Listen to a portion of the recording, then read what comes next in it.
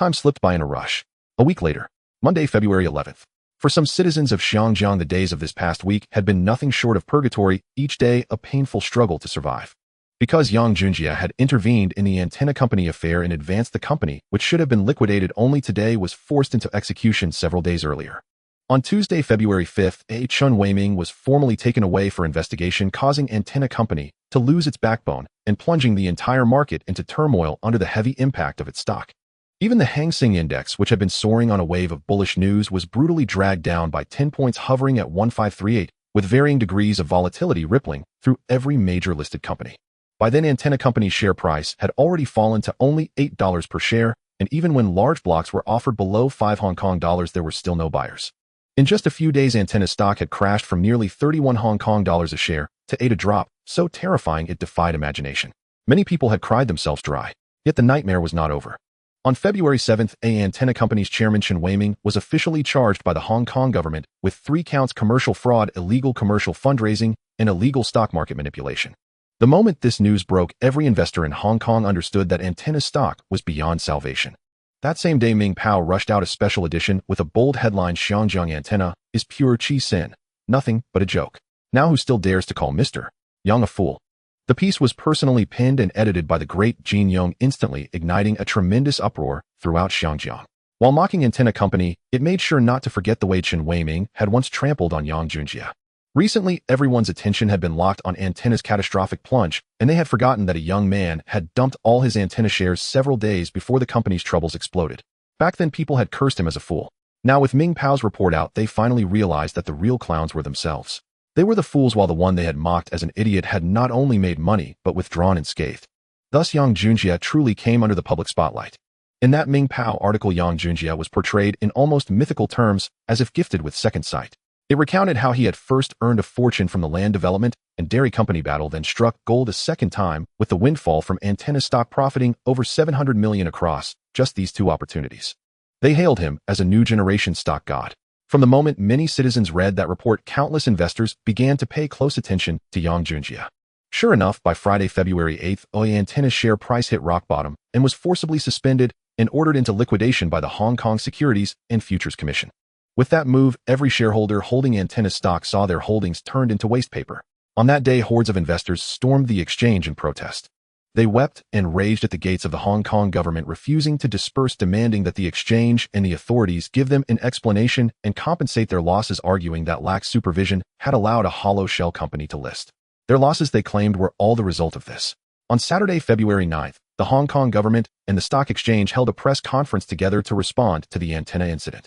Many investors who had pinned their hopes on recovering their principal were dealt yet another heavy blow by the statements from the government and the exchange.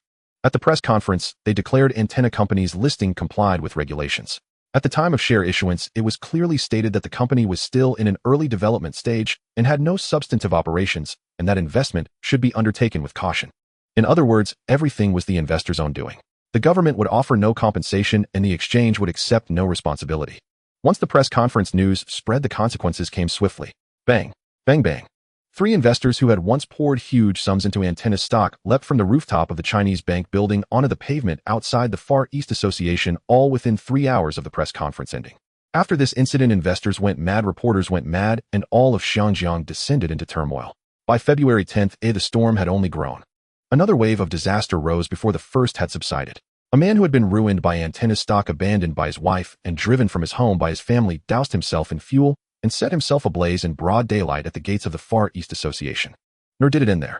Almost at the same time, another investor whose family had been shattered because of antenna stock appeared at the gates of the Hong Kong government, brandishing a weapon and taking a hostage to stage a desperate protest before being shot dead. In short, over these few days, all of Xiangjiang had been thrown into utter chaos by the antenna company scandal.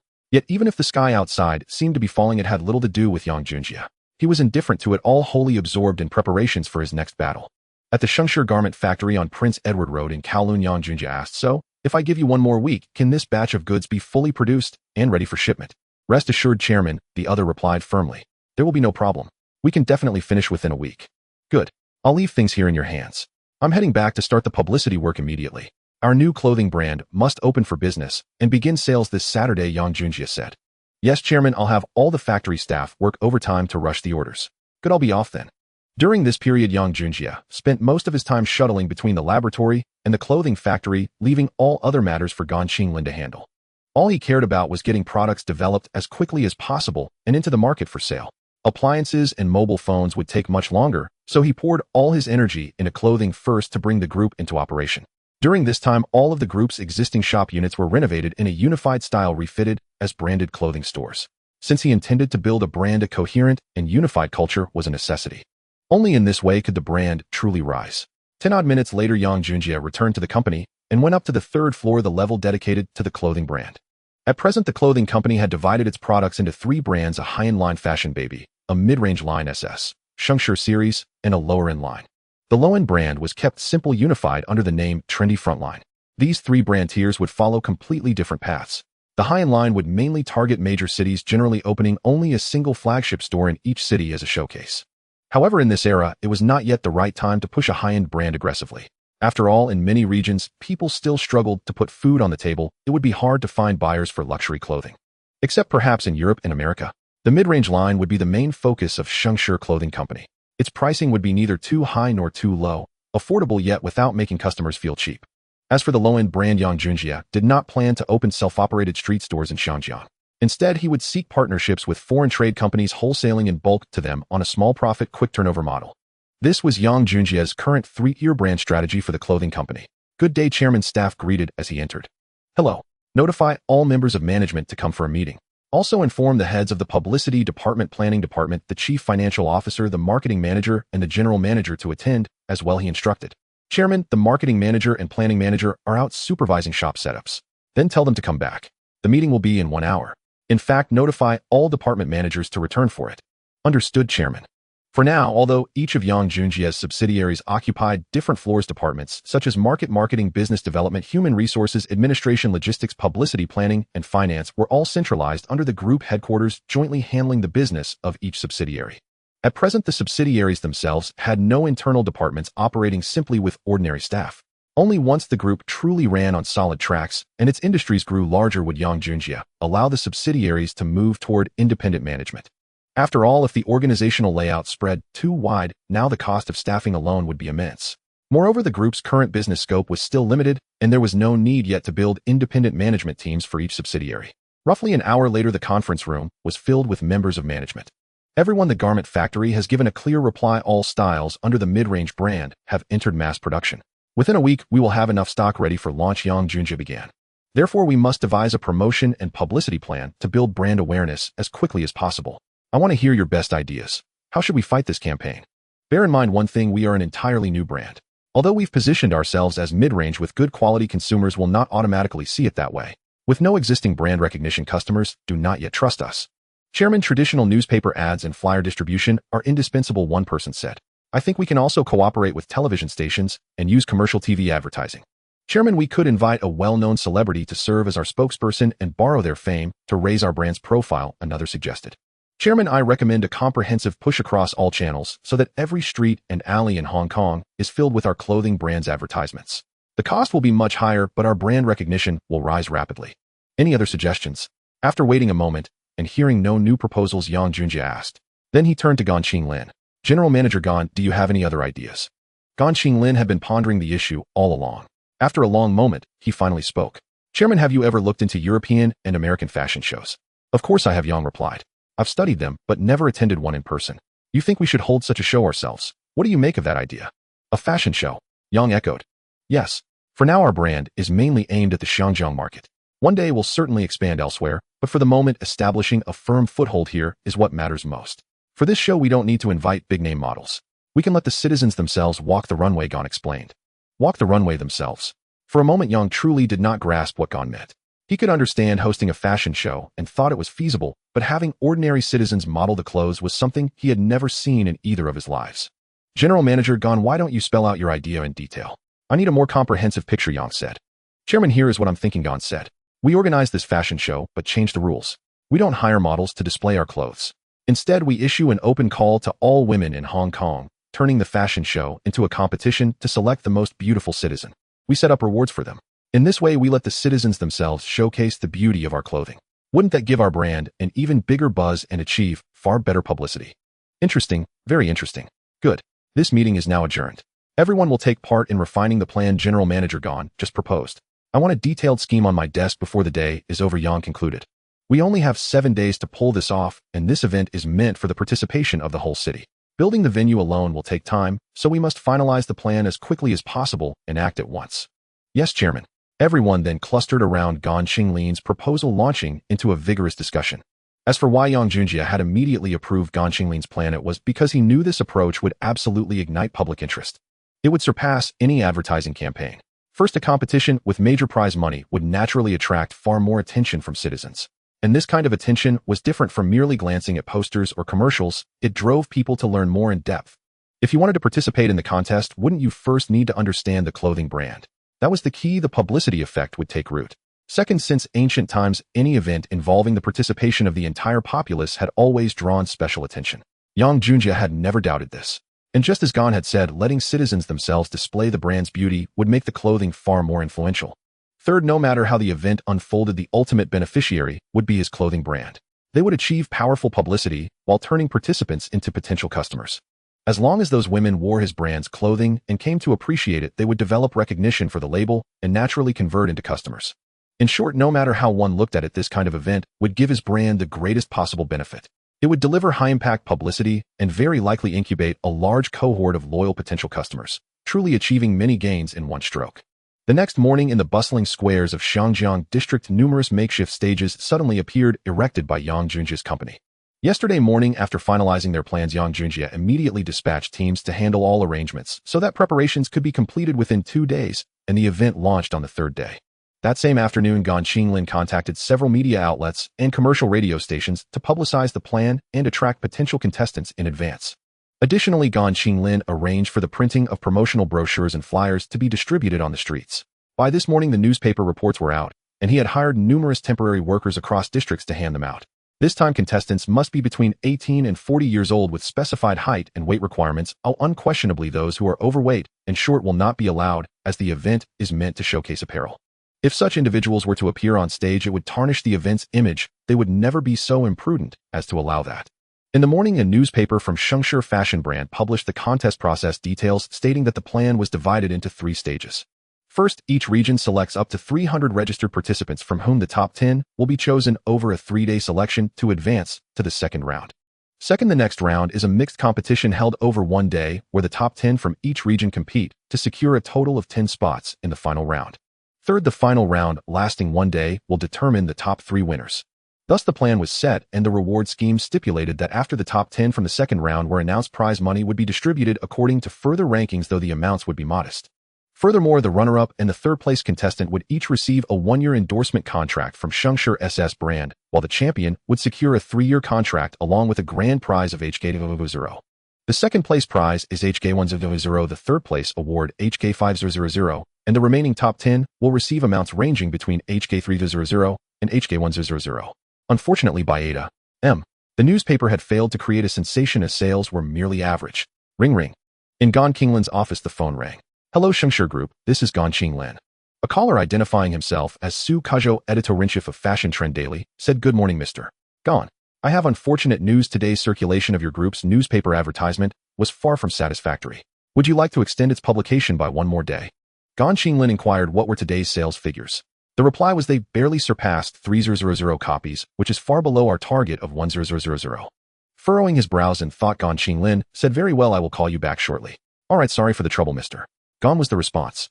Immediately after hanging up, the phone rang again. Ring ring. "Hello, this is Gon Qinglin." A caller from Dongfang Daily's commercial advertising department said, "Hello, Mr. Gon, I'm the chief editor. I'm here to inform you that today's newspaper sales were unsatisfactory. Would you like to?" When asked about the sales figures, the caller replied, "Less than 3,000 copies," and Gon Qinglin responded, "Very well, I will contact you later." Subsequently, Gon Qinglin proactively contacted another newspaper, learning that its situation was nearly identical to the other 2. With the combined circulation of the 3 newspapers amounting to less than 1,000, he was at a loss about what to do, and after pondering for a while, Gon Qinglin left his office. A knock resounded at the door. Dong dong dong. "Please come in." Gon Qinglin approached Yang Junjie to discuss whether to extend the newspaper advertisement by 1 more day, since the current level of promotion, even with radio spots and flyers, was clearly insufficient to reassure potential contestants. Yang Junjie asked, "Mr. Gon, aren't you in charge of publicity? Is there a problem?" Gan Qinglin replied, indeed, Chairman, I have received responses from the newspapers. Their advertisement sales were unimpressive, with the three together selling less than 100 copies. Should we extend the publication for another day? Yang Junjie then asked, such poor sales. And Gan Qinglin confirmed, yes, far below our target. So, how many copies did we initially plan for? Each newspaper was expected to distribute 100 copies. Yang Junjie proposed, in that case, since the papers are not selling, let's buy out all the copies. You should contact the newspapers and street vendors, purchase all the issues, and then distribute them for free, allowing the vendors to keep any proceeds from sales. When questioned, Yang Junjie explained, consider it as paying for their promotion. There's profit to be made. They will certainly push the sales. After all, 300 copies cost only 300 HKD, which is just a promotional expense. At that moment, Gan Qinglin understood Yang Junjie's intention. Indeed, offering the newspapers for free would motivate the vendors to push hard, thus ensuring effective promotion. Gan Qinglin said understood, and a smile finally appeared on his face as the plan clicked. Yang Junjie instructed, organize this matter, and then accompany me to the television station. Since we are promoting, we will need a celebrity endorser later. I also plan for the TV station to record the entire selection process so that we can negotiate a cooperation to turn it into a televised program. Gan Qinglin looked puzzled and said, turn it into a televised program.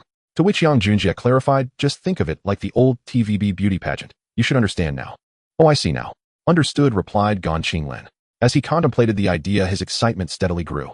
Indeed, if such a collaboration were realized, turning the promotion into a show would undoubtedly attract much more attention to the company's brand.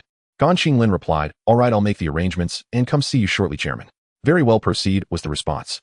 Shortly after Gan Qinglin left, his secretary entered and said, Chairman, a lady named Zhao Yiji is waiting in the lobby, although she had no appointment. Yang Junjie smiled and remarked, Aji, let her in and tell the reception that she is my girlfriend. Henceforth, she may bypass the appointment process. The secretary promptly nodded and hurried to the elevator before heading down to the lobby.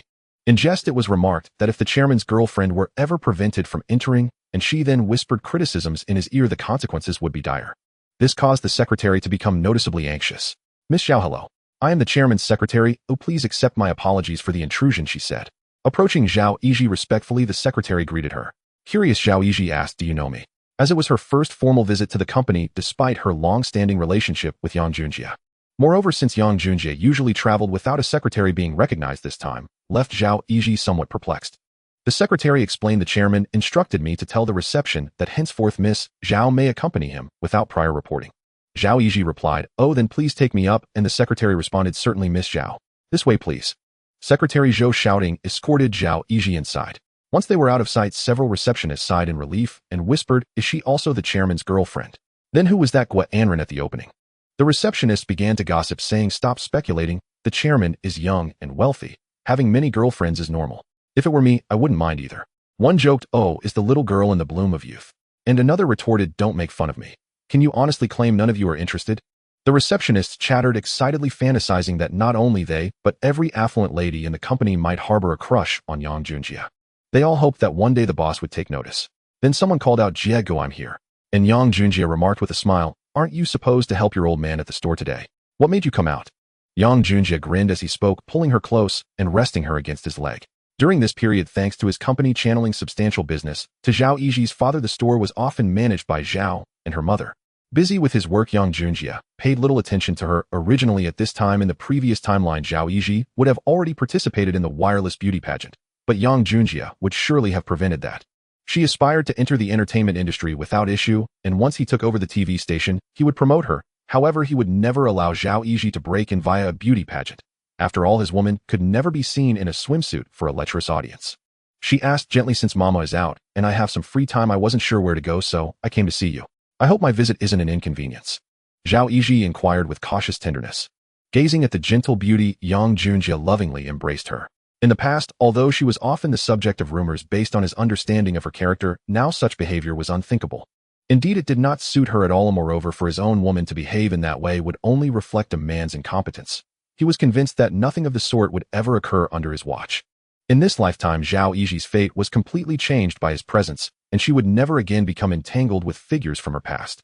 Given their deep affection, Yang Junjie never worried about what might happen to his woman. Even if it did, he would simply blame her for not valuing her life. He believed that if such transgressions occurred on his watch, the consequences would be fatal for anyone involved. By the way, AG, our company is hosting an event in a couple of days. Why don't you also take part? Yang Junjie suddenly recalled that having a stunning beauty like Zhao Yiji participate would undoubtedly enhance the program's effect. Moreover, it would help her acclimate to the atmosphere of such shows, which would be beneficial for her future in the industry. What kind of event? Here is the proposal, have a look. Alright, I will take a look. Zhao Yiji sat on the sofa with the proposal, while Yang Junjie smiled and continued with his work. Soon as the time passed 10 o'clock, Zhao Yiji declared, Jie Gu, I want to participate in this event, having grown fond of the idea after reading the proposal. Yang Junjie cautioned, if you like it then participate, but the company will offer no extra favors. Think it through and don't come crying if you lose. Irritated, Zhao Yiji retorted with an eye roll, how could I be that kind of person? Suddenly a knock sounded, dong dong dong. Please come in was called. At that moment Gan Qinglin entered and announced, Chairman, it's time to depart. Oh, Miss Zhao is here too, or should we delay? Zhao Yiji replied, no need, Ji wait for me here, Gan, and I have some business to attend to. Very well, go ahead. I'll have Sister Anren join me, she added. Zhao Yiji smiled in response. Nearly 30 minutes later they arrived at the wireless television headquarters located at 77 Jiulong Tang Broadcasting Road. Over the course of 73 years, Xiangjiang had only 2 television stations. Although Lide was the earliest, its paid model led to over 70 of viewers switching to wireless by the 1970s. Wireless television was founded in 1967, and at its inception Xiao Lu Shu was not yet a magnate, but merely an employee. The true head of wireless was the affluent Li Jia Lixio, though the station was solely managed by him, with Li's family and co-founder Yu Jingwei rarely intervening. Subsequently, after Li Lixio fell gravely ill, the station's shares were transferred to Xiao Lu Shu, enabling him to become TVB's largest shareholder and eventually chairman. Now 73 years later, at the peak of TVB's power, Yang Junjie knew that to prevent a monopoly, the Hong Kong government planned to call for bids to establish 2 additional wireless television stations in early April, spurring industry competition. Historically, Lide had captured wireless television's launch on film, while another station, GI Television, was also expected to emerge. Yet now that Yang Junjie had arrived, everything became uncertain. Whose fortune would prevail was anyone's guess, at least he already harbored plans to seize the television station. At the reception, a voice asked, hello, welcome to wireless television. Whom are you here to see? We are here to see Xiao Sheng for a discussion on cooperation. Please inform him, the visitors replied. The receptionist then said, I'm sorry, gentlemen, but Xiao Sheng does not handle business collaborations. If you wish to cooperate with the station, I can have the deputy general manager attend to you. Yang Junjie shook his head and said, for this cooperation, only Xiao Sheng can make the decision. Please contact him and tell him that Yang Junjie of Shengshi Group is here on a visit. On the day his company opened, Xiao Yifu had attended. At that time, Wei Yongsheng had formally introduced him, and they had conversed for a while, becoming acquainted. The receptionist murmured, Yang Junjie of Shengshi Group, before a woman with a commanding presence stepped out. Yang Junjie turned to her and asked, what's the matter? Whom are you looking for? His first impression was that she looked very familiar, though he couldn't immediately place her. A voice announced, hello, Producer Fong. They are here to discuss a collaboration with the general manager, though they have no appointment. Producer Fong. At that moment, Yang Junjie recalled who she was, Fong Yihua, the future matriarch of TVB.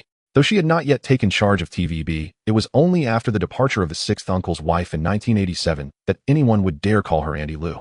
Presently, she was hardly even regarded as a concubine. Who are you, gentlemen? She asked. Hello, Producer Fong, I am the chairman of Shengshi Group. We need to discuss new cooperation plans with Uncle Lu, so we must see him. Producer Fong asked, Uncle Lu, are you acquainted with Xiao Sheng?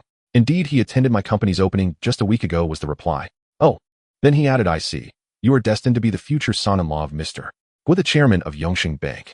Yang Junjie smiled wearily, dreading that everyone would attach that title whenever they mentioned him. This left him with little composure. Yes, he conceded, very well, let's proceed. I will take you in. Soon following Fong Yihua, they entered Xiao Yifu's office, a meeting with that man being no easy feat. Inside, Yang Junjie greeted Uncle Lu. Pardon the interruption. You are Junjie? Queried the elder. Yes, Uncle Lu, thank you for remembering me. The elder chuckled, you little rascal. Do you think I am senile? How did you manage to get here? Yang Junjie continued, Uncle Lu, I intend to discuss a collaboration.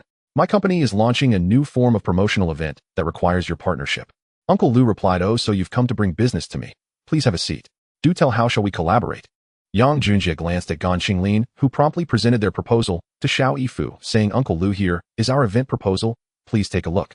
Xiao Yifu nodded and began reviewing the proposal. After about 10 minutes, he remarked, not bad. The promotion model is indeed innovative. Your company teams with talent, oh, but how do you plan to collaborate with my television station? Perplexed, Xiao Yifu asked Uncle Lu.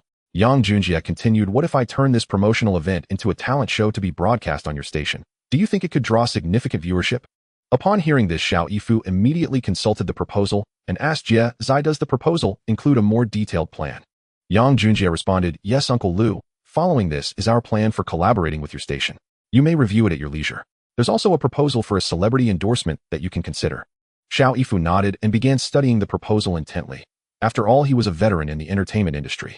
Upon hearing Yang Junjia's suggestion to transform the promotional event into a show, his mind quickly made the connection, and he thought that this innovative format indeed held great promise. Consequently, he was eager to delve into the details of the proposal. Half an hour later, Xiao Yifu put down the project plan book given to him by Yang Junjia, nodding in satisfaction. Very good. Who came up with this plan? It's fantastic, achieving multiple benefits at once. Xiao Yifu did not hesitate to praise the proposal. As long as you are satisfied, the plan was conceived by General Gon. I also thought it was a good idea, which is why I came to discuss it with you. Yang Junjia replied with a smile. Chairman, although this proposal was my idea, the details were not solely my achievement. Especially the idea of turning the promotion into a program was your suggestion. Ha ha ha, enough of the mutual flattery. Let's discuss how you want to collaborate. Xiao Yifu asked again. He was genuinely pleased, not just because he could collaborate with Yang Junjia on this plan, but because it provided him with a lot of inspiration. It made him realize that the program could be shot in such a way which was definitely beneficial for him and his television station. Now he thought to himself, even if this time Yang Junjia's side didn't pay a single cent, he would not let go of this collaborative plan. Uncle Lu, we are not outsiders. Let me speak frankly, my idea is to each take what benefits us. What do you mean? Xiao Yifu asked, somewhat puzzled. What I mean is I will cover all the costs of holding the program event, while the television station will handle the filming and associated costs, including advertising expenses. You can't charge me for that, can you? Xiao Yifu chuckled calmly. You have a good plan there. Now tell me, what does my television station gain from this? He then picked up the teapot and poured a cup of tea for the two of them. Uncle Lu, please don't tease us. You'll see the benefits for the television station in our cooperation. Yang Junjia replied with a smile. Who is Xiao Yifu? It would not be an exaggeration to call him an old fox. Few can take advantage of him, so Yang Junjia found it hard to believe that he couldn't see the benefits for the television station in this collaboration. Thus he knew that Xiao Yifu was merely trying to extract more benefits from him, and Yang Junjia would not fall for that. Jizzy, we can cooperate, but you can't give my television station a single cent. Wouldn't that be inappropriate, as it goes against industry norms? Uncle Lu, you are a person who deals with major matters. To be blunt, even if I give you advertising fees, you wouldn't accept them, because if I pay, I must also receive a share of the ratings. What do you say? Hey, you are quite clever. No wonder you have made so much money in such a short time and established quite a business. It's no surprise that Gui Yongsheng values you so highly, willing to hand over his only granddaughter to you. Now I understand. You are not one to lose out. I agree to this collaboration, but I won't waive the fees for the spokesperson. Who do you want to endorse? My SS brand mainly operates in the mid to high-end fashion sector for men and women. The spokesperson doesn't need to be very famous, but must have a certain charisma. Isn't that obvious? Anyone who can be a star possesses some level of charisma. Just tell me the name, and it'll bring him or over. Xiao Yifu said with a stern expression. Uncle Lu, how about this? Can I go see all your television station's artists? I want to see the charisma of all the artists. Yang Junjia said. It's worth noting that in 1973, stars signed with television stations did not have the right to choose their endorsements independently. They could take endorsements, but had to get the television station's approval. Moreover, if the television station specified a particular star for a campaign, no one had the right to object, as the contracts signed by stars during this period were even more outrageous than the contracts of later generations, leaving no personal freedom.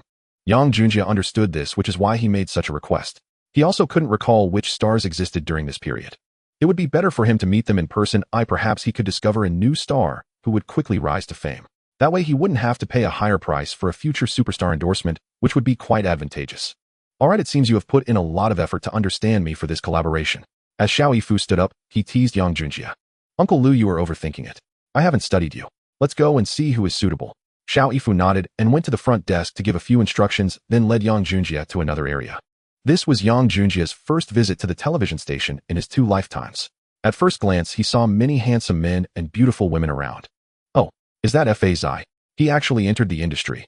Yang Junjia looked at a handsome young man in front of him, and although he appeared quite youthful, he immediately recognized him as Zhou Ruanfa. Uncle Lu, has this person debuted, or is he still a trainee? Yang Junjia asked curiously. This is the trainee's resting area. Yang Junjia nodded. Indeed, Fa Zai was still a trainee. However, he suddenly remembered that Fa Gu seemed to have quickly risen to fame during his trainee period. With his tall and handsome appearance, he became popular quickly. Although there was a period when all directors called him Poison Fa, it did not affect him. Should I sign Fa Gu? Yang Junjia thought to himself. If he signed Fa Gu now, the cost would indeed be low, but given Fa Gu's current fame, it might not help his brand.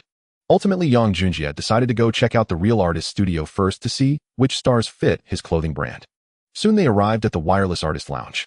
Under the arrangement of Fang Yihua, all the artists stood up and moved to the conference hall. Jizzy, look. Almost all TVB artists are here except for a few who went out to film. You can choose from here. Yang Junjie looked around. There were only about 20 to 30 TVB artists, and among the male stars very few were familiar to him. He recognized only a few like Lu Songren and Xiao Guan, while there were several female artists he found somewhat familiar such as Wang Mingquan and Zheng Yuling. The others looked familiar, but he couldn't recall their names. At this moment Yang Junjie felt a bit discouraged. He had an impulse to turn and leave, thinking of going next door to Lida to choose stars instead, as their ratings might not match up to Wireless, but they certainly had more stars. However, Yang Junjie could only think about it. How could he go to Lida to pick stars? If he really did, it would be impossible for him to collaborate with Xiao Yifu. This guy is not that generous. In fact, one could say he is quite petty, but there are aspects of him that are still admirable, such as his charitable work. He later contributed a lot of money to the mainland. Uncle Lu, I roughly. Junjie, this has truly opened my eyes. The conditions at TVB are quite good. I am even considering developing here. A Jiao, before you come here to develop, you must have enough fame. You can't just come over recklessly, or it will be very disadvantageous. Before Yang Junjie could finish his sentence, he was interrupted by the conversation of two beauties outside. He turned to look and instantly recognized the two, but he was puzzled. Weren't they artists from Taiwan? Why were they here? Uncle Lu, who are they? Jesse, you wouldn't be interested in them, would you? Xiao Yifu asked worriedly. Yang Junjie nodded, directly pretending not to know they were not TVB artists. They are not suitable. They are both artists from Taiwan, just here to study and exchange at my television station. You should choose someone else. Xiao Yifu quickly refused. Uncle Lu, that one is Miss Deng Lijun, right? By the way, what is the name of the one next to her? Lin Fengjiao. Xiao Yifu replied impatiently. He could see that Yang Junjie was interested in the two, which left him speechless. Yang Junjie obviously knew Lin Fengjiao. He was just asking for fun. Lin Fengjiao, how could he not know the woman who was his brother's partner? A gentle and considerate character, a good housewife who after marriage was not tempted by fame and fortune, dedicating herself to her family for decades without complaint. Such a woman made him want to take his brother's place and make her his own. But for now he was just casually thinking. Uncle Lu, I have decided to select 4 spokespersons, 2 men and 2 women. Please ask Xiao Guan if he is willing to take on my brand endorsement. Additionally, I want to sign that tall man I saw in the training class. He has a great presence. Also, I need your help to sign those 2 women. Yang Junjie pointed with a smile at Deng Lijun and Lin Fengjiao. Choosing the 2 women was not just because Yang Junjie found them pretty, but because their charisma truly matched his clothing brand. Deng Lijun is known for her sweet image, beautiful and talented, and Yang Junjie remembers that she will win a singing award in Tokyo next year. How could he miss this opportunity? Moreover, although Lin Fengjiao is still a newcomer, her first film seems to be released this year, which could make her an instant hit. Signing her now would definitely be beneficial. One must know that signing these stars would likely be for several years. By then, aside from Xiao Guan, the other 3 people would all be highly valuable. After all, signing them now aside from Xiao Guan and Deng Lijun, who would cost a bit more, Fa Gu and Lin Fengjiao would be practically free. How could he pass that up? In any case, having Xiao Guan and Deng Lijun to support the brand's momentum is enough. Fa Gu and Lin Fengjiao can be nurtured for half a year. You don't sign my people, but expect me to help you negotiate with others. That's too much. Xiao Yifu shot back at Yang Junjie. Uncle Lu, there will be many opportunities for us to collaborate in the future. It's just 1 or 2 endorsements. Is it really necessary to be this way? My group will have many brands in the future. Rest assured, whether it's endorsements or advertising collaborations, they'll be sure to come to you. Yang Junjie made a promise for the future. At that point, when he himself bids for the television station, only a fool would continue to seek his help. Their relationship would shift from uncle-nephew to competitors or even adversaries. You better remember what you said today, or you'll see how I deal with you later. Xiao Yifu's words indicated his concession. Don't worry, Uncle Lu. Am I the kind of person who would collaborate with Li Da? Absolutely not. Yang Junjie reassured him again. Alright, I'll take care of this matter for you, but you'll need to negotiate the terms with the other company yourself. I can't help you with that. Thank you, Uncle Lu. But it needs to be done quickly. The best time to negotiate is now, as my company's brand will launch next Saturday. There is only a week to prepare, and they still need to shoot promotional videos, take photos in the clothing, etc. I'm afraid there won't be enough time. Xiao Yifu nodded upon hearing this. Let's go. Oh, I will contact you now. Whether it works out or not will depend on your luck. He returned to his calm demeanor. Yang Junjie smiled happily upon hearing this. He believed that with Xiao Yifu's intervention, there would be no spokesperson he couldn't secure. After all, he still had considerable influence in this circle, and the Shaw Brothers Film Company was one of the top manufacturers in Hong Kong. Moreover, it also housed the only film and television city in Hong Kong. If film companies from Taiwan wanted to come to Hong Kong to shoot, they would definitely need to seek permission from Xiao Yifu's film city. Therefore, Yang Junjie was confident that the companies signing Deng Lijun and Lin Fengjiao would surely give Xiao Yifu this face. Furthermore, signing an endorsement was a profitable deal. How could their companies refuse? Yang Junjie happily followed Xiao Yifu back to his office, hoping he was genuinely negotiating for him regarding Deng Lijun and the others' endorsements. Time passed swiftly. By the third day, February 15th, the live fashion show hosted by Shengshi Group was fervently taking place in the bustling streets across various districts of Xinjiang. This time, 300 ladies selected from various districts would compete, ultimately narrowing down to the top 10 contestants who were the most beautiful, graceful, and received the highest votes over 3 days. The advancing contestants would enter the next round to continue competing until a champion emerged. On the second day of cooperation between Yang Junjie and TVB, Xiao Yifu arranged for the station to promote Yang Junjie's company for free. On that day, countless beauties from various districts of Xinjiang came to register, undergoing a brutal selection process. Finally, the event commenced today. At exactly 9 in the morning, Yang Junjie, along with the company management, appeared at the event site in Kowloon, Yaomati, seeing the square packed with crowds. The event was also unfolding spectacularly, making him nod in satisfaction as he chose this plan to promote his new clothing brand, believing it was the most correct course of action. This plan not only rapidly established recognition for his clothing brand, but also elevated the fame of Shengshi Group. Moreover, in collaborating with TVB, he spent not a single cent yet received full promotional support from the station. Such a mutually beneficial cooperation was indeed excellent, with immense advantages. Chairman, I think this event has been executed splendidly. This method will enable our brand to swiftly dominate the Xinjiang market. Gan Qinglin looked at the lively event and felt deeply moved. He also highly recognized this plan as it required minimal funding for promotion while allowing the brand to spread rapidly. What's this, Gan? Are you praising yourself? Yang Junjie joked with Gan Qinglin. Chairman, please don't tease me. This plan was not solely my doing. Haha, just a joke, don't take it seriously. The success of this event is a collective effort. Since the event is successful, we must ensure that the quality of the brand does not affect this excellent start. Therefore, Gan, you need to ensure that the manufacturing quality in the factory is tightly monitored. I do not wish for negligence to ruin our hard-won achievements. Do you understand? Rest assured, Chairman.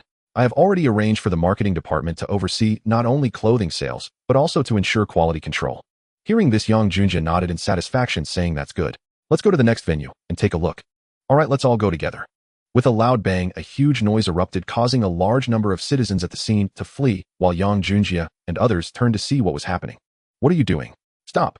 What do you want? Let me tell you, don't mess around here. This is an event hosted by Shengshi Group. If you want protection money, go find the chairman yourself. Go and stop them. Yang Junjie shouted to Hidaju and the others. His brow furrowed tightly as he recognized who these people were. They were not from a community, but who else could they be? They were surely here to cause trouble and collect protection money.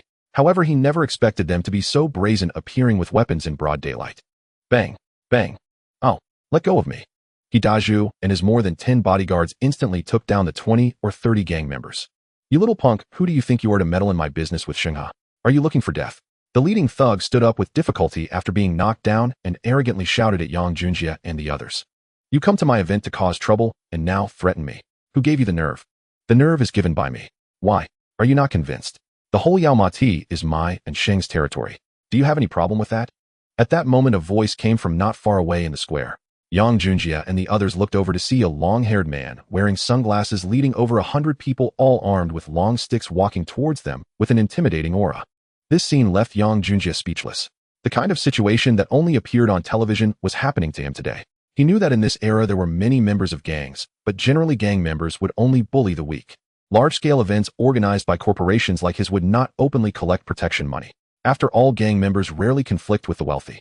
But now the other party dared to appear boldly and cause trouble. Yang Junjie realized this matter was not simple.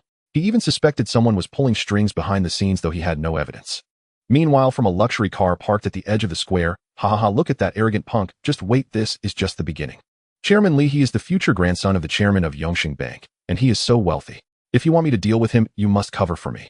I can't afford to offend people like you rich tycoons. A middle-aged man covered in tattoos said. If there were gang members present, they would definitely recognize him as a senior figure in the Xinghe gang Mai Laojing.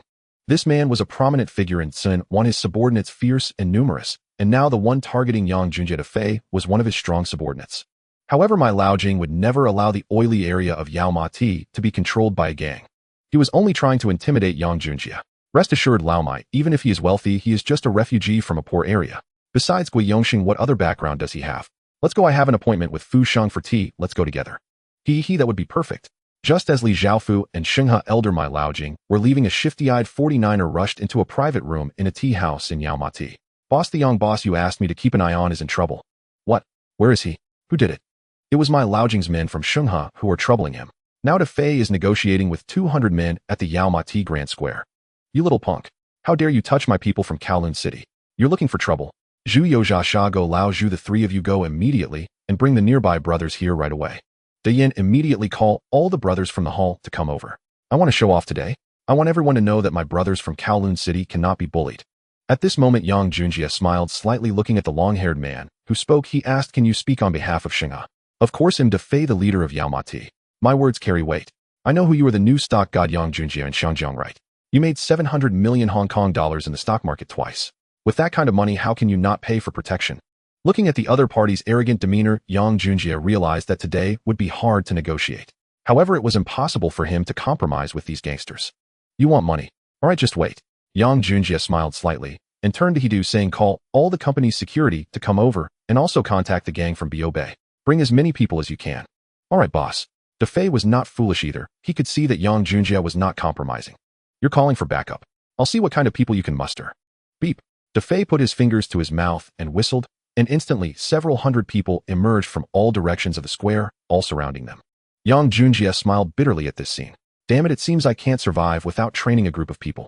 Yang Junjie thought to himself, seeing that the other party had so many people, he already knew he was at a disadvantage.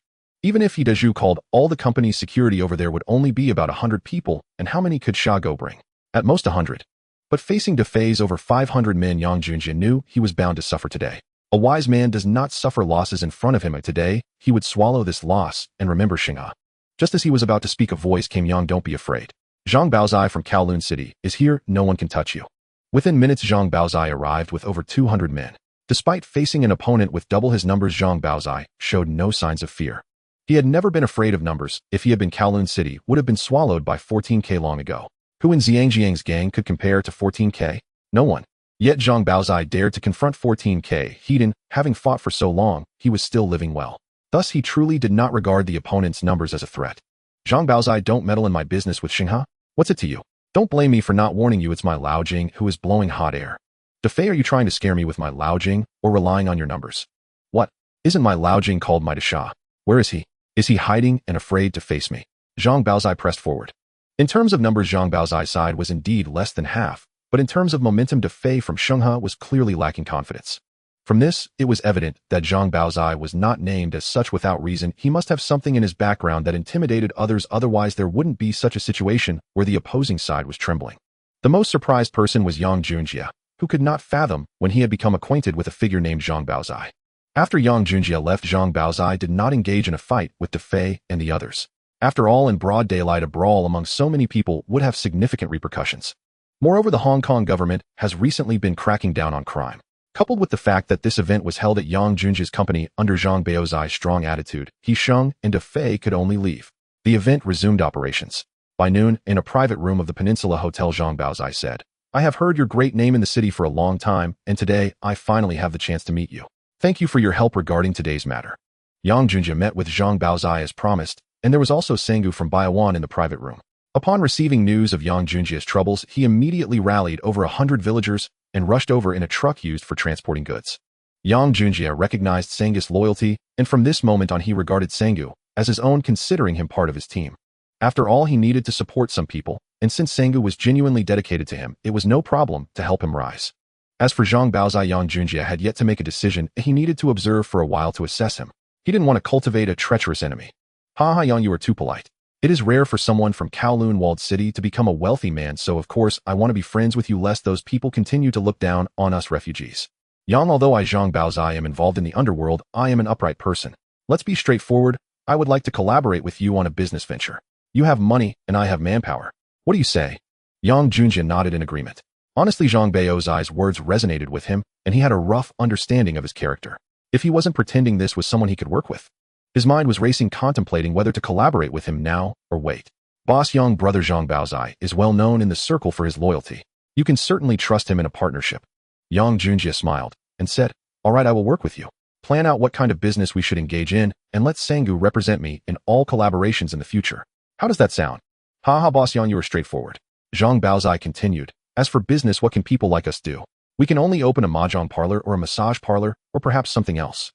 Yang Junjie laughed and replied, Zhang Baozai, do you look down on me? He continued, "What profit can you make from those ventures?" Zhang Baozai eagerly asked, "What else can we open?" Unlike other gangs, his forces were entirely assembled on the go, lacking the foundation of established groups. His operations relied on fearlessness and a willingness to risk it all to carve out some territory for his brothers. However, despite his ruthlessness, Zhang Baozai had always avoided the drug trade. He would not get involved in such businesses within Kowloon walled city.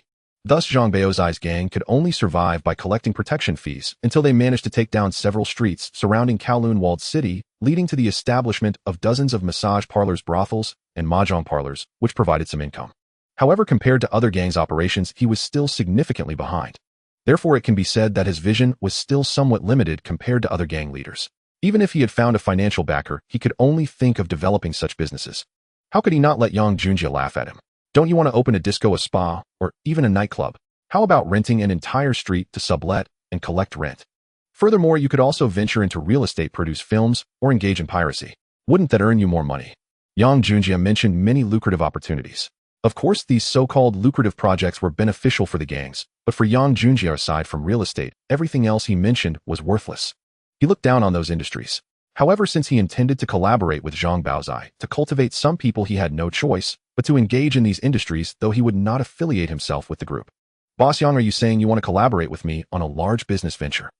Zhang Baozai was taken aback by Yang Junjie's words.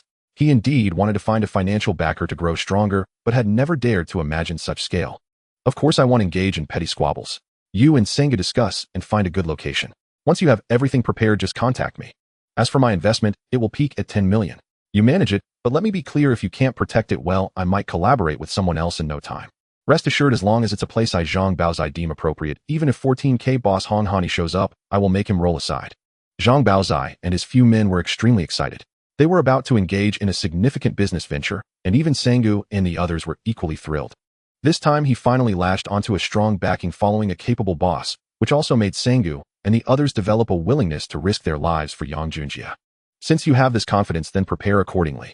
As for the profit sharing, let's do it this way. Initially, I will take 60, you take 30, and Sangu will take 10. The extra 30 will be considered a cost recovery for me. Once I recover my capital, we can split the profits 4-4. How does that sound?" Zhang Baozai and Sangu replied in unison. "That's good. Let's work hard. In a few months, I might have another big business for you to handle. I guarantee that once this business is launched, all the gangs in Hong Kong will be envious. Develop your power quickly. Especially you, Sangu. Expand your influence, or who will help me get things done later." "All right, boss, I understand." "Young, no boss, you can rest assured. I, Zhang Baozai, will always be on call. You tell me whom to deal with, and I will never make an excuse." Yang Junjie smiled again. This was the effect he wanted. "Very well, but today you will handle the matter with Hishang. Find out why they are coming after me. In any case, just go ahead and do it. I will provide the funds."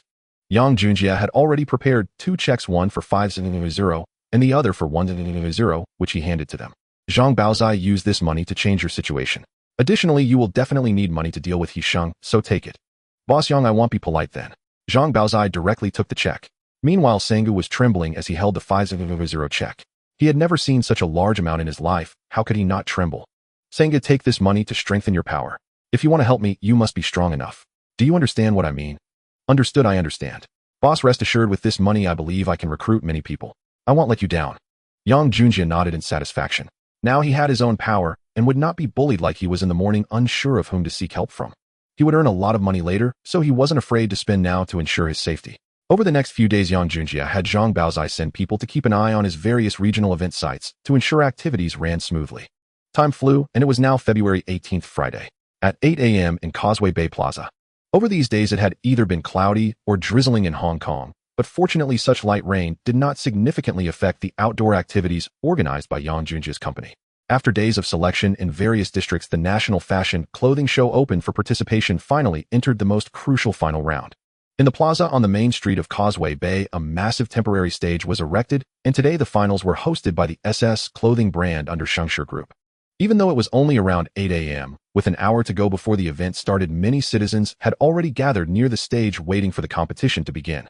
In recent days, Shengshi Group and the SS clothing brand had made quite a name for themselves. The nationwide invitation for the competition promoted by the wireless television station attracted countless young women to participate, creating an extraordinary spectacle. Once the event began, every location organized was packed with onlookers, and even reporters from various newspapers proactively arrived to gather information for coverage, bringing immense visibility to Yang Junjia's company and instantly elevating its reputation. Particularly during the second round of the event, it became so crowded that moving in the plaza or even the surrounding streets was quite difficult. This indicated how much attention the event was receiving.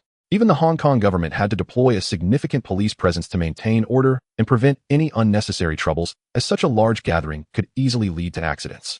Should an incident occur, it wouldn't just be Yang Junjia, who couldn't afford it. Even Governor MacLehose would not be able to bear that responsibility. As time slowly passed, at 8:30 a.m. music started playing on the stage, and the staff began their final checks to ensure all equipment was functioning properly. The finals would officially start at 9 a.m. Yang Junjia had invited many judges, including the chairman of Hong Kong's largest garment manufacturing group, Jean Jili Hong Sherbang. Also present were the president of the Garment Association Tang Jinhai and vice president Zhou Hao, as well as fashion designer Chen Mimi. The dean of the Kowloon Fashion Design Institute, Li Chung TVB's Xiao Yifu, Yang Junjia from Shengshi Group, and Gui Yongxing from Yongxing Bank, totaling 12 heavyweight judges, would select the final winner of this event. Is everything checked? We absolutely cannot afford any issues at the event. Don't worry, General Manager. We've checked multiple times. Great. Go to the backstage and remind the models and artists of the order once again to avoid any mistakes. Also make sure the contestants are clear on the rules. Understood, General Manager. The finals wouldn't only feature the contestants on stage. There would also be spokespersons Zheng Qiu, Zhou Ruanfa, Deng Lijun, and Lin Fengjiao, showcasing the SS brand clothing. Afterward, dozens of male and female models would strut the runway before the competition officially began. After all, there were only 4 contestants, and the event would last a full 2 hours. The competition wouldn't take up all that time, so this was a perfect opportunity to promote the exquisite clothing of SS. Ajiao, have you noticed that Yang seems to be looking at you strangely? At this moment in the backstage, Deng Lijun was whispering to her friend Lin Fengjiao. Sister June, don't joke around. How could such an excellent person like Yang be interested in me? Lin Fengjiao replied, her face turning red and shyly lowering her head. Look, Ajiao, your current appearance is too obvious. You've fallen for him, haven't you? If you really have feelings, give it a try. Although you've known this Yang for a short time, it's clear he is not the type to play with women. Think it over. If you truly like him, seize the opportunity. Sister June, I understand. Lin Fengjiao responded in a voice as soft as a mosquito buzzing. All spokespersons, it's almost time. Please prepare to go on stage. At this moment, the staff entered to call them. Let's go, it's time to perform. The clock struck 9 a.m. and Xiu Guan and Deng Lijun walked out onto the stage dressed in SS brand clothing, arm in arm. As soon as they appeared, the crowd erupted in cheers. Xiu Guan, Sister June. Wow, the outfits they are wearing are stunning. Indeed, this brand's clothing is beautiful. I must go buy some when it opens tomorrow. Me too. I've decided to wear this brand's clothing from now on. Over the past few days, citizens have been making similar comments indicating that Yang Junjia's event was indeed a huge success. Moreover, once the television station airs the event program, it will undoubtedly attract a wave of consumers to take note of this clothing brand. The hosting of this event allowed many peers to learn valuable lessons. Although they were envious of Yang Junjia's brand success, several clothing brands had to admit that this method of promoting a brand was excellent. In fact, multiple brands are already attempting to replicate the event organized by Yang Junjia for promotion. As time passed, after the spokespersons and models finished their performances, it was finally time for the climax of today's final. Currently, among the remaining 4 contestants, Yang Junjia's girlfriend Zhao Yaji was one of them. The other 3 were not simple individuals, either one of whom Yang Junjia recognized as the eldest daughter of the Fu family, Fu Qing. Although Yang Junjia did not know why she had come, as long as she did not cause trouble, he would not pay her any mind. However, putting aside his grievances with the Fu family, he had to admit that Fu Qing had the capital to reach this level. Her beauty and temperament surpassed Zhao Yazi, and even compared to Gua Anren, she was not lacking. However, her personality was somewhat difficult, as she was quirky and unpredictable, which left Yang Junjia somewhat perplexed, unable to discern her intentions. Alright, we have now entered the final round of the National Fashion Clothing Show hosted by the SS brand under Shengshi Group. After several days of selection, we have finally reached the finals, where we will select the champion runner-up and second runner-up among the top 4 contestants. In other words, in this first round, the contestant with the lowest score will be eliminated, and after selecting the top 3, we will proceed to a second round to determine the final rankings. Once again, let me clarify the reward rules. The champion will receive a 3-year endorsement contract from Shengshi Clothing Company's SS brand. The runner-up and second runner-up will each receive a 1-year endorsement contract, making it a rare opportunity. Additionally, the prize money is substantial. The champion will receive 200 Hong Kong dollars, the runner-up 100, and the second runner-up 500. Tonight we will find out who will take home the grand prize. Let's begin the competition now. Now let's welcome the first contestant, Miss Fu Qing, to the stage to showcase her talent. Clap, clap, clap. The applause and cheers erupted from the audience, resembling a talent show atmosphere. Under the meticulous grooming of makeup artists and stylists, Fu Qing gracefully walked onto the stage in her SS brand outfit. This outfit, combined with her tall stature, exquisite beauty, and unique temperament, captivated not only the audience present. Even Yang Junjie couldn't take his eyes off her. She was truly stunning. Not bad. This contestant is a natural on the runway. With her looks and poise, not becoming a star would be a waste. One of the judges openly remarked. The speaker was casual, but the listener took it seriously. At this moment, Yang Junjie and Xiao Yifu, beside him, both had their own ulterior motives. Xiao Yifu genuinely intended to recruit these contestants into the television station. After all, they had undergone rigorous selection and gained some fame through the multi-day competition. With the television station's promotion, they would be considered semi-industry individuals. For someone with conditions, strength, and foundation, why wouldn't Xiao Yifu want to skip the training process? Leveraging their current popularity, they could directly debut with a drama.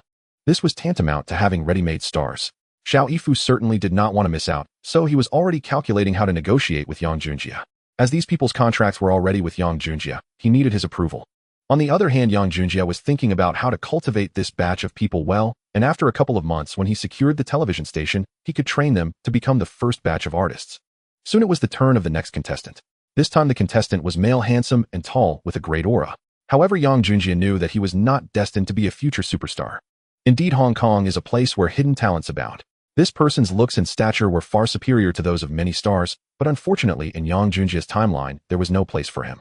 However, in this life, it was possible that among the stars there would be a spot for him, depending on whether he could seize this opportunity to become a star.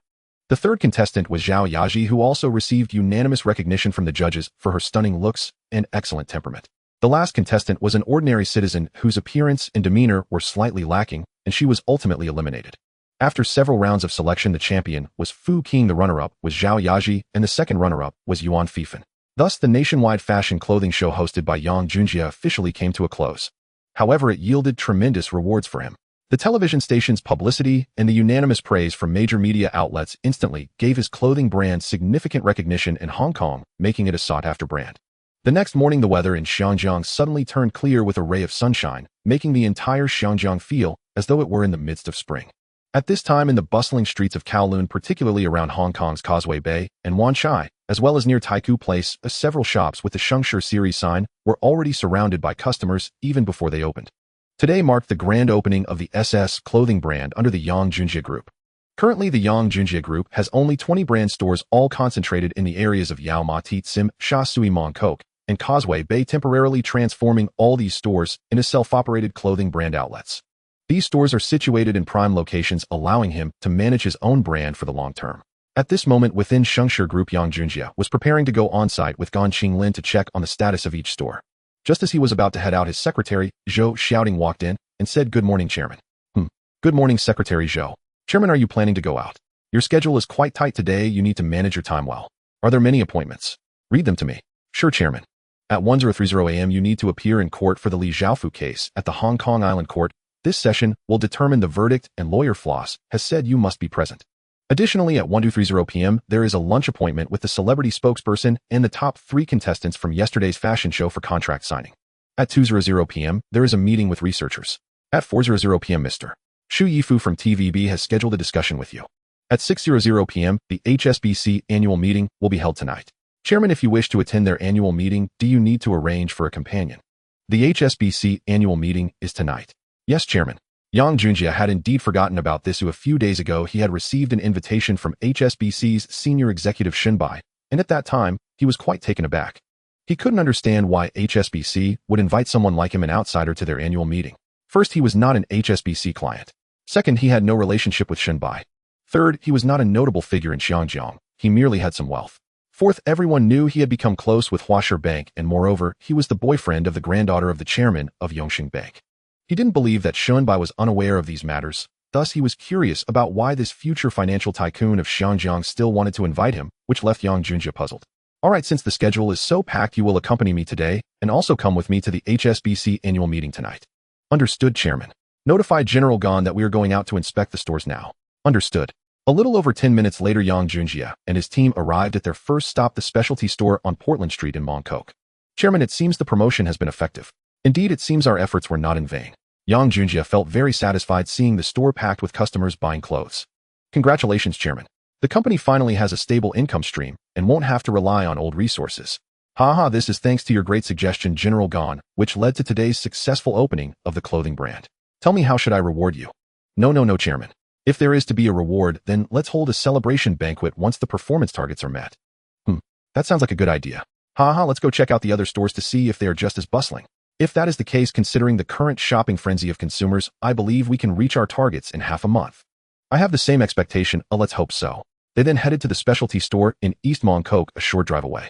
Upon seeing that the sales were equally booming in this store, Yang Junjie felt reassured. After a few minutes of observation, they moved on to the next store. There were several specialty stores nearby in Mongkok, and he needed to personally visit each one today to confirm the success. Half an hour later, after completing the inspection of the Mongkok specialty stores, they quickly arrived at the Yau Ma Ti location. If the shopping situation at the various specialty stores in Mongkok could be described as booming, then what Yang Junjie saw at the Yau Ma Ti store could be said to be on fire. This shop looked as if it had been raided, with a large number of customers scrambling to pick out items, and even the payment queue was long, demonstrating just how popular it was. Fortunately, he had taken safety precautions in advance, having Zhang Baozai send people in security uniforms to stand guard at the entrances of these specialty stores to prevent any unforeseen incidents. Now it seemed that he had made the right decision. Chairman, it appears the situation is exceeding our expectations. Do you think we could meet our monthly target in just 1 week's time? A week seems a bit unrealistic. Our sales target for this month is 50 million. Even if all 15 specialty stores are as busy as here every day, it would be impossible to achieve the targets in just a week. Yang Junjie replied, thinking that achieving the target in half a month would be quite good. For a monthly sales target of 50 million across 15 stores, if the target were to be completed in 7 days, how much would each store need to sell daily? 50 million divided by 7 days would require just over 7 million Hong Kong dollars each day, meaning each store would need to achieve a daily sales of 4600 HKD. Back in the 80s and 90s, Yang Junjie would have believed that such targets were attainable. After all, his brand's clothing was priced over 1,000 HKD, with the lower-end items starting at over 100 Hong Kong dollars. Such high prices would deter many ordinary citizens from purchasing, and during this time Xiangjiang was filled with such citizens who were reluctant to spend money. Unlike the 80s and 90s, when citizens of Xiangjiang generally became wealthier, naturally increasing their purchasing power. Even though the scene was so bustling, now Yang Junjie knew that a single store selling thousands of pieces of clothing in a day was somewhat unrealistic. In his view, during this period in 73, it was nearly impossible for daily sales to exceed several 100,000, considering that some citizens were struggling to afford 3 meals a day. Therefore, if each specialty store could achieve a daily sales of 100 within his budget, Yang Junjie would be very satisfied. Let's hurry to the other stores. I need to go to court later. Gan Qinglin nodded and followed him into the car. Because Li Xiaofu, as the chairman of the exchange, had publicly violated the confidentiality agreement of the exchange, leaking information about Yang Junjie in the stock market, he was being sued by Yang Junjie. During this time, Li Xiaofu had relied on his connections and never publicly apologized to Yang Junjie, nor sought a private resolution, prompting Yang Junjie to entrust the legal team of Huashi Bank to pursue the matter to the end. The Li Xiaofu family's connections in Xiangjiang were indeed quite strong, but due to the involvement of Huashi Bank, the Hong Kong government had to take it seriously. Additionally, there were quite a few witnesses providing assistance to Yang Junjie, giving him a significant advantage in the case. As of today, it was the third court session nearing its conclusion. If there were no surprises and Li Xiaofu had no reasonable explanation, the case could essentially be concluded today. Whether Li Xiaofu would succeed in appealing would depend on the strength of the relationship between Huashi Bank and Li Xiaofu. However, Yang Junjie wasn't without his own plans. He was also contemplating whether to deal with Li Xiaofu decisively. Shortly thereafter, they arrived at the specialty store on Jordan Road in Yau Ma Ti. As they looked in from the car window, they saw a large number of customers also scrambling to buy items inside. Not bad, it seems other stores are doing just as well. Let's go to the next one. They then headed to Tsim Sha Tsui, where there were also 2 specialty stores. After confirming the same bustling situation, they crossed the Hung Hom Tunnel to Hong Kong Island. Similarly, the specialty stores on Hong Kong Island were also extremely popular. After confirming that everything was fine, Yang Junjie and Gan Qinglin once again praised each other. As time flew by, it was just past 10 a.m. Alright, General Gan, have the driver bring the car over. I will go to Secretary Zhou at the court. Okay, Chairman, you go ahead. A few minutes later, Yang Junjie arrived at the courthouse entrance. Just as he got out of the car, he encountered Li Xiaofu, who had just arrived as well. It seemed that enemies were fated to meet. You must be feeling quite victorious now, but don't get too pleased, it's not over until the last moment. Li Xiaofu was full of confidence. Seeing his demeanor, Yang Junjie realized that this old fellow must have some backup plans ready. Perhaps that was the confidence of the wealthy and powerful. In an era without public opinion, even if they made mistakes, they couldn't be punished by law. However, Yang Junjie didn't take it to heart. He smiled slightly at him. If Li Xiaofu remained this way, he had his own ways to deal with him, and was curious how long he could keep this up. Chairman Li seems very confident. I truly want to see the extent of your influence in Xianjiang. I will be watching closely. My influence is not simply this, you should have experienced it yesterday. This is just the beginning. I don't think that yesterday's intervention by Zhang Baozai means you can just get by. Just wait and see. After finishing his words, Li Xiaofu smiled smugly at Yang Junjie. Upon hearing Li Xiaofu's words, Yang Junjie felt a surge of anger. So yesterday's incident was your instruction. Very good, it seems I was too lenient. Since that's the case, you have no need to exist any longer. Yang Junjie was resolute. Initially, he thought it unnecessary to offend the Li family while he was still in a development phase, but now that the other party had taken such ruthless measures against him, he felt that if he didn't retaliate, he would be worse than useless. He turned to his bodyguard behind him and instructed you go contact He Daju and asked them how the investigation they were preparing is going. During this time, he had instructed the monkey and He Daju to seek channels and secretly investigate any violations by Li Xiaofu and the Fu family. In this era, if one is willing to spend money, there is no secret that cannot be uncovered unless one can manage to keep it completely to themselves. Understood, Chairman. Since Li Xiaofu is seeking his own demise, Yang Junjie does not plan to leave any backup plans. If he dares to instruct organizations to deal with him, then there is no need to allow him to continue existing. He can be sent away. As for whether he would face difficulties from other Li family brothers in the future, Yang Junjie knew he certainly would. At most, he would find a way to uproot the Li family without leaving anyone behind. There were quite a few desperate people from Nanyue and Xianjiang. These people, if given money, would dare to do anything, as money can make ghosts push the mill. Let's go, we are going in. At this moment, Yang Junjie actually didn't want to enter the court, as he knew there would certainly be no result today. The fact that Li Xiaofu had dared to say such things just now indicated that he was well prepared. Thus, this court session was absolutely unnecessary. Going in would only waste his time. At 10:30 a.m., with the arrival of the judge, the court session commenced on time. The case of Mr. Yang Junjie suing Mr. Li Xiaofu for violating the exchange's confidentiality agreement is officially in session. Prosecution, do you have any evidence to submit? The judge inquired of Yang Junjie's lawyer. Your Honor, we do not have new evidence to submit. The judge nodded and looked over at Li Xiaofu. Defendant, do you need to submit any new evidence? Yes, Your Honor, we need to submit new evidence that can prove my client did not violate the exchange's confidentiality agreement. President, after reviewing the materials, the judge submitted them to the jury for their consideration. In less than a few minutes, the jury reached a conclusion and communicated the result to the judge. The jury believes that the evidence provided by Mr. Li Xiaofu is valid. Does the defense wish to call witnesses? Yes, we would like to call Sir Zhou Xinyan to the stand to testify for us. Granted. Let Zhou Xinyan take the stand. Soon Zhou Xinyan appeared in court with a faint smile, glancing over at Yang Junjie. Yang Junjie knew that he had lost this time. As long as Zhou Xinyan admitted that he had found him and acknowledged that he had informed Li Xiaofu about this matter, Li Xiaofu would be able to escape. After Zhou Xinyan went through the process of reading the rules, he approached the witness stand, and the lawyer from Huasher Bank directly stepped forward to prepare to question Zhou Xinyan. Sir Zhou Xinyan, may I ask how you learned that my client Yang Junjie owned shares in the dairy company during the acquisition of the dairy company by your company? I had someone investigate it myself. How did you investigate? Did you obtain the information from Mr. Li Xiaofu, the chairman of the Far East Association? Objection, Your Honor. The prosecution's lawyer is leading the witness. Objection sustained. O prosecution's lawyer, please be mindful of your wording. Understood, Your Honor. Please, Sir Zhou Xinyan, tell me what means you used to know that my client owned shares in the dairy company. Your Honor, because the dairy company is my life's work, I certainly do not want to lose it. Therefore, I have people watching the stock exchange every day to see who is trading the dairy company's stocks. Ultimately, one of the individuals I found was Yang Sheng. Yang Junjie couldn't help but smile slightly upon hearing this. The lawyer from Huasher Bank was left speechless, helplessly looking over at Yang Junjie. Does the prosecution have any further questions? None, Your Honor. In that case, the jury will conduct a comprehensive evaluation of this case. Half an hour later, Yang Junjie was not mistaken. Li Xiaofu had escaped, and he swaggered over to Yang Junjie. Kid, enjoy your life, and be careful when coming and going.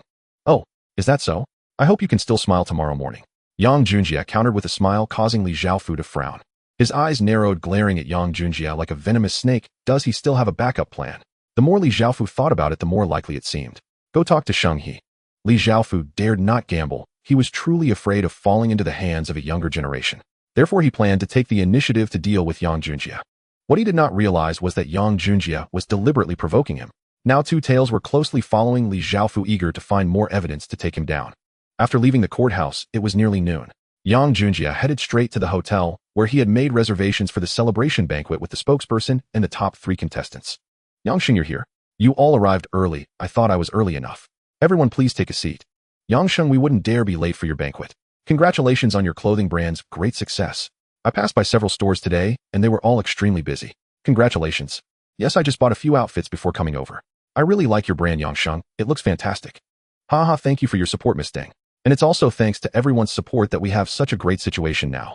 Come, I raise this glass to all of you. Yangsheng, when will your brand open in Wanwan? I'm afraid that I'll get so used to wearing your brand that I won't be able to wear other brands in the future. Miss Lin, rest assured. As my brand spokesperson, you will receive a fixed number of new outfits sent to you each month. I look forward to seeing you wear them often. Please don't be picky. Then I can rest easy. Yangsheng, don't worry. I will wear your brand from now on. Oh, that's very kind of you, Miss Lin. Thank you. Let's toast again. Yang Junjie raised his teacup instead of wine. Thank you, Yangsheng. Cheers. At this moment, Zhao Huaji was pouting at Yang Junjie. From her woman's sixth sense, she was certain that Lin Fengjiu's gaze towards her man was unusually intense. This made her somewhat dissatisfied. Before she could complain enough in her heart about Yang Junjie, another contestant, Fu King, actually stood up with a teacup and walked directly in front of Yang Junjie. Should I call you cousin-in-law or boss Yang? Yang Junjie smiled. Miss Fu, your appearance indeed surprised me. Was it fun? It was fun, definitely fun. If I hadn't participated in the competition, I wouldn't have known I had such talents. Yangsheng, look, I got first place. Is there any extra reward? Fu King completely disregarded who was around her, toned teasing and posture suggestive, leaving everyone in the box astonished. Meanwhile, Lin Fengjiao was watching their flirtation with a heart full of anger, her face changing colors, pouting, and also wanting to know why Fu King called Yang Junjie cousin-in-law. On the other side, Zhao Huaji could hardly contain herself any longer and wanted to stand up to assert her claim. Miss Fu, please mind your image. I don't need to maintain an image in front of you, but you represent the Fu family. Besides, you know I am your half-cousin-in-law now. Aren't you worried about Anren causing you trouble? What? Are you afraid of cousin Anren? Of course I worry about my women. By the way, I forgot to tell you, you've just made another woman of mine unhappy. Yang Junjie smiled as he pushed her away and walked over to Zhao Huaji, taking her hand. Let me introduce everyone. Ji is my girlfriend. But don't think too much. I didn't give her any favors. The competition staff don't know her, and she advanced purely on her own merit. Yangsheng, does my cousin know of her existence? Fu King asked wide-eyed. Mind your own business. Take care of yourself, my precious little cousin, Miss Fu. At this moment, the door opened from outside and Gua Anren walked in with a powerful aura, sitting down beside Yang Junjie and Zhao Huaji. Brother Jian here. Why are you here? Don't you need to learn bank management from Uncle Su? Oh, looking at those data every day makes me dizzy. Sister Ji told me you were having a meal here today, so I had to come. If I hadn't come, how would I know my good cousin-in-law has his eyes on my man? By the way, Jia, good, do you want both cousins? Yang Junjie coughed to dodge Gua Anren's words. That waiter should come in and serve the dishes now. Yang Junjie didn't want to continue, otherwise he would definitely be the one suffering the most. However, Yang Junjie did not know that Lin Fengjiao was feeling deeply saddened at this moment. Although she had only known Yang Junjie for a short time, she had indeed developed feelings. Deng Lijun, sitting next to her, sensed Lin Fengjiao's low mood and quickly grabbed her hand, comforting her warmly. This meal, due to Fu King's antics, ended up being very awkward, and everyone quickly finished eating and dispersed. At 2:30 p.m., Yang Junjie arrived at the experimental base. The new laboratory had been completed to a large extent after a period of hard work, and he believed it would be ready for use in another month. Zhao Shichong, Zhao Huazi's father, expanded the construction company after taking on several projects from Yang Junjie, and it was no longer a small engineering team. Yang Junjie had informed him to develop the company, and in 2 months, if the company was adequately scaled, he would be given a real estate development opportunity, but the prerequisite was to have the capability. This led Zhao Shichong to work frantically. At this moment, there was a meeting at the experimental base. Mr. Friesen, how are you finding living in Xianjiang? Thank you, Yang Junjie politely asked the teacher of Yang Xian and Qin Xiaoqiang. Boss, I feel very comfortable here. The climate in Xianjiang is excellent, very suitable for someone like me to live in, and with so many students accompanying me, I can participate in experiments every day. That's good as long as you are comfortable. Yang Junjie smiled at him. Friesen was indeed the teacher of Qin Xiaoqiang and Yang Xian, and he had been in Xianjiang for some time. Since his arrival at the laboratory, the chip technology had advanced by leaps and bounds. Yang Junjie believed that soon they would not need to cooperate with other businesses. They would only need to purchase raw materials and establish a chip manufacturing factory, allowing them to independently produce and develop chips. Later, they could establish a technology company. Although the Xianjiang region lacked technological resources, they could establish themselves elsewhere as long as there were talents to support them. Furthermore, other technical aspects had also improved significantly under his leadership. For instance, the most challenging aspects of the mobile phone included chips, batteries, and network receivers. With him around, all these issues were resolved one by one. This allowed his research and development team to experience rapid improvement, and the development was also progressing quickly. Let's report on the progress of each team's research and development projects. Yang Xian, you start. Yes, Chairman. Currently, the research and development of the television is progressing very smoothly. There are no major issues with other components. We mainly need to resolve the technology for the picture tube and how to make the 3 colors change automatically with the images. These 2 points are relatively troublesome. So you have successfully projected the 29-inch display screen? Yang Junjia asked with anticipation. Yes, the 29-inch display has been successfully projected. As long as the picture tube technology matures, we can launch a black and white television with a 29-inch screen at any time. However, for color TVs, it may take some time as the largest screen on the market currently is only 19 inches and we have no reference. That's wonderful. Please expedite the development and organize the already successful technologies so that we can register the patents when the time comes. Understood, Chairman. I will do so. And what about the mobile phone project? Yang Junjia turned to Qin Xiaoqiang, who was primarily responsible for the mobile phone project. The mobile phone project will still require some time. Although the teacher provided us with many technical references, the main issues now are the battery, receiver chip, and sensors. Chairman, we have also discovered another problem. If we don't obtain the telephone company's authorization for network access after developing the mobile phone, it will be ineffective. If this issue isn't resolved, even if we develop the mobile phone, it would be useless. Moreover, we also need to experiment with how to connect to the network. Yang Junjia nodded upon hearing this. There's no rush. Just wait a bit longer. You won't need to apply for authorization because I plan to acquire the telephone company. All these issues will be resolved. You don't need to worry about this.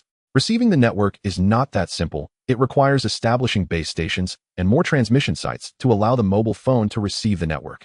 I will arrange for the telephone company to handle this. You just need to focus on development. So that's how it is. All right, Chairman. Boss, are you saying that the way the mobile phone receives the network is not just through authorization from the telephone company, but it also requires building base stations and transmission towers? Yes, Mr. Friesen. If that's the case, then our direction for developing the receiver is wrong, and we need to start over.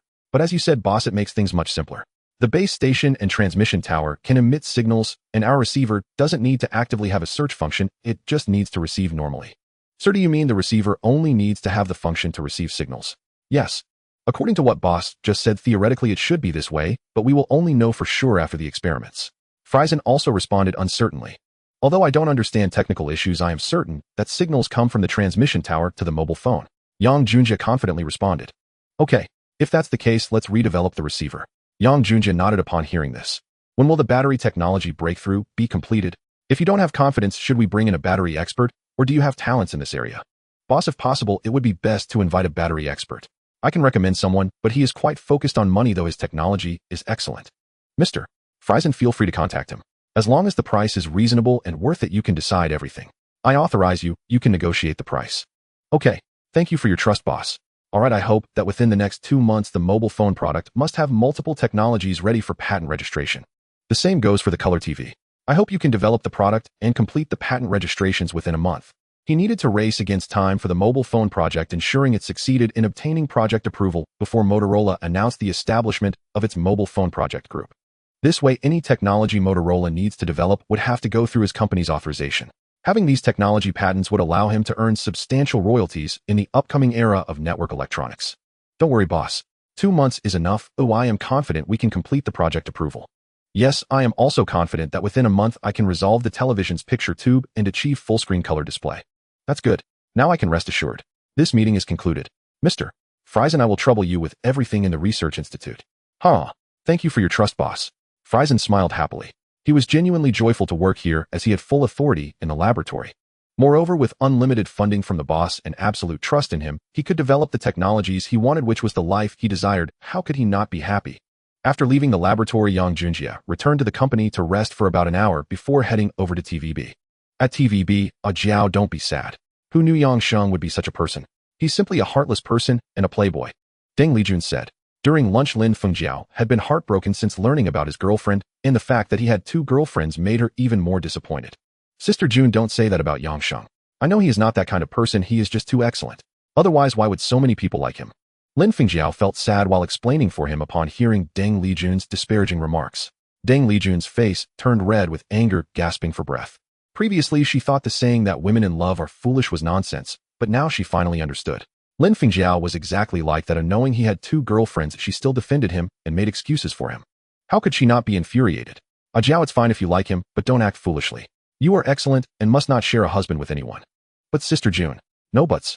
If that's the case, I will contact your parents immediately and have them come to educate you.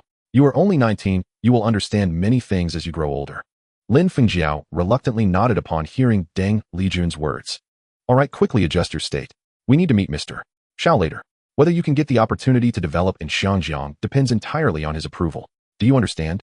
I understand, Sister June, but I only have 3 months left on my contract. What if Mr. Xiao doesn't sign me? Don't rush. To be honest, I didn't have high hopes for this, but because of Yang Sheng's fortuitous signing of you as a spokesperson with the recognition of the SS clothing brand, I believe Mr. Xiao will certainly see the value in this. Your chances of signing will be greater. Don't worry, I will clarify everything for you tonight. Thank you, Sister June. You're welcome. What are we to each other? Deng Lijun comforted Lin Fengjiao like an older sister. In fact, Lin Fengjiao was a few months older than her. However, because Deng Lijun debuted earlier and was more famous, Lin Fengjiao called her Sister June. After all, she had more experience than Lin Fengjiao, so she taught her in this manner. Around 3:50 p.m. Yang Junjie arrived at the television station and ran into Deng Lijun and Lin Fengjiao coming towards him. Hello, Miss Deng, Miss Lin. Yang Junjie casually greeted them. Upon seeing Yang Junjie, Lin Fengjiao completely forgot about him having a girlfriend and was about to respond to him. Deng Lijun immediately gave him a cold snort and pulled Lin Fengjiao away. Seeing this, Yang Junjie frowned, tilting his head and thought, what's going on? Did I offend them? Unable to figure it out, Yang Junjie didn't dwell on it further and quickly approached them. Miss Deng, Miss Lin, wait a moment. Did I offend you in any way? Can you clarify? Yang Junjie needed to clarify the situation because he also planned to sign these too. Not in that sense, but to bring them under his company. He remembered Lin Fengjiao was from 73 and came to Xiangjiang for development, which was how he had the chance to meet her brother. He didn't intend to let her go. Once he took over the TV station, he would have prominent artists available. Additionally, he also planned to recruit Zhou Ruanfa since he was still a trainee and the cost of bringing him over would be minimal. Moreover, he wouldn't let go of the golden supporting actor Uncle Da. In this era, although Stephen Chow, Liang Chiu-wei, and Zhang Jiawei had not yet entered the industry, they were already grown. Thus, he would send people to find them and cultivate them in advance to build a foundation. Now, seeing that the two of them were hostile toward him was unacceptable to Yang Junjie, especially Deng Lijun. He had to sign her when her contract expired next year. From the 70s to the 90s, among female singers, Deng Lijun stood out alone with only a few others comparable to her in the entire Chinese music scene. With such a person, it would be foolish not to recruit her in advance. How could he let them slip away? Yang Sheng, you are a wealthy man, handsome and rich.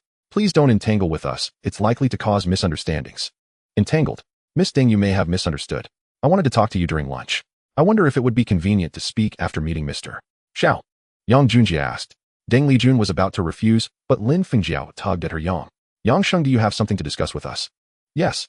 I would like to discuss some matters with you. Great. Let's find a place to talk later. Yang Junjie instantly smiled. Let's go in and see what Mr. Xiao wants to discuss with us. Deng Lijun did not respond to Yang Junjie, while Lin Fengjiao nodded at him with a smile. Soon several of Yang Junjie's brand ambassadors and a third-place male contestant arrived. However, seeing that Fu Qing had not come, Yang Junjie smiled slightly. For someone like her, these matters were merely a pastime. Yang Sheng, why haven't the champion and runner-up ladies arrived? Where are they? Xiao Yifu asked. He had called everyone over as a ruse, mainly wanting to obtain the 3 contestants. Naturally, he was unhappy not seeing 2 of them. It's like this. The champion is Fu Qing, daughter of Fu Yinjiao from Australia. She might have come to the competition just to annoy me. And the runner-up, Xiao Huaji, is my girlfriend. I encouraged her to compete to help her build confidence, as she is a bit timid. Upon hearing this, Xiao Yifu sighed immediately. What a pity. I thought I had found some good talents, but now it's this situation. Then Xiao Yifu thought something was off, and quickly looked at Yang Junjie, asking, what? Are you hiding other women from old Gua? He stared at him with a keen eye. Uncle Lu, don't misunderstand. I am not that kind of person. Aji is my first girlfriend, and this matter is quite complicated. What happened? Then make it brief. Xiao Yifu pressed for details. After a few minutes, Yang Junjie clarified the situation, and Xiao Yifu understood. So that's how it is. It's clear old Gua likes you a lot, otherwise he wouldn't be willing to hand over his only granddaughter to you. So Jiezi, does your girlfriend want to debut? If she does, I can. No, Uncle Lu, you're joking. She needs to further her studies and gain knowledge to manage the company for me in the future, as she won't enter the entertainment industry for now. Xiao Yifu nodded in understanding and sighed. What a pity. Such excellent talents. While you are well off, it's indeed not easy for your woman to come out and show her face. Thank you for understanding, Uncle Lu. Then Xiao Yifu turned to the male contestant and asked, are you willing to join TVB? I. The young man wanted to respond, but he glanced at Yang Junjie because he had already signed a management contract with SS Company, and all his signing activities required SS Company's consent. What's the matter, Jiezi, you don't wanna? Xiao Yifu looked at Yang Junjie and asked. Uncle Lu, you misunderstood. His management contract is with my company. If you sign him, wouldn't that mean?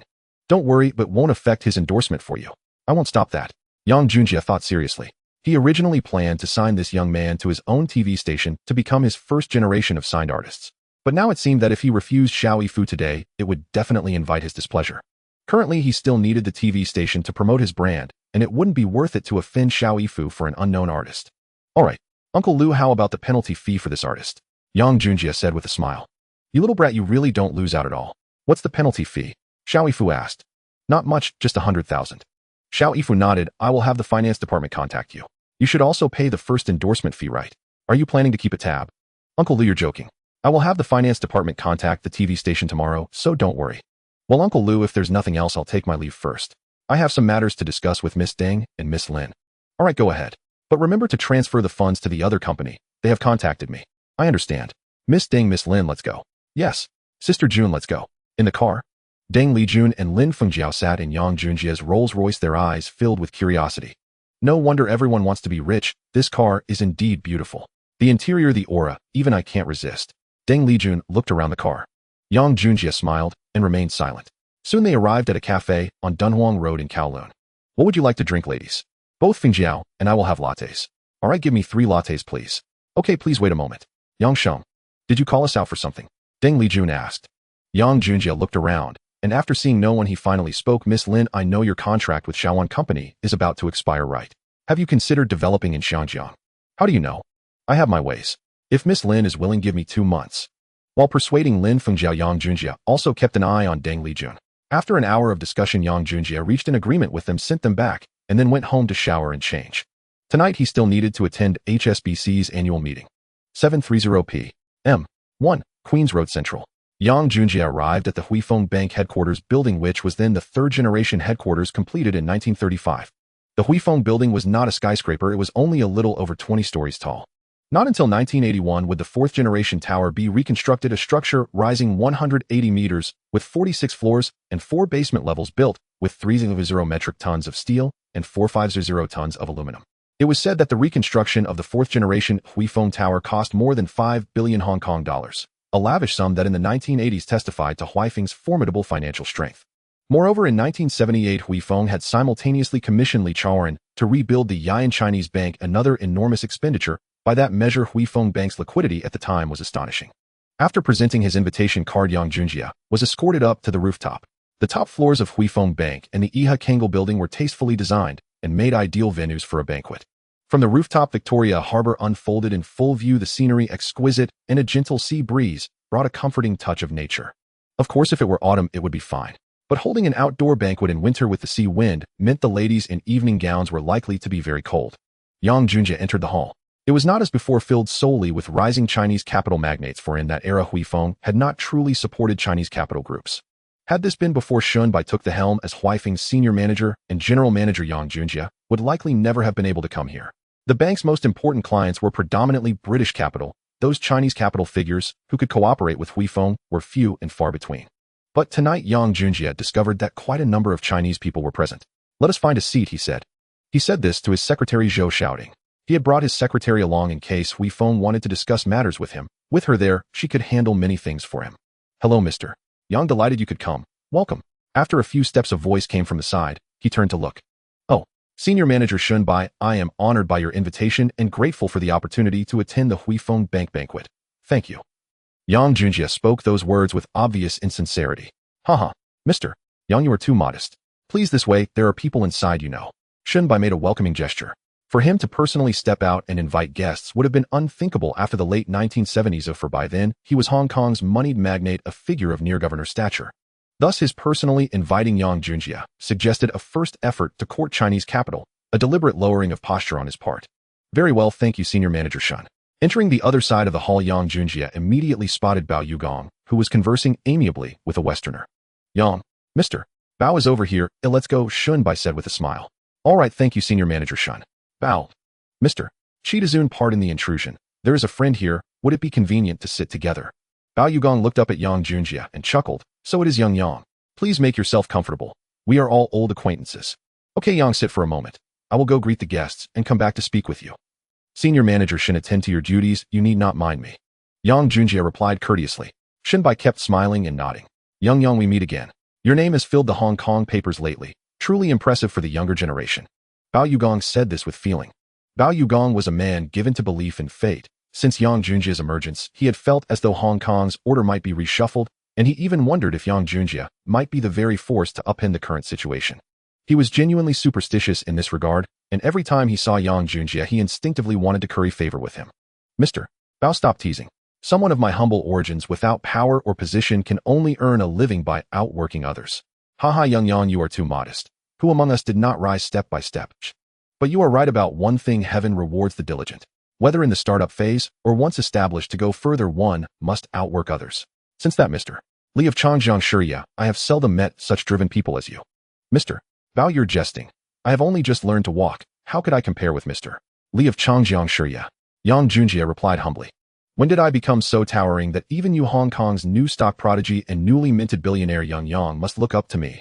At that moment, another voice came from nearby. Yang Junjie turned. Who else would it be but one of the would-be tycoons, Li Chaoran? Mr. Li, pleased to meet you. Haha, Yang, long have I heard of you. In the past 2 months, your name has been the one I have heard most often. Congratulations on your trifecta of stock market career and romance. I used to think you were wholly devoted to work, Mr. Li. I did not expect you to take an interest in gossip as well, Yang Junjie teased. Ah, Yang, cease your modesty. Ask around. Hardly anyone in Hong Kong would not know you now. I am not speaking idly. Li Chaoran wore that professional smile. In Yang Junjie's original timeline, he had read many articles about Li Chaoran and always sensed something amiss in that grin. He could not name the problem, it merely felt that the smile, though natural, was not heartfelt, more like derision or mockery. He did not know why he felt this way, and even now, seeing that smile, the same impression persisted. It puzzled him. Enough. You two stop flattering each other. Yang, allow me to introduce. This is Senior Manager Qi Dezun of Heji Trading Company. Mr. Qi also holds titles such as Justice of the Peace and Sir. Yang Junjie smiled and nodded to Qi Dezun, extending his hand. He had long known this was the trading house owner he would need to face earliest in his career. Frankly, Yang Junjie personally held Qi Dezun in high regard for his character. Among the 4 great trading houses and across Hong Kong's leading firms, Qi Dezun was among the most friendly toward Chinese capital and one of the most worthy partners. He did not look down on Chinese entrepreneurs. Among trading house bosses, he had cooperated with Chinese capital more than most. In 1967, he partnered with Xiao Yifu to establish a television station. He had also been an early shareholder in Zhou Zinian's milk company, later withdrawing his stake. He invested in the Rong family's Hong Kong textile mill, co-founded the Oriental Shipyard Group with Bao Yugong, and was among the earliest trading house owners to choose cooperation with Chinese capital. Sadly, a man of such disposition became one of the first to withdraw from Hong Kong stage, a fact Yang Junjie could not explain. Yang, very pleased to meet you. Mr. Qi, the compliment should be mine. You are one of those I admire. I should learn much from you. Haha, come sit and have a few drinks. Qi Dezun laughed heartily. In those brief exchanges, Yang Junjie could see Qi's magnanimous, forthright character. You didn't even invite me to drink. Uncle Xiao is here too. Join us. Oh, Xiao, I didn't expect you'd come. Greetings, Uncle Xiao. The newcomer was Xiao Yifulong, a major client of Huifeng Bank. His presence was natural. Jiazai, I didn't expect Huifeng's senior manager to invite you as well. It seems many are placing their hopes in you lately. Keep it up. Uncle Xiao, stop teasing me. Let's drink. Haha, very well. Let us drink. Meanwhile, on the other side of the Huifeng banquet. Why is that bastard even here? Could Shunbai have invited him too? Li Zhaofu was also at the banquet. Upon spotting Yang Junjie, his face soured. A Fook, you are chairman of the exchange. Why quibble and pick fights with a youngster? Make less trouble and focus on matters of consequence. The man standing beside him was his elder brother. Though Li Zhaofu had reached an advanced age, his brother scolded him as if he were a child. Big brother, you know as well as I do. This bastard cost me dearly. 10% of antenna company worth up to 300 million was rendered worthless because of him. He humiliated me before everyone and now sues me. How can I let him go unpunished? Li Zhaofu complained bitterly. Enough. Our Li family is a distinguished household. You must relax. Come, let us go greet the legislators and Barrister Luo over there. Li Zhaofu nodded at his brother's words, cast a glare toward Yang Junjie, then followed his brother to join acquaintances and offer toasts. Elsewhere in the hall, in the general seating area, Mingyin Axia, what are you doing here? Mingyin, aren't you studying in the United States? The 4 beauties from Taiwan, who Mingyin, Lin Qingxiao, Lin Fengjiao, and Deng Lijun, ran into each other at the banquet and were instantly delighted. Yes, I came back to visit family. My father received an invitation but cannot come, so I represent him. Also, Axia wanted to visit Hong Kong's television studios. Axia, are you planning to develop your career here? Lin Fengjiao asked happily. Yushi and Lin Qingxiao were of a similar era and very close. No, it's just that a scene from my first film must be shot here, so I'm merely taking a look, Lin Qingxiao replied timidly. She was only 18. Because of her exceptional looks, she had already been cast as the female lead in her debut film, and coming from a poor family, she treasured the chance. After all, a newcomer landing the lead role in her first picture was a rare opportunity. In mid-1973, the romance film Outside the Window, co-starring Qin Han and Hu Qi, premiered.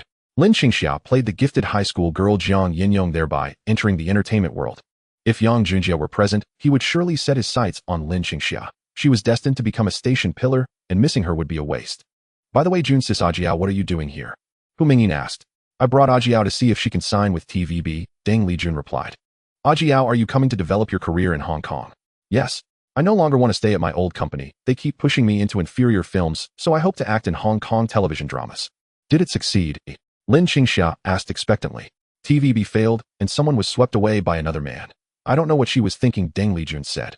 Deng Lijun shot Lin Fengjiao a glare. Regarding the afternoon's talk with Yang Junjie, Lin Fengjiao had not confirmed anything and had too readily nodded consent, effectively selling herself. It left her speechless. What man lured her away? What's going on? Hu Mingyin asked. Yes, Ajiao, what happened? Lin Qingxia asked as well. It's nothing. Don't listen to Junsis nonsense, Lin Fengjiao answered, awkwardly glancing at Deng Lijun as if begging her to stop. Deng Lijun smiled and fell silent. Hello, ladies. May I have the honor of a drink with you? 3 young foreigners approached. The speaker was a young Westerner. Had Yang Junjie been there, he would have recognized one of them.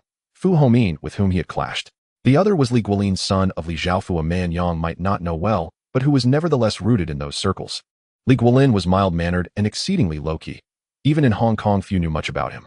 He did not seek the spotlight and was steady and diligent. Even after his father's formal arrest, he had made no public comment. Of course, cheers, someone said. Hu Mingyin readily raised her glass. Though accustomed to life in the United States, she handled such advances with ease. Nice, cheers. Cheers. Ladies, why aren't you drinking? One of the Chinese young gentlemen nearby asked Lin Fengjiao and the others. Sorry, we don't drink alcohol. We'll have juice instead. Are you Miss Deng Lijun? Yes, you really are, Deng Lijun. Ooh, I didn't expect to see you here. Deng Lijun's fame had already spread through Hong Kong and Taiwan. It was no surprise these young men recognized her. Thank you for knowing me, but I am merely a small singer. How could I expect to be remembered by you young masters? Deng Lijun was typically uninterested in these second-generation heirs. Miss Deng, allow me to introduce myself. I am of the Jia Daily family. My name is Mi Gao Jia Daily. So you are Mr. Mi Gao? Deng Lijun responded calmly. The Jia Daily family was illustrious in Hong Kong, their standing second only to the 4 great trading houses. Ooh, of course she knew them. Mi Gao Jia Daily was only about 30, and the family's affairs were not yet under his control, but managed by his father Luo Lancher. Ladies, allow me to introduce myself of the Aohai Fu family, Fu Homin. Aohai Fu family. Why does that sound familiar? Lin Fengjiao murmured. Do you know my Fu family, miss? Fu Homin asked curiously. Oh, I remember. Are you connected to Fu Qing? So this lady knows my younger sister. Fu Qing is my real sister, Fu Homin said, smiling and adopting a very gentlemanly guise. So you're his elder brother. No wonder you're so casual, Lin Fengjiao said, softly snorting. It seemed he still resented Fu Qing's attempt to lure Yang Junjie, viewing her as a rival. Meeting is fate. Juice is no fun. Drink with us. Sorry, I don't drink. Go chat among yourselves. I'll sit aside, Lin Fengjiao said, and walked away with her juice. Meanwhile, with Yang Junjie. Not long after Li Chaoran and Xiao Yifu left, Shun Bai came over and sat down amiably to chat with them. Yang, your experience has truly impressed me, especially the antenna company affair. Did you know trouble was coming in advance? Yang Junjie smiled wryly at Shin Bi's question. How could he answer it? Mister, Shin, you flatter me. I sold the antenna company shares because I was cowardly. I couldn't gamble any further, he said, offering a casual excuse. Oh, Yang, is that really so? There is something I must apologize for. The loan department manager at Huifeng chose to cooperate with antenna company, so I paid attention. When I investigated that report, I discovered it traced back to you. Yang Junjie glanced at the newspaper and narrowed his eyes. He did not understand Shin Bi's meaning. Was Shin preparing to confront him? Mister, Shin, you are truly resourceful. Indeed, I discovered that the antenna company's so-called high-tech products were rubbish, and so I withdrew quietly. Since Shun had produced evidence, Yang could not deny it. And even if he admitted it, he was not afraid. So it is as I thought, Yang. In the antenna company affair, many suffered heavy losses, including Huifeng Bank. You are likely the only one in all Hong Kong to have profited greatly. Mister, Shin, you did not invite me tonight to settle scores after the fact, did you? Yang Junjie asked with a smile. No. You misunderstand, Yang. I only wished to express my appreciation. At that time, everyone focused on the stock's rise and failed to investigate. You acted correctly, truly. Were it not for your releasing the information, early Huifeng might have suffered greater losses. Strictly speaking, I should be thanking you. Yang Junjie studied Shin Bi's expression, seeing that it seemed sincere, eased him considerably, for a clash with Huifeng Bank was the last thing he needed. Mister, Shin, you are too polite. Come, let us drink. I am very pleased to meet Senior Manager Shun and Mr. Chi tonight, Yang Junjie said, raising his glass in their direction. Cheers. Throughout the evening, Yang Junjie did not circulate to meet more people. He remained where he was idly chatting with Bao Yugong and the others. Although making contacts at such a banquet would have been advantageous, he was not accustomed to it. He preferred to linger and trade small talk where he felt comfortable. The group engaged in conversation when suddenly Shun Bai shifted the topic and directed a question at Yang Junjie. Yang, you seem to have a keen insight into the stock market. I'd like to ask how you view the current situation in the Hong Kong market. Do you think it will continue to be favorable? Yes, Xiao Yangxing, I believe Mr. Shun Bai is right. What do you think about the current stock market? I've discussed it with many people and feel that something is amiss. Yang Junjie felt troubled. He wasn't sure how to answer the two of them. After a moment of thought, he decided to reveal some insights to make them pay more attention to him, as he might need to collaborate with Shun Bai later. Without showing some capability, it wouldn't be easy to catch his eye. However, before Yang Junjie could speak, Qi Dazun interjected, Mr. Shun Bai, are you joking? The economy and outlook in Hong Kong are so good right now, how could there be any other problems? Yang Junjie smiled awkwardly upon hearing this. Since Qi Dazun had said so, he certainly wouldn't contradict him. He pondered that if he mentioned the potential stock market crash, it might prepare Qi Dazun and help him and Ji Shipping avoid a disaster. Thinking of this, Yang Junjie quickly suppressed his desire to show off and cheerfully agreed with Qi Dazun. He, Mr. Qi, you have a discerning eye. The market is indeed great right now. I've just been lucky encountering a couple of good opportunities and making some money. I really don't understand how to foresee future developments. Is that really the case? Shun Bai looked at Yang Junjie with suspicion, and Bao Yugong also seemed incredulous about Yang Junjie's words. Everyone, today is a celebratory event for HSBC. Before Yang Junjie could finish his sentence, a loud shout from a distance drew the attention of everyone present. Yang Junjie quickly spotted Lin Fengjiao being pulled by Fu Homin, which instantly infuriated him, and Shun Bai was equally enraged. This was his HSBC banquet, and he would absolutely not allow anyone to cause a scene here.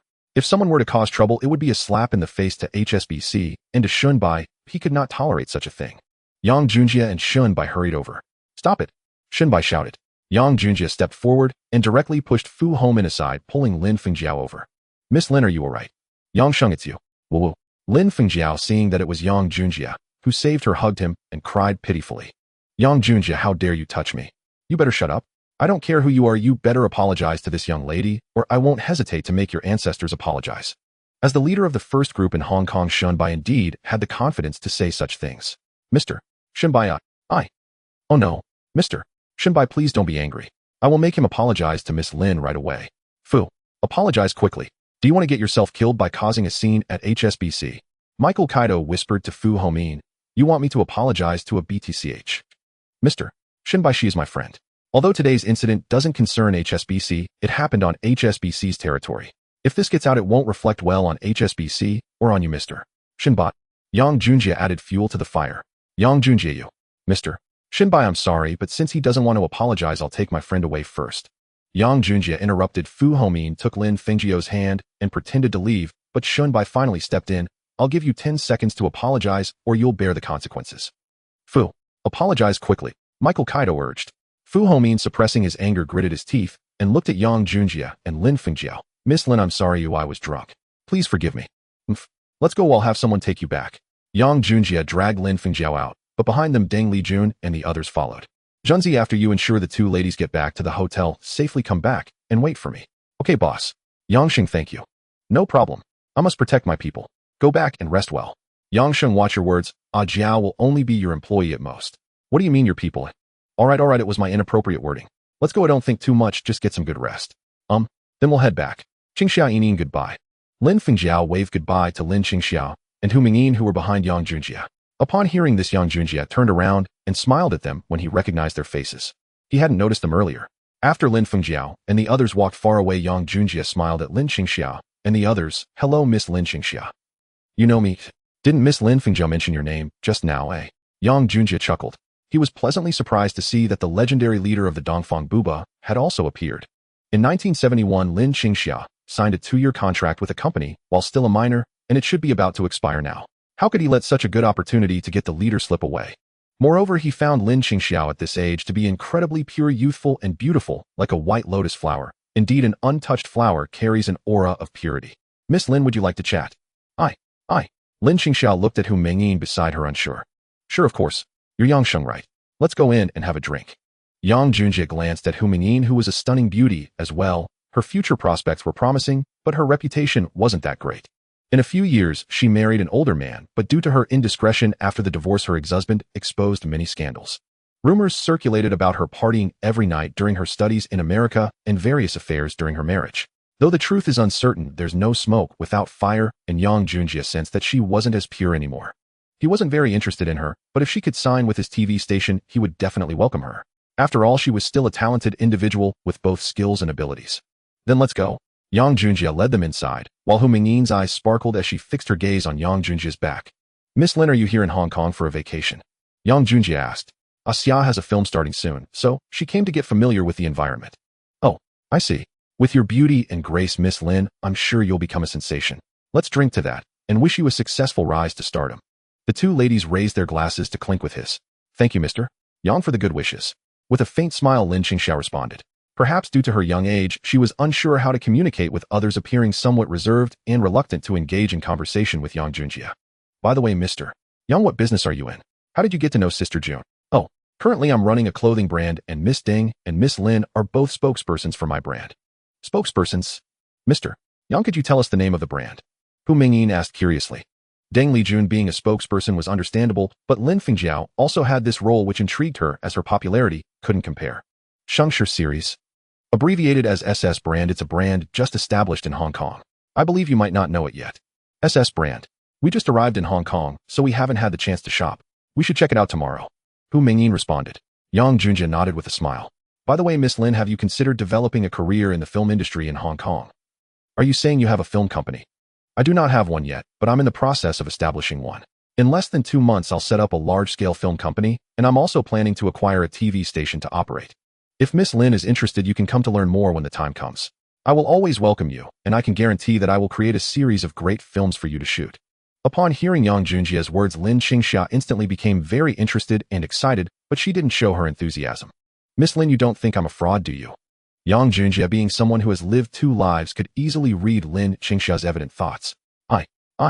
Lin Qingxiao, caught off guard by Yang Junjie's insight, didn't know how to respond. Yang Junjie smiled and handed them 2 business cards. Miss Lin, miss, here are my cards. I'm a businessman, rest assured. Chairman Yang Junjie of Shengshi Group. Hu Mingyin looked at the card and read it aloud, her face showing a hint of infatuation. Additionally, Miss Lin Fengjiao has agreed to join my new film company, and I have also invited Miss Deng. I will be establishing a record label, and I want her to be part of it. Really? Of course, Miss Lin, you don't need to agree to me immediately. After I establish these companies in 2 months, I will invite you to visit and discuss whether you want to join. Regardless, even if we don't become partners, I hope we can be friends. Yang Junjie said calmly. Yangxing, aren't you going to invite me? Hu Mingyin interjected. It would be great if Miss Hu could come, but don't you need to go to America for further studies? Yang Junjie countered. Yang Junjie, having spoken too freely, remembered that he had just met them and smiled awkwardly as he continued. After all, I plan to involve myself in these industries, so I need to do some homework. I see. That's fine. Once you get these industries sorted out, Xia, and I will come to learn more about it. That would be great. Let's drink to that. Yang Junjie raised his glass again. Tonight he had already drunk quite a bit with Qi Dezun, Li Chaoran, Xiao Yifu, and Shun Bai, and now his glasses were nearly empty. He was gradually getting into the mood. You two really have a good drinking capacity. I've had enough for tonight. Let's get you back soon. Yang Junjie felt he was nearing his limit, and if he drank a few more glasses, he would definitely collapse. Yangsheng, don't rush. It's rare to meet you. Let me toast you with a drink now. Hu Mingyin raised her glass in front of Yang Junjie. Xia, you join in too. Sister Yin, I can't hold my liquor well. At this moment, Lin Qingxiao's face was flushed and her ears were red, indicating she couldn't handle alcohol. It's fine, I'll take care of you. Lin Qingxiao slowly raised her glass while Yang Junjie, feeling helpless, poured himself another drink and clinked glasses with her, taking a sip that rolled uncomfortably in his stomach. Wow, HSBC really knows how to serve. This liquor is strong, Yang Junjie remarked as he set down his glass. Yangsheng, you really can hold your liquor. Now it's Xia's turn to toast you, celebrating our encounter. Hu Mingyin continued pouring for them. Sister Yin, I really can't take it anymore. Lin Qingxiao was now half lying on the table. Xia, this is pointless. Don't you want to come to Hong Kong to develop? Then you should toast our future boss. Come on, raise your glasses. Reluctantly, Yang Junjie and Lin Qingxiao raised their glasses again. Yang Junjie looked at the drink in his hand and gulped nervously. At that moment, Hu Mingyin downed her drink and placed the empty glass in front of Yang Junjie. Yangsheng, I finished mine. What about you? It seemed Hu Mingyin had also entered the drinking spirit. If Yang Junjie were sober, he would definitely notice her current condition. After 2 cups, she would likely be face down. On Lin Qingxia's side, she also finished her drink, but as she set down her glass, she slumped over the table. Yang Junjie shook his head, glancing at the glass before pouring it down his throat in one go. After swallowing the drink, he looked at Hu Mingyin, who had transformed from one into four as slowly countless images of Hu Mingyin appeared in his eyes, and he leaned back in the chair to rest. Half-conscious Hu Mingyin noticed this and smiled. She stood up and called over the nearby security and waitstaff. "Could you please help me take them to the car?" "Sure, miss." Soon they arrived on the first floor, and Yang Junjie's bodyguards had returned to their positions. Hu Mingyin recognized Yang Junjie's car from a distance. "Our car is over there, let's go." Junzi, seeing Yang Junjie being assisted out, hurried over. "Boss, are you alright?" "I'm fine, just a bit tipsy. Take us to the hotel." Hu Mingyin was also a bit dazed, swaying as she entered the state. "Oh sure." Junzi and the others hurriedly helped the three ladies into the car, and at this moment Lin Qingxiao and Hu Mingyin were comfortably nestled against Yang Junjie. Junzi and his team had seen Hu Mingyin and Lin Qingxiao following Yang Junjie earlier, so they didn't rush them out of the car. In the car, Hu Mingyin, with just a bit of consciousness left, leaned in closer to Yang Junjie, her face showing a triumphant smile, but soon she too fell into a daze and slept. "Junzi, what should we do now?" "What do you mean? Should we take the boss to the hotel to sleep, or should we take him home?" the driver asked. "Are you stupid? Didn't you see the two ladies next to the boss? Taking him home would be suicide. It's definitely the hotel." Junzi scolded the driver harshly. "Oh, understood." Soon they arrived at the hotel. Junzi and his team booked a luxurious suite for Yang Junjie, allowing the waitstaff to assist the two ladies upstairs while they carried Yang Junjie. After the staff helped them take off their outerwear and cover them with blankets, Yang Junjie's bodyguards locked the door and left the room, heading to the room across the hall. "Junzi, are we really going to let them sleep together? Is this really okay? What if the boss wakes up and gets angry with us?" the timid driver asked. "Liangshan, don't you have any insight? If the boss didn't mean it, would he drink with them?" "Yes, Junzi is right. The boss must have taken a liking to them. If we don't recognize this, the boss will definitely scold us to death when he wakes up tomorrow." "Exactly. Learn from the smart ones." "Alright, I'm going to sleep for a bit. You all keep the door open and take turns watching." "Yes, Junzi." Meanwhile, Yang Junjie and the ladies were fast asleep, initially appearing quite normal. But at some point, Yang Junjie unconsciously reached out to hug the person beside him, perhaps thinking it was his girlfriend Zhao Huaji. Although he was now in a daze, his movements were still agile. Even in a drunken state, he hadn't forgotten the familiar actions, and soon pieces of fabric fell to the ground. In the dark of night, no, at this season, it should be a dark and cloudy night. Yang Junjie was acting unconsciously without awareness, and he executed the actions with accuracy. This situation is very difficult to explain. Clearly he was completely drunk, yet he could still accomplish this great feat. The next morning, the three of them stared at each other in silence, exchanging glances for several minutes. "Well, I also got drunk last night, and don't know how I ended up here, and never mind, how do you plan to deal with this?" Yang Junjie was the first to break the silence. He didn't want this to happen either. It wasn't something he arranged on purpose. He wasn't the kind of person who would deny responsibility afterward. The matters that needed facing had to be faced. Staring at each other without resolution wouldn't lead to an end. "So how do you plan to take responsibility?" I have never had a boyfriend," Lin Qingxia asked with red eyes. At the same time, she remembered the person she liked in her heart, which made her even more pained. She had come to Xiangjiang to escape her emotional debts because the person she liked was already in a relationship. She didn't want to interfere and destroy someone else's family, but she couldn't help thinking about it, so she planned to leave Shaowan and start anew in Xiangjiang.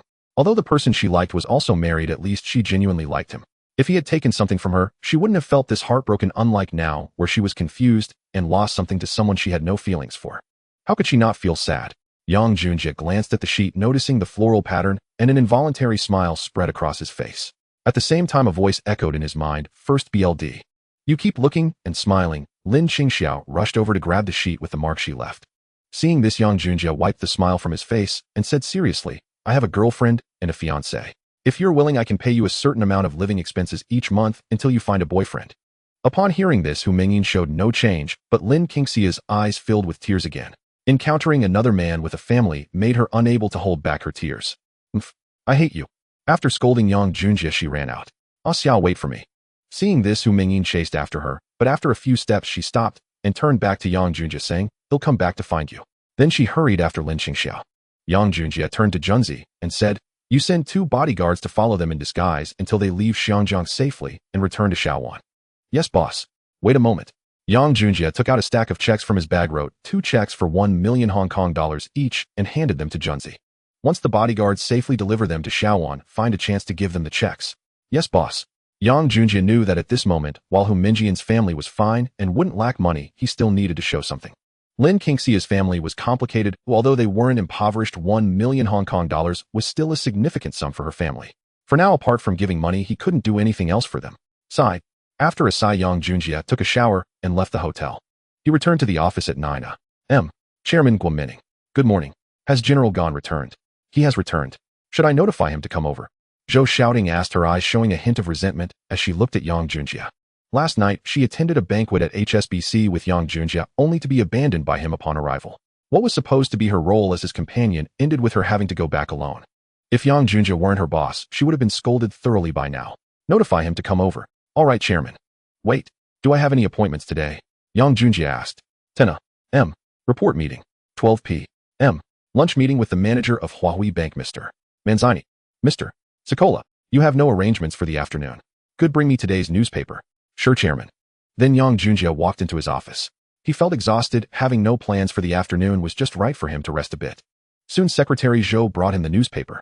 Yang Junjie opened it to read. Sing Tao Daily. After the incident with the antenna company, shareholders remained frantic. Yang Junjie smiled quietly without saying a word. It was already the 21st, soon the people of Xiangjiang would cry without a chance to react. He then looked at another newspaper. Ta Kung Pao, Li Chaoran, chairman of Chung Kong Industries, sells Chung Kong shares for substantial cashing out, claiming it is to recover funds for new investments. This old fellow is cashing out. Yang Junjie read the report, seriously reflecting on it. Li Chaoran truly is the chosen one of this era in Xiangjiang, having avoided multiple stock market crashes and profited greatly during them, frequently buying at the bottom. Sometimes Yang Junjie wondered if there was another soul inside his old shell, or otherwise many things didn't add up. However, thinking carefully, it wasn't that much. If Li Chaoran were indeed a time traveler after struggling for over 90 years, his achievements would be mediocre, which could be considered a failure. Moreover, if he were a time traveler, he wouldn't have refrained from entering so many profitable industries, indicating that he was indeed a visionary, a standout of his time. Thinking of this, Yang Junjie felt it necessary to remind his half-father-in-law Gui Yongxing to quickly recover funds from the bank and try to liquidate stocks. No matter how things would affect him later, at least having capital on hand would keep him in a secure position. If Gui Yongxing could follow his advice, perhaps he would become another profit maker in this crisis, doubling his assets. Then Yang Junjie continued to read other reports. Ming Pao, the Hong Kong government announces the first phase of the 52.7-kilometer underground railway system has been awarded to the British-owned Swire Group for $9 million to construct. The contract also specifies that the group shall not engage in other subway construction projects in Xiangjiang for 3 years to ensure fairness. The second phase bidding will take place on March 8, with XXX Group participating. The 1973 Xiangjiang Railway Plan consists of 3 main lines: the Hong Kong-Kowloon Line, the Hong Kong Island East Line, and the Kowloon Line, along with 2 branches, the Tsuanwan Line and the Kwun Tong Line, divided into 4 phases and completed over 5 years. Yang Junjie knew that the British financial magnates were busy bidding for these projects during this period. Various British and American groups were competing, but in the end the contracts were awarded to the 4 major British firms, with other groups merely running alongside. Ultimately, the British Hong Kong government still favored its own, so how could they possibly hand these projects to outsiders? Next, there were more. Daily News, the Hong Kong Government Urban Planning Department announced the initiation of the Xiangjiang New Town Construction Plan. This time the government promotes a typical urbanization or city expansion model to create a green city. The first phase is set to begin in early March, aiming to construct a satellite city in the new territory's location, to be announced later, with each new town as a self-sufficient city equipped with complete facilities and management. Seeing this, Yang Junjie nodded. The government's push for this new territory's urban development plan was indeed successful. In the future, the new territories would gradually shed its rural characteristics and embrace a modern urban atmosphere. Yang Junjie remembered when the Hong Kong government officially launched the auction for land in the new territories, it indeed attracted many developers. Unfortunately, a stock market crash affected many developers who won bids, causing bankruptcy, and a large portion of the land development plans in the new territories had to be re-auctioned by the Hong Kong government. Sadly, developers who had just been ruthlessly devastated by the stock crash wouldn't dare to take over again, and even those who did no longer had the capital. The British capital wouldn't possibly take over this land either, and the Chinese companies lacked both strength and confidence, so who would dare to take over? Thus, the Hong Kong government had no choice but to sell everything at low prices, ultimately being divided among a few prominent Chinese families, with the likes of the Five Tigers Real Estate and Wang Dehui of Huamao Group being the big winners. Yang Junjie, seeing this, took out a pen and paper to record this matter. Such a golden opportunity for bottom fishing shouldn't be missed. The development of the new territories had a strong push from the Hong Kong government. Despite being deeply affected by the stock crash and the oil crisis, the Hong Kong independence movement still vigorously promoted the development of the new territories. This led to the property prices there remaining stable every day, and later on attracted many people to develop there. In summary, by early 1975, the property prices in the new territories had risen several times compared to the prices when the Hong Kong government first started auctioning land in 1973. This means that in about 2 years, whatever amount was invested would yield several times the return. Moreover, it could help the Hong Kong government solve significant issues. At least having established connections there would make it easier to participate in future projects. After all, before the 1980s, the British Hong Kong government was the final authority in Xinjiang. If they didn't want you to have or participate in a project, just one word from them could make you lose the opportunity. Knock, knock, knock. At this moment, there was a knock on his office door. Come in. Gan Qinglin entered. Chairman, you called for me. Yes. Please take a seat first. Thank you, Chairman. How was the clothing sales situation yesterday? Yang Junjie asked. Very good. The first phase exceeded our budget significantly. If we can maintain this sales volume every day for the past week, we will easily complete our monthly target this week. Such great results. Tell me about it. Sure, Chairman, please wait a moment. Yesterday, the store in Mong Kok, Kowloon. Wait, just tell me the total performance. The details will be reported by someone during the meeting later, Yang Junjie said. Gan Qinglin nodded. Yesterday, our SS clothing brand's daily performance was 6.4253 million Hong Kong dollars with an average sales amount of about 4.2830 Hong Kong dollars per store. So much. Upon hearing this, Yang Junjie immediately became happy. With over 6.42 million in single-day sales, if maintained for a week and multiplied by 7, they could indeed meet the monthly target. How could he not be pleased? He knew that currently there were only 15 SS brand stores in Xinjiang. What if there were dozens? Wouldn't the performance be? Yang Junjie didn't dare to imagine it, but he knew that all this was merely a temporary surge due to advertising effects. Once this wave of heat passed, everything would return to normal. By then, if each store could maintain daily sales of 500 to 100 Hong Kong dollars, he would be very satisfied. After all, there were so many clothing brands in Xinjiang, and with the population as it was unrealistic for him to capture the entire market share. If he could have a month of explosive sales, Yang Junjie would be very satisfied and would not dare to expect too much. Yes, Chairman, based on current conditions, sales performance will only increase in the coming week as our stores are simply too few to meet the nearby consumers' shopping needs. Plus, tomorrow is when TVB will officially air the talent show, and according to our marketing department's estimates, the coming week will be the peak period. Yang Junjie nodded in agreement. All right, I'm reassured with you watching over me. Also, I had previously organized for the market department to keep an eye on those industries. How is that progressing? Chairman, I haven't followed up on this matter as I saw you weren't in a hurry, so I let the market department handle it themselves. All right, then let them report on it during the meeting. Also, how is the progress with the land at Bo Bay? That piece of land is almost done. We've completed 82 of the villagers' signatures. There are 6 households that are a bit troublesome as the older generation doesn't want to move while the younger generation is negotiating, but it's not a big problem. The rest are following the process. I'm confident we can handle it within a week. Haha, not bad. Once that's sorted out, we'll discuss it with the housing construction department together. Hearing that the land would be handled soon made Yang Junjie very happy, as this land was akin to a 1,000-year lease guaranteeing his family would not worry about finances for a millennium. Most importantly, this land was designated for commercial and residential use, and decades later, after some compensation and tax payments, he could plan new projects and keep generating wealth. He could even acquire nearby land and use these parcels to create a unique brand amusement project or introduce large amusement parks like Disney. Moreover, with such beautiful scenery at Bo Bay, he could easily develop it into a resort in the future, but such a project would have to be planned at least after the millennium.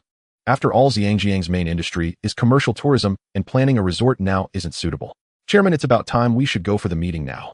Yang Junjie looked at his watch and nodded. Let's go. Soon the conference room was filled with the management team.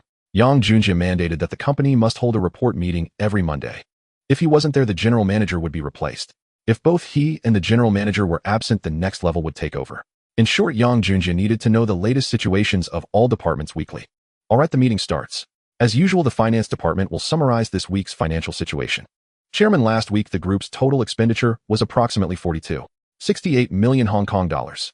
The research expenses amounted to 32.16 million, and other expenses for store renovations, event costs, and spokesperson fees totaled 10.52 million. Additionally, this week the clearance activities for old electronics and clothing have concluded, so there were no profits generated, but yesterday the clothing company recorded approximately 6.42 million Hong Kong dollars as shown in the financial report. Chairman, please take a look. Yang Junjie took the financial report and looked through it. After a few minutes, he put it down. The company has finally achieved revenue which can help us through the gap in developing new electronics and products. However, this is still far from the results I want, so all departments cannot slack off. Additionally, the marketing department should report on the industries I asked you to look into. How is the progress? Are they all ready? Chairman, the marketing department has thoroughly investigated the several industries you asked about, and here are the details of these companies, their owners' phone numbers, and industry values. Additionally, we've selected over 200 street shops in bustling districts, and we've also gathered practical information. Chairman, please review it.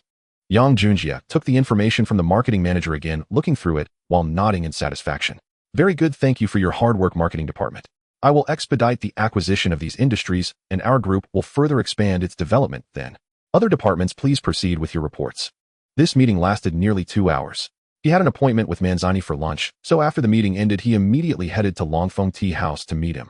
This time, Yang Junjie's purpose in meeting Manzini was to have Huawei Bank assemble a project team for him. When the stock market crash came, he wanted them to negotiate acquisitions on his behalf.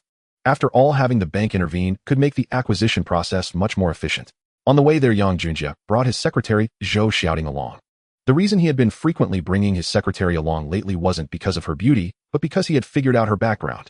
She came from a respectable family in Xiangjiang. Her father was a teacher at Chinese university, and her mother was a director in the education department. Moreover, her parents intended to run for island counselors.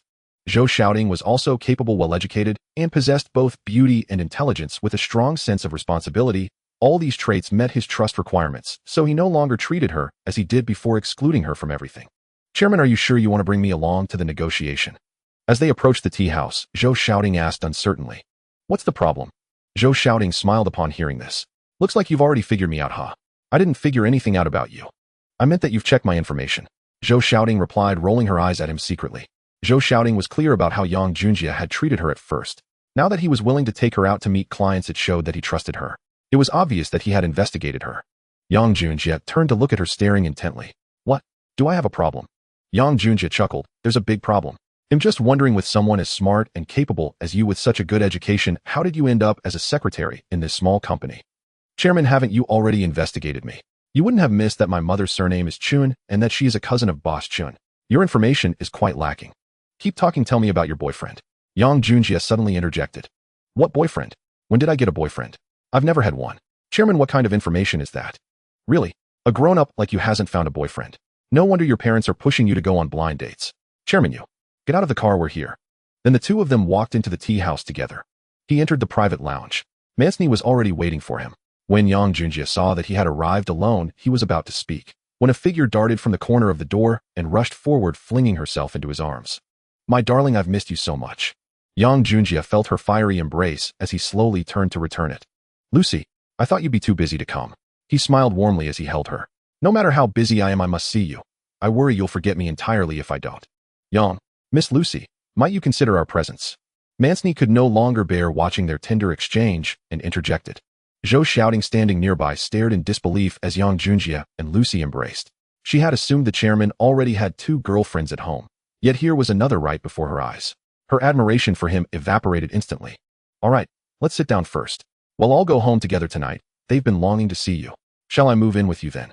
Lucy asked, eyes alight with hopeful anticipation.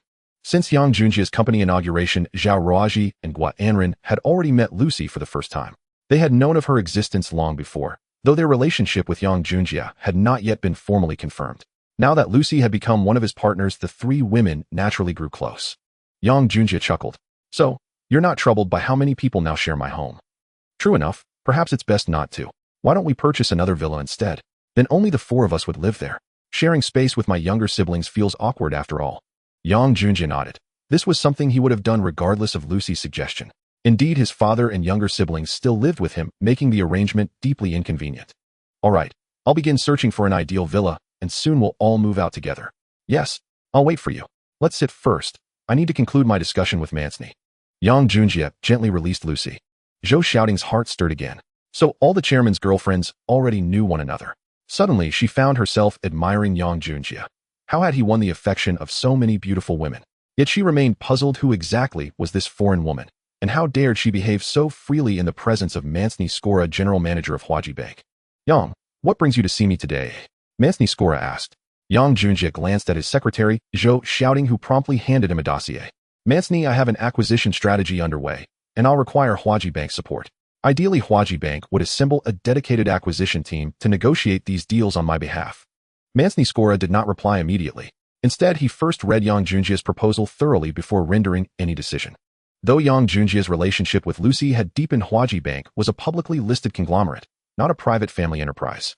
Thus, Mancini bore fiduciary duties to its board of directors beyond personal ties. Unreasonable or non-compliant collaborations. Mancini Scora would reject outright, even if Lucy's boyfriend stood before him. Only a direct order from Lucy's father could override this principle. A few minutes later, Mancini nodded and set down Yang Junjia's proposal. All right, we'll take this deal. But Yang, given Hong Kong's current economic volatility, why choose now to pursue acquisitions? Mancini, I'm not acquiring yet. I'm positioning myself to buy at rock-bottom prices. Ah, I see. When shall I dispatch my team to begin negotiations? Mancini asked earnestly. Yang Junjia felt no hesitation revealing his bottom-fishing plan.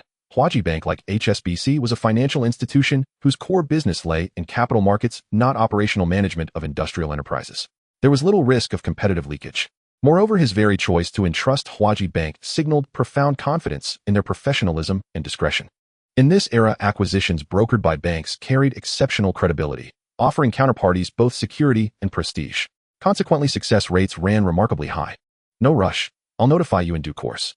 Still, I anticipate action within a month at most. You may begin preparations early. Oh, I'll also need to meet with your team members directly. Understood. I'll assign Li Guofeng, our senior manager, to form and lead your team. Would that suit you? Absolutely. Manager Li is precisely whom I trust for this task. I have complete confidence in him. Yang Junjia replied calmly. Since arriving in this world, every transaction had been handled by Li Guofeng, earning Yang Junjia's unwavering trust. Even his Hang Seng index positions were currently under Li's expert stewardship. If possible, Yang Junjia would gladly recruit him permanently. Let me see it, Lucy said, taking the proposal from Mancini's hands. After reviewing Yang Junjia's plan, she nodded approvingly. Yang, since I'm free lately, I'll assist Manager Li in negotiating these acquisitions. With the daughter of Huaji Bank at the helm, success is all but assured. Miss Lucy, are you serious? Mancini Scora asked, uncertain. Of course. Do you doubt my capability, Mr. Mancini? Lucy shot him a sharp glance. Yang Junjia smiled. Lucy, I believe in you completely. This matter rests in your hands, and Manager Li's. He responded serenely. Though unfamiliar with Lucy's negotiation acumen, he knew she was a top-tier graduate and a scion of the Judah family born to commerce. His faith in her was genuine. Zhou Xiaoding, watching nearby, was once again stunned. To remain oblivious to this foreign woman's identity now would be sheer folly. She marveled the chairman had won over the heiress of Huaji Bank's chairman. Truly astonishing. Curiosity drew her gaze to Yang Junjia, searching for the secret of his allure. An hour later, Yang Junjia departed Longfeng Tea House and headed to Yongxing Bank. Before parting, Mancini handed him a dossier, the latest trading activity and cash-out records of Hong Kong's major listed companies. Yang Junjia had earlier discussed Hong Kong's mounting stock market crisis with Mancini, who concurred, but Huaji Bank required no prompting. It had long since initiated quiet preparations against impending turbulence. The bank had already tightened its fiscal policies and recalled liquidity in anticipation of looming instability. Accordingly, Mancini had leveraged his authority to investigate extensively, gathering intelligence, cross-referencing data, and modeling the probability of a full-blown market crash. Based on Huaji Bank's proprietary data and rigorous analysis by its expert assessment team, the likelihood of a Hong Kong stock market collapse exceeded 70%, and such a disaster appeared imminent. This revelation sharpened Mancini's vigilance daily, driving him to devise strategies ensuring Huaji Bank's survival through the coming storm. Brother Jia, you're here. Why are you outside? I just returned to deliver lunch to Grandpa. He said you'd be coming, so I waited here. Brother Jia, shall I bring your meals too from now on? Yang Junjia took her hand. I'm constantly traveling. I rarely eat at the office. No need to trouble yourself. All right. Guo Anren then turned to Yang Junjia's secretary. Hello, Secretary Zhou. Miss Guo, pleased to meet you. Let's go. I have urgent matters to discuss with Grandpa Guo. Will you join us tonight? Yang Junjia asked as they walked. Not tonight. Grandpa hasn't been well lately, so I'll stay to care for him. After New Year, I'll return to England for studies, and I worry terribly about who'll look after him then. Don't fret. I'll ensure Roaji and Lucy visit him regularly.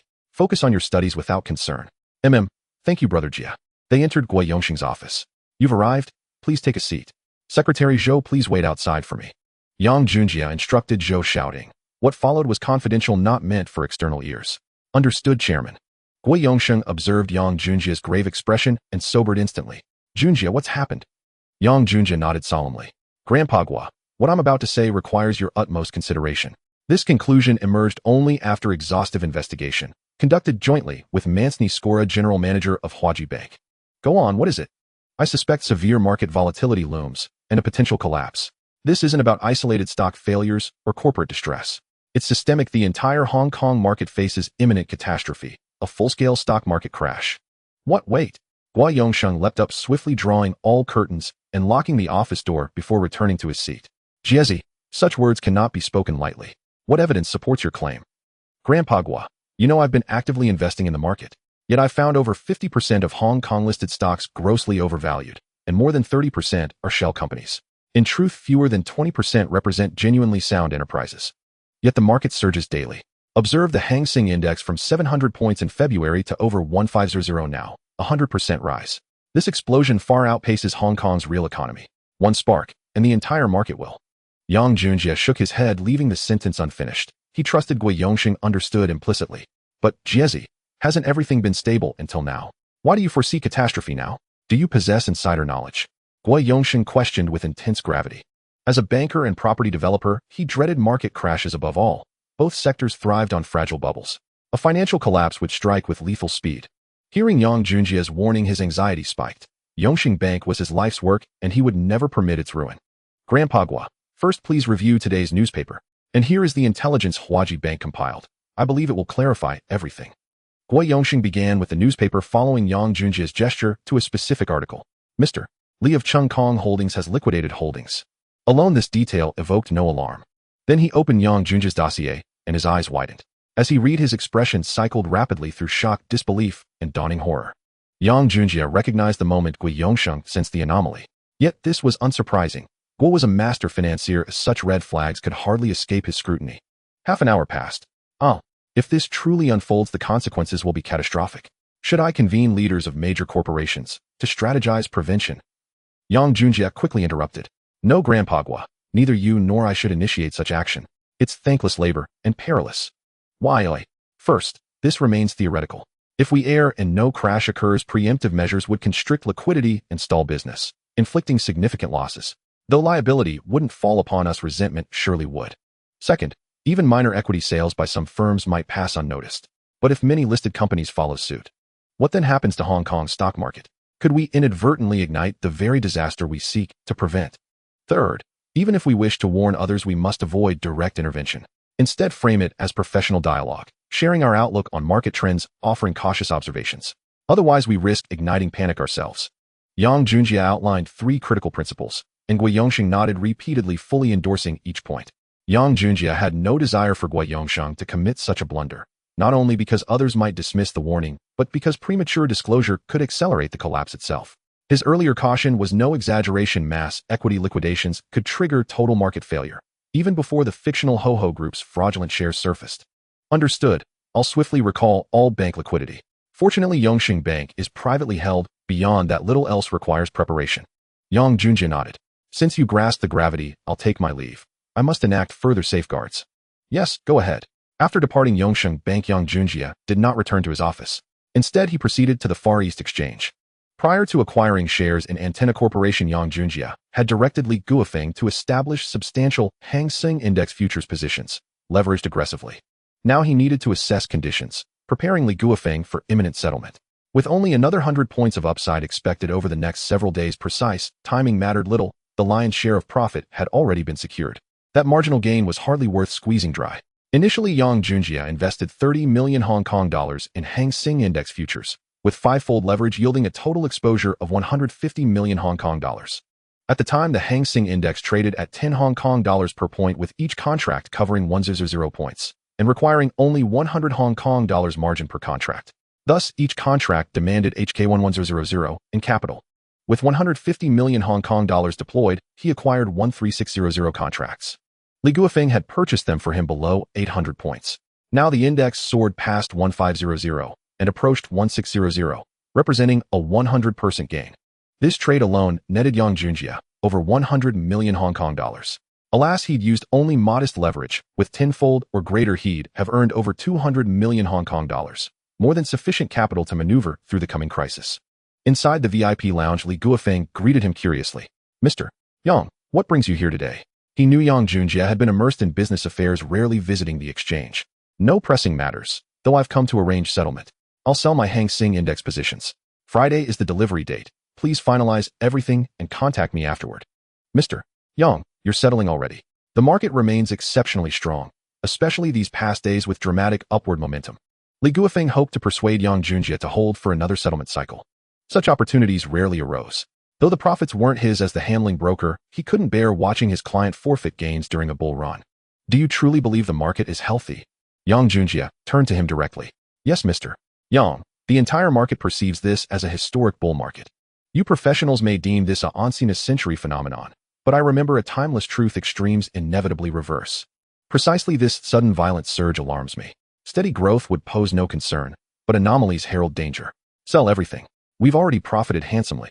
Seeing Yang Junjie's unwavering resolve, Li Guofeng refrained from further protest. He knew well brokers may advise, but when the principal declines counsel, obedience is the sole duty. Understood, Mr. Yang. I'll execute full settlement this Sunday and contact you immediately upon completion. Good. It's been a pleasure working with you again. By the way, I've just spoken with General Manager Mansney. He'll form a dedicated acquisition team for me, and I've requested you lead it. Your general manager will brief you on details shortly. Li Guofeng's spirit soared. He'd feared this assignment would mark the end of his collaboration with Yang Junjie. Instead, new responsibilities materialized instantly. His excitement was palpable. Excellent, Mr. Yang. I'm honored to continue serving you. Everything he possessed today stemmed from Yang Junjie. Such a client, generous, communicative, and profoundly trusting, was worth serving for a lifetime. After handling these matters, Yang Junjie returned to the company. As soon as he entered, Daju and the others were waiting for him. Yang Junjie asked them, did you find anything out? During this time, he had been sending Daju and the monkey duo to investigate Li Zayaf's previous shady dealings to gather evidence. Additionally, they needed to find out whether the recent trouble caused by the Shenghe gang was genuinely for protection money, or if someone was scheming against him. Yang Junjie was determined to clarify any crisis he faced and eliminate all potential threats before they could grow. Boss, there are quite a few matters. Let's discuss them in the office. Yang Junjie nodded. Let's go. About half an hour later, bang. After reviewing the documents, Yang Junjie slammed his hand down on the desk in frustration. It's definitely you, Li Zhaofu. Since you were seeking death, don't blame me. Yang Junjie was seething with rage at this moment. It turned out that the previous incident was not a coincidence. Li Zhaofu had colluded with the Shenghe gang to target him. Given the situation that day, if Zhang Baozai had not been present, he had no idea what his fate would have been. Even if he had survived, he believed he would have ended up severely injured. Therefore, with Li Zhaofu plotting against him combined with their past grievances, he thought, let's settle both new and old scores. Monkey, contact Zhang Baozai and the Dog of Death and have them come over immediately. Understood, boss. Daju, go find Secretary Zhou to help organize these materials. Reach out to those reporters we contacted last time and have them publish everything tomorrow. Also, you need to monitor them personally when handing over the materials to prevent these reporters from contacting Li Zhaofu for money. Got it, boss. This time Yang Junjie was serious, regardless of whether it was a wealthy family or a poor one. The Li family or the He family, anyone who sought his life, even the governor, he would eliminate. Before he died, his adversaries must perish first. An hour later, near Kowloon walled city in Zhang Baozai's Sparrow's Den, Yang Junjie sat with the Dog of Death. He originally wanted them to come directly to the company, but considering their sensitive identities, he decided to go find them himself. I want you to handle the Shenghe gang. The documents are here. Capture the leader first. I want to take them all down. As for the wrath of Shenghe after this, do you think you can handle it? Or do you need me to prepare anything? Zhang Baozai picked up the documents and examined the list. Initially frowning, he soon showed a look of determination. Boss, I just need money. Eliminating them is no problem at all, but it will definitely lead to a large-scale confrontation with Shenghe. I need to go back to Kowloon walled city to recruit men, so I need funds. All right, I'll give you 3 million. Is that enough? Yang Junjie asked. Spending 3 million to resolve an enemy was not expensive at all, especially in this era when even a few thousand could entice someone to take a job. However, Zhang Baozai's undertaking involved the entire Shenghe gang, and without sufficient manpower and funds, it wouldn't be easy. 300 is enough, even more than needed. Normally 1 million would suffice. How about this? He'll take 2 million first and give the rest as settlement funds for the brothers. Then it's settled at 3 million. Increase the settlement funds to ensure your brothers have no worries. Thank you, Yang Sheng. I will express my gratitude to the brothers. Zhang Baozai said happily.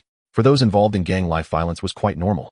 In this era, before sending brothers off to do major tasks, they would generally reserve around 50 Hong Kong dollars as settlement funds. Some generous bosses might even allocate 1000. Now, with 3 million Hong Kong dollars at his disposal, Zhang Baozai felt very confident. As the saying goes, with heavy gold, there must be brave men. With this much money, he could recruit a group of die-hard fighters back in Kowloon walled city to take on Shenghe without any issues. After all, the current Shenghe was not as powerful as it was in the 1980s. In 1973, aside from the 14K, which had infiltrated all of Hong Kong, no other gangs were strong enough to be invincible.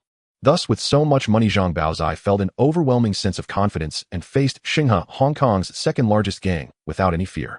Alright, I'll leave this to you. Dog of Death, your men will temporarily follow Zhang Beozai's arrangements. Understood, boss. You can rest assured. I'm leaving you handle everything well. The next morning, the tranquility of Hong Kong was shattered by reports from multiple newspapers. Oriental Daily News headlined the dark rise of the Far East Association's President Li Xiaofu and his corruption. With solid evidence, Mr. Li Xiaofu, president of the Far East Association, exploited his position to engage in improper transactions with several listed company chairpersons. The content follows. In XXX year, Li Xiaofu received XXX funds from XXX Company to aid its listing. Upon investigation, this company was merely a shell company controlled by the Underworld, specializing in fraudulent fundraising and deceiving clients of their money. In XXX month of XXX year, he again aided the Geely Company in listing to gain hefty commissions. In XXX month of XXX year, he once more helped a company involved in real estate, film, and entertainment to go public, receiving 10 equity from them. The most shocking is the recent uproar over the Antenna Company matter, where Li Xiaofu also received 10 equity from the company to hype it up and assist its listing, leading to significant losses for countless shareholders in this incident. Such a person still lives a carefree life within the upper social circle. Where is the justice in this? Such a person, seriously speaking, relies on colluding with wolves to exploit the hard-earned money of the citizens, severely affecting the stability of Hong Kong, yet has faced no repercussions. It is intolerable. The content of this article from Oriental Daily was edited by Yang Junjia's secretary before being sent out to reporters. It spanned thousands of words and included photographic evidence taking up an entire page.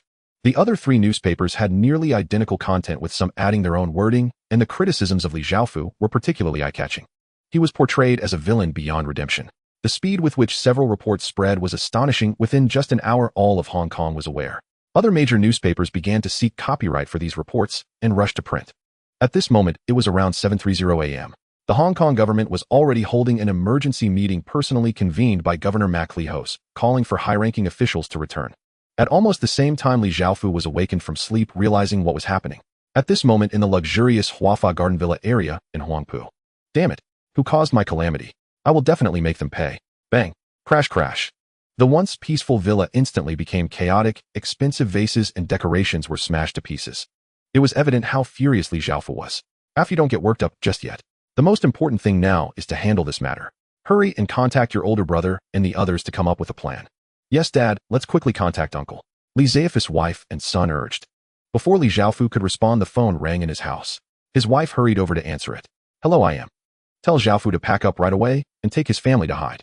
The Hong Kong government has already convened a meeting to launch a comprehensive investigation into this matter. Leave immediately, bring nothing, head straight to Sai Kung Pier and take a boat to leave. Okay, I got it, Uncle. Upon seeing his wife panicking, Li Xiaofu felt an ominous premonition. What's going on? Uncle says we must leave immediately. The Hong Kong government is launching a comprehensive investigation into your affairs. What? Quick, grab all the cash from the safe and take the bank book. Okay, Gwilene, help me. Got it, Mommy. Meanwhile, in the government meeting room, assign Director William to take charge of bringing people back for detention. The Department of Justice will take over the investigation. We must find out the facts as quickly as possible and hold a press conference to give the public an explanation. Yes, sir. Just as the Hong Kong officials were mobilizing, Li Xiaofu's family was about to get into the car. Unfortunately, despite having connections, someone had notified them to escape at the first sign of trouble. However, they underestimated one thing. Yang Junjia had anticipated that Li Xiaofu might try to flee and had already arranged for people to watch his house. As expected, just as Yang Junjia had predicted, Li Xiaofu's family did attempt to flee, but before they could even get into the car, a few men in black knocked them out and dragged them back to their living room sofa. A few minutes later, after the police from the Hong Kong Island Department took Li Xiaofu away, the men in black were secretly monitored as they left the scene to report back. As more and more reports emerged, people who had been victimized by the Antenna Company, as well as those with grievances against Li Xiaofu, began to join the ranks of rights defenders, with thousands of citizens organizing to march towards the Hong Kong government. Punish Li Xiaofu and give justice to the victims of Hong Kong. These people soon arrived at the government gate, all shouting for the government to deal with Li Xiaofu. This forced the British Hong Kong government to hastily dispatch someone to hold a press conference to provide an explanation to the protesting citizens, fearing they might cause a bigger incident. Currently, the situation in Hong Kong is very sensitive. Not only are there eyes on the other side, but Mak Lee-hos, after taking office, is most keen to avoid such incidents, so he needs to appease public sentiment. About 10 minutes later, a spokesperson for the British Hong Kong government, accompanied by a group of people, arrived at the government entrance, where reporters immediately surrounded them. Dear citizens and reporters, I am the spokesperson for the British Hong Kong government. On behalf of Governor Mak Lee-hos, I assure you that we will investigate Mr. Li Xiaofu's case thoroughly. We will not let any individual who disrupts the market order in Hong Kong go unpunished, nor will we wrongly accuse anyone. Currently, Mr. Li Xiaofu has been taken into custody for investigation by the Department of Justice. We will notify everyone of any updates as soon as possible. Trust the government and the Department of Justice. We will provide a satisfactory answer to everyone. Now please disperse and return. But it is not good for the government for everyone to gather here. After receiving the spokesperson's assurance, some citizens indeed took the lead to leave, gradually dispersing, which allowed Mac Lihos to breathe a sigh of relief. Currently, there are many foreign media present in Hong Kong. If the impact of this incident spreads, it would greatly tarnish Hong Kong's reputation. If the British headquarters holds him accountable later, it would also greatly affect him. The spokesperson's words spread throughout Hong Kong in less than an hour. At this moment, in the ancestral home of the Li family, several brothers of Li Xiaofu had gathered together. The eldest brother, Li Shufu, is a senior counselor with significant influence in the Chinese political circle of Hong Kong. He can even speak on behalf of the British authorities. The second brother, Li Shanfu, also holds a high position, being the first Chinese judge with enormous influence in the circle. Additionally, some peripheral brothers of the Li family hold various positions. The Li family wields considerable power in Hong Kong, but they too find themselves powerless in this situation. This matter was initiated by Governor Mac Lihos.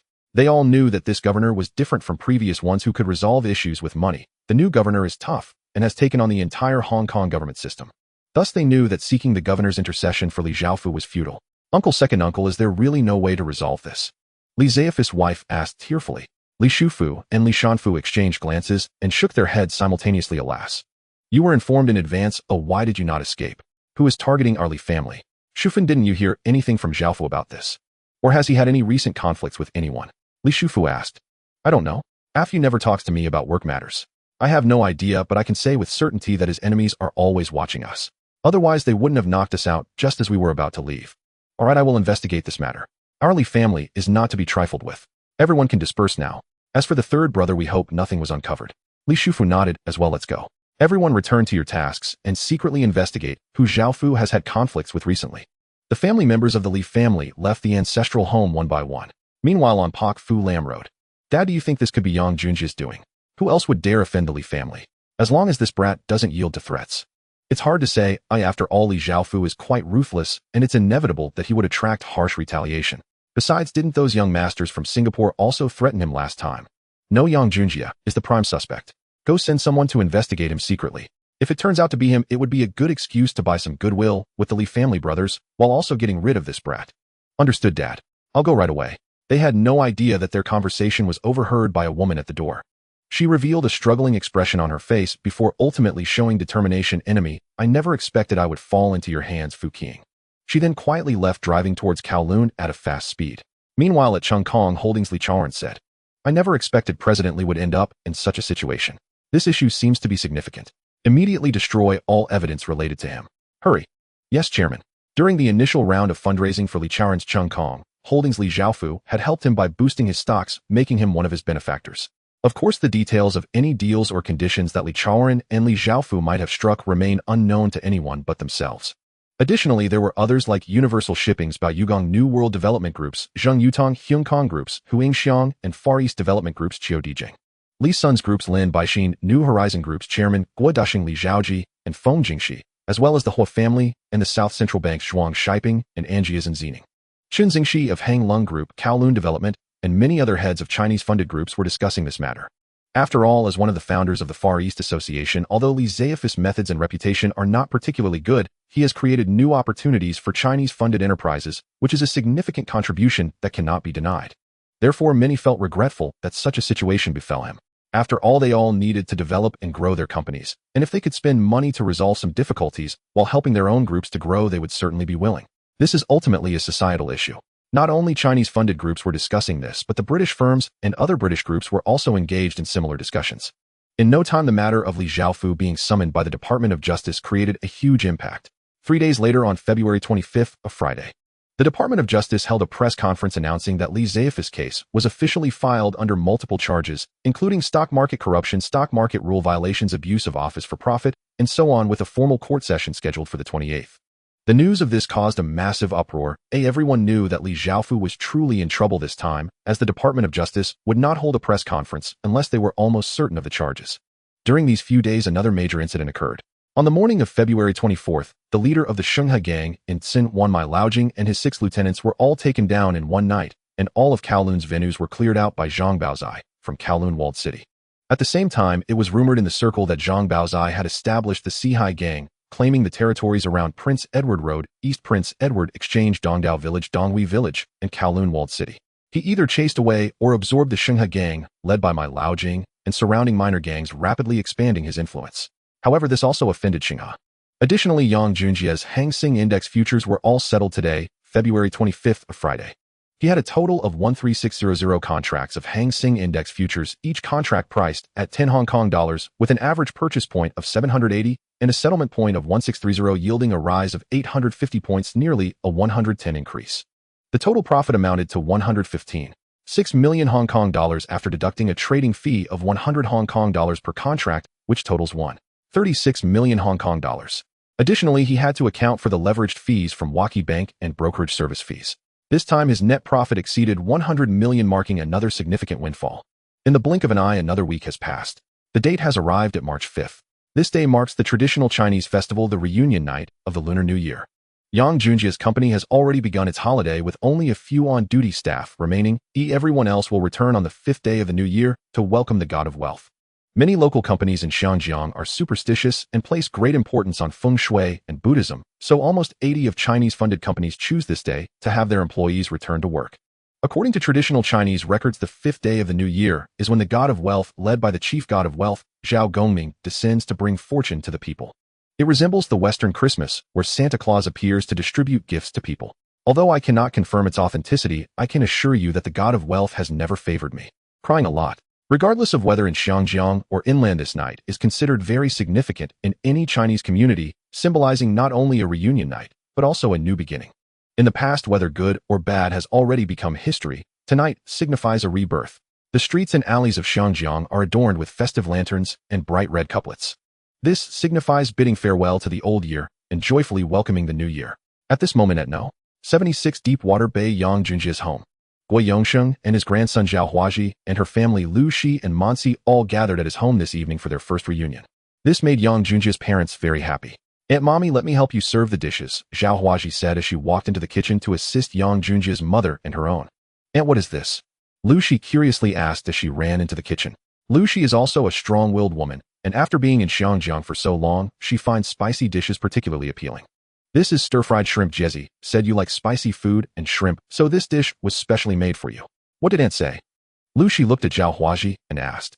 "Aunt said, this dish is made for you. Go out and wait, you can eat soon." In the living room, Gua Anren was watching television with Yang Junjie's sister and Zhao Huaji's sister. Yang Junjie, Gui Yongxing Mansi, and his father Zhao Shichong were sitting together chatting. "Mr. Mansi, perhaps you are not used to our Chinese traditional festivals. We just gather for joy and celebration." Gui Yongxing smiled as he spoke to Mansi. Although both are bankers, Huaji Bank and Yongxing Bank do not have many conflicts. Huaji Bank is considered a commercial investment bank, while Yongxing Bank operates as a commercial storage and development bank. Their natures differ. The former focuses on development through investment, while the latter relies on loans and customer deposits to sustain operations. However, despite the differing nature of their banks, the two still share many common topics. "No, Gui Yongxing, you are mistaken. I have been in Xinjiang for 4 years and have already adapted to everything here. I genuinely enjoy your festivals and culture. To be honest, last year during the new year, I even bought dumplings to eat myself." "Huh, it seems Mr. Mansi has truly integrated into our Chinese life. That's great. By the way, Mr. Mansi, is the new year in America simple without the lively atmosphere we have here?" Yang Junjie's father asked curiously. "Yes, our new year is indeed very different from here. It doesn't have the same atmosphere. To be honest, I really like the Chinese New Year." "Ha ha ha. It is rare for these 4 families to gather harmoniously, engaging in cheerful conversations without any hint of tension or discomfort. Such a situation would have been unimaginable for Yang Junjie's parents just a few months ago.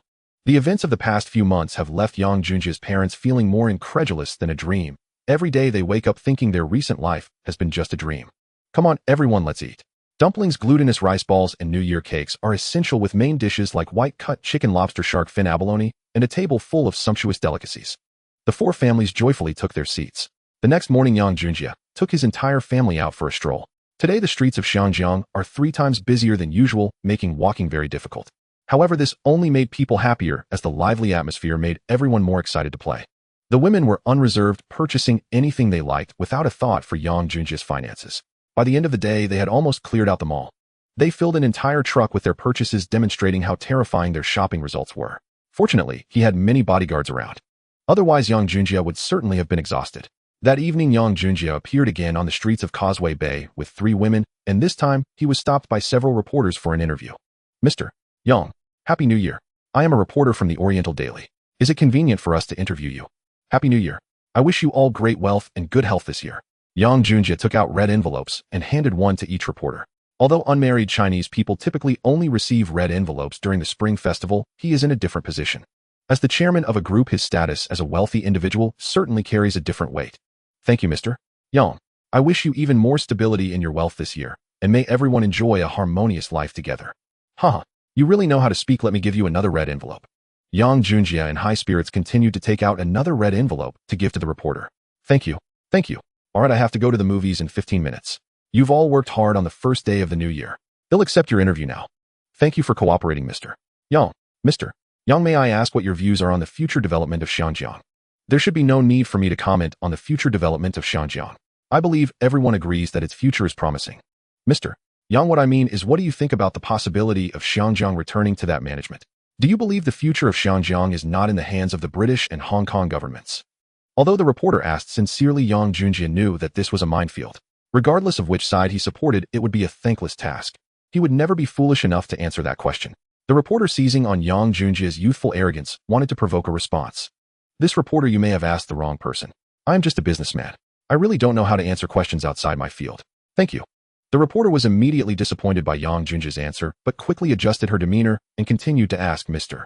Yang, which industry will your group focus on for future development?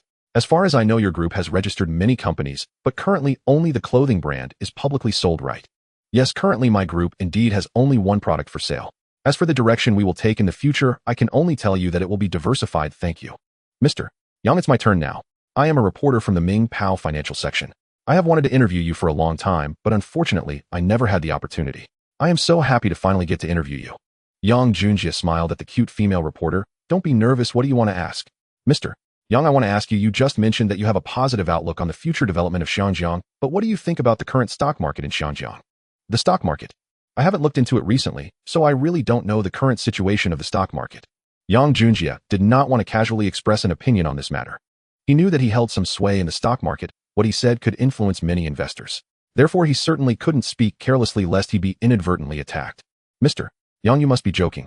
You are now the youngest stock god in Xinjiang. Your words can have a great impact on major investors, helping everyone to make a fortune. Yang Junjia pondered the reporter's words. He wondered if he should disclose some information since the Xinjiang stock market was about to explode in a few days. Doing so would not only increase his influence, but also allow some investors who trusted him to stop their losses in time. After thinking for a moment, Yang Junjia made the decision, since you brought it up, I'll share my views on the current stock market. To be honest, I completely agree with what the former governor and several major group leaders have said about not blindly following the trend in stock market investments. I am quite pessimistic about the current Xinjiang stock market. It is overly inflated. Mr. Yang, are you suggesting that the stock market is likely to decline soon? According to my personal understanding, it could be the case. Of course, this is just my personal opinion and cannot represent authority. Do you have any advice for the majority of investors? The reporter continued to ask. I want to tell investors to take profits when they can. Investing comes with risks, and one must be cautious when entering the market. Thank you, Mr. Yang. Happy New Year. All right, thank you all. I need to go in now to watch the movie. You've all worked hard. Yang Junjia did not continue the interview. He really needed to go watch the movie. The next morning, the content of Yang Junjia's interview from last night was published word for word. He has become quite popular recently, making billions through 2 stock market investments. Many investors are already paying attention to his movements, eager to follow in his footsteps to make a fortune. As a result, many investors buy reports about him, and the onlookers also enjoy the spectacle. Some curious wealthy individuals have also purchased reports to read about him. In a vegetable and meat market, do not underestimate the stall owners in these markets. Many of them are regulars in the stock market, spending their time either doing business or investing in stocks, leading a 2-tunnel-line life. This is a big deal. Yang said he is not optimistic about the Xinjiang stock market and that it might decline. What should we do? Should we sell our stocks? One stall owner, after seeing Yang Junjia's contents from the interview last night, immediately shouted and called over nearby stall owners. Bring me the newspaper. Oh, let me see. I want to see two. Move aside. Soon after, more than a dozen owners read the report. They all looked troubled. What should we do? Should we trust Yang? He is the stock god after all. Are you guys out of your minds? Can you trust someone like him? They are all just trying to grab attention. Fatty, is that you? Do you have money to buy stocks? Quit boasting here. Exactly. What do you know? Yang made billions in just a few months. He is practically the god of wealth. If I don't trust him, should I trust you? Auntie's words are right. Yang is definitely a reincarnation of the god of wealth. I believe him, or I will sell all my stocks later. Chicken Master Chin, me too. I trust Yang, and I also plan to sell everything. Since that's the case, I'll sell as well. Indeed, after this report was released, many investors in Xiangjiang began to believe Yang Junjia's words and hurriedly sold their stocks. In their view, Yang Junjia was different from the governor and the previous CEOs of listed companies who advised them. Those people had their own selfish motives for persuading them, making investors doubt their credibility. However, Yang Junjia was different. He was not an institution, but just a trader like them, which made it easier for investors to trust him. Thus, even Yang Junjia himself did not anticipate that his few simple words last night would save many families and help them navigate this massive crisis. In the blink of an eye, it was 2 days later, March 9th, the 4th day of the new year. On this day, Yang Junjia finally started working. Although many companies in Xiangjiang were still on holiday, most essential services and administrative sectors had gradually returned to normal operations. At 8:50 am, Yang Junjia arrived at the stock exchange, where Li Guofeng also showed up. Mr. Yang, are you planning to enter the market again today? Li Guofeng asked, still unaware of why Yang Junjia had called him to the stock exchange today. I haven't decided yet whether to enter the market, but have you noticed anything unusual on the charts these days, eh? Yang Junjia asked intentionally, as he knew that this afternoon the Xiangjiang stock market would suddenly experience something unacceptable. Thus, he came to find out if his presence had caused any changes in the history. Time passed by. At 11:30 am, with less than 30 minutes until the morning close, the Hang Seng Index suddenly surged from 1658 points to 1696 points, without any signs or favorable news, nor was there any large capital entering the market to stimulate it. This left many investors both happy and suspicious about the strange situation. Li Guofeng, who was watching the trends at the stock exchange, was no exception. What stimulated the Hang Seng Index? Why did it suddenly surge dozens of points in just a few minutes? It's really too strange. Something's wrong, very wrong. Li, I feel there's a big problem with this stock market. Mr. Yang, what's wrong? What seems to be the problem? Li Guofeng pressed as Yang Junjia replied. I don't know yet. I can't see where the issue is, just that it feels wrong. Let's keep watching. Yang Junjia focused intently on the trading board, also keeping an eye on the Hang Seng Index. Meanwhile, whether at the Hong Kong Island Trading Center or the Far East Exchange, the investors and brokers present all noticed the situation and grew curious. However, the sudden surge of the Hang Seng Index excited many investors because a rise in the Hang Seng Index would pull up the stock prices of many companies, hence their joy. But many seasoned investors were puzzled by this situation, unable to understand what had caused the Hang Seng Index to surge suddenly. Except for Yang Junjia, no one knew that this was not the god of wealth descending, but rather the grim reaper preparing to harvest the chives. This was merely the climax before the stock market crash. The movements of the Hang Seng Index represent the entire economy of Xiangjiang. If the Hang Seng Index collapses, the economy of Xiangjiang will collapse along with it. Almost no listed company can withstand that except for a few quality ones. The crash of the Xiangjiang stock market is primarily triggered by the Hang Seng Index. Once the Hang Seng Index collapses, many listed companies in Xiangjiang will be impacted. Therefore, those watching the market will usually first check the local index situation. Soon a morning passed, and apart from the sudden surge at 11:30, no further anomalies occurred in the stock market. Mr. Yang, do you see any issues? Li Guofeng asked curiously. Yang Junjia shook his head. I haven't seen anything yet, but I feel the stock market might have serious problems soon. What kind of problems? I hope it's not what I think, and I hope the impact is not significant, Yang Junjia quietly replied. Mr. Yang, you don't think the stock market is about to crash, do you? Li Guofeng asked quietly, having seen Yang Junjia's interview in today's newspaper. On the contrary, he disagreed with Yang Junjia's view of the stock market. He believed that the Xiangjiang stock market would definitely remain favorable in the near future. He saw no issues for at least the next few months. Thus, he dismissed Yang Junjia's concerns. Yes, I believe this is the calm before the storm of a stock market crash, but this is just my feeling. I can't be sure. Let's wait and see this afternoon. Li Guofeng nodded calmly, completely dismissing Yang Junjia's feeling. As a professional, he believed that any stock market crash would first show signs of a decline before potentially happening. Unlike the current Xiangjiang stock market, which has been rising steadily without any signs of a crash, he had no reason to trust Yang Junjia's feeling. He only refrained from contradicting him since he was his financier. Time quickly moved to 1:30 p.m. The stock market opened without any signs of anomalies appearing until 3:00 p.m. At 3:08 p.m., the Hang Seng Index suddenly began to surge from 1697 points, jumping from 1601 to 1608 to 1616 to 1628 to 1639 points, stopping only after rising to 1739 points in a mere 10 minutes. This situation sparked widespread discussion among all investors, as today's events were extremely unusual. However, most investors were happy because they only knew they were making money. They had no idea that this sudden and strange situation had any problems. This strange situation also attracted many listed company chairpersons to come on-site to understand. But what good would that do?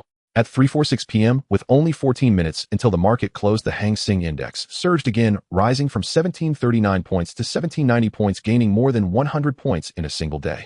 Most investors believed a bull market had returned. Only Yang Junjie knew. March 12th, Monday. The demon has arrived. On Saturday, March 10th, a light spring rain fell over the Kowloon Peninsula and Hong Kong Island, casting a gloomy sky that significantly affected the daily activities and work of all citizens. On this day, no one in Xinjiang noticed that a great crisis had quietly seeped into the entire region, with the rain seemingly waiting for the downpour to cease before it would emerge without restraint. On this day, Li Zhaofu was formally retried and received the deserved charges. All 3 counts were upheld, sentencing him to 15 years. Even if he had connections and performed well inside, he would still need to spend at least 10 to 8 years before being released.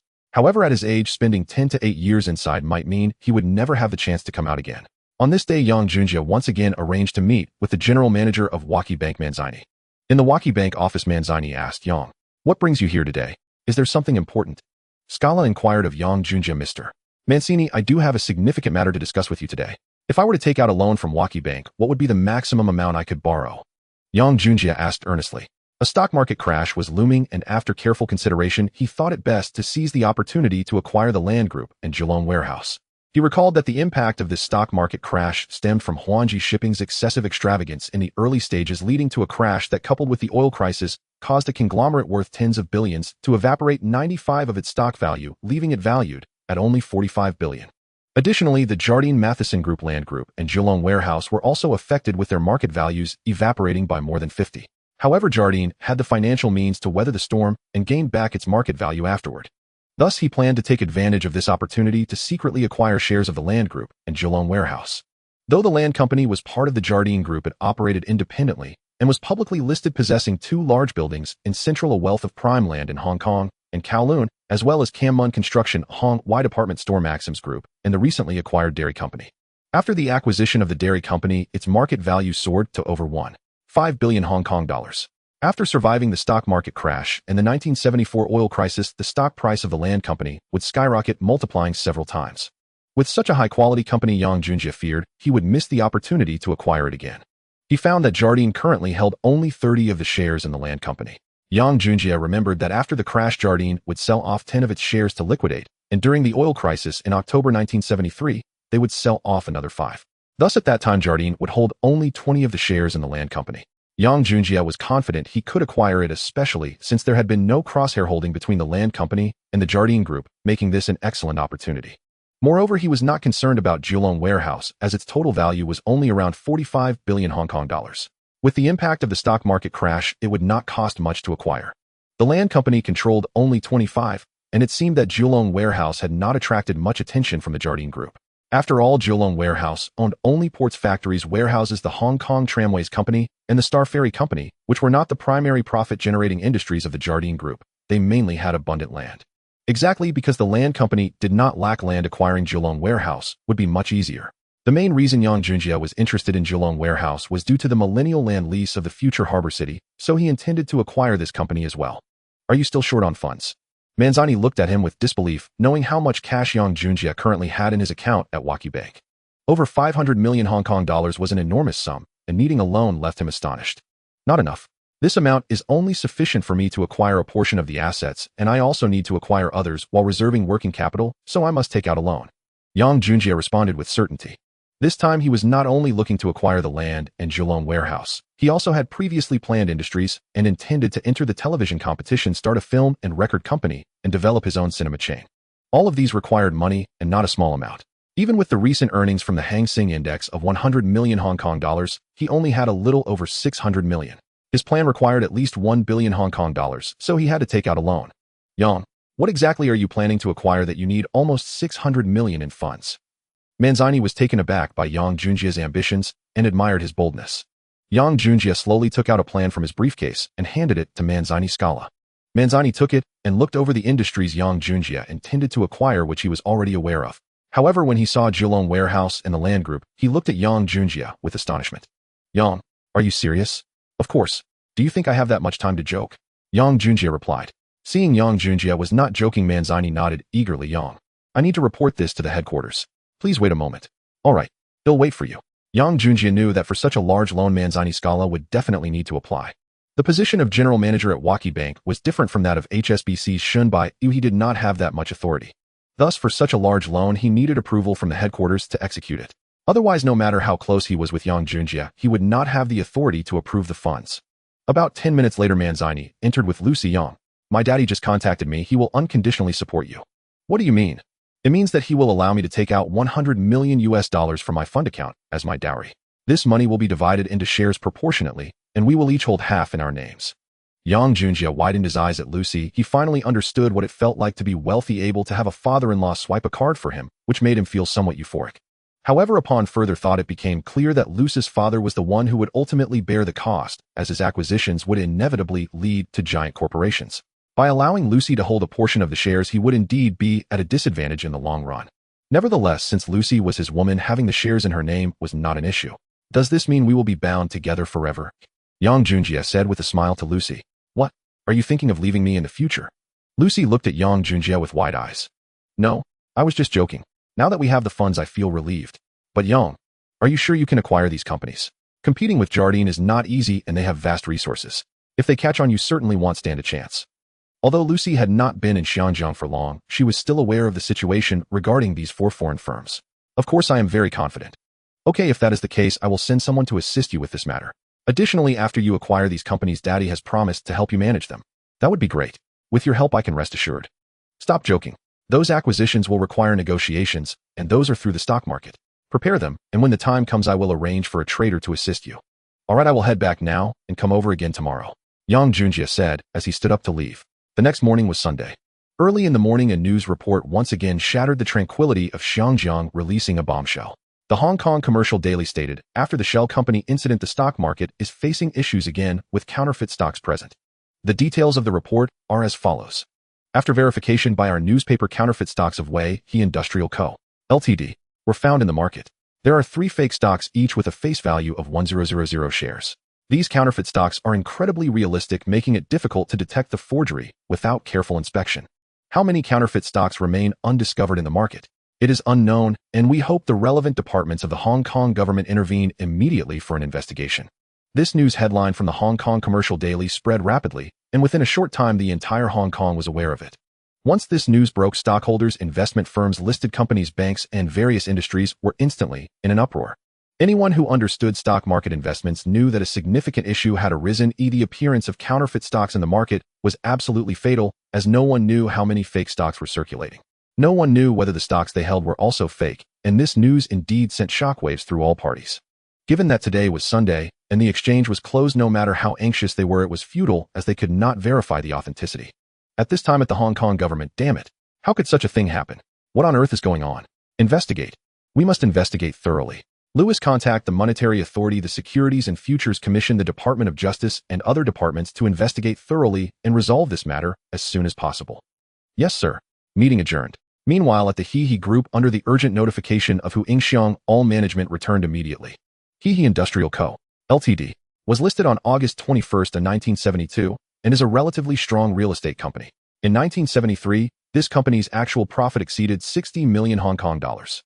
Originally, He Company was doing exceptionally well, but then such a significant incident occurred. Although it was unrelated to their company, they were still caught in the crossfire. If this crisis was not handled promptly, it could lead to a bankruptcy crisis at any moment. After all, if this issue was not clarified, who would dare to hold stocks of their company? If a large volume of circulating stocks were dumped and no one took them, the company could face bankruptcy in an instant. The company is facing an unprecedented crisis and needs everyone to unite to confront it. I now announce that all departmental staff should put down all work and investigate this matter thoroughly. Additionally, hold a press conference immediately to announce that the issue of counterfeit stocks has nothing to do with our He Company. We can open our books and welcome relevant departments to investigate He Company. Also, contact familiar newspapers, smooth out some relations, and have them write favorable articles to help the company regain some image. Is that clear? Clear. Good. Meeting adjourned. Act immediately. Throughout the meeting, Hu Ingxiang wasted no time and went straight to the point, assigning tasks. Returning to the office, he was also busy making frantic phone calls to use connections to clarify this matter. If this could not be resolved today, once the market opened tomorrow the company's stocks would undoubtedly plummet, and he was certain of it. Unfortunately, Hu Ingxiang was ultimately disappointed as he learned by 7 p.m. that no one had yet found the person or organization responsible for the counterfeit stocks to prove the company's innocence. Early the next morning, stockholders in Xiangjiang influenced by the counterfeit stock incident from yesterday appeared in droves even before the exchange opened. By 8:30 a.m. the exchange opened, but a piece of news almost drove stockholders mad, leading to an attempt to storm the exchange. Fortunately, a large number of police were present to maintain order, otherwise a serious incident would have occurred. At 8:40 a.m. the head of the Securities and Futures Commission announced in the exchange to suspend all trading until the matter was resolved. How could this news not drive stockholders crazy? Having experienced the antenna company's incident, no one wanted to see their stocks turned into worthless paper again. These were all hard-earned money. Especially the stockholders holding Hehe Company stocks were the most frantic, regardless of how well Hehe Company had performed previously. At this moment, they could not suppress their doubts and fears. Once again, Hu was not afraid that the stocks they held were also fake. Everyone was thinking of dumping their stocks and securing their cash. Time quickly reached 9:00 a.m.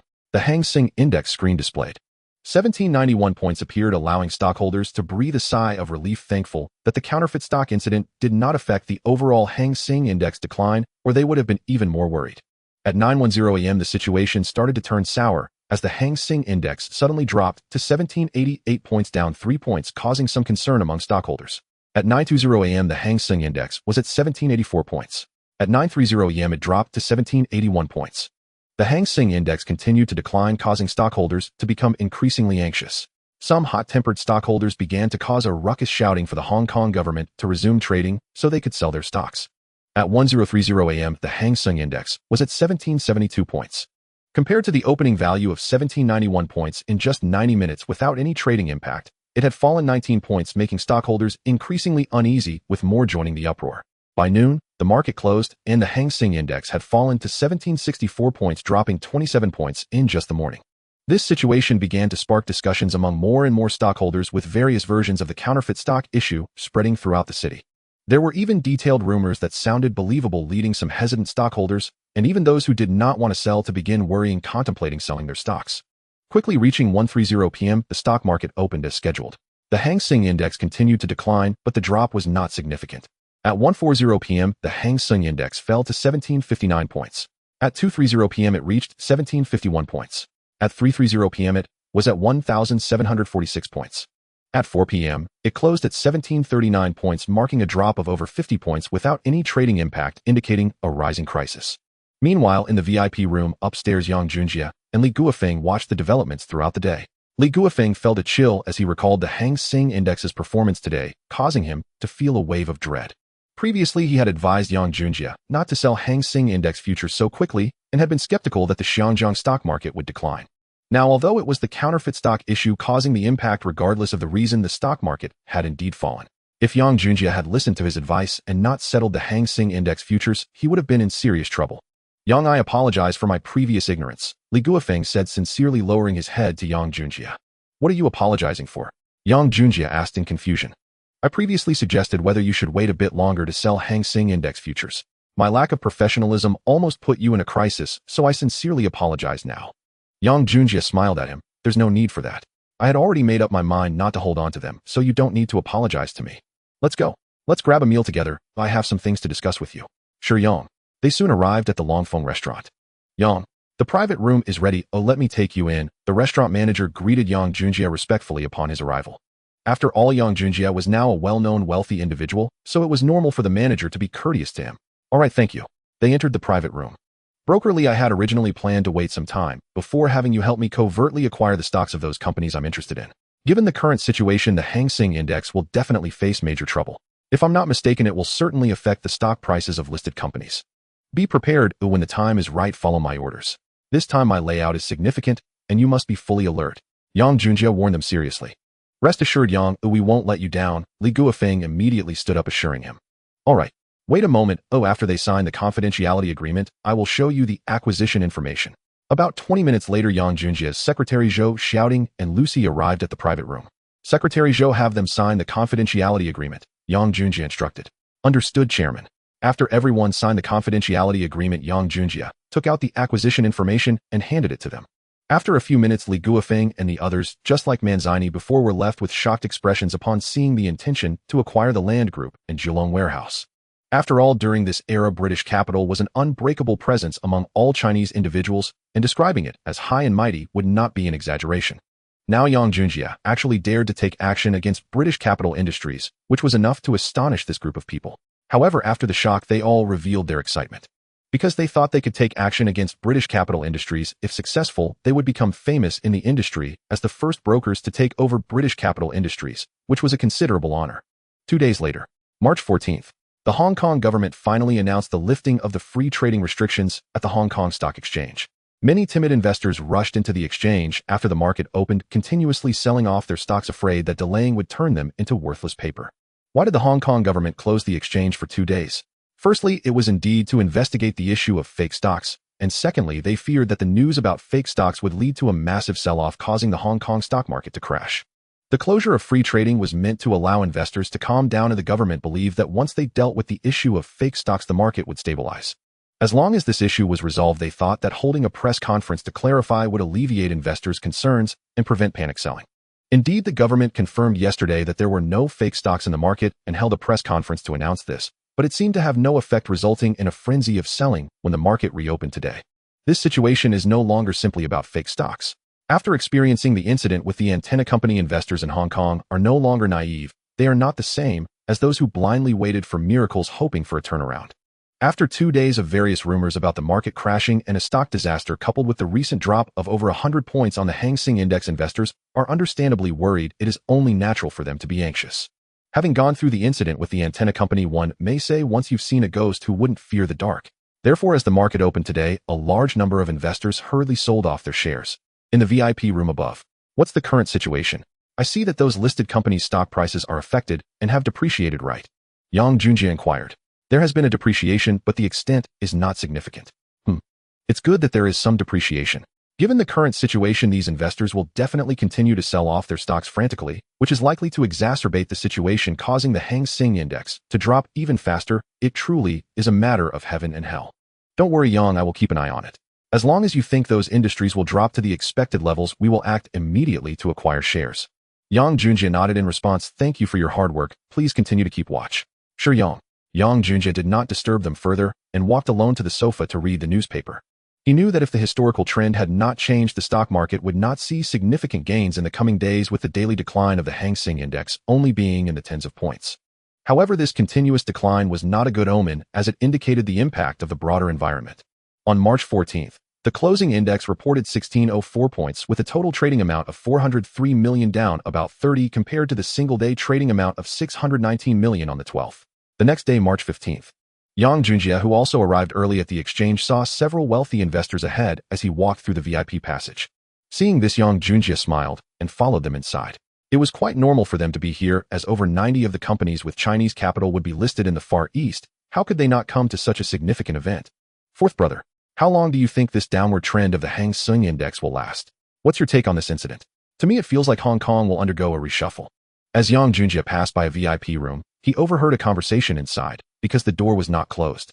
He paused slightly, looked inside at the two conversing, and when he saw their profiles, Yang Junjie smiled again, shook his head, and walked away. The two gentlemen were none other than Li Zhaoji and Feng Jingxi, two of the three swordsmen of New World development. It's hard to say at this stage. Let's see how the situation develops before making any decisions. All right, let's wait for old Guo to arrive before we discuss further, Feng Jingxi replied. Li Zhaoji nodded. In the late 1950s, Li Zhaoji, Feng Jingxi, and Guo Dusheng formed the Three Swordsmen and established Yongya Enterprises, marking the beginning of their entrepreneurial journey. Afterward, the three divided their responsibilities.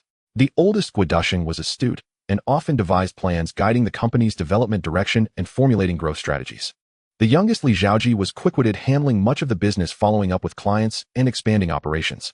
Feng Jingxi specialized in finance, adept at analysis, collaborating with Guo Dusheng to manage internal affairs. From the beginning, they made a pact akin to the Brotherhood of Peach Garden, united in effort advancing in real estate. You prosper, I prosper, everyone prospers. During their initial growth period, due to limited funds, they planned to buy smaller plots of land to gradually develop. They focused on the old hotels in Shatton, purchasing and subsequently tearing them down to build their first residential properties in the real estate industry, taking their first steps. They adopted a business model of low-cost acquisition of old buildings, demolishing them to build new ones for sale and attracting customers with methods like partition sales and 10-year installment payments, which were well-received and gradually accumulated capital. By August 1972, a New World development was already listed with a total market value exceeding 500 million, not counting the opaque assets. Back to Yang Junjie. Good morning, Yang. Morning, everyone. Yang Junjie would come to the exchange first thing every day to understand the situation before leaving for work. After all, this stock disaster was crucial for him. Whether he could acquire the industries he needed depended on this opportunity. Losing it would mean future chances to acquire other foreign firms would cost him much more. Yang Junjie sat down, quickly picked up the newspaper to understand the latest situation, and ate the breakfast brought to him. After reading the newspaper, he found no favorable news, only some gossip and recent news about the stock market. Of course, there were reports praising him, as he had previously stated that he did not have a positive outlook on the Hong Kong stock market trend within a few days that had been validated, and the reports began to extol him. However, Yang Junjie did not pay much attention to such matters. He only glanced at them and did not take them to heart. At this point, the stock market had already opened. The Hang Seng Index was still in a downward trend, with each unpredicted drop causing investors' hearts to race, making them exceptionally anxious. Soon after a full day on March 15th, the closing result of the stock market did not deviate from historical trends, closing down by 62 points on the Hang Seng Index. In the following days, from the 16th to the 23rd, the Hang Seng Index experienced a long week of declines, dropping from a high of 1790 points on the 12th to 1513 points on the 23rd, evaporating 277 points over 11 days, averaging around 25 points daily. This finally drew the attention of many chairpersons of listed companies, investors, and related personnel, causing them to become tense about the stock market situation. Everyone knew that if this continued, it would lead to major issues. It was no longer just affecting a portion of investors who were starting to panic and sell their stocks. It had also affected those who initially planned to hold on or observe. Once panic sets in, everyone understands that bigger problems could arise. After several days of decline, various listed companies began to show noticeable declines in stock prices, including foreign firms. Therefore, today, both in the Far East and at the Securities Exchange, many chairpersons of listed companies came to monitor the stock market. Yang, the market has opened. Good. Let's check the situation with Cheung Kong and Kowloon Warehouse. Please wait a moment. Li Guofeng began organizing the latest information for Yang Junjie, and within minutes, he had it ready and walked over with the latest reports. Yang, as of yesterday, Cheung Kong's market value has dropped by about 7, with the stock price falling from 17 Hong Kong dollars 28 per share to around 15 Hong Kong dollars 88. What about Kowloon Warehouse? Yang Junjie inquired. Kowloon Warehouse's current stock price is 6 Hong Kong dollars 92 per share, down by just under 1 Hong Kong dollar. All right, let's wait a little longer. Sure, Yang. After the market opened, the Hang Seng Index continued to decline, causing investors who had been waiting for a miracle for days to lose hope. Initially, they thought this decline was merely a routine adjustment. A little did they know it would last so many days without any signs of rebound. This was enough to cause concern among investors. At this moment in the Far East Trading Hall, Shaju, should we sell? I'm worried that if we wait any longer, there will be problems. Look, we've waited so many days without any rebound. Our stocks have lost more than $2 a share. It's heartbreaking. Trust me, let's wait for another 2 days. How can the stock market easily encounter trouble? Aren't there big shots backing us up? Why worry? Right? Shaju makes a good point. With so many listed companies backing us, what's the use of worrying? Let's wait it out. Yes, let's continue to wait. In fact, during this time at the exchange, many investors were already hesitating over whether to sell their stocks to cash out. However, thinking about cashing out now would incur significant losses, coupled with outsiders whispering that the Hang Seng Index would surely rebound. Many investors were persuaded and planned to wait and see. Such investors often lack their own opinions. They suffer the most during major crises because they find it difficult to make decisions, leading to heavier losses. At the same time, there were also investors and investment companies in the exchange that preferred to go against the tide, looking to buy at low prices. Boss, when should we go in? Many companies' market values have dropped significantly. Isn't now the perfect time to buy? Let's wait a bit longer. I believe the situation in the Hong Kong stock market is far from simple. Let's watch the developments. I must seize the right opportunity this time to make a substantial profit. All right, I will keep a close watch. Within the exchange, there were many investors and investment firms waiting, hoping to seize the opportunity to buy at low prices. If they guessed correctly, they would reap significant profits in an instant. However, if they guessed wrong, they could face devastating losses, or worse, lose everything. Buying at the bottom is a gamble. It depends on both luck and vision. Time slowly passed. The stock market still showed no signs of light. It remained trapped in a weak position, and Yang Junjie looked out the floor-to-ceiling window, seeing more investors rushing to sell their stocks, and the drops were accelerating. Soon the Hang Seng Index fell below the 1,500-point mark, causing many investors to lose their composure and join the ranks of those selling their stocks. Those who had previously hesitated to sell their stocks for small profits had now lost a significant portion of their interests. Ding ding ding. In Yang Junjia's VIP room at the exchange. Hello, who are you looking for? Let Yang come to take the call. Sure, please hold on. Yang, there's a call for you. Yang Junjia stood up and walked over to answer hello. I am Yang Junjia. Chairman. A reporter from the Singtao Daily is here. They want to do a unknown interview with you. Let them leave. I don't have time for an interview. Chairman, I think you should consider it. Singtao Daily is not an ordinary newspaper. It is the only newspaper in Hong Kong that has cooperation with overseas regions. This paper does not publish gossip. It is very reputable and influential. If you agree to the interview, it could enhance our company's visibility. I see. All right, I will come back immediately. Yang Junjia thought for a moment and decided to accept the interview, since it could enhance his personal authority and boost the company's image. There was no harm in it. I'll leave this to you. Sure, Yang, don't worry. Soon Yang Junjia returned to the company, and the interview was conducted directly in his office. Hello, Yang. I am the editor-in-chief of Singtao Daily. My name is Charles. Hello, Mr. Charles. Yang, this interview does not have a script. We will ask direct questions. But you can rest assured that we won't ask any personal questions. Yang Junjia nodded at them. All right, can we start now, Yang? Yes, let's begin. Thank you, Yang. Everyone get ready. The interview starts now. Hello, Yang. We are glad you accepted our interview. First, we would like to ask you, previously under favorable conditions for the Hang Seng Index, you expressed skepticism about the Hong Kong stock market. Now, with the Hang Seng Index continuing to fall, what is your view on this incident? Regarding the continuous decline of the Hang Seng Index, I believe this is just the beginning. It may get worse from here. Of course, I have stated before that this is my personal view and does not represent any authority, so those reading this report should take it as a reference and not take my words as absolute truth. Yang, you are too humble. Many Hong Kong investors regard you as the new generation of stock gods and look up to you, eager to follow your footsteps into the market. However, it is unfortunate that since the antenna incident, you have not invested in the market. When do you plan to return? I'm not sure. The stock market is not my main battlefield. Compared to the title of stock god, I prefer to be called an entrepreneur, as I will be focused on real industries for a long time to come. That's unfortunate. Yang, for a second investment and for second profits, do you have any good secrets for stock market investment that you could share with us? Yang Junjia chuckled in response. There are no secrets, to be honest. I just have good luck. I feel unworthy of the title stock god because I truly do not deserve it. You don't need to be too humble, Yang. This title has been awarded to you by the public, so you certainly deserve it. Furthermore, earlier you mentioned that the situation in the Hong Kong stock market has only just begun and will become more serious. I would like to ask you, in your opinion, how severe will the Hong Kong stock market become? I cannot be certain, but in my personal view, this decline of the Hang Seng Index is not just a normal adjustment, it is the beginning of a stock disaster. What? Yang, based on what do you derive this view? Although the Hang Seng Index is falling every day, it has not reached a point of no return. Could you elaborate on whether this stock disaster will be more severe? Mr. Charles, I've said this is merely my personal interpretation of the current market situation and does not represent any authority. Then do you have any advice for the listed companies in Hong Kong and the investors? My advice is for the listed companies to consider repurchasing their own shares to limit excess sell orders in the market, thus avoiding the accelerated decline of the Hang Seng Index. As for investors, I don't know what advice to give them. Since I do not have a positive outlook on the market, I can't advise them not to panic or sell their shares. I don't want their stocks to rot in their hands, but if investors sell off their shares in a panic, it will only worsen the market. After a full half hour. All right. Thank you, Yang, for this interview. It concludes here. Thank you for your cooperation. No problem, Mr. Charles. Thank you all for your hard work. By the afternoon, the interview with Singtao Daily was surprisingly published, which took Yang Junjia by surprise. Singtao Daily has always been a very authoritative newspaper in Hong Kong. Now unexpectedly a special issue was released, and many investors rushed to buy it upon seeing that Yang Junjia was the interviewee. After reading the content, it further stirred the interest of those investors who had been hesitant. The following. In recent days, the stock market has plummeted. Many shareholders are overwhelmed and frightened by this dreadful decline, with a sense of trepidation about the future. Just how far will the Hong Kong stock market go? Let's check out the insights of the newly crowned stock god Yang Junjia.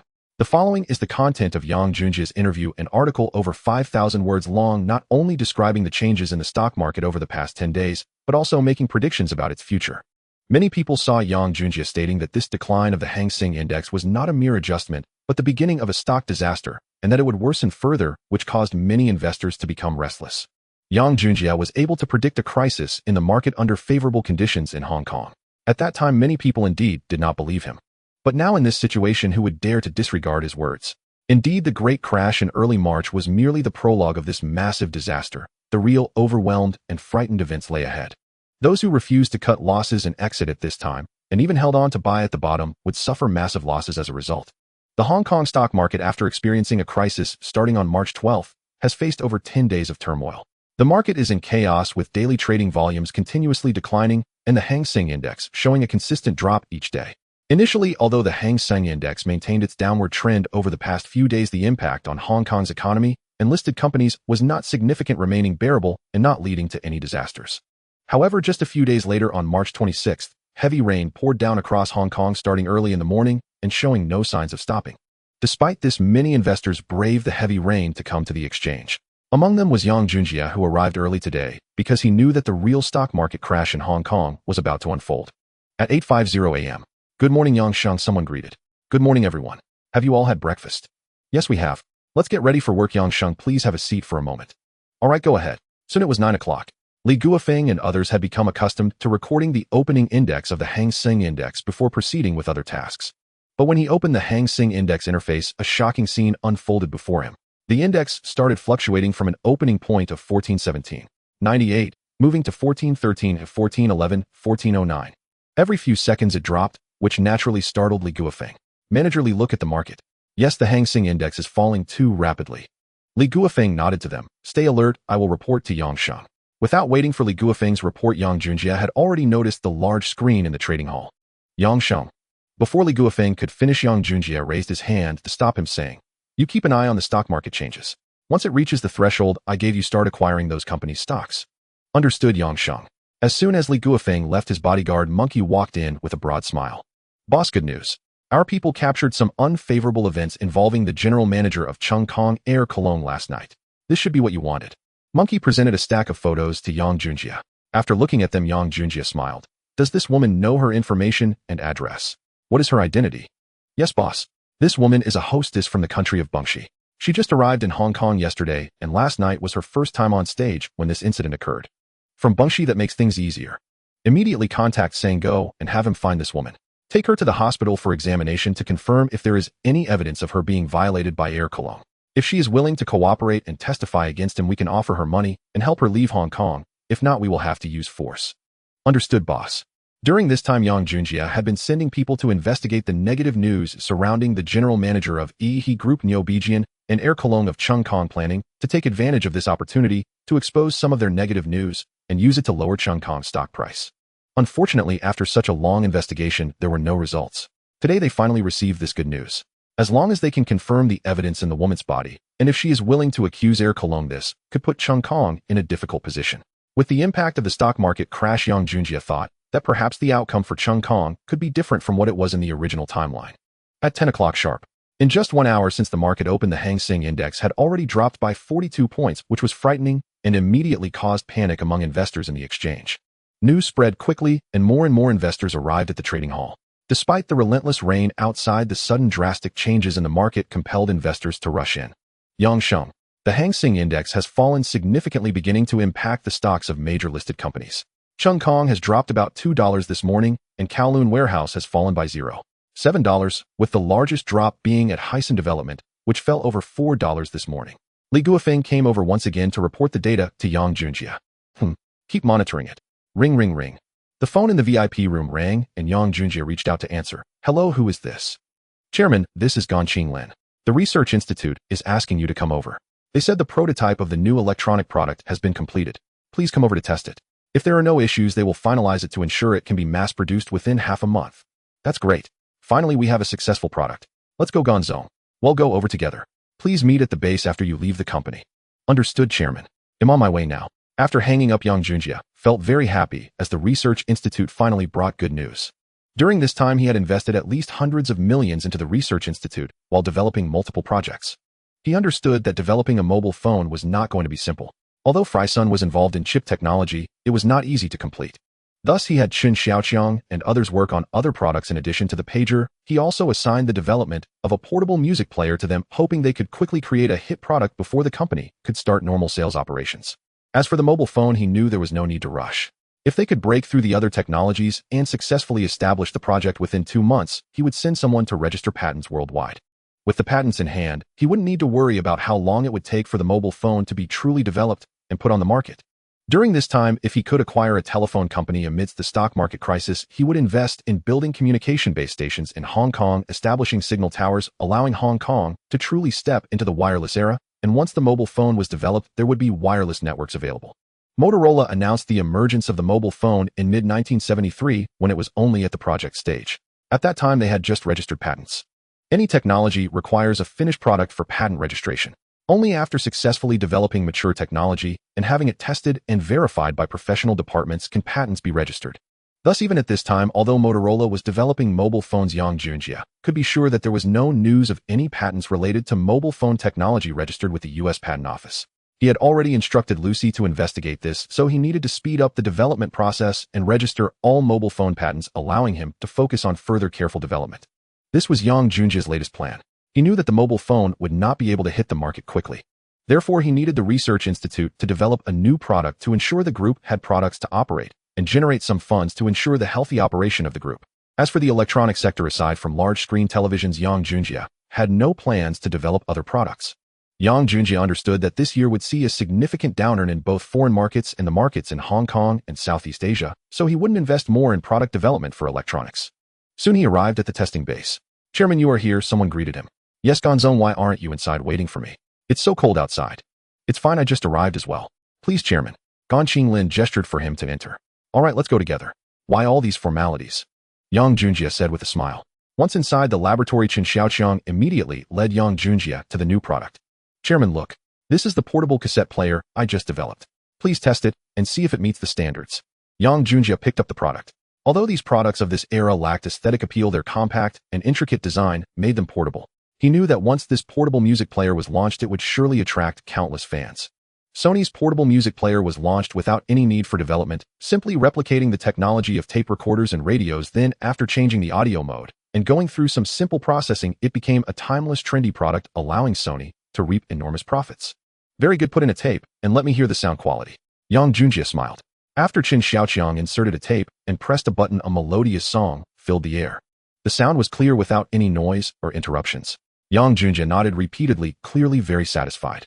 However, he remembered an issue. Whether it was a cassette recorder, a radio, or a portable music player, he recalled that one of the most common problems was overheating during prolonged playback, which could cause tape jams and skipping. Thus, Yang Junjie turned to Chen Xiaoqiang and asked, "Have you tested the portable music player for long periods? Did any issues arise during extended playback?" "Long-term playback?" Chen Xiaoqiang shook his head. "Chairman, I haven't tested that yet." "That's fine. I'm currently very satisfied with this product, but you need to conduct further tests before mass production and market launch. Long-term playback testing is inevitable. If there are any problems, they must be addressed promptly. It must pass without issues before it can be deemed qualified." "Understood, Chairman. I will conduct the experiments, please rest assured." "All right, Gonzong, since the product can now proceed to project status, please arrange for someone to register the patents globally. Discuss with Chun Zong about which patents can be registered." "Understood, I will handle this."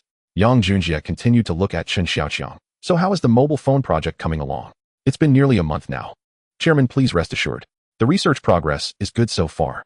I am confident we can complete the project within a month." "That's great, keep it up." Then he turned to Yang Xian and asked, "How long will it take to finalize the television project?" "Chairman, come over here. Besides the portable music player having good news, I also have good news regarding the television project, just that some minor parts still need to be sorted out." "Really?" Yang Junjie responded with a smile. If the television is also ready for market launch, then he would have no worries in the short term. He soon arrived at the electronics laboratory. "Chins will please show the chairman the prototype." Yang Xian instructed a technician who was working. "Hey, is that a person from our country?" Yang Junjie became curious when he heard Yang Xian speaking in her language. It wasn't that he disliked our people, he was just curious that there was someone from our in his laboratory. "Yes, Chairman. He is a junior of mine, and also my apprentice whom I recruited from the academy some time ago. His skills are quite good." Yang Junjie nodded. At this moment, that technician had already turned on the television. The colorful display gave him a refreshing feeling, especially after being used to black and white TVs. As the television programs played, the picture quality seemed very good, at least not filled with the speckles typical of black and white televisions. Although his color television also had some speckles, it was still far better than the black and white version. With a slightly larger screen, it looked very comfortable. "Very good. How long until everything is ready?" Yang Junjie asked with a smile. "Chairman, I guarantee that all projects can be completed within a week." "That's good. Gonzong, there are also new patent technologies generated in the television sector, so please send someone to communicate with Yang Zong and register these patent technologies as soon as possible." "Rest assured, Chairman, I will handle it." Gan Qinglin responded. "All right, very good. With both products successfully developed, as long as the sales performance isn't bad after they are launched, our group will officially take off. Let's go, Gonzong." Since these two products are about to launch, we also need to return to the company to hold a meeting and prepare the marketing plan. Goodbye, everyone. Goodbye, Chairman. About 20 minutes later, Yang Junjie returned to the company. During this time, he had rarely managed company affairs, leaving everything to Gan Xinglin. His full attention was on the stock market. If it weren't for the good news from the Research Institute today, Yang Junjie probably wouldn't have called for a meeting in the near term. Hello, Chairman. Yes. Notify all department heads to return for a meeting in half an hour. Understood, Chairman. Half an hour later, all department heads were present except for those on leave. Everyone, it's been a while since we last held a meeting together. Let's take a moment to commend the clothing brand for its excellent sales performance. Everyone, please applaud. Clap, clap, clap. All right. Now, Gonzone, please proceed with the main agenda. Understood, Chairman. I have good news and bad news for everyone, so please be prepared. I just returned from the Research Institute, and it has been confirmed that 2 new products are nearing completion. They will be ready for mass production and market launch in a week. That's wonderful. Finally, we have new products ready for launch. Our sales department has been waiting for these products for months, and we have finally received them. However, Chairman Gonzone, currently all our retail stores have been converted into clothing specialty stores, and we have no electronic shops. How can we market the products? This is something I will have Gonzone discuss separately with your marketing department. However, in the next couple of days, I will confirm this. If there are no issues, I might buy all the shops we previously considered. Chairman, even if we buy them, we need to get the tenants to leave and renovations would take too long, said the marketing manager. That's true. Given the situation, do you have any good solutions? Yang Junjie asked. The only way is to find cooperation with an electronic sales company and pay them a commission for sales. But wouldn't that significantly increase our costs? The marketing manager said. There are no alternatives right now. We currently have no self-operated stores. This is the only way. The marketing manager responded. How about this? Everyone present, share your thoughts. Do you have any good solutions? Yang Junjie asked all the management. It is better for the crowd to brainstorm than just 1 or 2 people, but unfortunately the management team was murmuring among themselves, and no one presented any suggestions. Just as Yang Junjie was about to suggest discussing this later, a voice rang out. Chairman, I have a suggestion that I'd like to present. Yang Junjie's secretary Zhou shouting stood up and raised her hand. Yang Junjie turned to her and said, "Oh, Secretary Zhou, feel free to share any good ideas. You are my assistant and secretary. You can express your opinions at any meeting." Thank you, Chairman. My suggestion is that we should start looking for shops to rent now. After all, the cost of renting is better than splitting sales with sales companies, and even after we acquire our own shops, the rented spaces will still be useful. Yang Junjie nodded at Secretary Zhou's suggestion, agreeing that this was indeed the best option. After all, being a local businessman in Hong Kong meant he didn't need to partner with electronics companies. Renting was the best approach. It's important to note that each product sold through a partner sales company would incur over 10% in commissions, which could be even higher. With such steep costs, Yang Junjie wondered why he would want to collaborate with them when he could simply rent a shop. All right, let's decide on that. The marketing department should hold a meeting after this to send people across the entire port to find suitable shops to rent. I will notify the renovation team to start the renovations. The new products will be delivered to the factory for production within a week, and there will be at least 10 days required for the first batch to be produced and launched, giving enough time for shop rental and renovation. Understood, Chairman. I got it. Now let's continue with the meeting. Next is the product promotion plan. The marketing department and the planning department should work together with the sales department to quickly formulate a public announcement plan. Understood, Gonzone. Chairman, do you have any additional comments? Gan Xinglin asked Yang Junjie. Not at the moment, but I consider the sales of these 2 products to be very important projects. I don't want anyone to take this lightly. Understood. Understood. All the management replied in unison. Well then, does anyone have any other questions? If not, we can conclude the meeting. Gonzone, wait, isn't there also bad news? You haven't mentioned it yet, a curious manager asked. Oh, he almost forgot. Thankfully, Jin Zong reminded him, otherwise he would have let them leave without mentioning it tonight. The bad news is that starting tonight, all departments will begin working overtime to prepare for the upcoming product launches. Departments without work arrangements will assist the busiest departments. The manager who inquired about the bad news was immediately dumbfounded. Haha, thank you for the reminder, Jin Manager. Let's wrap up the meeting. Gan Xinglin playfully patted Jin Zong, causing him to shiver involuntarily. He knew he was done for. He would definitely become the public enemy of the entire management team facing their bombardment. He regretted asking about this matter. Sitting in his chair, he felt a wave of murderous intent directed at him from all directions, causing him to tremble and feel restless. After Yang Junjie and Gan Xinglin left, Manager Jin attempted to slip away quickly, but others seemed to be prepared and blocked the door. Colleagues, you don't need to say anything. Tonight's dinner is on me. This allowed him to escape a calamity. Meanwhile, Yang Junjie, after leaving the company and having lunch, came back to the trading exchange. As soon as the market opened in the afternoon, the Hang Seng Index continued to plummet. By now it had dropped over 100 points, a shocking figure that drew the attention of the Hong Kong Government Securities Regulatory Authority. While the investors screamed in despair, a significant number continued to sell their stocks, causing the Hang Seng Index to drop even more rapidly. The market capitalization of those listed companies also continued to shrink, causing everyone to become increasingly anxious. By the end of trading at 4 p.m., the total transaction amount for the 26th was merely 2.1 billion Hong Kong dollars.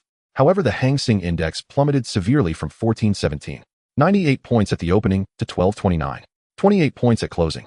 The Hang Seng Index fell by 188, 70 points in a single day, inflicting heavy losses on the entire Hong Kong stock market, with blue-chip companies evaporating over 10 billion Hong Kong dollars. It was from this day and this incident that many investors in Hong Kong recalled the words of the newly emerged stock god Yang Junjie from a few days prior. Yang Junjie had previously stated in an interview, "I believe the disaster in the Hong Kong stock market has only just begun, and what follows may be a difficult time." After recalling this, the investors felt even more sorrowful. The stock god had already warned them, but unfortunately, they didn't believe it, leading to their current predicament. Conversely, those who believed Yang Junjie's words felt a secret delight and relief as they had sold off all their stocks and avoided disaster. In an instant, Yang Junjie's name spread throughout Hong Kong, turning him into a rising star.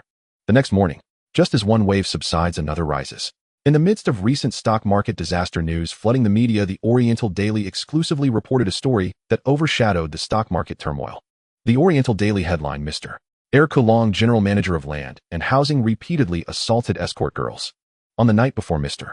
Kowloon, the executive general manager of land and housing, forcibly dragged an escort girl into the restroom at a taxi stand in Lan Kwai Fong while he was intoxicated, committing acts against her that crossed moral boundaries and challenged the laws of Hong Kong.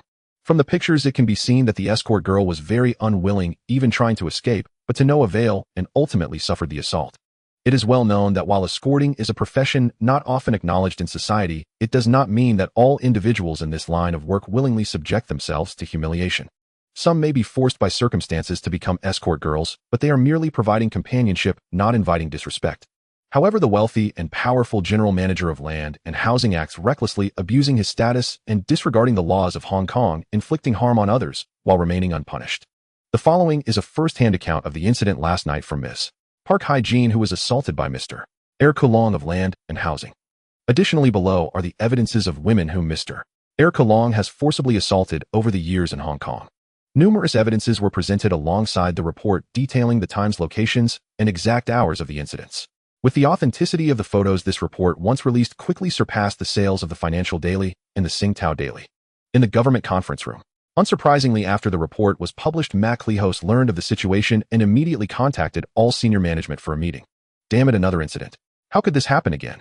Charlie, as the Commissioner of Police, you are responsible for the safety and law enforcement in Hong Kong. It has been some time since several major incidents have occurred. This one involves a well-known figure in Hong Kong's business community, a senior executive of Jardine Matheson, and is under intense media scrutiny. I don't care what methods you use, but you must handle this matter immediately and provide an explanation to the citizens of Hong Kong. Additionally, hold a press conference to announce that the government will handle this matter seriously. If the allegations are confirmed, the government will ensure that the perpetrator receives the punishment they deserve. And also, knock, knock, knock." Maclehosie's words were interrupted as his assistant knocked and entered the conference room. "Governor, it's a call from the lady." "What?" Mac Lee-host glanced at his watch. It was nearly 8 a.m. in Hong Kong, which is 7 hours ahead of London, meaning it was 1 a.m. there. He was puzzled that the lady would contact him at this hour. "Are you sure it's the lady calling me at this hour?" "Yes, Governor, please." "Okay, wait for me."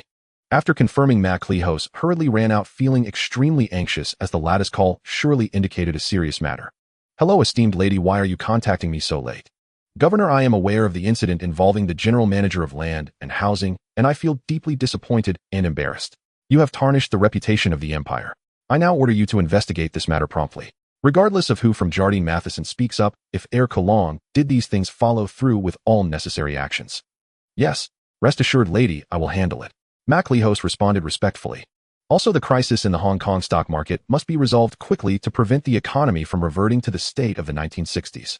Furthermore, the employment of Hong Kong workers is a major issue that must be addressed properly, otherwise it will hinder future negotiations on my part. Rest assured, lady, I will focus on the employment issue and support the development of the manufacturing industry to ensure Hong Kong's economy reaches its peak within a few years. Okay, then that's it. I need to rest. Goodbye, Your Excellency. Goodbye, lady. At this moment MacLehos was sweating profusely, completely unaware, but he understood that although the lattice tone was calm, if he failed to execute her orders the consequences would be dire.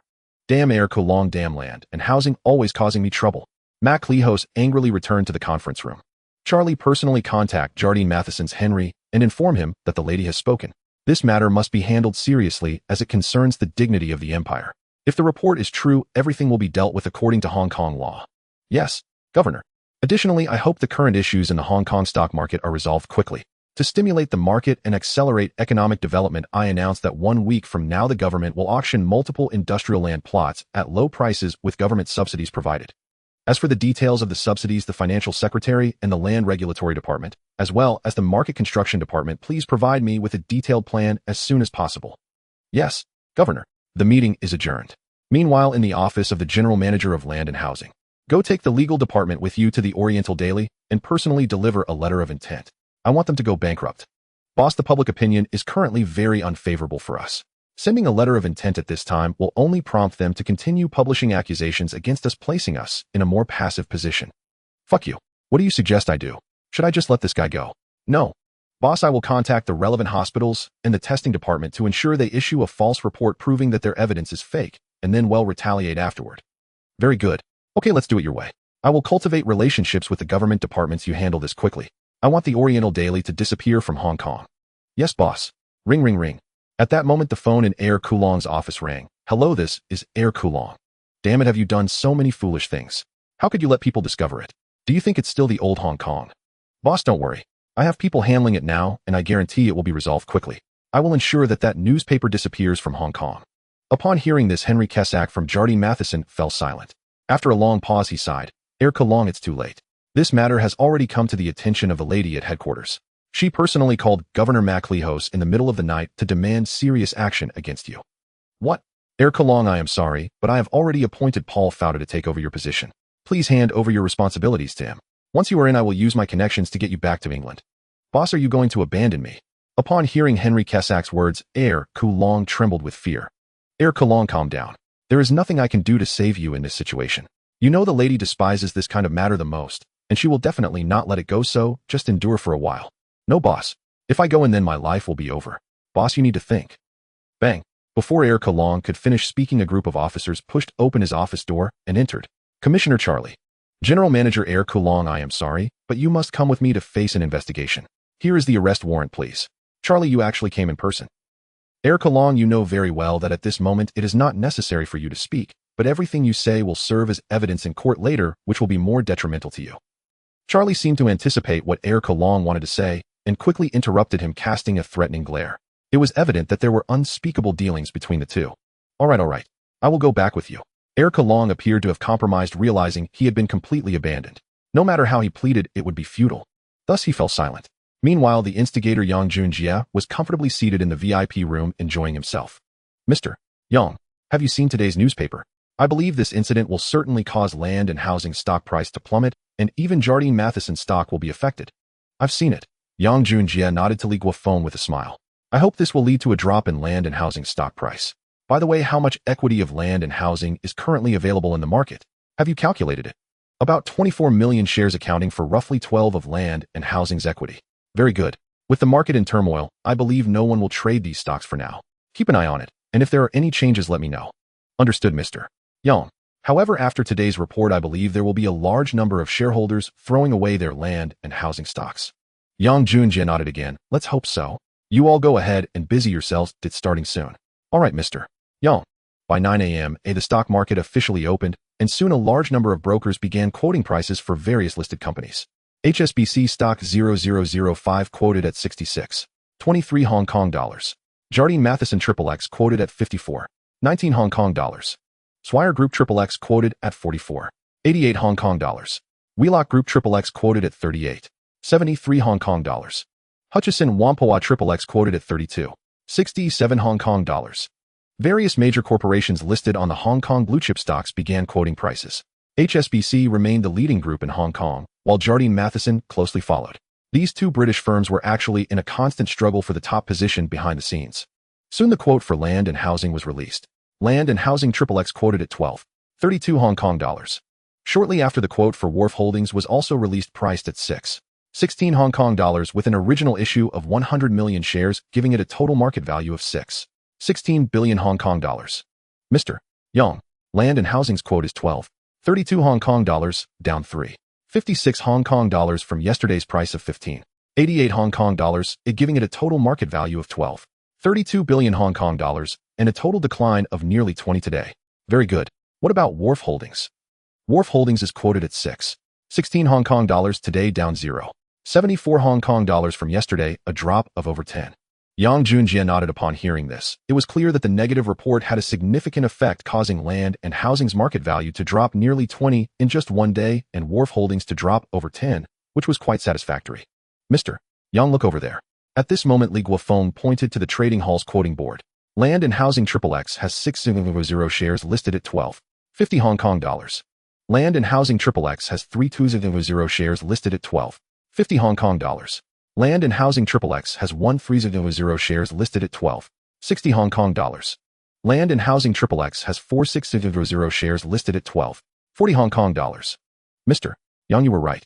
Many land and housing shareholders are indeed selling their stocks. If this continues with the Hang Seng Index's decline and the impact of shareholders selling, I believe land and housing's market value will soon drop below 10 Hong Kong dollars. Our opportunity has come. Yang Junjie also showed an expectant smile, but no matter how low the price goes, there won't be enough stock on the market for him to acquire. To truly take over land and housing, he must contact some small shareholders and reach a deal with them. Yang Junjie has already asked Lucy to contact them discreetly, but without absolute certainty, he wouldn't act hastily. After all, once he reaches out to these individuals, he must secure their shares. Otherwise, if he carelessly seeks them out to negotiate acquiring land and housing shares, they might directly refuse and inform Henry Kessack of Jardine Matheson, which would be like revealing his intentions to take action against land and housing. Yang Junjie would never do something so foolish, so he had recently asked He Dezhu to spend money investigating the backgrounds of all small shareholders in land and housing. As long as he can gather some dirt on these individuals, Yang Junjie knew he would have a solid basis for negotiation. He didn't believe that in this day and age anyone's background could be entirely clean. Even if one or two were, there would surely be a few who had dirty secrets, and just a handful willing to part with their land and housing shares would be enough. Continue monitoring the situation and inform me if anything arises. Also keep an eye on a few other companies I need to acquire, Yang Junjie instructed. Understood, Mr. Yang. Yang Junjie had many companies he needed to acquire, including Hong Kong Telephone Company, various clothing, electronics, electrical, food, and beverage manufacturing factories, all of which were suitable for him. He didn't need to acquire retail department stores. If he could acquire land and housing, which already had retail operations along with the integration of the dairy company, he could establish a large shopping mall. As for beverage companies, Yang Junjie had set his sights on the Luo family Vitasoy company. Entering the 1970s, a Vitasoy group had been expanding its scale in Southeast Asia, investing nearly 200 million in launching multiple product lines. Among them was the lemon tea category, which became an indispensable part of Vitasoy Group today. Due to this aggressive expansion, the company faced financial crises during the stock market crash of 73, nearly going bankrupt during the oil crisis in October 73 due to difficulties in import and export trade. It wasn't until later, when Ito Yakato financed 200 million Hong Kong dollars for a 35 stake, that Vitasoy Group was able to weather the crisis and its products gained traction in Tokyo. From then on, Vitasoy Group surged, but it remains unclear why Ito Yakato withdrew from the board position in Vitasoy Group and sold the shares to the Luo family. Yang Junjie certainly wouldn't miss this great opportunity. He would have Hu Chi Bank assist with financing and would acquire the shares on the market. As long as he successfully obtained 35 of the shares combined with the 16 from the scattered shares, Vitasoy would become part of his private group. Currently, Vitasoy Group has already expanded its channels throughout Southeast Asia, establishing branch factories, which will save him a considerable amount of trouble. Knock, knock, knock. A knock at the door sounded, and the monkey went over to see who it was. Upon seeing Dezhu and the others, he immediately opened the door. Leader, you're back. He'll report to the boss first. He Dezhu hurriedly walked over to Yang Junjie. Boss, I found some useful information about a few shareholders of land and housing. Take a look. Yang Junjie quickly opened it, and after a few minutes a smile spread across his face. Dezhu, you did great. With this information, I don't believe I won't be able to secure their shares in land and housing. Broker Lee, I'll head over to Hu Chi Bank. If anything urgent comes up, call me there. Understood. Rest assured, Mr. Yang. Soon Yang Junjie arrived at Hu Chi Bank, where he went directly to find Lucy to discuss the matter. Darling, what brings you here? Lucy, take a look at these materials. Yang Junjie handed over the information that He Dezhu had found. After reviewing the materials, Lucy's face was also filled with smiles, Darling, with this information, I am very confident I can acquire these people's shares unless they are willing to risk their lives to protect their shares. I believe in you, Lucy, Yang Junjie replied with a smile. When do you need me to negotiate? Not urgent.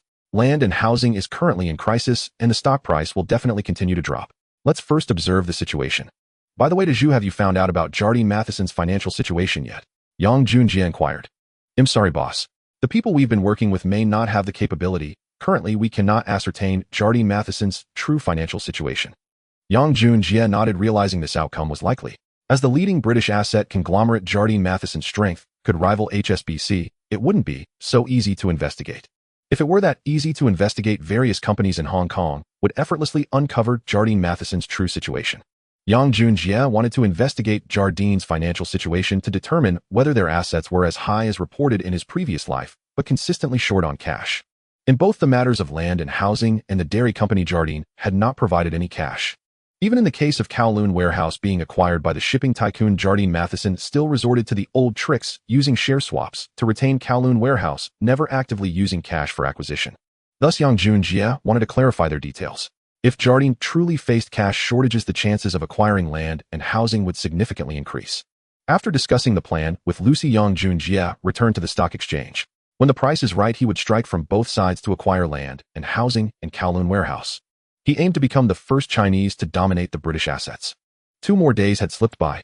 It was now Saturday, March 30th, and the stock market was closed as usual. At this very moment, in the bustling districts of Tongluan Plaza, Taegu, Hui Plaza, Huangho Avenue Plaza, the Julong Peninsula, and other prosperous quarters, legions of workers were erecting temporary exhibition pavilions. Nearly 100 such temporary sites were being put up, with every central business district in Xiangjiang hosting at least one or several of them. The rest were concentrated across the island and Kowloon. These venues had been commissioned by Yang Junjie's Shengshi Group. In the past days, the marketing department had scoured locations for leases, but in so short a time, they could not secure ideal spots. In the end, Yang Junjie made a decisive call: rent the prime central plazas outright, using them both as temporary exhibition grounds and as direct points of sale. After all, he needed those sites for publicity before selling. It made sense to turn the best locations into exhibition hubs that would also handle sales when launch day came. Those prime plazas were actually preferable to ordinary shops, which pleased Yang Junjie greatly. At noon, exactly 12 o'clock, he sat in a restaurant at the Peninsula Hotel. Yang, this is Director A.I. Lizzie from the Colonial Government's Department of Commerce and Industry, someone announced. And this is Director Lu Mower from the Market Supervision Department. Please meet them. Director A.I. Director Lu. Pleasure to meet you. My name is Yang Junjie. Laughter followed around the table. Yang, of course we know you, Xiangjiang's rising gambling prodigy. Such achievements at your age, remarkable, A.I. Lizzie praised. You flatter me, Director A.I. We're glad you could come today, Yang replied graciously.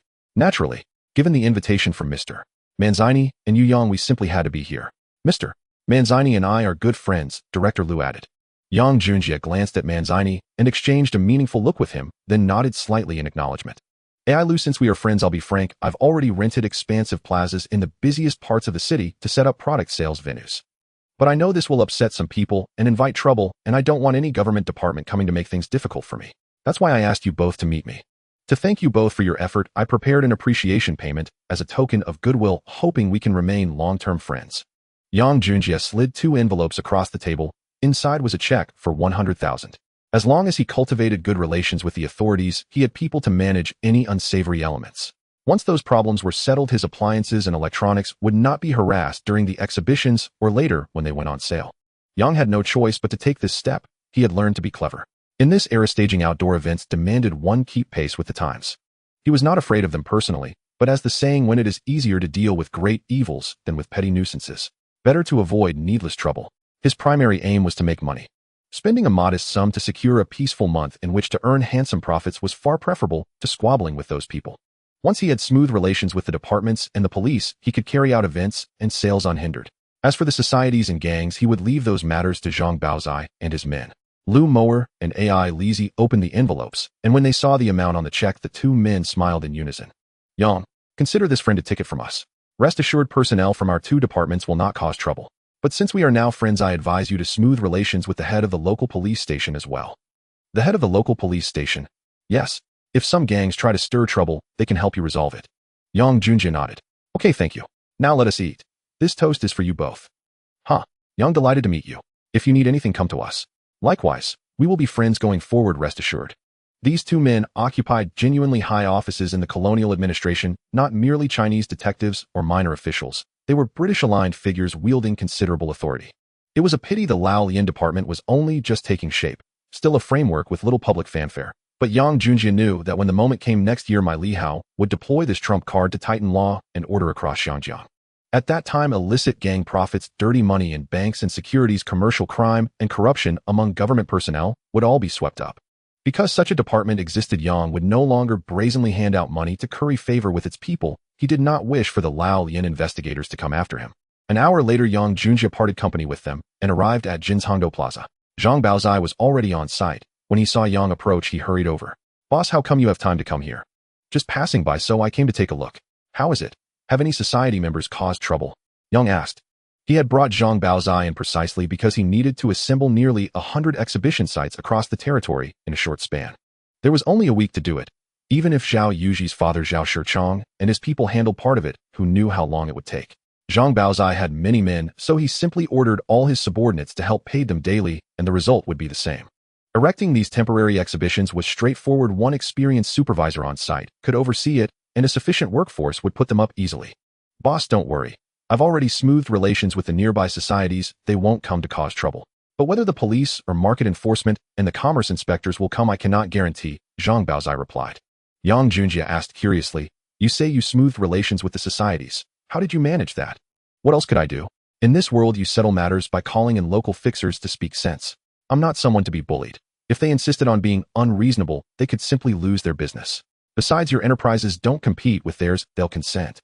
Yang Junjie nodded, thinking that bringing Zhang Baozai on board had indeed been the right move. Some tasks were best handled by those who specialized in them. "Very good. You've done well. Keep at it. In at most 2 months beyond what I already promised you, I'll assign you some legitimate enterprises that will bring in substantial profits to manage. If you have the ability, becoming wealthy will be no problem. Expand your influence. This line of business is hard to monopolize without strength. You could also forge ties with a powerful gang to cooperate with." Hearing this, Zhang Baozai smiled and asked in a low voice, "Boss, you've told me before. What sort of business is it exactly?" "Trying to fish for details. Even if I told you, you wouldn't understand. My team is still developing the venture. It's not convenient to disclose yet. Wait 2 months and you'll know." All right. Thank you for looking out for me, boss. Now then, I entrust each district's exhibition construction to you. Make sure it's all completed in the next few days. Afterwards, the product will need promotional work, which will take several more days. Boss, rest assured. I've already coordinated with my men. Within 3 days, we will complete the task. Good. I must be off now. Goodbye, everyone. Yang Junjie waved to them. Goodbye, Mr. Yang. Goodbye, Mr. Yang. After leaving the site, Yang did not return to the company, but went straight home. It was Saturday, and he had promised to accompany Zhao Yuzhi and Lucy for shopping, dining, and a date. Hua Anren had returned to England soon after the new year to continue her studies. Although reluctant, she had to go. Yang had also used his connections to help Zhao Yuzhi enroll at Chinese University to further her education, so that she might be of help to him in the future. 20 minutes later, Yang Junjie returned home. "Huagu, you're back early." "Yes, I just finished talking business. I'll shower first. Then we'll go pick up Lucy and head to Aohai for the day." "Aohai? Wonderful. Hurry and take your shower," Zhao Yuzhi exclaimed and began urging him up the stairs. But in doing so, she was like a lamb walking into a tiger's den. Yang Junjie's mouth curved, and he tugged her toward him. "Aunt. Jega, what are you trying to do?" "What do you think?" "Trying to run." The shower lasted well over an hour, and by the time they met Lucy at Huachi Bank and arrived at the pier, it was already after 3 in the afternoon. Tsim Sha Sui Pier. Every day, a regular ferry departed for Aohai. From Tsim Sha Sui, the crossing took about 1 hour and 30 minutes. Even by the standards of later eras, ferries would take about an hour. After all, ships of this period were not as fast as those to come. "Boss, the boat is here. Let's board," Hidaju called from the carriage. "All right, let's go." Yang and his party disembarked from the car. He was flanked by the tall and extraordinarily beautiful Zhao Yuzhi and Lucy, and they immediately drew stares from all around. The gang of thugs responsible for operating the boats saw Yang Junjie and rushed over, but his bodyguards blocked them. "Stop, what are you doing?" Hidaju and the others assumed battle stances, and Yang narrowed his eyes at the group of pier ruffians. He knew the piers were run by societies, but he could not fathom that these men would dare to intercept him. His face darkened at the affront. At that time, every pier in Xinjiang was overseen by some society. They arranged labor for unloading goods, effectively acting as subcontractors. The passenger ferries operated the same way. Although these enterprises belonged to foreign trading houses such as Iha Group and Taiga Group, societies still provided manpower at the piers. Their role was not to collect fares, but to maintain order and prevent trouble. The societies charged a daily fee per passenger hauled. essentially hiring themselves out as laborers to help gather customers. That arrangement spared ferry owners from hiring staff and avoided unrest, so they had no reason to move against the societies. Were the foreign firms to refuse to cooperate, no society could truly threaten them. Given their standing in Xinjiang, any serious provocation would be crushed. After all, in this era, Xinjiang was still a place of great foreign influence. The trading houses and their personnel wielded significant power. Brother, you misunderstand. I work for Baoga. I saw Mr. Yang arrive and wanted to ask if he needed any assistance, one of the men explained. You work for Zhang Baozai? Yes, Mr. Yang. Call me Haizai Jia. Then why are you here? Oh, this is one of Sihai Gang's revenue streams. This pier is ours for a day. Other societies take turns managing it on other days. Yang Junjia nodded. He had not expected Zhang Baozai to secure a share so quickly, and it impressed him. I want to cross for a day of fun, so we'll board. I'll talk about everything when we return, Yang said. Mr. Yang, you're crossing over. Very well. I'll have someone bring a boat just for you so you won't have to squeeze with others. Let someone fetch that boat over now, Haizai Jia ordered his men. Yang did not stop him. A private vessel would be more comfortable, especially with 2 young ladies and others in his party. A few minutes later, Haizai Jia called out, Mr. Yang, everyone, the boat is here. Please board. Yang nodded. You are Haizai Jia, yes. Well done. I'll speak with Zhang Baozai about you. Talent like yours deserves promotion. Thank you, Mr. Yang. Thank you. Haizai Jia called as Yang smiled and led the 2 women onto a vessel that resembled a private yacht more than the usual ferry. Haizai Jia watched Yang depart, his heart racing with excitement. Congratulations, Jiega. You've struck it lucky. Yes, Jiega. Mr. Yang favors you. If he mentions you to Baoga, you'll rise in rank. Take care of us when that happens. Right. When we follow Jiega, we'll make a name for ourselves. Enough, Mr. Yang was only being polite. Are you all taking him literally? Haizai Jia spoke casually, though inside, he was more thrilled than anyone. He knew that if Yang Junjia casually recommended him to Zhang Baozai, advancement would surely follow. He longed to become a core member of the gang. Although he was a formal member, now he was not part of the gang's inner core, and therefore had no own rank or independent territory from which to draw regular income. In Xinjiang societies, newcomers were labeled as peripheral members, cannon fodder. Only when one became a Blue Lantern did he become a bona fide gang member under protection. A Blue Lantern could rise to a minor leader, then to a Zibu generation head with his own men and territory. A Zibu head could advance to become a hall master or the local fixer for a district. There were many other titles. Left and right guardians, red sticks, double flower enforcer, strategists, a vast array of ranks. At the very pinnacle stood the dragon heads, the elders, and the sitting bosses. By late afternoon, around 5 o'clock, Yang and his party arrived at the Aohai Fisherman's Pier. Aohai New District had not yet undergone full reclamation and development, so its population was very small, at most under 250,000. Only a small old quarter existed, far smaller than half the size of Diyu Mountain Island. The scale was tiny by comparison. The 1973 era Aohai could not compare with Xinjiang in development, but in terms of consumption, Aohai was surprisingly prosperous. Fewer people and greater capital turnover meant industries here catered to lavish spenders. Aohai had long been a high-consumption destination, true in 1973 as well. Jiega, where are we going to play? Shall we go into Pujing Amusement Park? Yes. When you come here, aside from the park, where else would you go? True, let's go. I've heard how fun it is, but I've never been. Zhao Yuji said, beaming. It's just an amusement park, nothing extraordinary. Next time I'll take you to Las Vegas. That's the world's greatest playground, full of crowds every day, Yang replied lightly. Too far, I won't go there. Enough, let's go. Today is just for a bit of leisure, Yang said casually. Yang had not come merely to relax. He was also scouting the market, observing Aohai's current state to judge whether his company's products would be worth promoting and selling there. He was also considering whether to invest in local ventures, retail, real estate, beverages, food, anything related to tourism, since Aohai would always need goods and services catering to visitors. If he were to move his operations here, he needed to understand the situation thoroughly. Many societies and local bosses already held sway, and expansion would not be a matter of simply arriving. Moreover, with so few residents, he was unsure whether promotional efforts would even pay off. Worse yet, if promotion costs could not even be recouped. Boss, shall we take rickshaws? Yes, boss. Where shall we go? As Yang and his group stepped onto the pier, a cluster of rickshaw pullers approached. Monkey, call a few more pullers to take us. We'll need enough for our party. Yes, boss. After a few minutes, Yang and his companions rode rickshaws toward Pujing. Since Fu Laorong left, the Pujing amusement license had come under the control of Yishuan Yahua and Yi. He Hongxing, Yihan, Yi Deli, and Huadongdong were the original shareholders. But by 1973, only he and Yi were prominent. Huadongdong and Yi Deli no longer took part in their squabbles. Soon they arrived at a renowned seafood restaurant in Macau. Senior brother Jia, what do we eat here? Only seafood. Every imaginable preparation. I heard about it from Mr. Gon, so I thought we'd give it a try. Yang Junjia spoke with a gentle smile. Esteemed guests, please come this way. With such a large party, I'll arrange 2 tables for you, said the restaurant manager approaching with courteous deference. Seeing Yang Junjia's entourage, onlookers instantly recognized him as a scion of privilege, exactly the kind of patron no merchant dared offend. Do you have private rooms? I'm sorry, sir. The private rooms are fully occupied. Only seating in the main hall remains available. Fine, let's take the main hall. As long as we can sit down, it doesn't matter where. Yang Junjia had brought over 20 bodyguards. He cared little about location, only that everyone could be seated comfortably. He held no elitist disdain for dining alongside his guards, and indeed he had never regarded Hidaju and the others merely as hired protectors. This way, esteemed guests. The manager led Yang Junjia and his group inside. At that moment, numerous diners turned their gazes toward him. Not far away, a table of heavily tattooed men, clearly Triad affiliates, began whispering among themselves about Yang Junjia's party. Who is this guy? So arrogant, bringing that many bodyguards. No idea, but those 2 women beside him are stunning. Boss, shall we? Fool, don't drag me to your death. Look at his bodyguards. These wealthy heirs aren't to be trifled with. They could bury us under mountains of money. Leave them be. While the underlings chattered, one young man among them stared fixedly, eyes gleaming, at Zhao Ruoji and Lucy. Especially upon seeing Lucy, his gaze swept her from head to toe, inside and out, unblinking, rapt, utterly entranced. Wait, Prince Taizi, doesn't this man look familiar? Have we seen him before? I was just thinking the same. He's unmistakably familiar. Now that you mention it. Yes, he does seem familiar, but I can't quite place him. Bang! Suddenly one man slammed his fist onto the table. Prince Taizi. I know who he is. Yang Junjia, Hong Kong's rising stock market prodigy. Right, I remember now. That's him. Who exactly is this Hong Kong stock god, Yang Junjia? Asked the youth called Prince Taizi, brow furrowed in suspicion.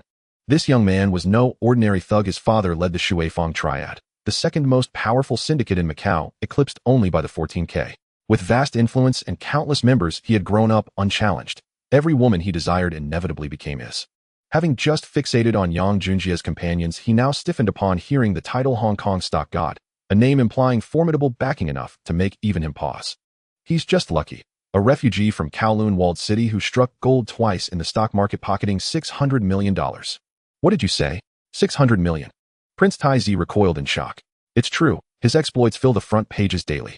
600 million confirmed. Damn, what unbelievable luck. Prince Taizi, should we approach him? Maybe he'll share some tips, and we'll strike it rich too. One henchman asked eagerly.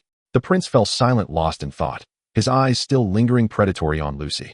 Moments later, a sly grin curled his lips. Later, send someone to invite the ladies over for a chat. After all, we must learn from a master like him. Prince Taizi, I sense your motives aren't entirely academic. Enough chatter. Sit down and eat. Later, Kuenzai, you go back and bring more men, just in case. When the ladies finish eating, make the invitation. The Triad leader glanced once more at Yang Junjia's table before ordering his men to sit. Yes, Prince Taizi, I understand. They all grasped his intent immediately, grinning wickedly, revealing how often they'd orchestrated such schemes before. Even Prince Taizi smirked, a cold, unsettling curve of the lips. Meanwhile, at Yang Junjia's table, a quiet smile crossed his face as he glanced toward the whispering group. I hope you don't seek your own demise. He murmured inwardly. What would you all like to order? Asked a waiter. You choose. Anything suits me, replied Yang Junjia. Senior brother Jie, you decide. We're fine with anything. Lucy, what about you? I'd like this dish, and that one too. Excellent. Anything else? Our signature crab and shrimp congee is legendary. Do give it a try. Then bring 1 bowl of your house special congee, and let them handle the rest. Yang Junjia handed the menu to Hidaju and the others.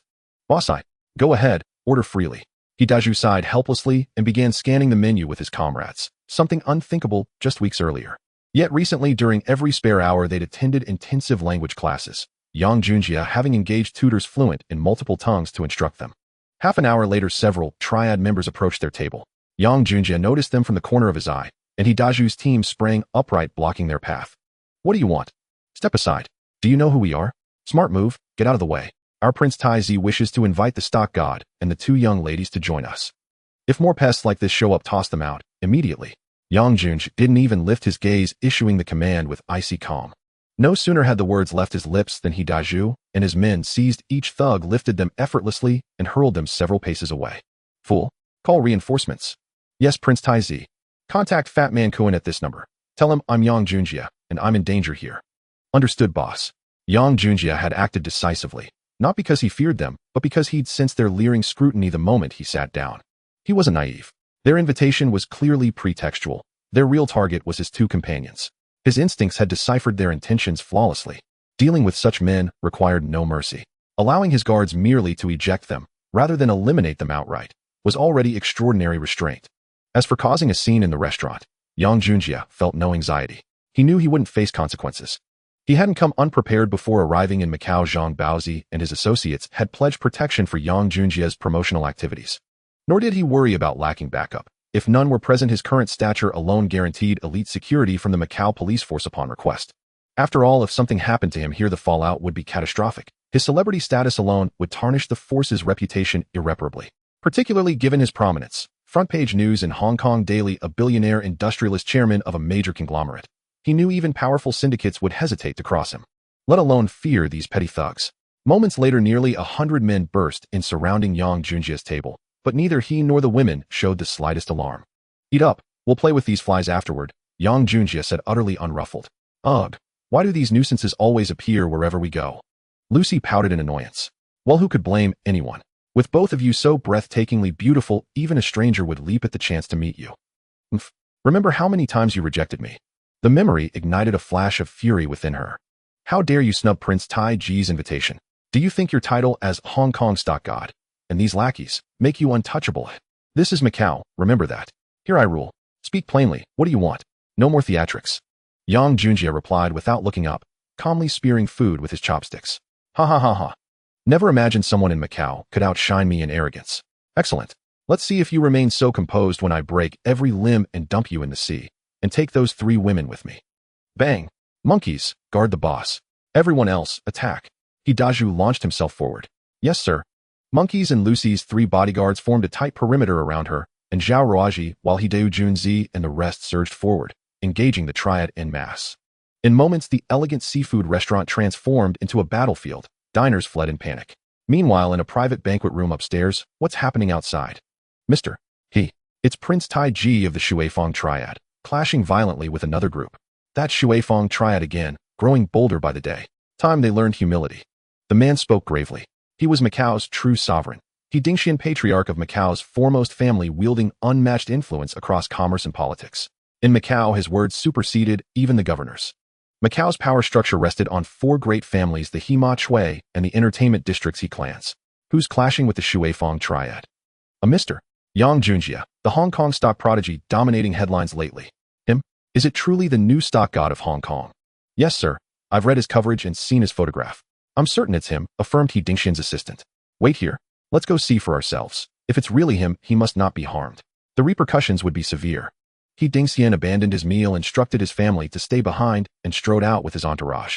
Moments later, he arrived at the scene. Hundreds of men brandishing steel rods battling a dozen bodyguards, and instantly spotted Yang Junjie, standing calmly nearby. His face darkened with fury as he strode forward.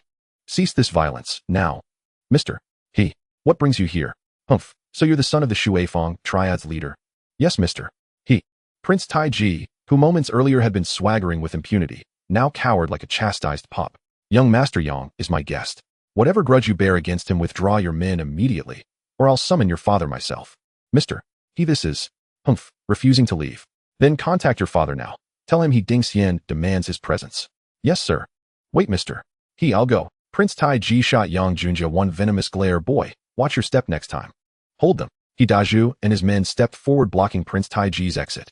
They answered only to Yang Junjie, not to He Dingxian, nor to any triad thug. Not until Yang Junjie gave the word would they release them. Daju, let them go. Yang Junjie spoke serenely. This grievance, he vowed, would be repaid in full. You may leave now. He Dingxian addressed Prince Taiji. Very well, I yield to Mr. He's authority. We depart. Prince Taiji's lips curled upward once more, his eyes lingering lasciviously on Lucy, his fingers brushing his lips in a gesture of brazen provocation that made Yang Junjie long to order Hidaju to cripple him on the spot. Soon Prince Taiji and his men vanished. Greetings, young Master Yang. Long admired, welcome to Macau with your lovely companions. Mr. Pleased to meet you. Forgive the awkwardness of our first encounter. Ha ha ha. Young Master Yang, you're far too modest. It's we who've disappointed you, disrupting your evening. Won't you join me for a private word inside? He Dingxian gestured warmly toward the private room. Yang Junjie, recognizing no artifice in the elder's sincerity, nodded respectfully, honored beyond words by your invitation, Mr. But first allow me to settle matters here. He pointed to the wreckage. Daju, calculate the damages. Compensate the restaurant fully, including lost revenue from fleeing patrons. Someone will foot this bill, eventually. Understood, boss. Then Yang Junjie, Zhao Raji, Lucy, and He Dingxian entered the private room. Yang Junjie knew He Dingxian well, from his original timeline, a man of unwavering loyalty and profound benevolence. Hailing from the same roots as Ho Dongdong, he defied the Fu family as early as the 1960s, and today he stood unchallenged as Macau's undisputed sovereign, second to none. Young Master Yang, allow me to introduce my son He Ho and my daughter He Huizhu. Master He, Miss He, pleased to make your acquaintance. Hong Kong's brightest young luminary, the youngest stock prodigy.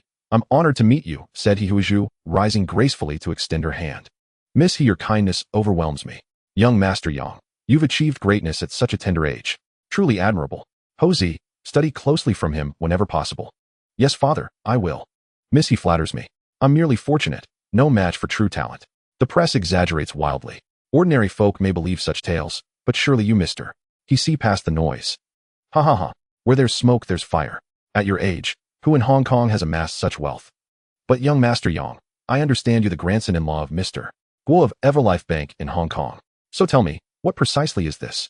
He Huizhu nodded pointedly toward the two women beside him. Huizhu, enough. He Dingxian rebuked his daughter sharply. What a waste, for Sister Ranran. It's not what you think.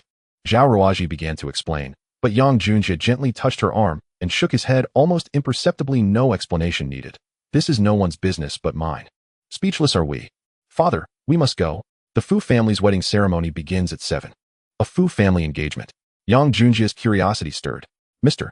He, is this the Fu Yinzhao clan? He Dingxian nodded. Indeed, the betrothal of Mr. Chen's son and the Fu family's second daughter. Were you invited, young Master Yang? No, I'm merely visiting. Just curious. Would the Fu family ever invite me? They'd sooner dismantle me entirely. Father, the ceremony begins shortly. We're all waiting for you. Yes, just a moment. We'll be right there. My apologies, young Master Yang. Perhaps we'll continue our conversation another time. If you're free tomorrow, shall we meet for lunch? Forgive me, Mr. He. I must return to Hong Kong early tomorrow for urgent matters. Perhaps we'll meet again soon. Ah, I see. Then why not join us tonight? I believe Mr. Guo is also invited. Mr. Guo is attending. Given the Guo and Fu family's long-standing ties, his invitation is certain. Though whether he'll attend remains uncertain, He Dingxian replied. Yang Junjie nodded thoughtfully. Truth be told, he did wish to attend. His purpose in Macau was market reconnaissance, and this gathering offered unparalleled access to key local networks, valuable for future expansion. Moreover, Gui Yongsheng was elderly. Leaving him alone in Macau unsettled Yang Junjie. He'd promised Guo Ranran he'd safeguard him. Very well, I'll accompany you. Aji Lucy, you're free to explore Macau at your leisure. I'll be stepping out with Mr. He, Senior brother Jia, go ahead. Lucy and I will enjoy ourselves. Yes, darling. Go tend to your affairs. Yang Junjie took only monkeys and 2 other bodyguards, leaving the rest with Hidaju. Understood, boss. Don't worry. Yang Junjie entrusted all remaining guards to Hidaju, tasked solely with protecting Lucy and Zhao Ruaji. After all, with their peerless beauty, traversing Macau's volatile streets without overwhelming protection would be perilous. He refused to risk harm to the women he cherished. Soon Yang Junjie and He Dingxian arrived at the hotel hosting the Chun Fu engagement celebration. Though it was 1973, Macau's social customs were remarkably modern. The engagement wasn't marked by a traditional banquet, but by an elegant cocktail reception featuring lavish self-service fare. As they entered the hotel, members of both the Chun and Fu families stood at the entrance greeting guests and spotted Yang Junjie and He Dingxian from afar. You? What are you doing here? We didn't invite you. Why have you come? Fu Yinzhao and his son Fu Homin confronted him simultaneously. I invited young Master Yang. Any objections? If so, we'll leave immediately, declared He Dingxian, blunt and unyielding. Mr. He, my apologies. Long time no see. Since you vouch for him, he's most welcome. Thank you for coming. Please both of you enter. Fu Yinzhao, startled that He Dingxian would openly champion Yang Junjie, retreated from further protest. However much he disliked Yang Junjie, he couldn't ignore He Dingxian's authority, nor afford the public embarrassment of petty squabbling before dozens of elite guests. Yang Junjie and He Dingxian exchanged knowing smiles, placed their red envelopes, and entered, followed closely by the entire He family. Nearby, a stunning young woman watched Yang Junjie's entrance. Her expression, turbulent confidence, shattered. She was Fu Qing, the Fu family's second daughter. After he passed inside, she lifted her wine glass and glided slowly after him into the reception hall. Yang Junjie walked into the venue and quickly spotted Gui Yongsheng, surprised to see him actually there. He Sheng, I've spotted Grandpa Gua. I'm going over to say hello. He Dingxian also noticed and nodded, saying, let's go. I haven't seen the old man in a long time. I should greet him.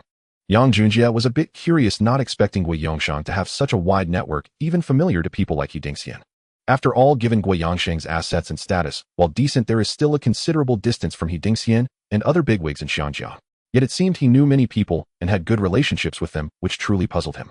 Logically speaking, He Dingxian should be over 65 now, with a status and assets far superior to Gui Yongsheng. Even though he is a bit older, it shouldn't require him to personally go greet Gua. Could it be that Grandpa Gua has some impressive identity or matters I am unaware of? Yang Junjie mused in his heart. In reality, Yang Junjie was overthinking. Gui Yongsheng knew so many people simply because he was an old-school tycoon who got rich early. For instance, back in the 1950s, Gui Yongsheng already owned Yongsheng Silver House, while others were just starting their entrepreneurial journeys. Many newly started wealthy individuals were familiar with Gui Yongsheng and had established close ties with him. Everyone knew that if it weren't for the misfortune that befell the second generation of the Gua family, Gua's family would undoubtedly have a share among the wealthy families of Xianjiang rather than merely managing a few retail businesses, a real estate company, and Yongsheng Bank. Grandpa Gua, why did you come all the way here to attend the banquet? Junjie, what are you doing here? Gua Yongsheng asked curiously upon seeing Yang Junjie, especially since this was a wedding banquet between the Fu and Chen families.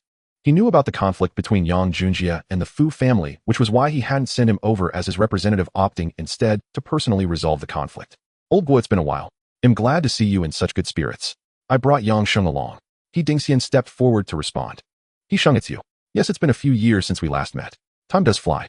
Indeed. Before we know it, we're halfway underground. Time really does pass quickly. Come, don't just stand to sit down and chat. All right. Thank you, Old Gua. How's he Huizhu? Why aren't you coming over to greet Grandpa Gua? He Dingxian said sternly. Hello, Grandpa Gua. Hello, Grandpa Gua. Good. I didn't expect Huizhu and Aho to have grown up so much. Time really does pass quickly. Gui Yongsheng said with emotion. By the way, Jiezi, why did you come over here? Is there something going on? Gui Yongsheng asked sternly, genuinely not wanting Yang Junjie to get too close to He Dingxian. It wasn't that he had an issue with He Dingxian, but he was simply curious about their connection.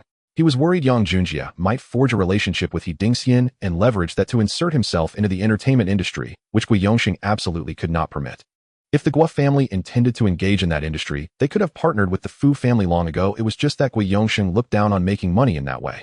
I just came with Aji and the others to have some fun and to understand the market here. My company is preparing to launch products and needs to do some promotional activities. I plan to familiarize myself with the environment. Upon hearing this, Gui Yongsheng finally breathed a sigh of relief. I see. He then looked around. So, where are Aji and Lu Shi? Oh, I didn't bring them. After all, bringing them to such an occasion would only embarrass you, Grandpa. Gui Yang Junjie said awkwardly. Absurd. You little rascal, do I care about what others think? Whether it's Anrin or Aji, I treat them all as my granddaughters. If you dare to think like that again, watch out for my lesson. Gui Yongsheng scolded angrily.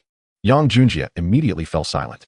Gui Yongsheng didn't continue to criticize Yang Junjie, as they were currently at a banquet with many prominent figures and wealthy individuals around. He needed to save face for Yang Junjie. After all, he was a well-known figure in Xianjiang now. Even if he had truly made a mistake, he couldn't scold him in front of everyone. Grandpa Gua, do you know he has other women? He Huizhu asked curiously, initially believing Yang Junjie to be a heartless person and feeling sorry for Gua Anrin. She often met Gua Anrin and considered her a good friend. Seeing her man secretly having other women as a friend, she certainly felt it was unfair to her.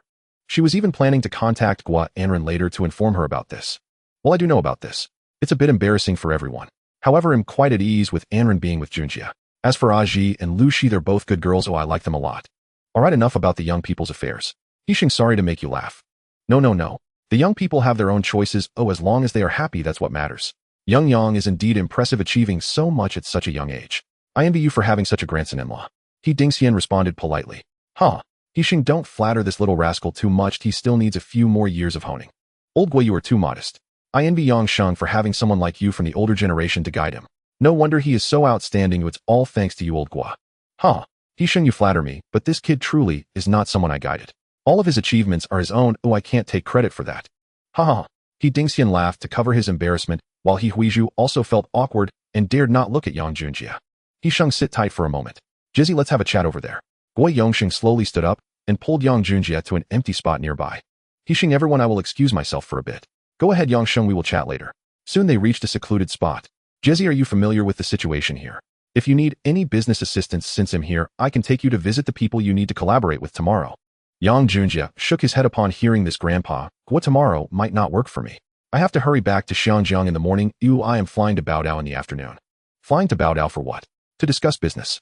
My company has 2 products that are about to be launched, and the economic environment in Xianjiang isn't optimistic for sales. Therefore, my primary target markets are Baodao, Tokyo, Korea, Singapore, and Malaysia, where I plan to seek out cooperative distributors. I see. That's fine. After all, those places are large markets. No need to rush in a small place like Australia. By the way, you're looking to partner with electrical appliance distributors, right? Luckily, you mentioned it tonight.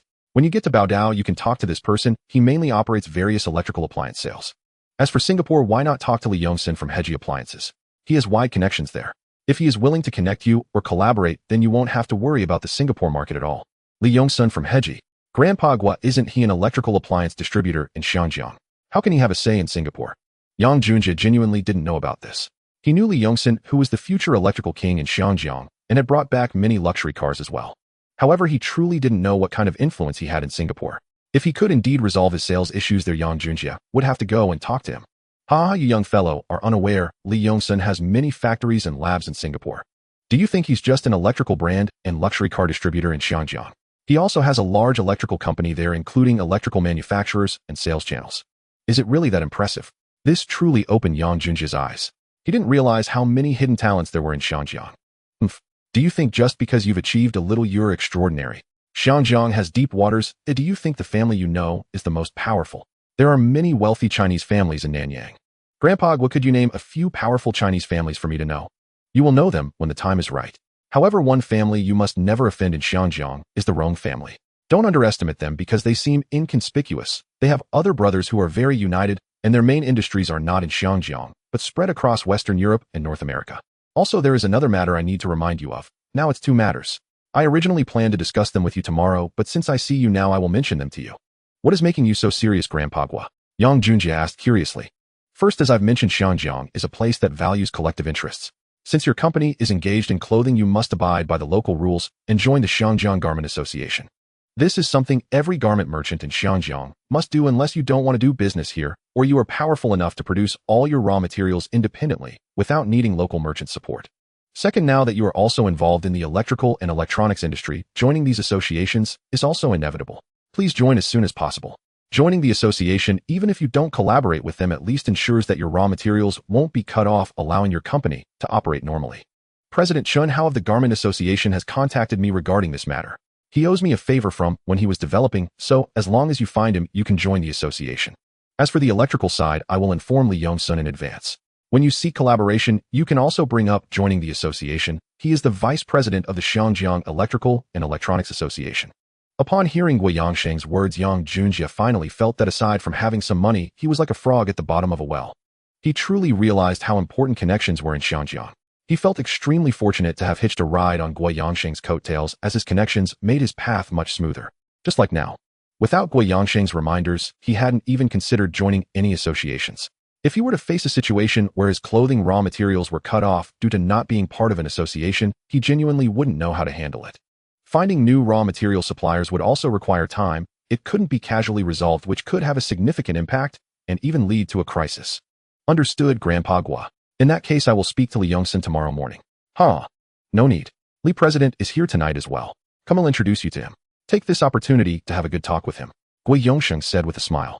They then walked inside. President Lee, long time no see. I didn't expect you to be here. Old Gui, I didn't expect you to come tonight. Had I known you were here, I would have personally greeted you, and now you are making the trip over here. Lee Yongsun stood up to greet Gui Yongsheng with great courtesy. Old Gui, it's been a while. How is your health? Nearby wealthy businessmen also greeted Gui Yongsheng. It's Wang Sheng. Thank you for your concern. I'm doing fine, Gui Yongsheng replied. Wang Sheng. Gui Yongsheng momentarily couldn't remember who he was, but knew anyone sitting in this circle must be a significant figure. Vice President Lee, do you have time? Would it be convenient to step out for a chat? Gui Yongsheng invited him out. Of course. Old Gui, please. Wang Sheng, please sit for a moment. I have some matters to discuss with Vice President Lee. Old Gui, feel free. The three then moved to a secluded spot. Vice President Lee, this is.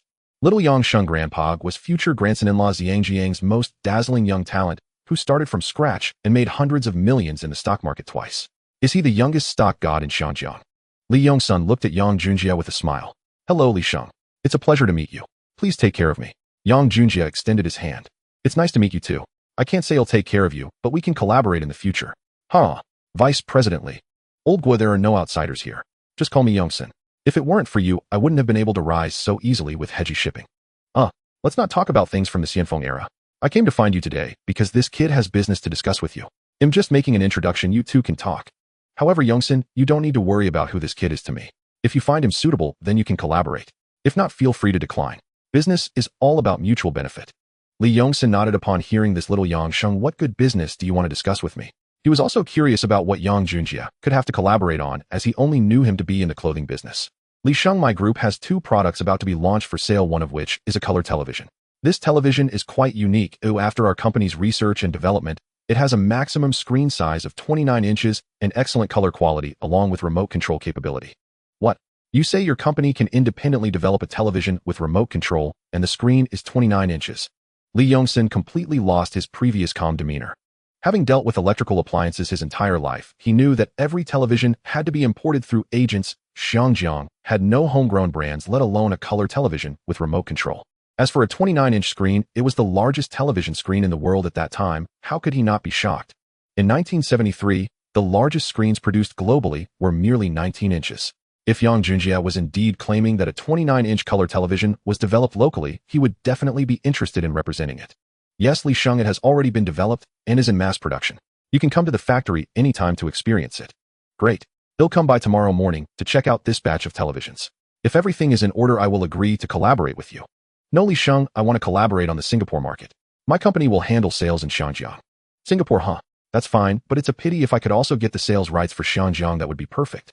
After all, I have been looking forward to a locally produced television in Xiangjiang for decades. In that case, how about we meet at 9 a.m. tomorrow? I have to catch a flight to Baodao in the afternoon to meet with a distributor. Baodao, huh?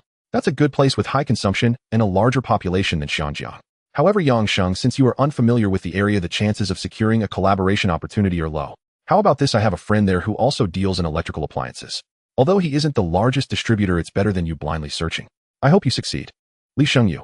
Yang Sheng, let me finish. Old Gua helped me greatly during my development period, and you are his grandson-in-law. Helping you is my way of repaying that favor. And putting aside the favor owed to Old Gua as the first company in Xiangjiang to develop a television, that alone is worth my help.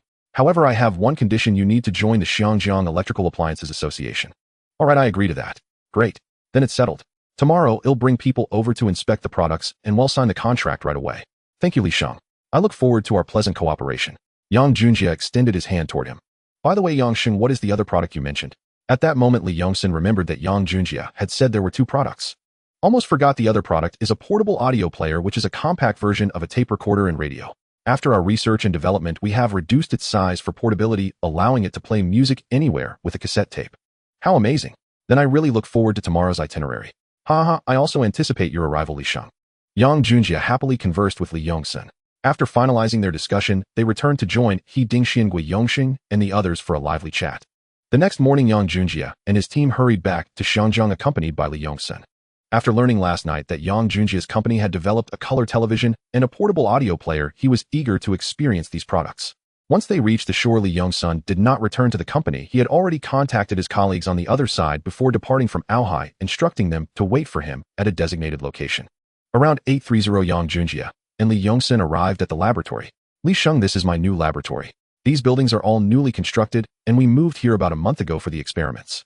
So this laboratory belongs to you. I remember passing by when it was under construction, but I didn't know it was for a laboratory. Impressive, this place, this laboratory is quite grand, Jizzy, well done. After spending a night together, Li Yongsun had already started calling Yang Junjie Jizzy. Their relationship had progressed, becoming less awkward than when they had just met. Upon entering the laboratory, Li Yongsun realized what a true laboratory looked like. He also had a lab in Singapore, but compared to Yang Junjie's lab, it was like heaven and earth, stirring a mix of emotions within him. Jizzy, you must have put a lot of effort into building this laboratory, right? Li Yongsun asked curiously, holding Yang Junjie in higher regard. After all, it takes considerable ambition to build such a large laboratory in Xiangjiang. This place has many wealthy people and various R&D talents, but it's not large and lacks various experimental materials. But these are not excuses. Materials can be traded for, it's just that no one has the perseverance to do it. Why? Because everyone wants to make quick money, thinking about other industries to recoup funds with a short return cycle, and finding research projects burdensome and unrewarding. They fear that their investment won't yield returns, so no one takes this path. Now, seeing that Yang Junjie had actually taken this path and built such a large-scale research base, Li Yongsun was genuinely impressed, nodding his head as he walked. Indeed, it took a lot of effort. Just ordering the various equipment for the laboratory took a significant amount of time.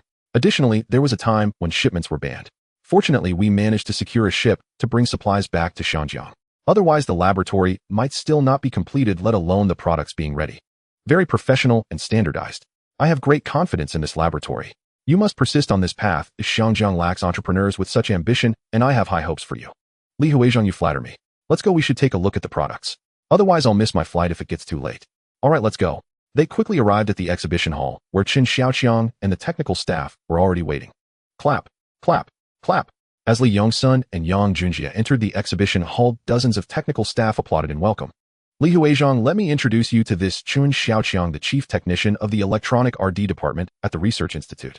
He led the team that successfully developed the portable audio player, and his contribution is the greatest. Great, young and promising. I didn't expect the technicians at your Research Institute to be so young and vibrant. The future is promising. Hello, Chief Engineer Qin, it's a pleasure to meet you. Li Yongsun extended his hand to shake Qin Xiaoqiang's. Hello, Li Huizhang, I've heard so much about you. Oh, you know me? Li Yongsun asked curiously upon hearing Qin Xiaoqiang's words. Of course. You're known as the Electric King of Xiangjiang and also the Vice President of the Electrical and Electronics Association. Your name is quite famous in the Xiangjiang industry. Huh, you really know how to flatter. Awesome, keep it up. The future of product development in Xiangjiang relies on you all. Thank you for your support, Li Huizhang. Li Huizhang, this is Yang Xian, the chief technician of the Electrical R&D department. Hello, Li Huizhang, I've heard so much about you. Engineer Yang, you know me too. Of course. I don't think anyone in our industry in Xiangjiang doesn't know you. Huh. Jizzy, I've always heard that highly skilled individuals don't speak much. How come the people on your side are not only skilled, but also articulate? Impressive. Li Huizhang, you flatter me too much. Please have a seat, and let them introduce the products to you. Alright, you all sit down too. Li Huizhang and everyone, let me introduce the differences in the color television developed by Shengshi Group. At this moment, the staff had already turned on the television, displaying a vibrant array of colors. Although there were still some water spots on the screen compared to other televisions, it was significantly better. Just in terms of this technology and the large screen technology, Li Yongsun was already half convinced by Yang Junjie's product.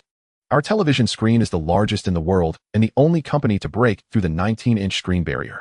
This technology has also been registered and patented. Currently, the technology used in color televisions on the market is monochrome-based. Although they are colorful, they do not change colors based on the different physical scenes in the image. However, our Shengshi television has achieved this by using the latest technology, with 3 primary colors transforming into various colors that change automatically with the television image. For example, the lawn is green and the sky is blue, adapting to the scenes. This technology has also been patented and is currently exclusively owned by us, making it the only color television in the world capable of such color variations, which is one of our selling points. Everyone can see the television scene. Doesn't it automatically adapt to the real scenery of the original scene?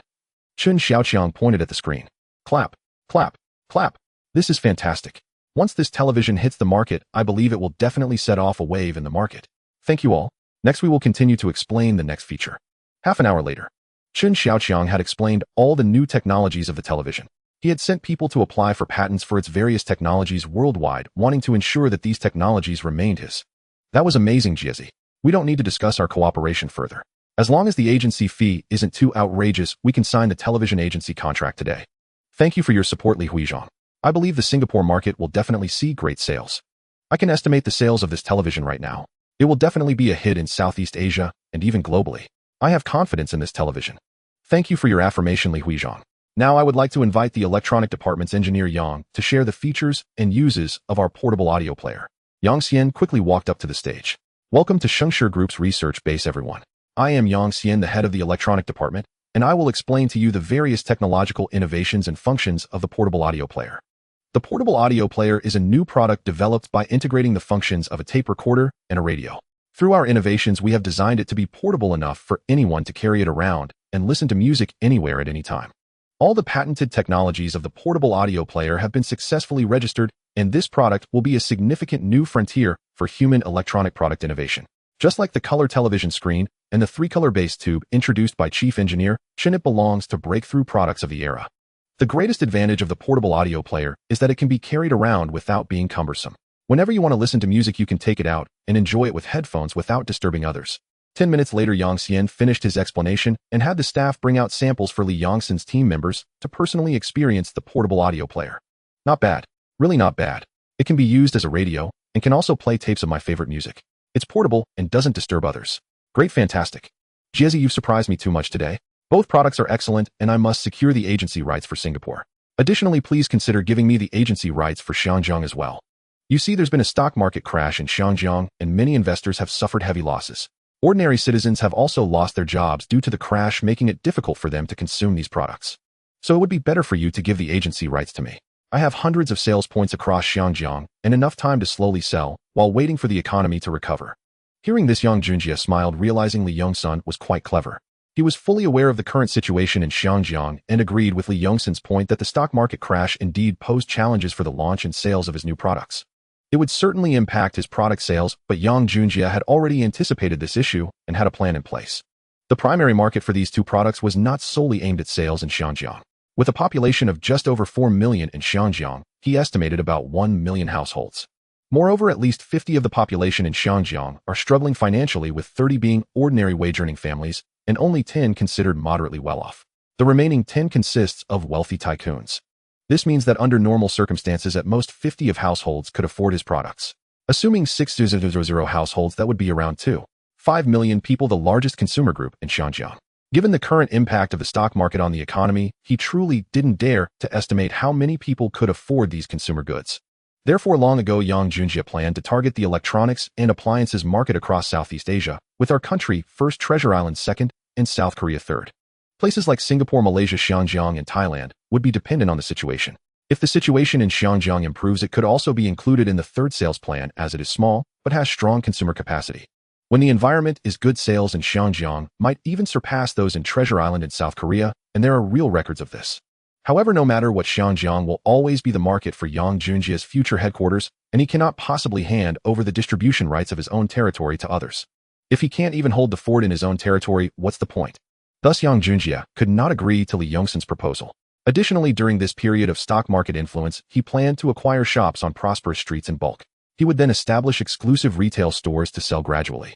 Li Sheng, I'm truly sorry, but Xinjiang is where my headquarters is located, so I need to maintain control over the distribution rights for myself. Li Yongsun nodded upon hearing Yang Junjie's words. He understood the issue. He was just trying to test the waters, and if it didn't work, there was nothing he could do. Okay, let's discuss the pricing of the agency distributor rights. Does your group have a detailed distribution plan? Li Yongsun began to step into the most crucial negotiations. No matter how good their personal relationship was, business is business, as is the customary practice among all entrepreneurs. Li Sheng, we have already prepared the distributor rights plan. Here is the distribution plan you can take a look at, and let Manager Gan introduce it to you. Manager Gan, please come over. Yang Junjie asked Gan Qinglin to talk to Li Yongsun, as he considered Gan Qinglin to be more of a professional negotiator. All right, Chairman.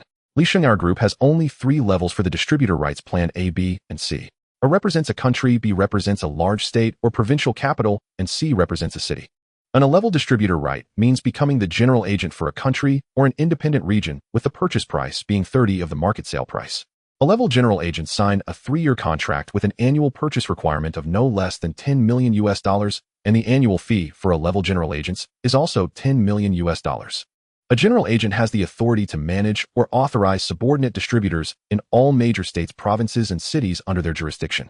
Level distributor rights manage all distributors in the large state or provincial capital area and report directly to the level general agent. It is also a 3-year contract with a purchase price of 40 of the sale price, requiring a minimum annual purchase of $5 million with an annual distributor fee of $5 million. Level distributor rights apply to city areas, overseeing all distribution within the city managed directly by level agents. It is a 3-year contract with a purchase price of 50 of the sale price, requiring a minimum purchase of $1 million annually, with an annual distributor fee of $100. Currently, we are not targeting a unified specification for all stores, but in the future, we will definitely standardize this point. Our group will build this brand into a top global brand.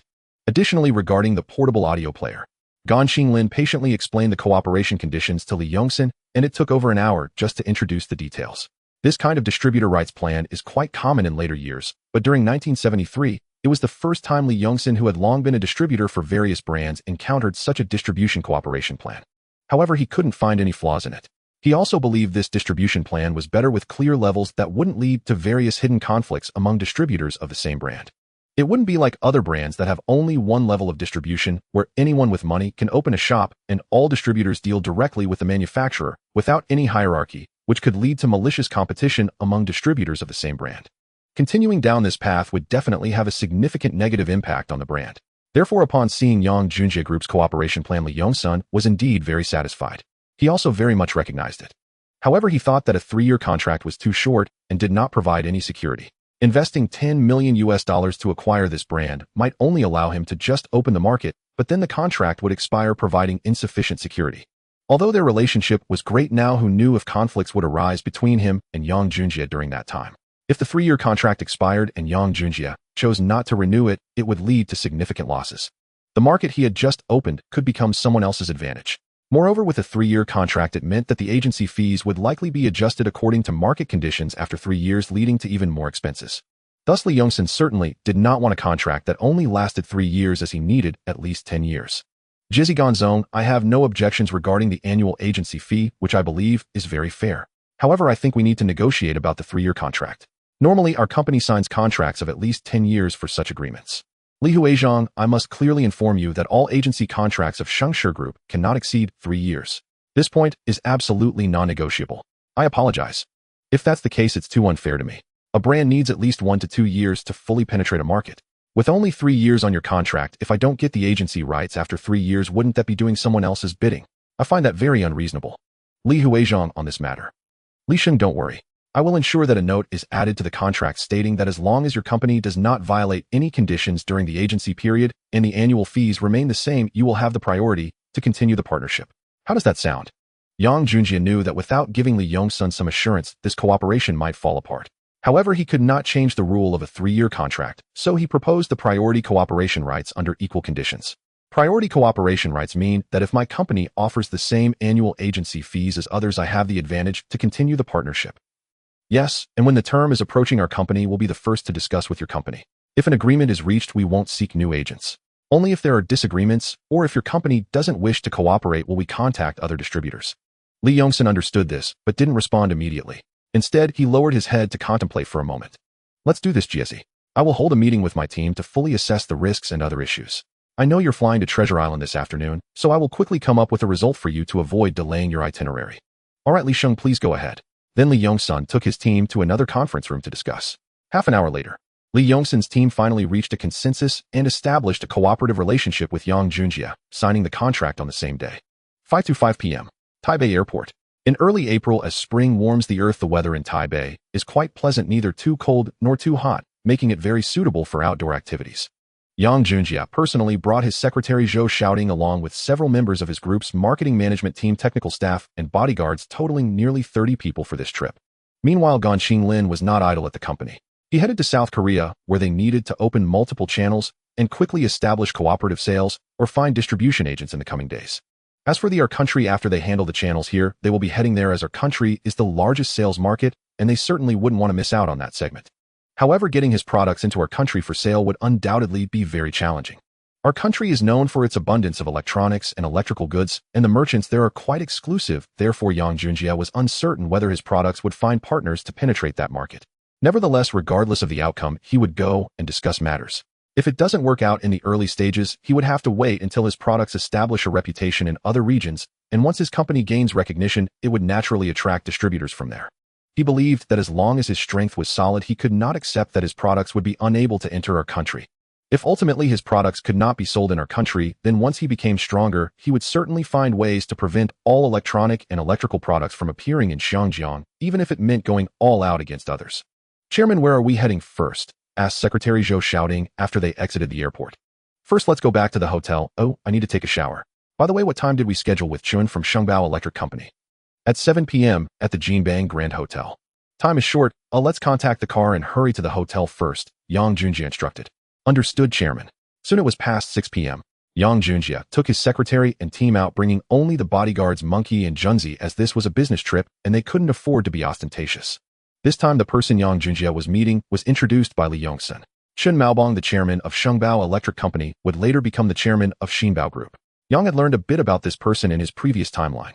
The reason Yang Junjie would meet him first was that he knew this company would become very powerful in the future, and most importantly, Chairman Chen Maobang was hardworking, honest, loyal, and reliable. Many clients and partners held him in high regard, making him trustworthy for collaboration.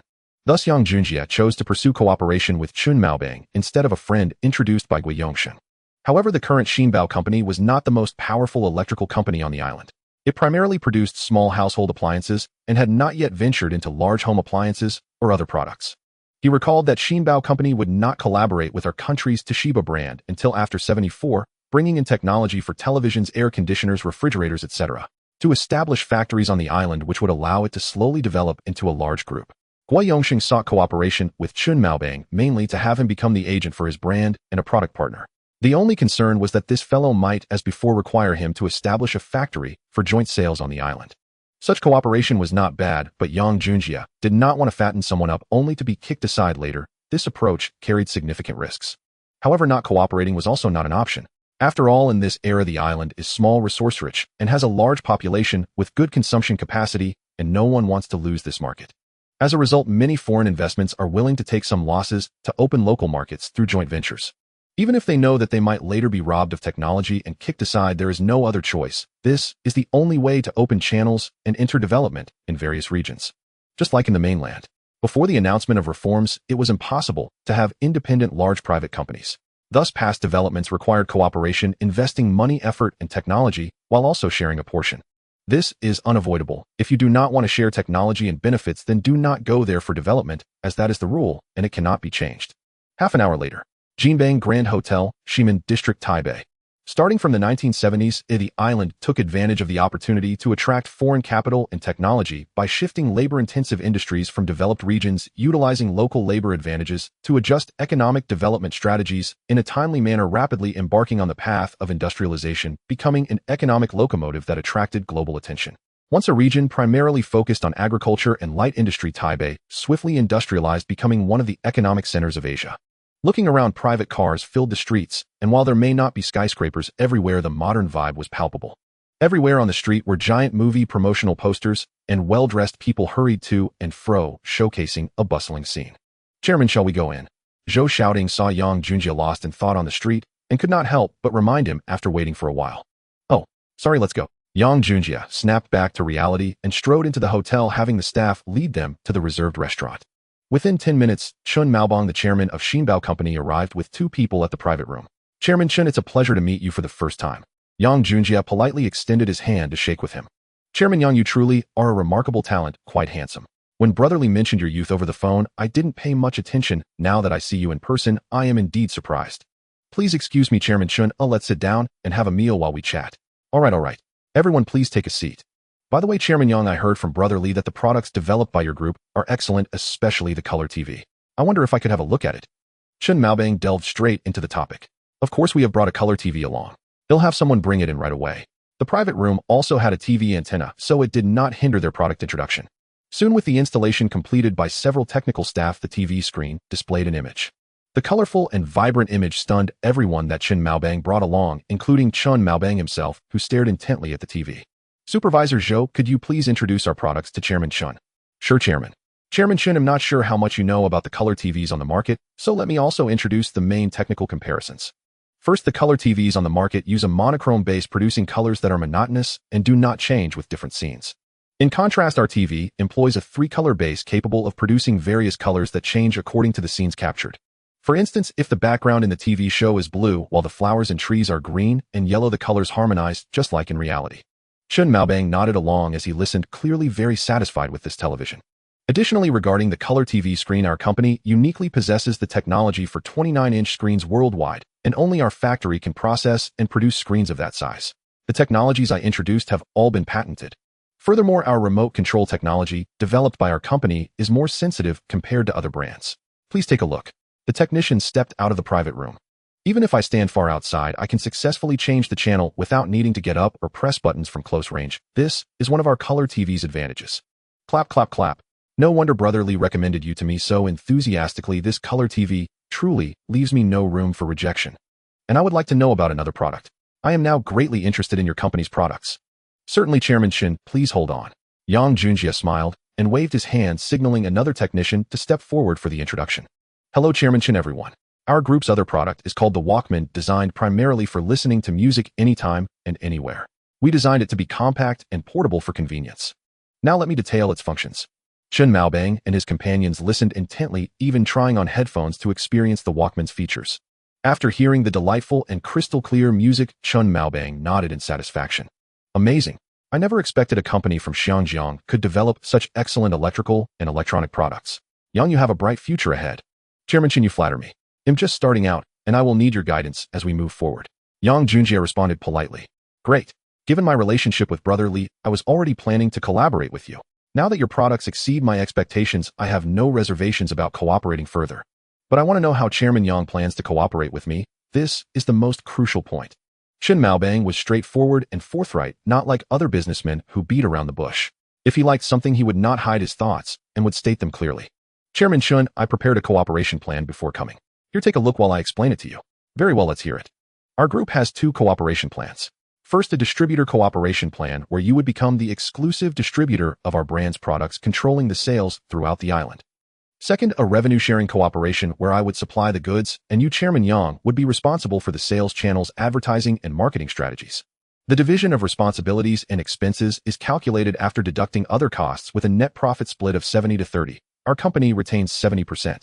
The first cooperation proposal offers Chairman Yang significantly higher profits. However, it requires him to make an upfront capital investment and assume certain risks. Yet the returns are exceptionally substantial, yielding a net profit margin exceeding 50%. The second proposal is the most secure. Chairman Yang incurs no financial outlay whatsoever and bears zero risk. He merely needs to allocate our group's products across his retail outlets. In return, he will receive over 20% of the net profit, a guaranteed risk-free venture. Both proposals are indeed highly attractive. One promises over 50% net profit, the other guarantees risk-free returns of more than 20%. I find myself torn between them. Yet from what I understand, foreign brands entering new markets often adopt alternative models. Does your group offer such an option? Chen Maobang asked. Upon hearing this, Yang Junjie flinched inwardly. He instantly grasped Chen Maobang's intent and dreaded precisely this line of negotiation. Still, he had already prepared a contingency plan to ensure smooth short-term collaboration. Chairman Chen, please speak plainly. Chen Maobang nodded. Brands like Toshiba, Hitachi, Sharp, Sony, and Panasonic from Japan typically enter Taiwan by establishing joint ventures based on technology partnerships. Would such a model not better serve your long-term development here, Chairman Yang? Chairman Yang raises a valid point. Our group has indeed considered this model, but for specific reasons we currently have no plans to expand operations here. That said, should you wish to pursue this path, cooperation remains possible, though only 2 years from now. 2 years. Why? Not all proprietary technologies reside solely with me. Moreover, I answer to a principal in the United States, whose identity I shall not disclose. Should you still wish to proceed, 2 years hence our group stands ready to partner with you on any joint brand initiative. I see. This left Chen Maobang momentarily unsettled. After witnessing those 2 products, his immediate instinct was to secure a joint venture arrangement, not only to launch operations, but also to acquire their underlying technologies for his group's future strategy. Yet Yang Junjie's stipulation of a 2-year delay felt deeply regrettable. Both existing proposals were compelling. With Yang Junjie's current product lineup, he was confident of generating immense profits. Still, profit alone was not his ultimate objective. The core technologies behind Yang Junjie's company were what he truly coveted. Possessing them would unlock limitless financial opportunity. That was Chen Maobang's unwavering conviction. After a moment's contemplation, resolve hardened upon Chen Maobang's face, as if he had reached a definitive decision. Yang Junjie meanwhile waited tensely for his response. Chairman Yang, can you guarantee cooperation via joint venture 2 years from now? Yes, Chairman Chen. I affirm it unequivocally, and this clause may be formally inscribed in the contract. Yang Junjie responded with absolute certainty. After all, by then those technologies would be fully matured, and retaining exclusivity would no longer serve his interests. Even if Chen Maobang did not initiate talks, Yang Junjie himself would seek partnership, as establishing a branch in Taiwan remained inevitable. Very well. I accept, and choose the first cooperation model. I shall serve as your exclusive regional distributor. Hearing this, Yang Junjie smiled, but curiosity flickered within him. Why had Chen Maobang bypassed the second option? Did he lack confidence in their brand? Chairman Chen, while the first model guarantees profit, its margin hovers only slightly above 20%. The second, granting distribution rights, offers over 50% net profit. Might this suggest hesitation about our brand's potential? Yang Junjie asked, genuinely puzzled. In truth, he preferred Chen Maobang take the distribution rights. It would reduce his responsibilities to mere order fulfillment at factory price. Effortless income without managerial burden. True margins would shrink, but passive earnings were far more appealing. By choosing the first profit-sharing model, however, Yang Junjie's company would shoulder numerous operational tasks, arranging maritime freight, deploying marketing teams, overseeing promotions, monitoring sales, and settling revenue. Complex and labor-intensive. I too considered the second option, but does it not entail a fixed contractual term? Chen Maobang asked, smiling faintly. Yang Junjie immediately understood his meaning. Indeed, a seasoned strategist. Chen Maobang clearly wished to avoid prolonged contractual constraints. The distribution agreement required a minimum 3-year commitment, whereas he intended to launch the joint venture precisely in year 2. Thus, he refused to wait even 1 year. Opting for the first model allowed immediate collaboration and seamless transition to joint venture upon expiry. Since the first model entailed no risk and guaranteed returns, why hesitate? An astute and far-sighted businessman, Chairman Chun. I'm truly impressed. Ha ha ha. Please forgive my insistence, Chairman Yang. I am sincerely committed to co-manufacturing with your company. Let us raise a toast to fruitful collaboration and to the resounding success of your products. Thank you, Chairman Chun, and everyone present. This cup is dedicated to you all. Yang Junjie drained his glass in one smooth motion. Impressive fortitude. Chairman Yang, you're truly exceptional. To demonstrate my sincerity, I'll instruct our marketing department to provide full, unwavering support to your company. Rest assured. Once again, my deepest gratitude, Chairman Chun. This next cup is for. Let me go. I don't drink. Bang, bang, bang. Let me go. What do you think you're doing? A voice erupted from outside their private dining room. Upon hearing it, Yang Junjie hastily set down his wine glass. Hosey, come with me now. Yang Junjie hurriedly opened the door and confirmed his suspicion the moment he saw the woman's face. Rescue Miss Lin immediately. Zhou manager, contact my other security personnel upstairs. Yes, sir. Yes, Chairman. The woman was Lin Qingxia, someone with whom Yang Junjie had shared a fleeting intimate connection. The instant he recognized her voice, propriety vanished. He rushed out without hesitation. Chairman Yang, what is happening? My apologies, Chairman Chen. She is my woman, Yang Junjie replied. Damn it. Chen Wei, handle this. Identify who they are. If they're arrogant, bring reinforcements. No one dares lay hands on Chairman Yang's woman. Yes, sir. Yang Junjie glanced quizzically at Chen Maobang, then recalled reading Chen's autobiography in his prior life. It briefly mentioned one of his wives, daughter of the leader of Taiwan's Sihai gang. The passage offered no further detail, yet Chen Maobang's tone now lent strong credibility to that claim. A smile spread across Yang Junjie's face. No wonder Chen Maobang's ascent had been so meteoric. His backing ran remarkably deep. Taiwanese organized groups differed fundamentally from those in Hong Kong. Many operated legitimate conglomerates and even contested elections for legislative or governmental posts. Their influence was vast. To lead such a group demanded extraordinary wealth, power, and social stature, making them formidable adversaries.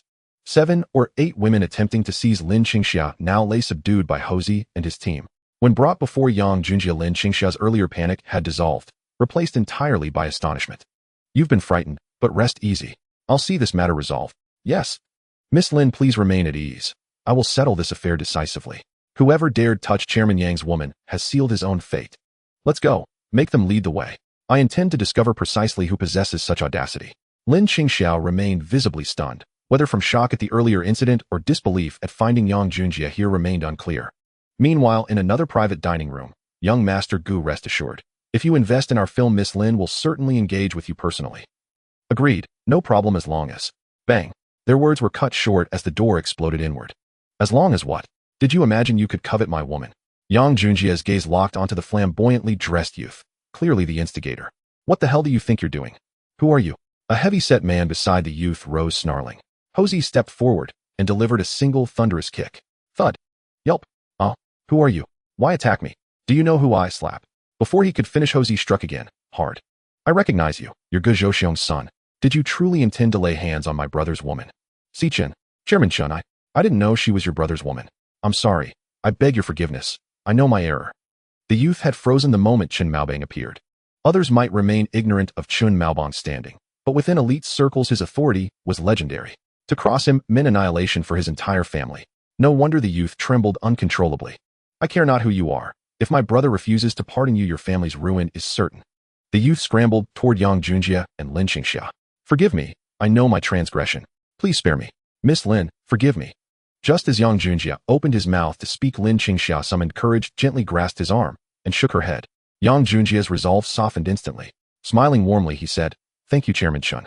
Let this matter rest here. Tomorrow I'll visit your office to sign the contract, and now I must take my leave. Excellent. See you tomorrow. Yang Junjie then escorted Lin Qingxia from the hotel, never imagining he'd encounter her again, let alone under such circumstances. He felt profound relief. Had he not been present, Lin Qingxia's fate would have been unthinkable. Though their relationship remained unconfirmed, she had entrusted him with her deepest intimacy. That bond alone was more than enough to command his unwavering care. On the bustling night streets of Ximen, Yang Junjie held Lin Qingxia's hand as they walked in silence, both of them silent in their tacit understanding. Lin Qingxia kept her head down, afraid to look directly at the man pulling her along. Occasionally she would steal a glance at him, but mostly she just kept her head down, allowing him to lead her. At that moment, Lin Qingxia had no idea how to face the man in front of her, a figure she both loved and hated, her heart a tumult of conflicting emotions. Since she had given herself to him, she found herself thinking about him often after returning to the island, especially when she was alone or at night, when his image filled her heart and mind. This made it even harder for her to control her emotions, and yet deep down, she felt a certain resentment towards him, angry that he had so many girlfriends while still trying to pursue her. She had thought that returning to the island would allow her to forget everything over time. But now encountering this man again, especially when she needed help the most, he appeared before her like a divine being rescuing her. In that moment, all her hatred and grievances, as well as his numerous girlfriends, ceased to matter to Lin Qingxia. She let Yang Junjie lead her away. After a while, Yang Junjie stopped and looked at her, breaking the silence. What happened tonight? I took a role in a play, and the director asked me to meet with the investors. I don't know what he wanted, otherwise I wouldn't have come out. Lin Qingxia still kept her head down, too afraid to look at Yang Junjie, as she responded. You should look at me. She slowly lifted her head to meet his gaze. Let's go. You need to contact your director now. Oh, I want to talk to him. What? What do you want? After tonight's incident, I'll definitely be kicked out of the cast, so why bother talking to him? Lin Qingxia asked, puzzled. Do you still want to film this play? I do. This is my first role, of course I want it. Lin Qingxia replied without hesitation. Then contact him. I'll let him know we'll be waiting for him at this cafe. Will he come back? Lin Qingxia asked uncertainly. If he doesn't want to die, he will come. Lin Qingxia nodded slowly and walked to a nearby public phone booth. After taking a deep breath, she dialed the number. Hello, this is Yu Jingxuan. Who am I speaking to? You? Director Yu, this is Lin Qingxia. Miss Qingxia, oh, you finally reached me. That's great. It's my fault for not recognizing the situation. Please help me say a few good words to your boyfriend, okay? Yu Jingxuan, who had been pacing anxiously at home, was thinking about how to apologize to Lin Qingxia and make amends for the trouble he caused that night. Receiving Lin Qingxia's call instantly relieved his anxiety. He knew that Lin Qingxia was acquainted with Chen Maobang, and that her boyfriend was someone respected by Chen Maobang had already scared him half to death. Although he didn't know Yang Junjie's identity, being in the industry, he certainly knew who Chen Maobang was.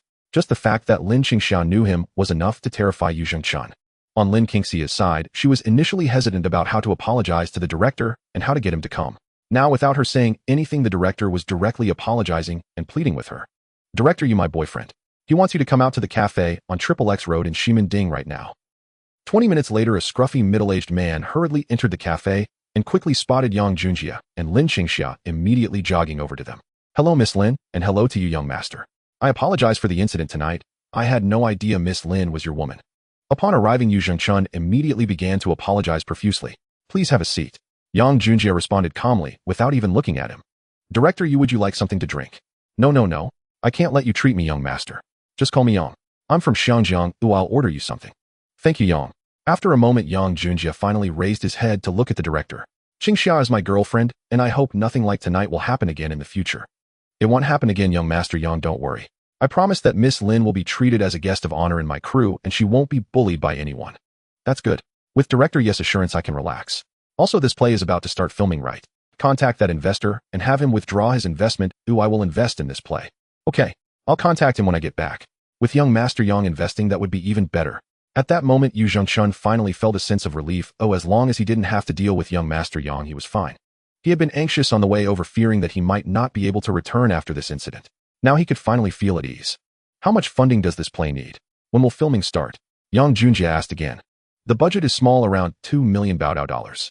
We were planning to start filming in the next few days once the funds are in place. Okay, I'll invest, but I have one requirement. My girlfriend must have a body double for intimate scenes. Lin Qingxia looked up at Yang Junjie in surprise, then a faint smile appeared on her face, revealing a hint of happiness. Of course. I assure you, even if you didn't mention it, I would have arranged for that. Here is the initial funding of 1 million. The remaining funds will come from Asia. If the funds aren't enough, let me know, but it's best to use them where they are needed. If any funds are mishandled, I will hold you responsible. Don't worry, young Master Yang, I assure you that all funds will be used wisely. Alright then, if you're busy, you can head back first. Throughout the conversation, Yang Junjie maintained a calm, yet authoritative tone. Thank you, young Master Yang. I won't disturb you any longer, goodbye. After Yu Zhengchen finished speaking, he turned and left. Drink up, once we're done, let's go talk. When Yang Junjie turned to look at Lin Qingxia, he resumed his amiable demeanor. Go back. Where to? Yang Junjie smiled, even wider, a hint of mischief in his smile. What do you think? Let's finish our drinks and leave. He stood up and pulled her along. I haven't finished my drink yet. No more drinking, there are more important matters to attend to. We'll drink next time. What Yang Junjie referred to as important business was just hurrying back to take care of some trivial matters. Regardless of how he said it, actions spoke louder than words. The next morning after waking up, Lin Qingxia's attitude towards Yang Junjie was completely different, as she was no longer cold and aloof, but wore a sweet smile. You're awake. What time is it? It's still early, not yet 8 o'clock. That's not really early. Hurry up and get up for breakfast. I still have to go to Xinbao Company to sign a contract with Chun Maobang later. Yang Junjie had not forgotten about business. His main purpose in coming to the island was to resolve issues related to product sales and partnership channels. The island was also a major sales market, especially given the current economic downturn in Xinjiang. He definitely could not afford to lose this market, or the losses would be substantial. Alright, let's get up then. After breakfast around 8:50, Yang Junjie took Lin Qingxia to Xinbao Company, where her presence caught the attention of his secretary, Zhou Xiaoding, who kept sneaking glances at them. She wondered if she was looking down on Yang Junjie for being a playboy, as he already had 3 women in Xinjiang, and now he had another in just a day. Such a man was indeed quite scummy. It was only natural for women to look down on him. Upon entering Chun Maobang's office, the latter was already waiting for him. Chairman Yang, you finally made it. I've reviewed the contract, and there are no issues. I've already signed it. I look forward to a pleasant cooperation. Yang Junjie opened the contract to review it. After confirming that everything was in order, he displayed a joyful smile and extended his hand to Chun Maobang. Chairman Chen, let's have a pleasant cooperation, and I believe we can grow together in the future. I'm looking forward to it too. Alright, these are my group's marketing department heads, Zhou Xingyu. They will be coordinating with your team here at the company. They might need you to arrange some temporary office space for them. The marketing and publicity teams will also arrive by noon. No problem at all, Chairman Yang. I'll make the arrangements. That's great. Thanks again, Chairman Chen. I won't disturb your work any longer. I'll borrow the meeting room to discuss a few things with them first. Sure. Chairman Yang, please go ahead. Goodbye, everyone. Entering the meeting room, Yang Junjie needed to assign some tasks because this collaboration with Chun Maobang was a profit-sharing model. This meant that all operations here needed to be handled personally, similar to how they would run their own company, requiring thorough arrangements. Supervisor Zhou, I'm appointing you as the person in charge here in Baodao for the time being. Please listen carefully. Please go ahead, Chairman. First, quickly rent an office floor, expedite renovations, hire staff, and establish a branch of the Baodao Group. We will also be bringing our group's clothing brand over. Second, once others arrive, immediately begin promotional activities. TV stations, newspapers, various advertisement spots, posters, flyers, and host live showcases. Just follow the previous Xinjiang promotional plan. If any help is needed, contact Chairman Chen directly.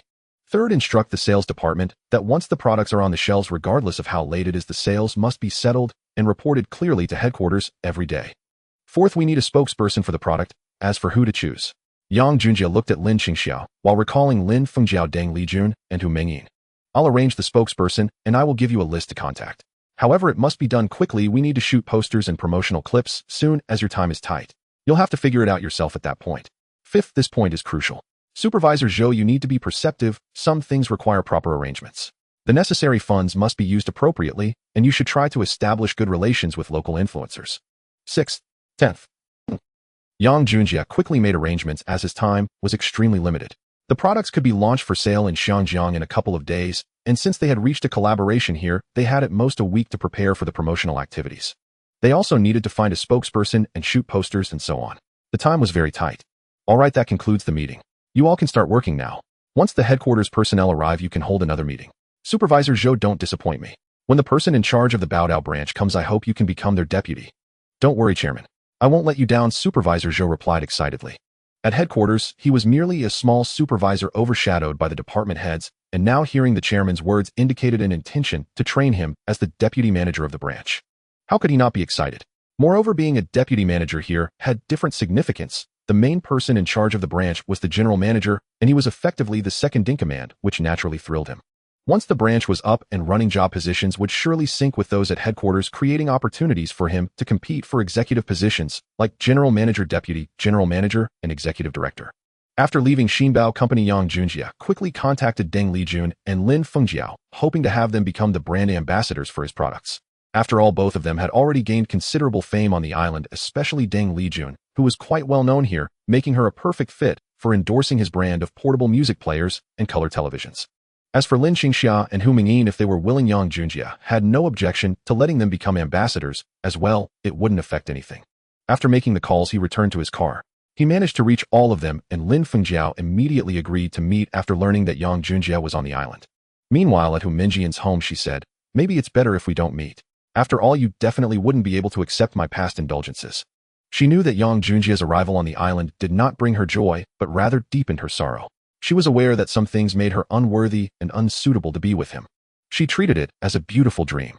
Back in Yang Junjia's car, Lin Qingxiao wore a heavy expression, occasionally stealing glances at him, hesitating, as if she wanted to ask something, but was afraid to.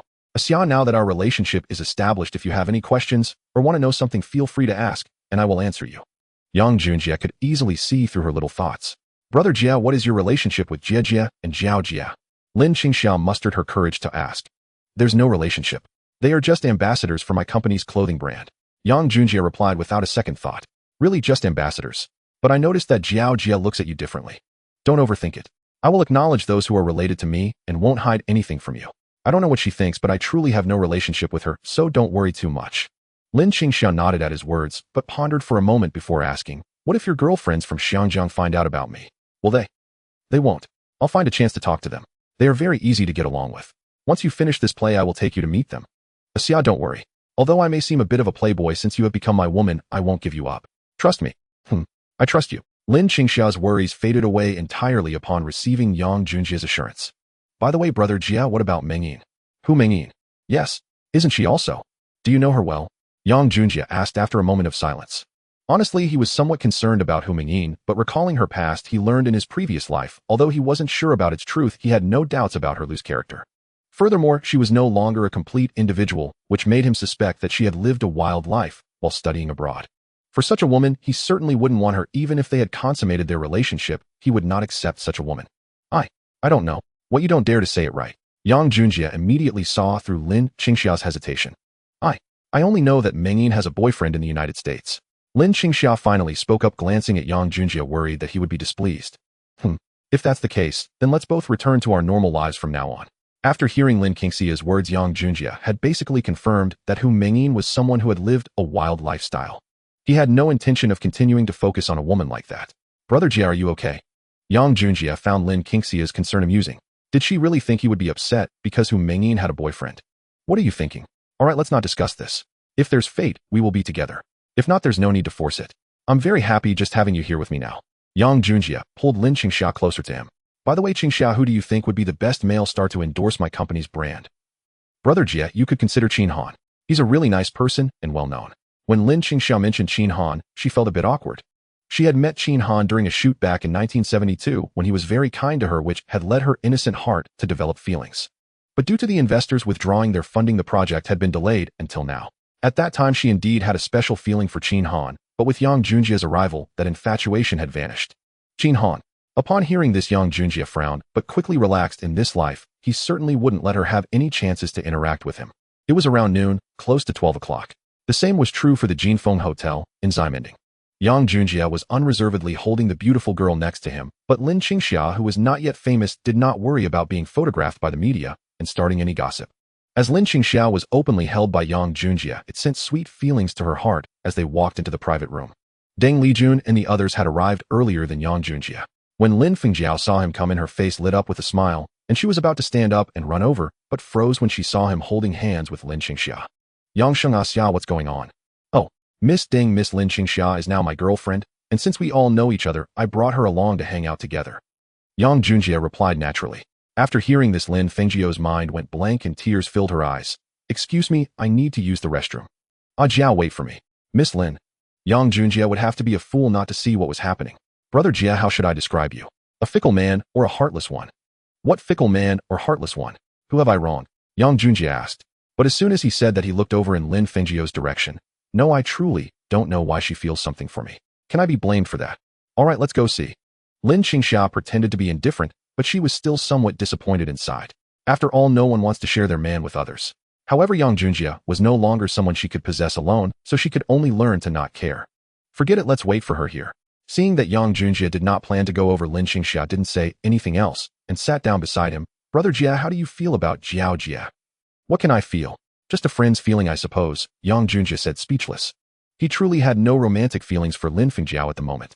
Although she was also a great beauty and the type of virtuous wife and good mother, he had no intention of collecting women one after another. After all, with Lin Qingxia now, he already had 4 women. He had no plans to provoke anyone else. Meanwhile, at the restroom, Ah Jiao, are you okay?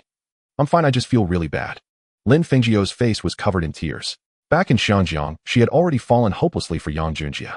Even knowing he had several girlfriends, she still couldn't control her infatuation. She had initially planned to confess to Yang Junjie, but then Lin Qingxiao emerged. This left her feeling utterly confused, not knowing how to face the situation. Jiao, I've already told you before, if you continue to like a man as outstanding as Yang Junjie, your future will be very hard. Just like at the scene you felt it, didn't you? Even if he doesn't actively pursue any women, countless women will approach him trying to charm him and win him over. So if you don't have a heart that can be forgiving, I advise you once more give him up. You are so excellent, you can surely find someone who will love you wholeheartedly. Why share a man with others? Deng Lijun spoke earnestly. But I just can't control my thoughts. I think about him all the time. I truly don't know what to do. Besides, it's not that I mind him being with more people, but I'm heartbroken that he can't see I like him too. Deng Lijun was left speechless and could only sigh and shake her head repeatedly. Sigh? I honestly don't know how to persuade you anymore. Your life is yours to decide. If you like him, then try it out. If it doesn't work later, you can separate. Sister Jiao, do you think I still have a chance? Suddenly Lin Fengjiao asked Deng Lijun with anticipation. Do you really lack confidence in yourself? You are not inferior to Qingxia in terms of figure, appearance, or knowledge. With a man like Yang Sheng who is so flirtatious, he will definitely accept you. Sister Jiao Jiegu is not flirtatious. I know he is definitely not that kind of person. You can see he has genuine feelings for each of his girlfriends. Deng Lijun shook her head helplessly again. She knew that women deeply in love often lose their rationality and judgment. Thus she refrained from saying more, knowing it would create a rift between her and Lin Fengjiao. She didn't want to jeopardize their friendship over this matter. All right, hurry up and fix your makeup. Let's go out. You wouldn't want Yang Sheng to see you looking so disheveled, would you? Deng Lijun asked Lin Fengjiao with a smile. She was somewhat afraid of Lin Fengjiao, who had developed such strong feelings for someone in such a short time. She herself couldn't accept such a man. A moment later, Lin Fengjiao and Deng Lijun returned to the private room seemingly as if nothing had happened, laughing heartily and congratulating Lin Qingxia, even joking with Yang Junjie. This left Yang Junjie and Lin Qingxia puzzled as to how Lin Fengjiao suddenly returned as if she had become a different person. However, he wasn't foolish enough to ask. It was better for him that this matter was put behind them. Yang Sheng, you didn't just call us out for a casual gathering, did you? What's going on? After chatting for a while, Deng Lijun asked directly. Haha, Miss Deng, you still know me too well. I indeed have matters to discuss today. My company's electrical and electronic brands will soon be launched here in Baodao, and I plan to invite you to endorse them. Additionally, I'd like you to recommend a good male star. What do you think? Endorsements for electrical and electronic products, what are they? Lin Fengjiao asked. Yang Junjie smiled and pointed to the television behind. It's that one, but my product is a bit better, an upgraded version of a color TV. Additionally, there's a portable music player that can be used anytime, anywhere. This player is not as large as a radio, it's only palm-sized, designed specifically for music lovers. Let me show you. Monkey, come in. Yang Junjie called to the monkey outside to bring him the portable music player. Look, this is the player produced by my company. Isn't it exquisite and beautiful? Here, Miss Deng, put this on. Now, let me play your song for you. Yang Junjie personally put the tape in for her, and soon a melody reached Deng Lijun's ears. As the music reached her ears, her face filled with surprise. She had heard her own songs many times, whether it was on vinyl record players, tape recorders, or recording machines, but this time with the headphones on, it gave her a feeling reminiscent of when she recorded her song. Sister Jiao, does this expression mean it sounds great? Hurry and let me listen. Lin Fengjiao, curious, asked nearby. Sure, let Lin Miss listen. Yang Junjie once again personally took the headphones from Deng Lijun's ears and passed them to Lin Fengjiao. As Yang Junjie inadvertently put the headphones on her, his body slightly leaned towards her, and his breath seemed to reach Lin Fengjiao, making her blush and her heart race. Perhaps for Yang Junjie this unintentional action meant nothing, but for Lin Fengjiao, who had feelings for him, it made her feel uneasy, her heart racing. Lin Miss, please listen and let us know what Miss Deng thinks about our portable music player.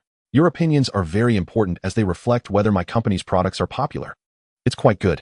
The music through these headphones is very clear and the sound quality is excellent. It's great for anyone to carry around. At this moment, Lin Fengjiao also took off the headphones. This portable music player is really fantastic. I like it very much. She directly expressed her feelings. Haha, it's great that the two beautiful ladies like it. Don't worry, once you agree to become the brand ambassadors, I will have the factory design a unique appearance for both of you with your names engraved on it. That's wonderful. Thank you so much. I also want to thank Yang Sheng in advance.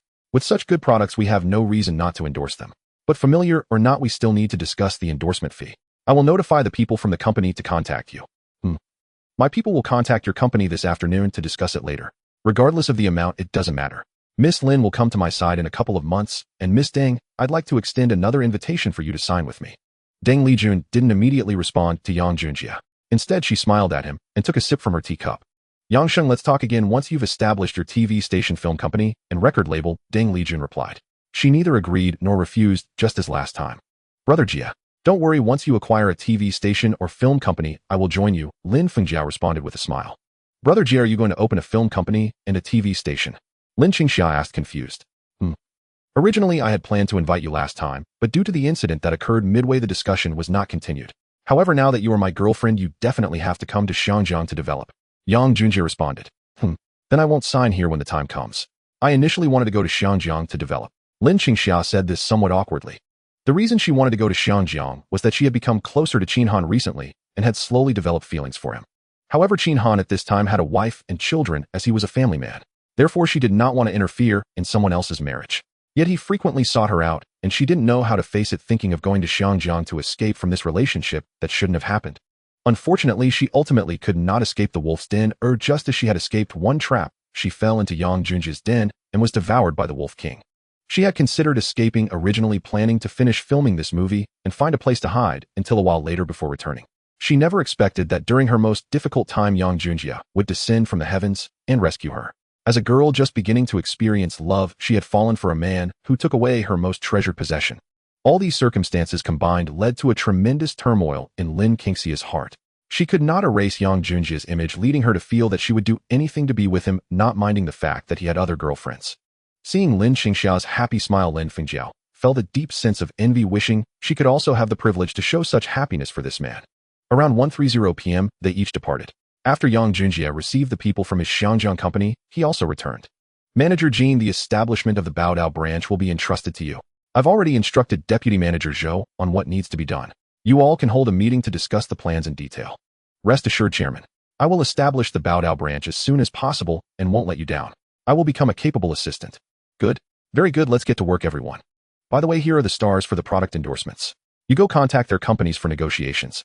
Among them, the spokesperson Lin Qingxia is also my girlfriend, but we need to talk with her company as well. However, the endorsement fee must be negotiated to the lowest. As for the male stars, you can choose, but remember, absolutely do not sign Qin Xianglin or Qin Han. The rest is up to you. Understood, Chairman. You all go ahead and get busy. Just as Yang Junjie wanted to take Lin Qingxia to leave the Xinbao company, he happened to run into Chen Maobei. Chairman Yang, it's good to see you. The head of the Gu family contacted me earlier wanting to invite you to dinner tonight to apologize to you and Miss Lin. The head of the Gu family, Yang Junjie, was momentarily puzzled about who it was. It's that Gu Gongzi who offended Miss Lin last night. After receiving my warning today, he realized it, so he contacted me immediately wanting to personally apologize to Chairman Yang and Miss Lin. So it's him. What does his family do? Yang Junjie asked curiously. Real estate company, and there's also a film company. Chen Maobang replied. The Gu family has a film company. The Gu family. Yang Junjie's mind was racing, trying to recall which family it could be. Could it be Gu Fuhong from Dongfeng Film Company? Yang Junjie suddenly asked. Yes, that's the film company. So it really is him. Yang Junjie certainly knew of this film company, which is now known as Dongfeng Film Company. However, in the late 1970s, it was renamed Dongfeng Cultural Transmission Group, which included film companies, record companies, brokerage firms, TV stations, commercial radio stations, newspapers, and film production, covering a comprehensive development in the entertainment industry. Afterwards, this group would also develop internet TV websites, live streaming sites, and other media industries, always maintaining a leading position.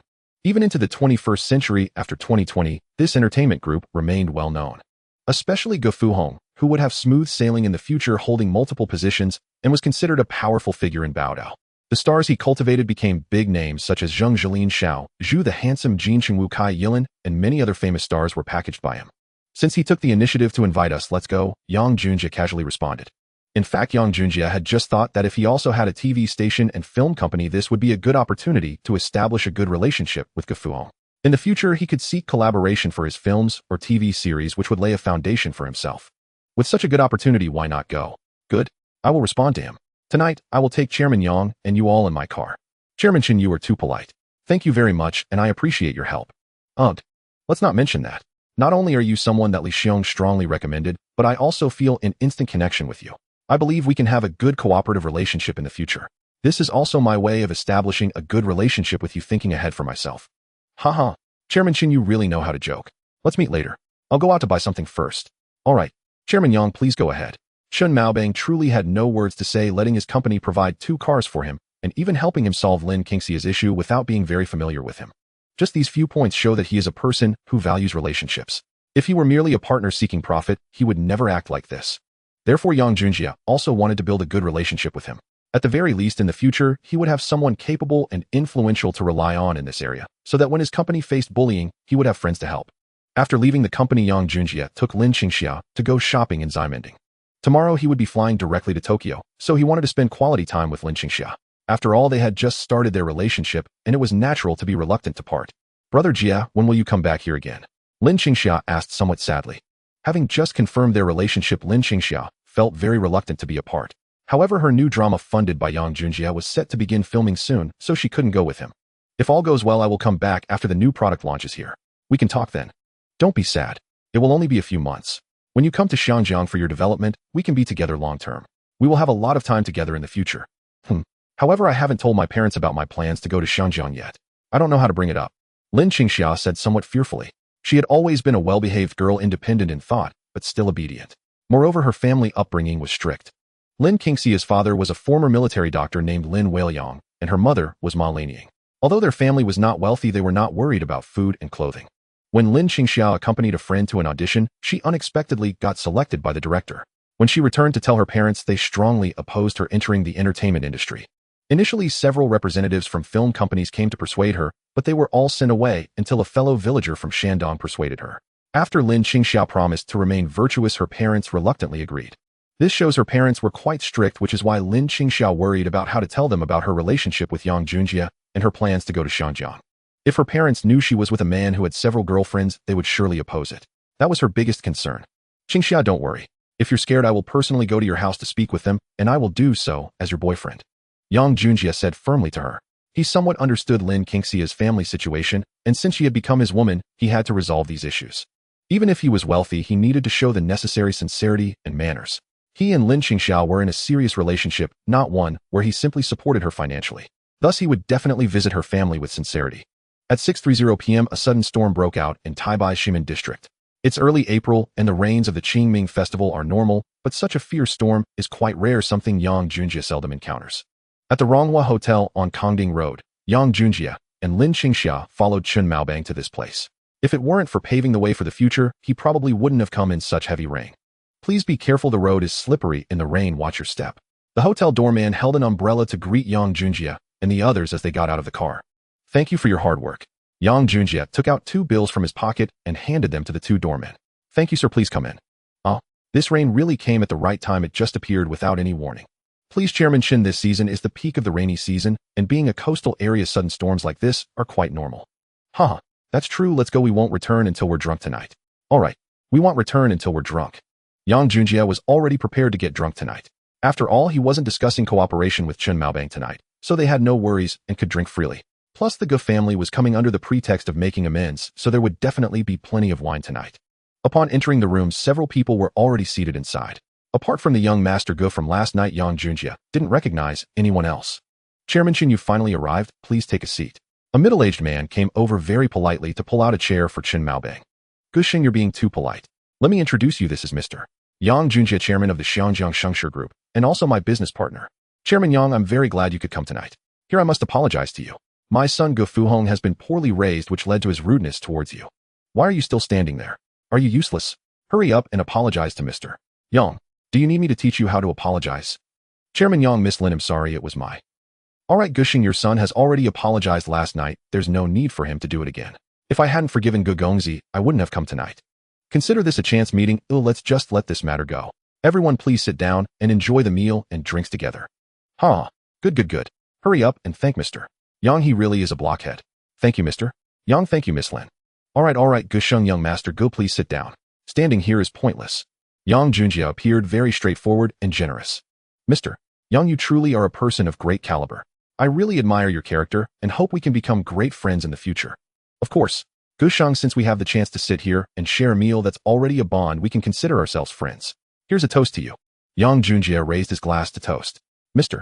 Yang, I didn't expect you to have such a good tolerance for alcohol. If I had known I should have had a few drinks with you last night, I was worried you were young and couldn't handle it. Chairman Chen, you really say? Come on, this toast I must have properly with you. Here's to us becoming the best partners, looking forward to our mutual success. Cheers. They engaged in some polite conversation upon entering, and afterward everyone chatted and drank like old friends. Everyone was smart, no one brought up work-related matters as no one wanted to mention it. The entire process involved no business discussions, just casual talk and boasting with everyone toasting. By 9 o'clock, Yang Junjie had lost all sense of awareness. He had no memory of how he left the hotel or how he got back. It was completely blank. Around noon, Yang Junjie, accompanied by his secretary, arrived at Taipei Airport. Lin Qingxia also came to see him off, clinging to him with reluctance. "Jiegu, although I really don't want you to go, please be safe when you get to Tokyo, alright?" At this moment, Lin Qingxia spoke with a trembling voice, as if she were about to cry. "Don't worry, I'm not a child. Let go, I need to board soon." Yang Junjie affectionately stroked her hair. "Jiegu, alright, why do you sound like a child? Don't worry, I'll come back soon." Yang Junjie released her, waved goodbye, and then turned to walk in with his secretary. What he didn't know was that in a corner of the departure hall, a petite figure stood by, waving goodbye as he walked in, but unlike the others, she did it quietly, and Yang Junjie was unaware of her presence. A few hours later at Seoul Airport in South Korea, Yang Junjie had contacted Ganqing Lin before departing this morning. They were having difficulties finding sales channels, so he had to go over. Originally, they were close to reaching an agreement with LG Group's electrical sales department, but for some unknown reason, they suddenly suggested to reconsider for a few more days. Ganqing Lin felt that the other party was dragging their feet, so he had to contact Yang Junjie. Although there was another potential partner in discussions, the Daewoo Group's electrical sales channels were not as powerful as LG Group. Moreover, Ganqing Lin sensed that Daewoo Group was struggling to protect its own products due to pressure from local electrical brands, so he was wary of trusting them for cooperation. Thus, he wanted Yang Junjie to make the final decision. "Chairman, you finally arrived." Around 2 p.m., Yang Junjie appeared at Seoul Airport. "What's the situation? Didn't we agree to sign this morning? What reasons are they giving for the delay?" Yang Junjie asked sternly. The South Korean market is a significant one for sales, and he couldn't afford any mistakes, so he was very concerned about finding a reliable partner. Moreover, in the coming years, South Korea's semiconductor industry was developing rapidly, and he must find a local company to partner with for growth. Not partnering was not an option either. In this era, South Korea has regulations allowing foreign investment to develop, but the authorities strongly support local capital, providing favorable policies exclusively to their own groups. All foreign investments, regardless of size, have no chance of independent development. Thus, even large groups from our country must find a local company to jointly operate, seeking to leverage this advantage for growth. Yang Junjie was no exception. If he couldn't find a local enterprise to cooperate with, he would rather not bring his brand over, as even if he established a branch, it wouldn't lead to good development. It would be better not to enter this region at all. Currently, there were many groups in South Korea to consider for cooperation, such as Samsung, LG, Hyundai, etc. And it would be best to partner with any of these major corporations, which historically enjoyed many favorable policies from the authorities. Of course, even now in 73A, these major groups were still very renowned, and it would be difficult to partner with them, as they all have their own electronics and electrical companies. So it would be tough for them to assist a foreign company in establishing itself. Yang Junjie knew that negotiating with them would be difficult, so when Ganqing Lin came here, he instructed him to add a relatively unknown small company to the list of potential partners, Daewoo Industrial Co. Ltd. Daewoo Industrial Co. Ltd. was not particularly large or small in South Korea, classified as a mid-sized company, mainly focusing on heavy industry, but also involved in the electrical and electronic sectors, qualifying it as a newly emerging semiconductor company. In recent years, Daewoo Company had developed rapidly, but during this time it faced suppression from other local companies in the same industry, making it difficult for them to progress. Since the company did not primarily focus on electrical and electronic development, Ganqing Lin lacked significant interest in collaborating with them. However, since the chairman personally named it, he had no choice but to agree to seek cooperation. Yang Junjie's choice of Daewoo Industrial Co. Ltd. was due to the fact that Daewoo Group would rise dramatically in 74, akin to a cheat. Taking advantage of the fact that they are currently being suppressed, he aims to offer them assistance, thereby laying the groundwork for future competition for shares in South Korea's semiconductor companies. If successful, he would no longer need to care about anyone's opinions when venturing into these products. Chairman, I suspect that LG Group might change their mind at the last minute. I have doubts about their intentions. They might want to monopolize our technology. Are you implying that LG has thoughts of acquiring our company?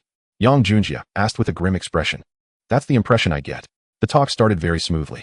During the product presentation, the vice chairman was quite satisfied and readily agreed to discuss the next steps for cooperation. Even after we introduced all our products, the vice chairman didn't hide his appreciation. He even promised that if we followed the proper procedures, we could sign the contract immediately today. However, since yesterday, they have been looking for excuses to delay. They neither refuse nor sign, but they keep hinting at acquiring us. Yang Junjie nodded at this. And what about Daewoo Company? He inquired. In his view, cooperating with any sales channel was acceptable. The key was to partner with a major group. If he couldn't pair with a major group, he would have to choose Daewoo Company, but collaborating with them could entangle him in their struggles, potentially hindering his product sales. This was Yang Junjie's greatest concern. Daewoo Company has expressed interest in cooperation, but they insist on a partnership where we contribute technology as equity, each holding 50 ownership. However, they will retain management rights. We can send personnel to serve, but they must have the chairman position. With such a strong stance, which company are we meeting now? Yang Junjie asked. We are going to meet Daewoo Company. All right, I'll go meet with them. Yang Junjie considered relinquishing management rights, knowing that to penetrate the South Korean market, he needed local people to take on legal and operational roles. Otherwise, development would be impossible. However, he certainly couldn't just accept whatever the other party said. He needed to secure more benefits and would not share technology. He had to maintain control over the ownership and authorization of the technology, or else he would not know when these people might take advantage of him. As long as the technology remained with him, even if Daewoo Company held the company, they couldn't do without him unless they didn't need his technology. In about half an hour's drive, Yang Junjie and his team arrived at Daewoo Company. Anyang Haeseo. Upon arriving at Daewoo Company, a group was waiting for them at the entrance. Yang Junjie glanced over and saw that the leader was a traditionally beautiful woman from South Korea, though he couldn't tell if her beauty was natural or enhanced. Is this woman the chairman of Daewoo Company? No, she's not the chairman. Oh, she is the president of the sales department, named Jin Xiuju. She has been our contact during the negotiations. I heard she is the daughter of Jin Yuzhong, the chairman of Daewoo Company. So she is Jin Xiuju, no wonder. Yang Junjie recalled that in his original timeline, she would become the head of Daewoo Group in the future, which explained why Gan Qinglin had fallen into her grasp. Anyang Haeseo. Yang Junjie approached and shook hands with Jin Xiuju gently. His Korean was quite fluent, and there was no need for the secretary to translate. OMG, you are Mr. Yang Junjie, the chairman of Shengshi Group. Jin Xiuju was surprised to see him. In the business world, she took pride in having graduated and become a company president at just 24 years old. Now seeing Yang Junjie, who appeared to be in his early 20s and already a chairman, left her quite astonished. Jin Xiuju had learned about Shengshi Group through connections in Shangjiang, but she lacked details about the company's background and had no idea Yang Junjie was this young. Yes, I apologize if I have surprised you. Let's continue discussing our collaboration, shall we? I would like to resolve this soon so we can arrange for product transportation. Okay, right this way, Chairman Yang. Yang Junjie smiled and nodded at her. Jin Xiuju was indeed captivating, with a quintessential Korean charm, large eyes, and a tall, curvaceous figure. The only woman he had seen who might rival her in attractiveness was Lu Shi. Soon they arrived in the conference room. Chairman Yang, I have already stated our request during our last discussion. What is your company's response? We are very sincere about collaborating with your company. Currently, Daewoo Group is indeed looking to either introduce or independently research television sets. Your company's emergence perfectly addresses our needs without requiring us to invest more effort into R&D. I can certainly see Daewoo Group's sincerity in wanting to collaborate, but as the technology side, we will be quite passive if you take all management and control rights. Additionally, Chairman Yang, please allow me to interrupt. The management rights and control aren't necessarily something I must take away. I just want to know if you're aware of the commercial laws in our region. Yang Junjie nodded. Of course, I understand that foreign companies find it challenging to develop and won't receive support from the authorities. Since you are aware, why waste time discussing this matter? Jin Xiuju asked quite directly. Yang Junjie didn't rush to respond. Instead, he motioned for his secretary to hand over some documents to Jin Xiuju. Please review this first, and then we can discuss further. Yang Junjie was tired of talking. He had no objections to Daewoo Company wanting management and operational rights, but he needed to be the major shareholder, holding 51 of the shares. Additionally, he needed to arrange personnel for finance and vice president positions. His ownership of the technology was non-negotiable. Regardless of any partnership with any company, he would not share technology ownership. He could authorize Daewoo Group for a period, but not at this time. A few minutes later, Jin Xiuju set down the documents Yang Junjie had given her. Her expression was quite rich, showing both anticipation and difficulty as her eyes remained fixed on Yang Junjie, seemingly trying to read his thoughts. After a moment, Jin Xiuju asked, Chairman Yang, may I talk to you privately? Yang Junjie, curious, looked at her, and after a moment of mutual gaze, he nodded. You all can go out for a moment while I'll talk with President Jin. Yang Junjie waved to the others. Once everyone left, Jin Xiuju seemed to transform, her face breaking into a faint smile as she stood up and slowly walked toward Yang Junjie. Appa, can I trust you with the plans you laid out? Jin Xiuju placed a hand on Yang Junjie's shoulder, her face almost brushing against his ear as she spoke. What's this, President Jin? Do you have a different negotiation method that requires us to be so close? Yang Junjie smirked slightly. Appa, can't we just talk properly? I can give you 51 of the company's shares, and we can also arrange the finance and vice chairman positions for you.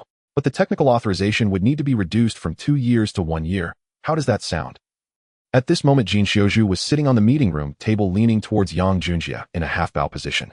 Her front was exposed, completely revealing her ample bosom, and as she spoke, she traced her finger down Yang Junjie's chest. It was incredibly tempting. Yang Junjie swiftly grabbed her hand with one hand and lifted her legs with the other, embracing her forcefully and laying her flat on the table looking down at her. President Jean, playing with fire can lead to self-immolation. The 2-year technology authorization cannot be changed, but I can promise you that over the next 2 years my company will prioritize granting more product authorizations to you. Jin Xiaozhu was still startled from Yang Junjie's sudden move, but upon hearing his subsequent words, she returned to normal. Thoughtfulness appeared on her face. After a moment, Jin Xiaozhu seemed to have understood and didn't mind Yang Junjie's actions, instead reaching out to caress his face. Your face is truly exquisite, and I look forward to working with you in the future, Appa. As soon as she said this, Yang Junjie immediately released her. The implication was clear. Jin Xiaozhu agreed to his requests and to cooperate with his company. He smiled. I look forward to our future cooperation with your company. Oh, let's bring them in to discuss other details. Appa, why are you in such a hurry? Don't we have other matters to attend to? Jin Xiaozhu threw him a flirtatious glance. President Jean, next time you want to tempt someone, please be more professional. I assume you haven't had a boyfriend before. Yang Junjie teased her. He had already felt her trembling when he pressed her down. From this, it was evident that this girl was definitely not experienced, as she was a complete novice trying to play her tricks in front of a seasoned man. What do you mean? Jin Xiaozhu asked, slightly confused. Next time when you act like this, remember to control your emotions and not tremble all over. It gives the impression that you are unprofessional. You. All right, let's get back to business. Yang Junjie was too lazy to deal with her and directly motioned for both teams to continue their discussions. An hour later, Yang Junjie and the others left Dayu Company. Chairman, how did you manage to get them to agree to a 51 stake and other conditions? Gan Qinglin asked curiously. This made Yang Junjie recall the brief time he spent alone with Jin Xiaozhu. This girl really has a good touch. He mumbled to himself while wearing a smile. Chairman, what are you laughing about? I was asking how President Jean agreed. She was very tough during the initial negotiations and wouldn't budge at all. Gan Qinglin said gloomily. He considered himself a skilled negotiator, yet he was outmaneuvered by a young girl, which left him quite displeased. She wasn't unyielding, rather we were at a disadvantage from the start. If we had shown a firm attitude instead of negotiating with them, I don't think I would have needed to come here. Yang Junjie replied honestly. Indeed. Jin Xiaozhu from Dayu Company initially favored Yang Junjie's television and portable audio products. She just wanted to obtain the technology from Yang Junjie's company. Thus, she sought to create leverage in company management and other issues, hoping to force Gan Qinglin and his team to compromise. Unfortunately for her, she encountered Yang Junjie, who was unyielding on technology authorization, leaving her with no choice. Not wanting to lose the technology, Yang Junjie agreed to let her authorize other products and the latest technologies in 2 years, which she accepted. So that's how it is. It seems we need to be more assertive in the next negotiation, Gan Qinglin murmured. All right, the more negotiations we have, the more skilled we will naturally become. Have the tickets been booked? What time do we depart? Yang Junjie turned to ask his secretary. It's already booked. The flight is at 1830, Zhou shouting replied. Yang Junjie checked the time. It was just past 1600, leaving them some time. Let's go eat something before heading to the airport. It's been a long time since I had kimchi, Yang Junjie said. They then chose a nearby restaurant and walked in. Meanwhile, at Dayu Company, President Jean, is the chairman of Shengshi Group really that hard to deal with? A middle-aged man asked.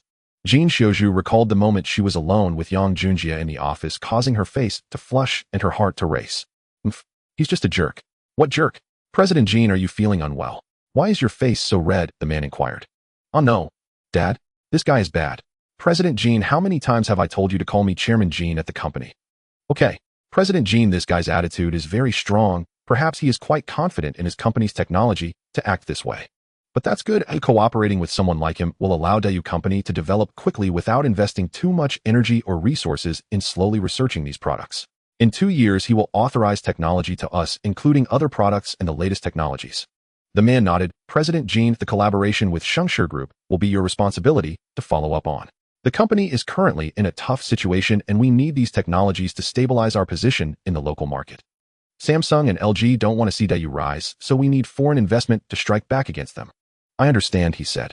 Go handle this matter quickly, get in touch with their people, and arrange for regional sales points to make room for Shengshi Group's products to be shelved and sold. Goodbye, Chairman Jean. After returning to her office, Jin Xiaozhu angrily sat down, her mind recalling the earlier scene with Yang Junjie in the conference room.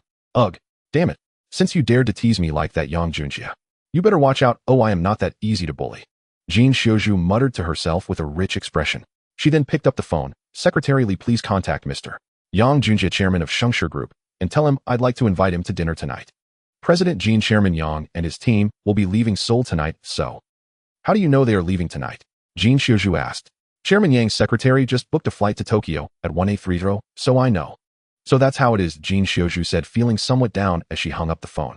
Damn it, they didn't even say a word before leaving. After a sigh, she picked up the documents to read. It was after 9 p.m. when Yang Junjie and his group arrived in Tokyo. Their sole target for cooperation, this time, was Fuji Group. After contacting the person in charge of their previous collaboration with Sakura Semiconductor, Yang Junjie reached out to the marketing department of Fuji Group. Renamed Fuji Group in 1966, it was known as the Fujiyama Zaibatsu following the setting sun. During the 19th to 20th centuries, Fuji Group was referred to as the Fujiyama financial conglomerate. Moreover, it was the leading financial conglomerate in country R. During the 19th century, the Fujiyama financial conglomerate controlled by the Yasuda family was incomparable to the likes of Mitsui, Mitsubishi, or Sumitomo. At that time, the Fujiyama Group nearly monopolized core industries such as military heavy industry, railways, automobiles, steel pipes, glass, various machinery, and banking. Their power was so great that even the imperial family had to consider their position, showcasing how formidable their influence was. Perhaps it was due to this that the imperial family felt threatened and fully supported the rise of the other three families, suppressing the Fujiyama financial conglomerate. Although the Fujiyama financial conglomerate has waned, it remains a significant presence. Despite lacking its former dominance, it is not a typical group that can be easily bullied. Currently, Fuji Group can still influence the economic direction of country, are excelling in heavy and light industries, machine tool development, and parts manufacturing. However, in light industries like electronics and other manufacturing sectors, Fuji Group has faced severe pressure from competitors, resulting in poor development in these areas. While they possess many electronics and electrical factories and channels, they have not developed any standout products that capture the public's attention. In fact, Fuji has not even developed its own television sets, leaving this sector completely blank. Yang Junjie saw this gap in Fuji and chose them as his only target for cooperation. He believed that with his company's excellent color television and portable audio products, Fuji Group would undoubtedly want to collaborate unless they were unwilling to enter these industries. However, that was unlikely. Fuji Group would be more than willing to cooperate with anything that could strike back at the other three companies. Therefore, Yang Junjie was confident that this trip to Fuji would lead to a successful collaboration. Yet he was uncertain about the type of cooperation Fuji would choose. Regardless of which method they selected, he believed Fuji, like the others, would seek his group's technology, that was certain.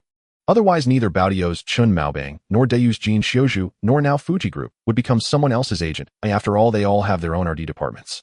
Why would they help others succeed? Let's go. We'll head back to the hotel to rest first. We'll meet at 8:30 in the lobby tomorrow morning. All right, Chairman. They each returned, but Gan Qinglin was called to Yang Junjie's room.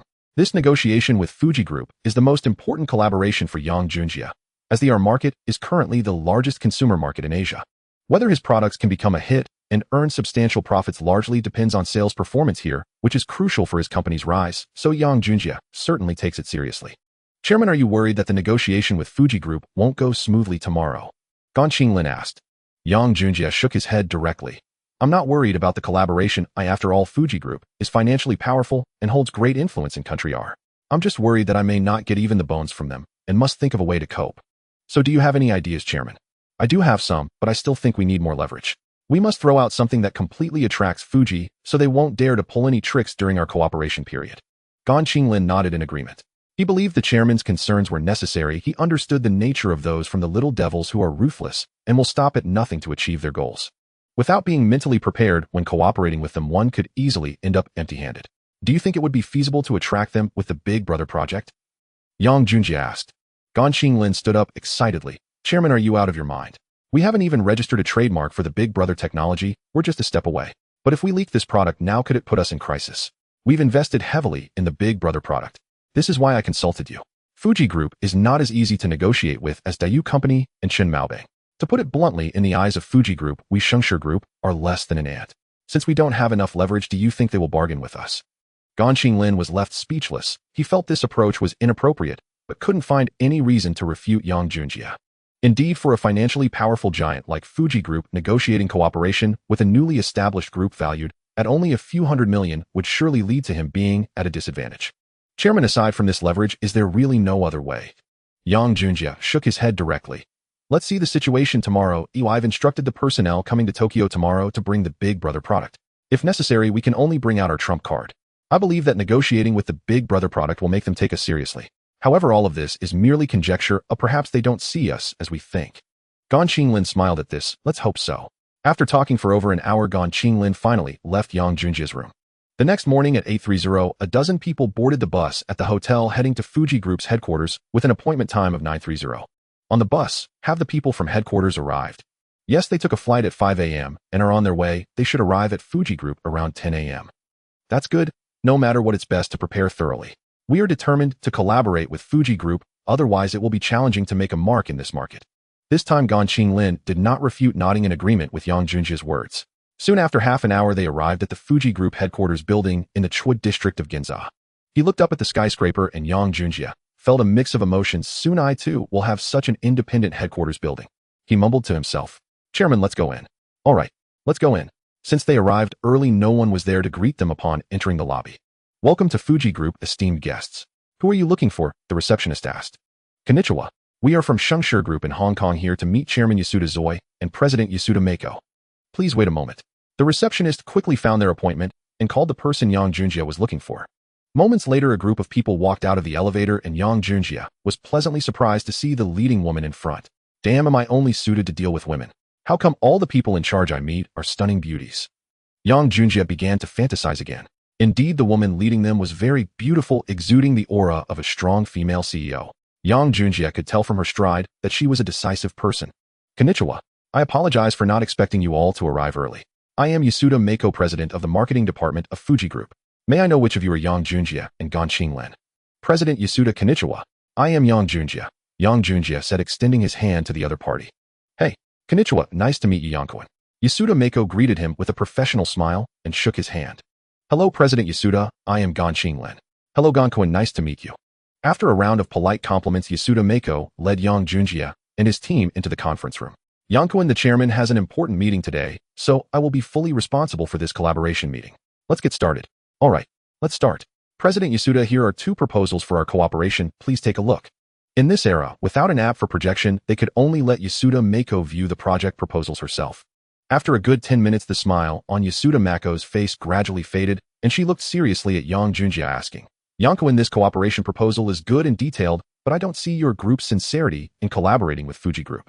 Do you have any other cooperation proposals? Yasuda Mako directly tossed the plan aside and asked Yang Junjia. Yang Junjia, seeing this, did not rush. He looked back at Yasuda Mako, confirming her straightforward, decisive, and candid nature.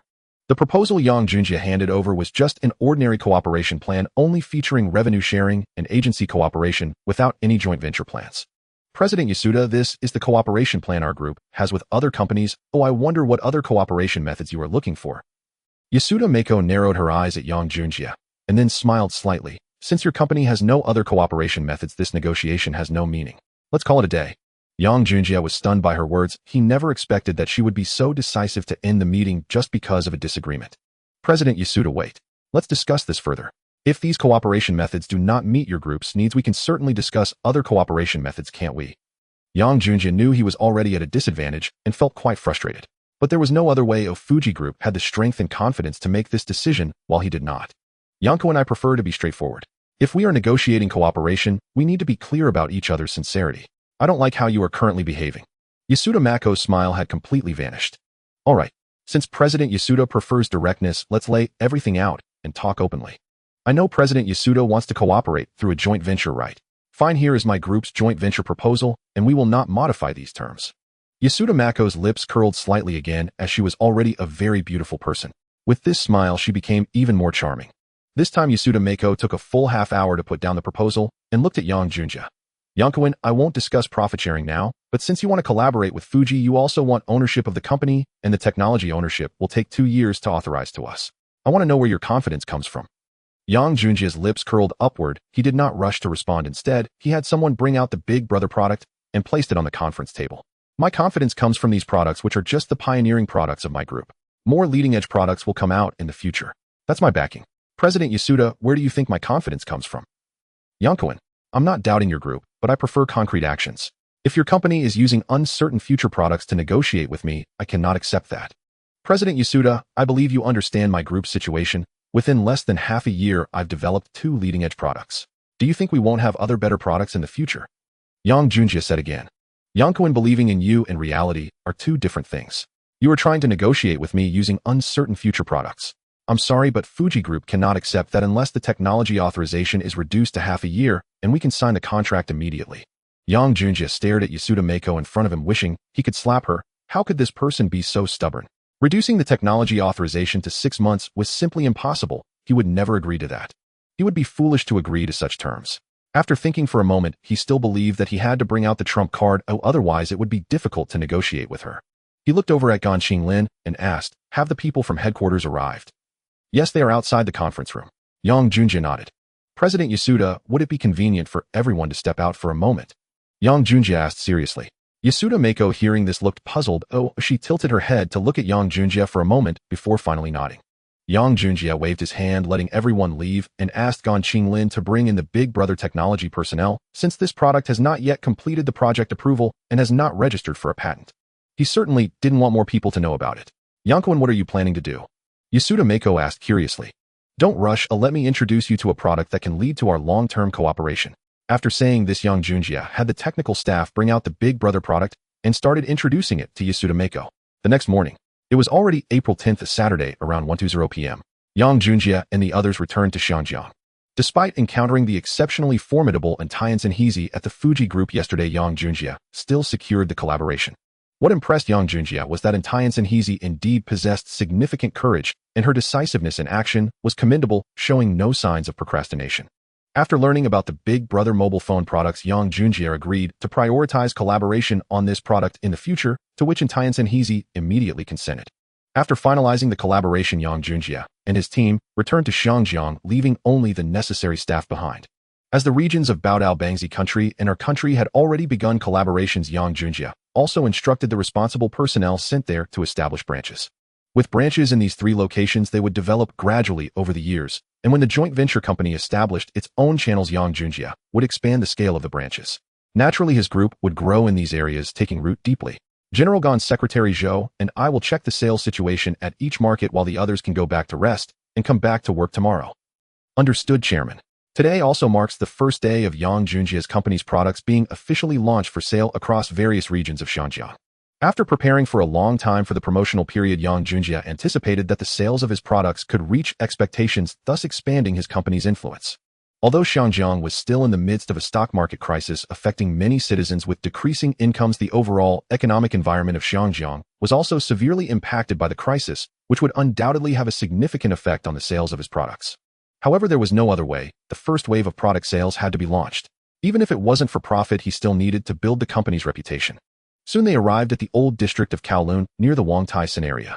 When Yang Junjie and the others entered the market, they noticed there were still quite a few customers present, but it was uncertain whether these customers were there to learn about the products or if they genuinely had purchasing intentions. "Chairman, it seems the sales situation is not as bad as we imagined," Zhou shouting said happily after seeing so many customers on site. "There are indeed many guests, but we don't know if they're just here to watch the excitement," Gan Qinglin replied softly from the side. "There are certainly many onlookers, but there are also quite a few genuine buyers. At least some customers are paying at the cash register here. Hopefully we can exceed our budget, but True Gold does not fear fire if our products are so good that once the citizens' economy improves, they will definitely buy our products." "I agree with that. Things will get better gradually. Let's go and check other places.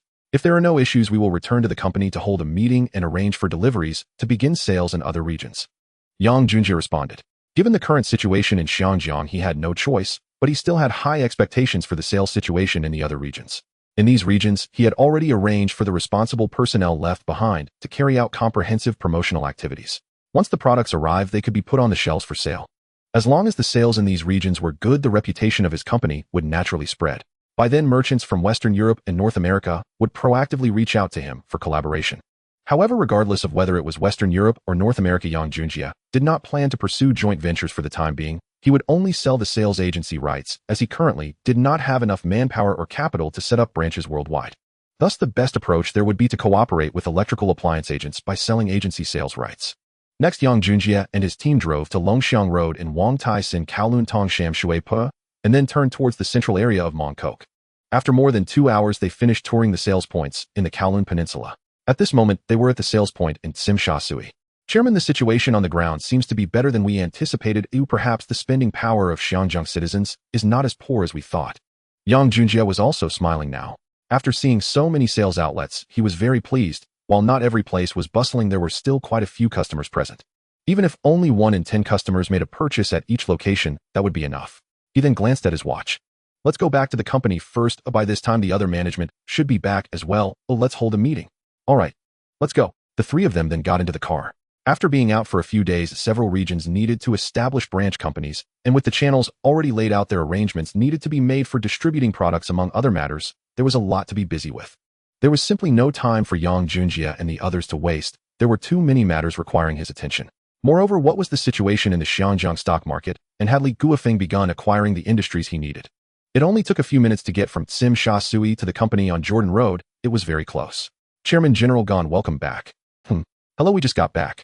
Upon returning to the company, all employees were busy and tense, in stark contrast to the previous work atmosphere. This was the work environment he wanted, where every day felt like a battle.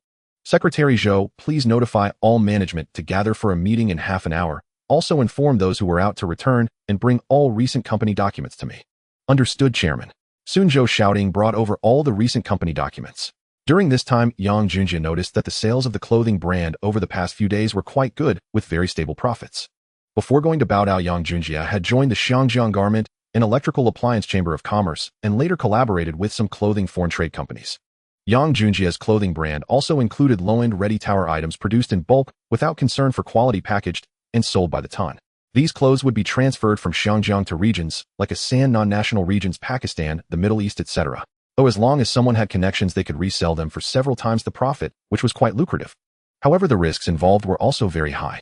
After all, in this era, businesses operating via sea routes faced a high likelihood of encountering pirates. If a shipment was hijacked, the losses would be incalculable. Despite the high risks, countless merchants were still willing to take that chance. After all, a successful transaction could afford them a lavish lifestyle for several years. With such high profits, many would of course choose to seek wealth in danger, taking unconventional paths. After reviewing the documents from the past few days, he was very satisfied with the company's performance and set down the materials to pick up the phone. Beep, beep, beep. Hello, this is the Chairman's Secretary of Global Shipping Company. Who are you looking for? Hello, I am Yang Junjie, Chairman of Shengshi Group. Is Bao Xing not in the company? Hello, Mr. Yang. The chairman is currently in a meeting. Should I notify him immediately? Oh, no, just let him know when he finishes. I would like to invite him to dinner tonight to discuss shipping cooperation. If he has an appointment, please remember to contact my secretary to notify me. All right, Mr. Yang, I will inform the chairman. Good. Thank you. After hanging up, he continued to dial out. Beep, beep, beep.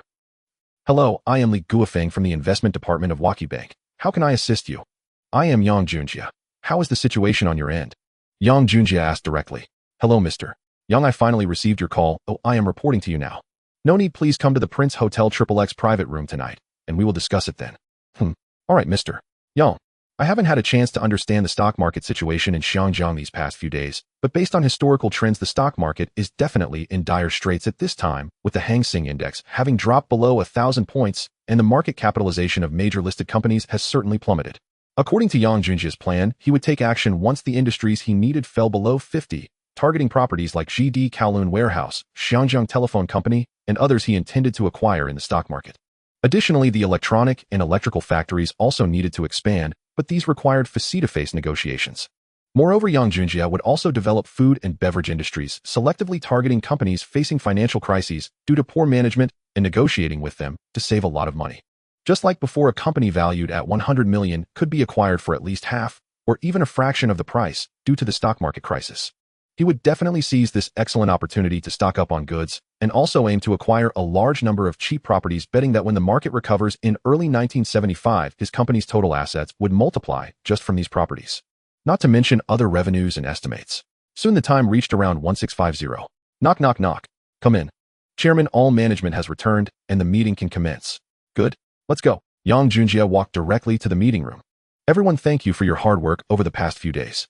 I believe all of you know that the group's business has grown larger with 3 new regions establishing branches. The marketing department and 3 managers from the operations department have been reassigned to become branch heads. Starting today, their respective deputy managers will take over their positions. Clap, clap, clap. As soon as Yang Junjie finished speaking, applause erupted in the room, and the 3 deputy managers looked excited upon hearing about their promotions. However, you will have a 3-month evaluation period during which your average abilities and management philosophies will be assessed to determine if they align with the group's vision evaluated by General Gon. Those who do not meet the standards will revert to their deputy manager positions, while the managerial positions will be filled with suitable personnel from other departments within the company. Chairman, rest assured I will do my best. Yes, I am one of the first employees, and I have always managed in alignment with the group and the chairman's vision. I will not let the group down. Rest assured, Chairman, I am confident I can fulfill this position. Good. As long as you all have confidence, that's what matters. Your 3 departments are the core of the group, so comprehensive evaluations must meet standards. Now let's summarize the group's recent other businesses. Marketing department, prepare the information on the various bustling street shops I asked you to discuss last time. You can start negotiating in the next day or 2. But remember, the current environment is different. Even if a shop was worth 100 before, it is now worth at most 50. Control the prices yourself, of course, the lower the better. Keep in mind the group's condition. The maximum bottom line for all shops is 50 of the original price. Understood, Chairman. Oh, after the meeting, I will return to hold a meeting and resolve this matter as soon as possible, the newly promoted manager of the marketing department promptly stated. Good. However, I will arrange for finance. Oh, where's finance director Jean? Why isn't he here? Yang Junjie just realized the finance director was absent.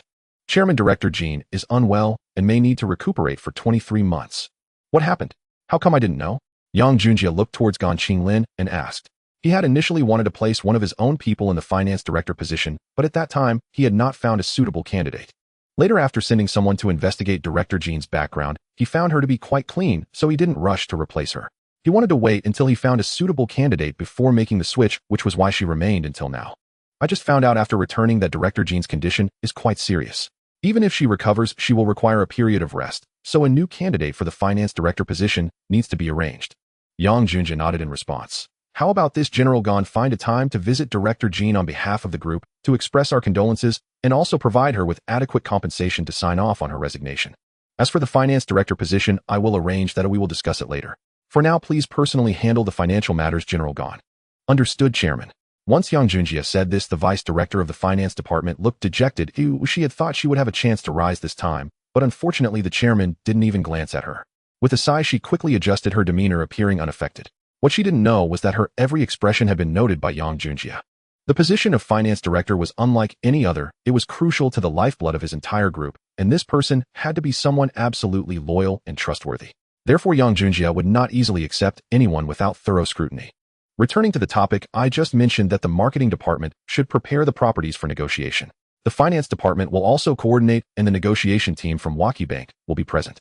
Having the bank representatives involved is the best scenario for acquiring these industries. In the marketing department, you only need to cooperate and provide the necessary information to the representatives from Waki Bank. All right, Chairman, I understand. Good. I will give you the contact information of the negotiation leader from Waki Bank shortly. Let's continue discussing the next topic.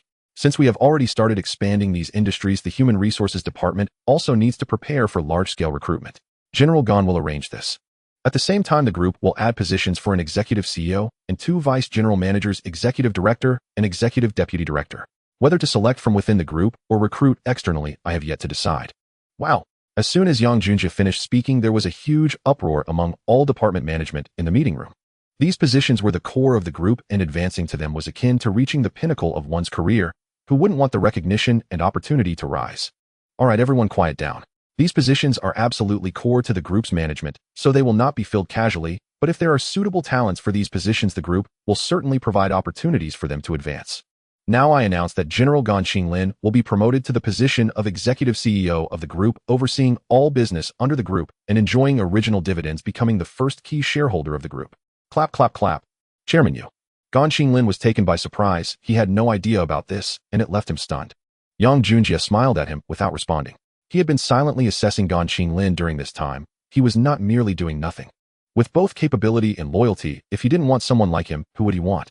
Just because he would be related to Li Chaoran in the future, was he worried he would leave and not employ him? That wasn't realistic. Precisely because he was concerned about Gan Qinglin leaving, Yang Junjie wanted to entrust him with heavy responsibilities, firmly anchoring him to this ship. All right, General Gan, in the future you can consider yourself one of the group's bosses. If the group chooses to go public in the future, your shares will become original shares, making you a bona fide board member. I will have Secretary Zhou bring the contract to you. Gan Qinglin, seeing Yang Junjie's determination, also smiled and accepted it calmly. In terms of Yang Junjie's regard for him, he did not utter any vows of eternal loyalty, merely nodding slightly. However, he felt a deep sense of allegiance. Now, even if Li Chaoran came begging for him, it would be nearly impossible for Gan Qinglin to leave Shengshi Group. Let's continue the meeting. I have seen that the clothing brand sales over the past few days have been quite good, and under the current environment in Xiangjiang, the performance remains steady. I am very satisfied. The clothing brand's personnel should prepare to contact the heads of the Baodao Seoul and Tokyo branches to arrange for the development of our brand there. Understood, Chairman. Additionally, I plan to enter the film and television industry. Marketing department investigate which companies own cinema lines that are experiencing financial crises, keep an eye on them, and we will negotiate later. Yang Junjie stated. He believed that within half a month the Hong Kong government would surely announce the auction plan for the television station, and he needed to be prepared. Before participating in the television station auction, Yang Junjie also needed to prepare for negotiations with the Hong Kong governor, figuring out how to negotiate conditions to not let the education channel time fall onto the new television station. This was something he needed to prepare thoroughly. 6:30 p.m. The Prince Hotel on Kowloon, Dunhuang Road. Although this hotel is quite old, it has grown alongside many citizens of Xinjiang. The Prince Hotel was established in the late 19th century, having experienced the ravages of war and even been occupied by the Japanese as a command center, serving as a lodging venue. Yet it still stands tall in Xinjiang. The Prince Hotel even predates many iconic establishments like the Dragon and Phoenix Restaurant Seafood City in Tsimsha Tsui and the Winghua Restaurant in Mongkok. Yang Junjie arranged to invite Bao Yugong and Li Guofeng for a meal here because he had his sights set on this hotel. He remembered that the Prince Hotel Group had declared bankruptcy during this crisis. The Prince Group, which includes the Dunhuang Road Prince Hotel, Tsim Sha Tsui Prince Hotel, and Causeway Bay Prince Hotel, has not gone public with a total value of around 300 million Hong Kong dollars. However, due to the impact of the stock market crash when the Prince Group went bankrupt, it was acquired by the Eagle Group's Luo Ingshire for less than 100 million Hong Kong dollars, taking over all of the Prince Group's assets. After a costly reconstruction, it became the Eagle Hotel in 1975 and remained a famous establishment in Xinjiang. Given such a good opportunity, Yang Junjie certainly did not want to miss it. Although he was eyeing many properties and funds were tight, he could still reserve 100 million. After all, he would also have several products launched for sale by then, and the funds would surely come back. He believed with Lucy bringing in 500 million, he could complete the layout effectively. With the acquisition of the land and Kowloon warehouse, he would quickly become the first person in Zhangjiang's Chinese capital. In the future, after acquiring Hutchison Whampoa along with his own assets, he would have the strength to contend with Jardine Matheson Swire Group and even HSBC. After waiting in the private room for a few minutes, Li Guofeng arrived. Hello, Yang. Sit down and tell me how things are on your side. All right, here is the recent situation of the Xinjiang stock market. You can look at it while I explain, Li Guofeng said as Yang Junjie nodded slowly. Yesterday, March 9th, Friday, the Hang Seng Index fell below 1,000 points, closing at 934.50 points in the afternoon. The Xinjiang stock market can be described as dead silent, with investors shifting from pessimism to panic. In just 30 days, the Hang Seng Index has dropped from 1,774 points by over 800 points, nearly a 50 decline. The rapid drop and significant decline are truly alarming. This is the announcement issued this morning by the government and major banks. Yang, take a look. Li Guofeng handed Yang Junjie a newspaper. Yang Junjie reached out to take a look. On April 10, 1973, the head of the exchange met with the heads of major banks to discuss policies for stabilizing the stock market. After several rounds of meetings, the government has maintained that it will not interfere with the free market operations, but it will support some voluntary measures proposed by major banks and the exchange in Xinjiang.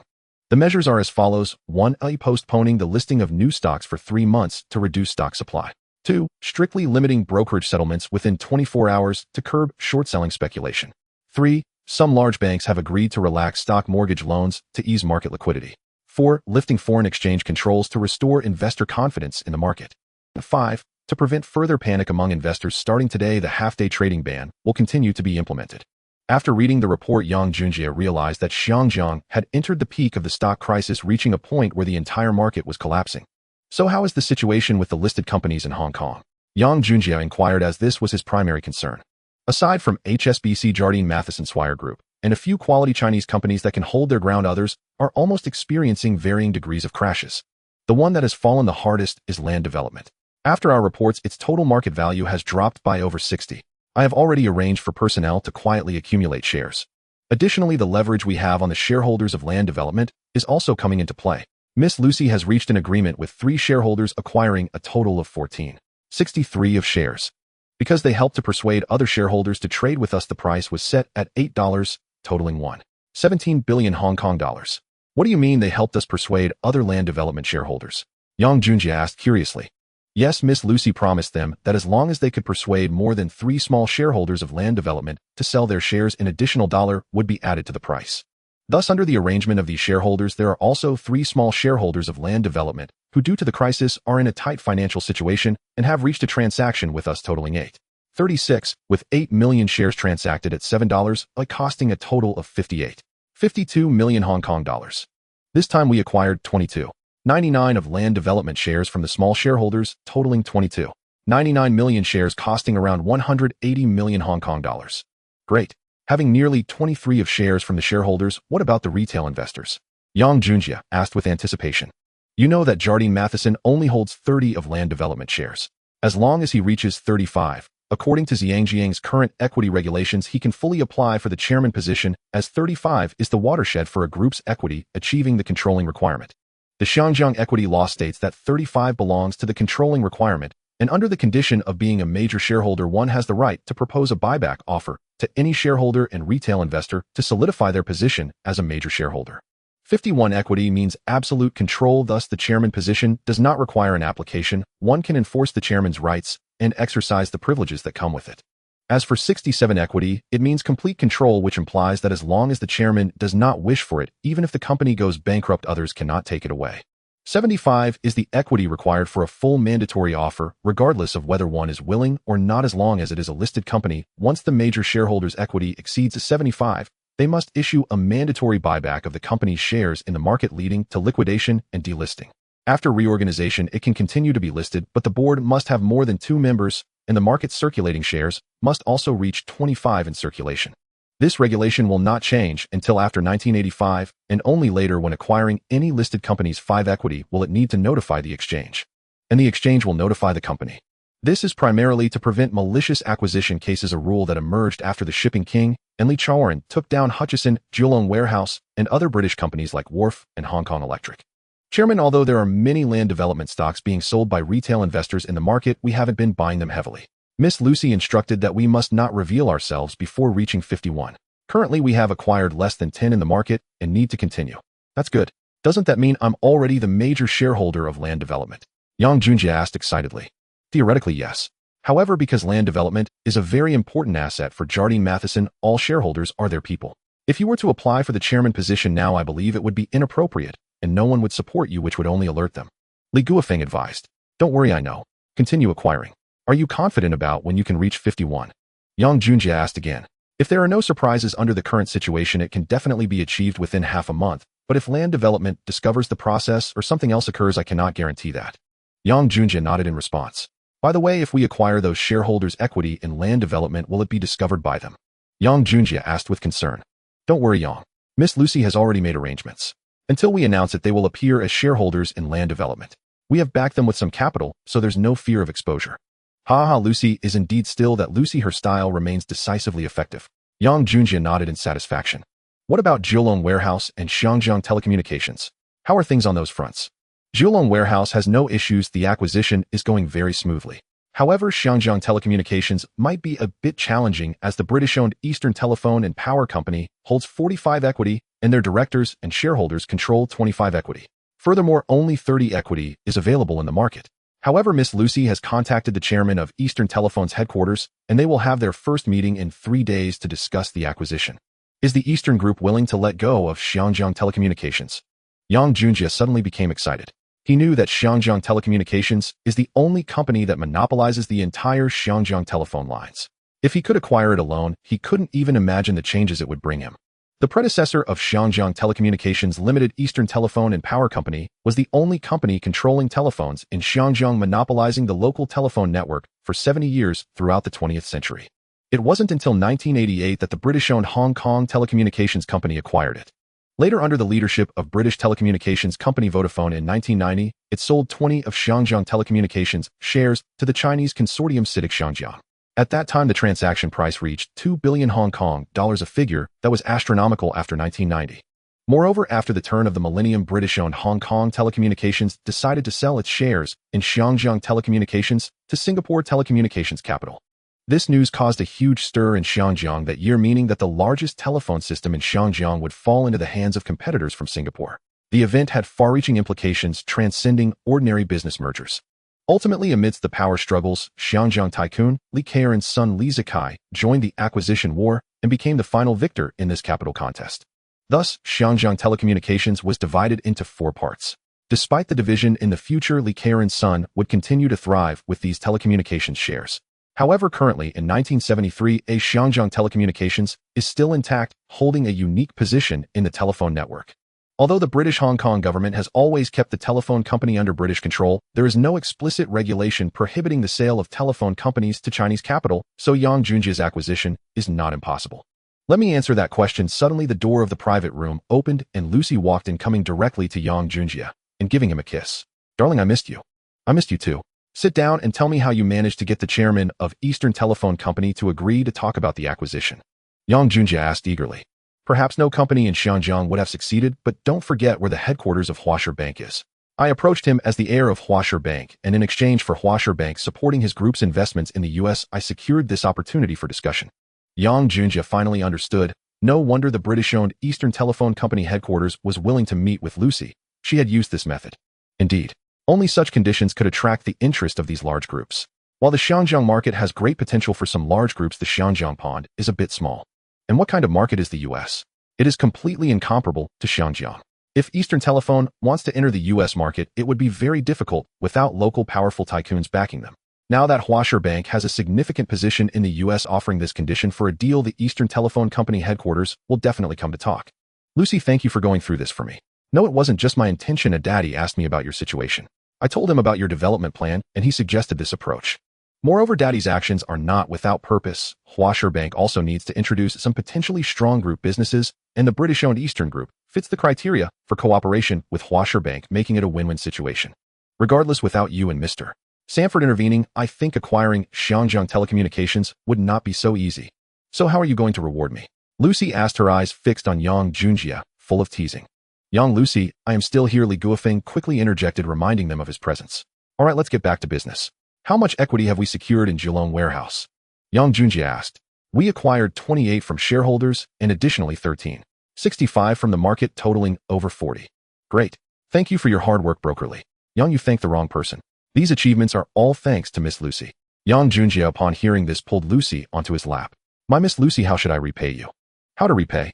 I forgot to tell you something. You have already received the trust fund left by the Vale family for me, which means you can never leave me in this lifetime.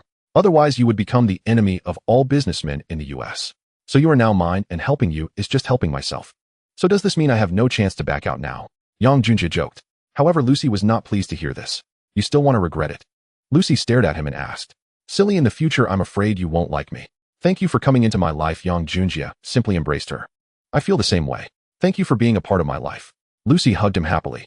Soon it was close to 7 p.m. At this time, Bao Yugong arrived with Wu Guangjing in the private room. Bao Wu, please take a seat. Thank you for the invitation, Yang. Why haven't I heard from you these past few days? Where have you been? Bao Yugong asked with a smile. You are quite well informed, Bao. I've been in a few other places conducting business and just returned today, so I immediately arranged to meet you. Yang Junjia replied with a smile. Ha ha ha, you little rascal.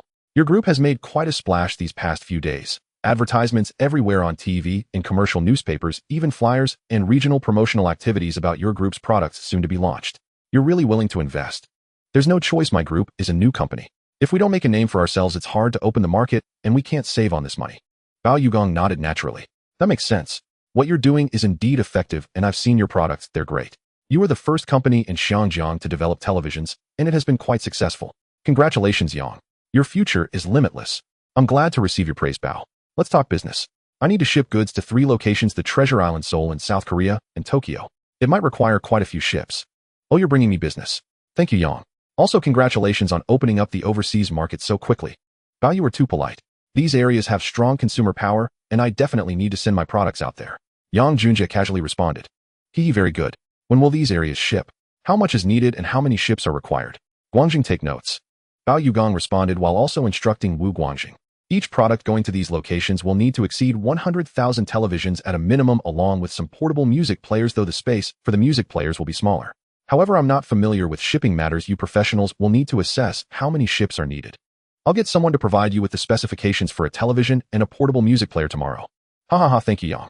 Just hearing that number tells me it's a big business. Rest assured, I'll have Guangjing fully responsible for following up on this.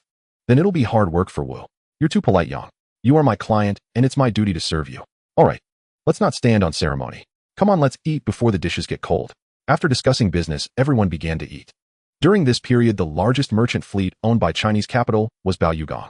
After all, he had previously cooperated with him, so this time Yang Junjia chose to work with his company. As for the other ship owners, he would give them some business opportunities in the future to maintain relationships. Around 8:50 p.m. that evening, Yang Junjie returned to the company. At that time, the entire building of Shengshi Group was still brightly lit, and all employees were waiting for the first day sales results. The color TV and portable music player were both launched for sale today, and after a busy period, all employees were eagerly anticipating the sales data. Typically, the sales hours for street shops are from 8:30 a.m. to 9:00 p.m. Now, this time frame is precisely the closing time, and they were all waiting for the sales data from various sales points to be reported back to the headquarters. Chairman, you're back. Hello, Chairman. Hello, Chairman. Upon seeing Yang Junjie, everyone greeted him, while the appearance of Lu Shi, who accompanied him, certainly caught the eye of all the employees.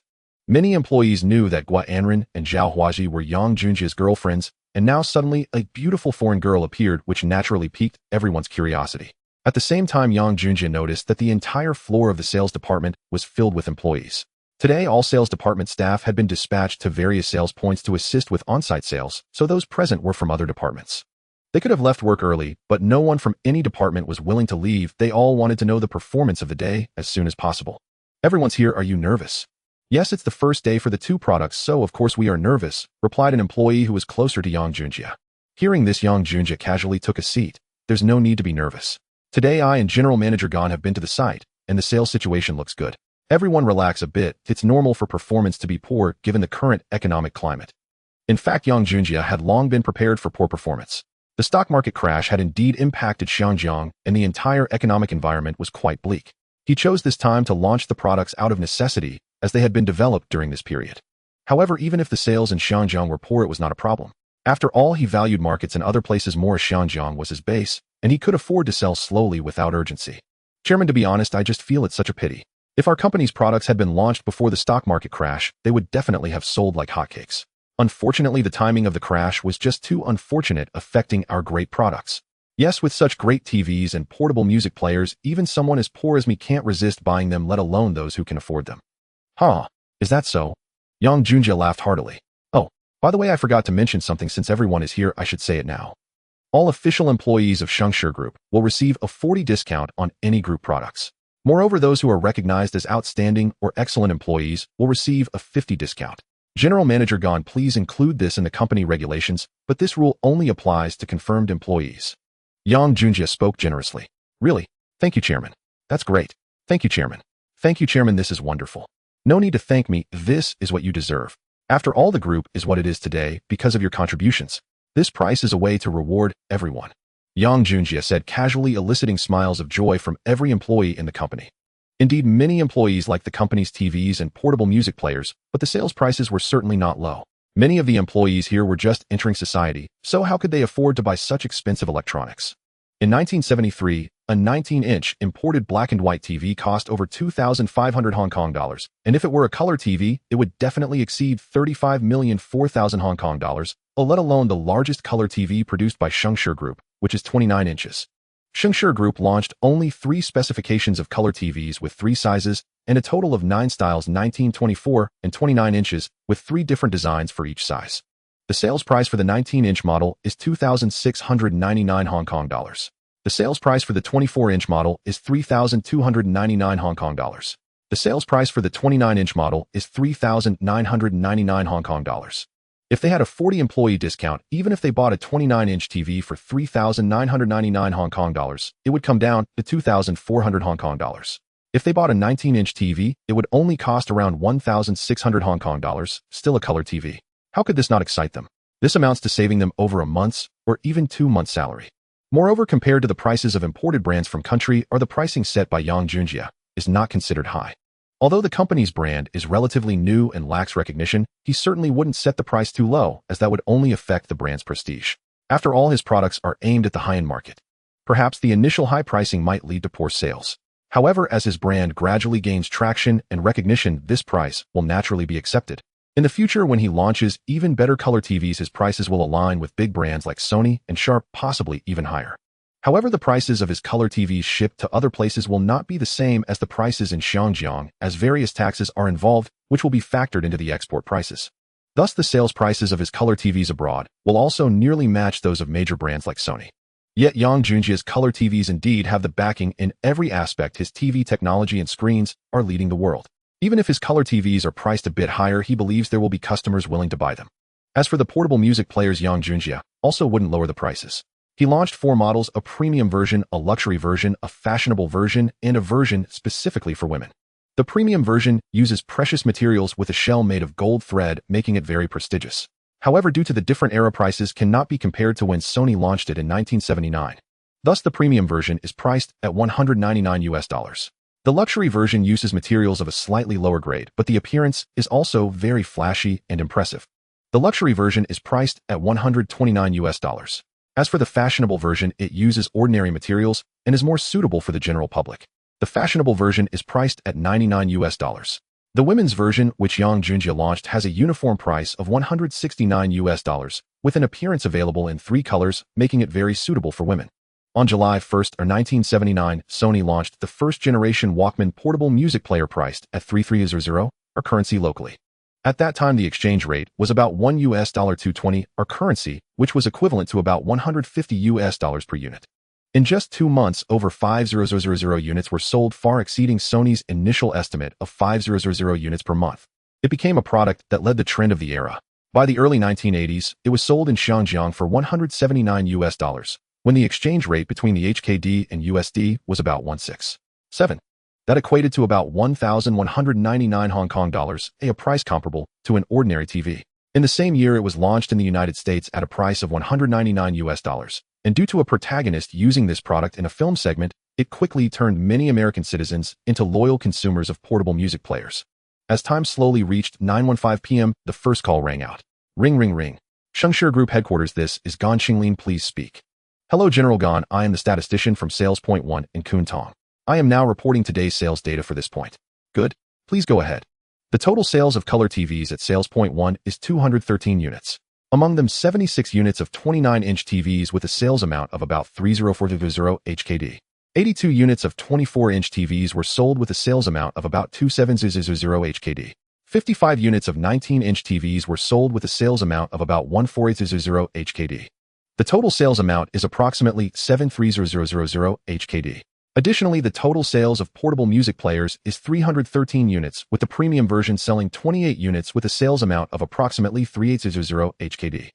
The luxury version sold 67 units with a sales amount of about 5800 HKD. The fashionable version sold 159 units with a sales amount of about 1060 HKD. The women's version sold 59 units with a sales amount of about 6700 HKD. The total sales amount is about 26900 HKD. Very good and impressive result. Thank you for your hard work. Hurry up and clean up to go home. Wait, General Gan, let all employees come back to the group. Tonight, I will treat everyone to supper. Yes. Thank you, Chairman. All right, Chairman. You should have heard it. Pack up and come back to the group. The Chairman is treating everyone to supper. Gan Qinglin conveyed this to the staff on the other end of the phone. Okay, thank you, Chairman. Thank you, General Gan. Gan Qinglin had just hung up the phone. Ring, ring, ring. Ring, ring, ring. The company's several phones rang simultaneously as department heads began to answer the calls. At this time, various sales points were nearly done tallying their data to report back to headquarters. Yang Junjie had set up a total of 108 points in Xinjiang, mainly concentrated in the bustling areas of Kowloon Peninsula and the entire new district of Hong Kong Island. In areas like the new territories Yuan Long, Tuen Mun, Taipei, and Sai Kung, there was generally only 1 point set up at each main street bustling area. In places like Shatton Sin, Wan Sham Shui, Pakun Tong Kwai Tsing, and Wang Tai Sin district classified as secondary areas, several more sales points could be set up depending on the situation. Anyway, since they were all temporary points, there was no fear in setting up a few more. Yang Junjie needed his products to be sold in every corner of Xinjiang, allowing his brand to gain a certain level of recognition. Sales Point 1 in Shatton had total sales of 62000 HKD. Sales Point 1 in Sin 1 had total sales of 67000 HKD. Sales Point 1 in Kwai Tsing had total sales of 68000 HKD. Sales Point 1 in Tuen Mun had total sales of 43000 HKD.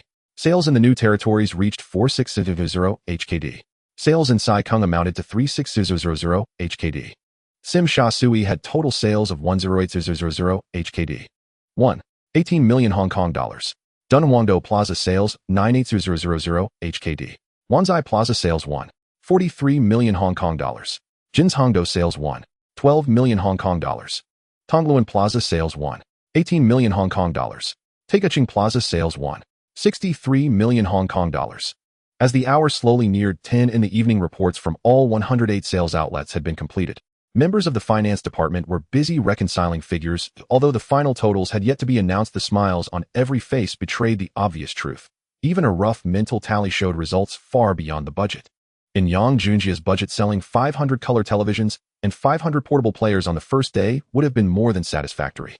His one-month target for each of the two brands was 10,000 units. After all, the Xinjiang market was currently weak and televisions were not a novel item. Many households already owned them, and those without could seldom afford one. Thus, a daily sale of 500 sets was in Yang Junjia's projection perfectly acceptable. The incoming figures, however, far exceeded his expectations. Some places, such as Guangdong Lantian, were moving hundreds of units on their own. Summing across all districts, today's television sales had surpassed 3,000 units. How could the staff not be elated? In a single day, they had achieved half of what had been projected for a fortnight. Chairman Mr. Gon, the statistics are in. The group sold a total of 3752 color televisions today. The 29-inch model moved 918 units, yielding approximately 3.67 million Hong Kong dollars. The 24-inch sold 1325 units, amounting to about 4.38 million Hong Kong dollars. The 19-inch sold 1509 units, roughly 4.08 million HKD. The total turnover from color televisions across the region is approximately 12.13 million Hong Kong dollars. Applause thundered through the room. As for portable players, total sales amounted to 7.15 million Hong Kong dollars. The combined sales for the two products today total roughly 19.28 million Hong Kong dollars. The moment the monetary figures were revealed, the applause resumed, as if every hand had been set alight. It would not abate for a long time. Very well. I hereby announce that today's sales were an outstanding success. To commend everyone, headquarters will distribute an extra month's salary to all staff as a bonus. Yes. Bravo, Chairman. Chairman, we love you. Chairman, I will marry you. The entire office erupted into jubilant celebration. Only Yang Junjia felt a small pang at the cost. The headquarters electronics and appliances staff numbered nearly 500. Even at an average bonus of 1500 HKD per person multiplied by 500, the sum was not insignificant. It amounted to fully 75000 HKD, a sting to the pocket. Yet compared with a single day's turnover approaching 20 million, that 7500 felt like a trifle, and his sting of regret quickly dissipated. Alright, has the publicity department prepared the copy? Contact the newspapers we know, submit the figures and the write-up, and make sure the group's brand is well promoted. Yang Junjia had not forgotten the essentials. Such an opportunity to publicize the group could not be neglected. Chairman, rest assured, I have it ready and will contact them at once, came the reply. It was about midnight when employees from the various regions gathered at the night eatery. A few hundred in all, and Yang Junjia had booked the entire place for his staff's dinner. At midnight in Xinjiang, the nocturnal pleasures were only beginning. The neon avenues pulsed, and the streets near the snack stalls were still thronged with passers-by. The sleepless Xinjiang had always been this way. Because everyone would need to work intensely the next day, Yang Junjia forbade drinking. In their current giddy state, he was certain many would become intoxicated. The gathering was intended only for eating and conversation. If everyone drank themselves senseless, what would become of tomorrow's regional sales? They lingered until after 1 in the morning. Alright everyone, it's about time. We must continue the fight tomorrow, so return early and rest. If next week's performance matches today's, the company will hold a celebratory banquet. You may enjoy yourselves then. Thank you, Chairman. We will be there. Oh, we're looking forward to the banquet. Yes, we can surely hold that banquet. I believe in our products. Soon at Yang Junjia's urging, the employees gradually dispersed to their respective homes.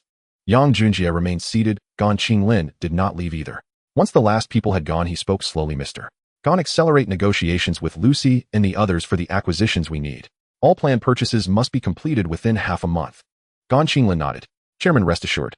I have already been in touch. Many factories hit by the stock market crash are facing severe cash crises. I believe they will lower their prices. It may not even take half a month. Within a week, we can likely conclude matters. Very well. This is a grand opportunity for the group. Seize it. Besides these acquisitions, I will also acquire a listed company and appoint you as its CEO. Yang Junjia teased. The matter of land acquisitions was known only to Lucy Li Guofeng, Yang Junjia's secretary, Zhou Xiaoding, and a few others. Gan Qinglin had not been privy to it until now. Hearing that, Gan's interest was piqued. Which listed company will you acquire, Chairman? After all, a CEO of a listed company carries a very different standing. Gan harbored hopes. His girlfriend came from a wealthy family, and he often felt inadequate. Becoming the head of a listed company would change everything.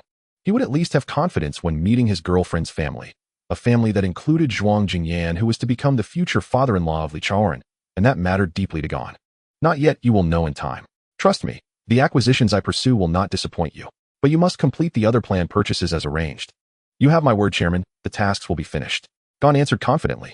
Afterwards, Yang Junjia turned his attention to Zhou Xiaoding, a decision he had pondered for a long time and weighed carefully. The choice of the group's financial officer was critical, and he had yet to find a suitable candidate. The post would have suited Guanren, but she was still studying abroad and would not return soon. He needed someone he absolutely trusted, someone capable. After much thought, the most fitting person he could think of was his own secretary Zhou Shouting. Her education was sufficient, though her experience was somewhat limited. She had always behaved with steadiness and maturity. Her background was impeccably clean, a scholarly household with no blot on the family record for generations. For these reasons, Yang Junjie was considering appointing her as acting finance director. Secretary Zhou, after working together for so long, I realize we have never truly had a frank conversation.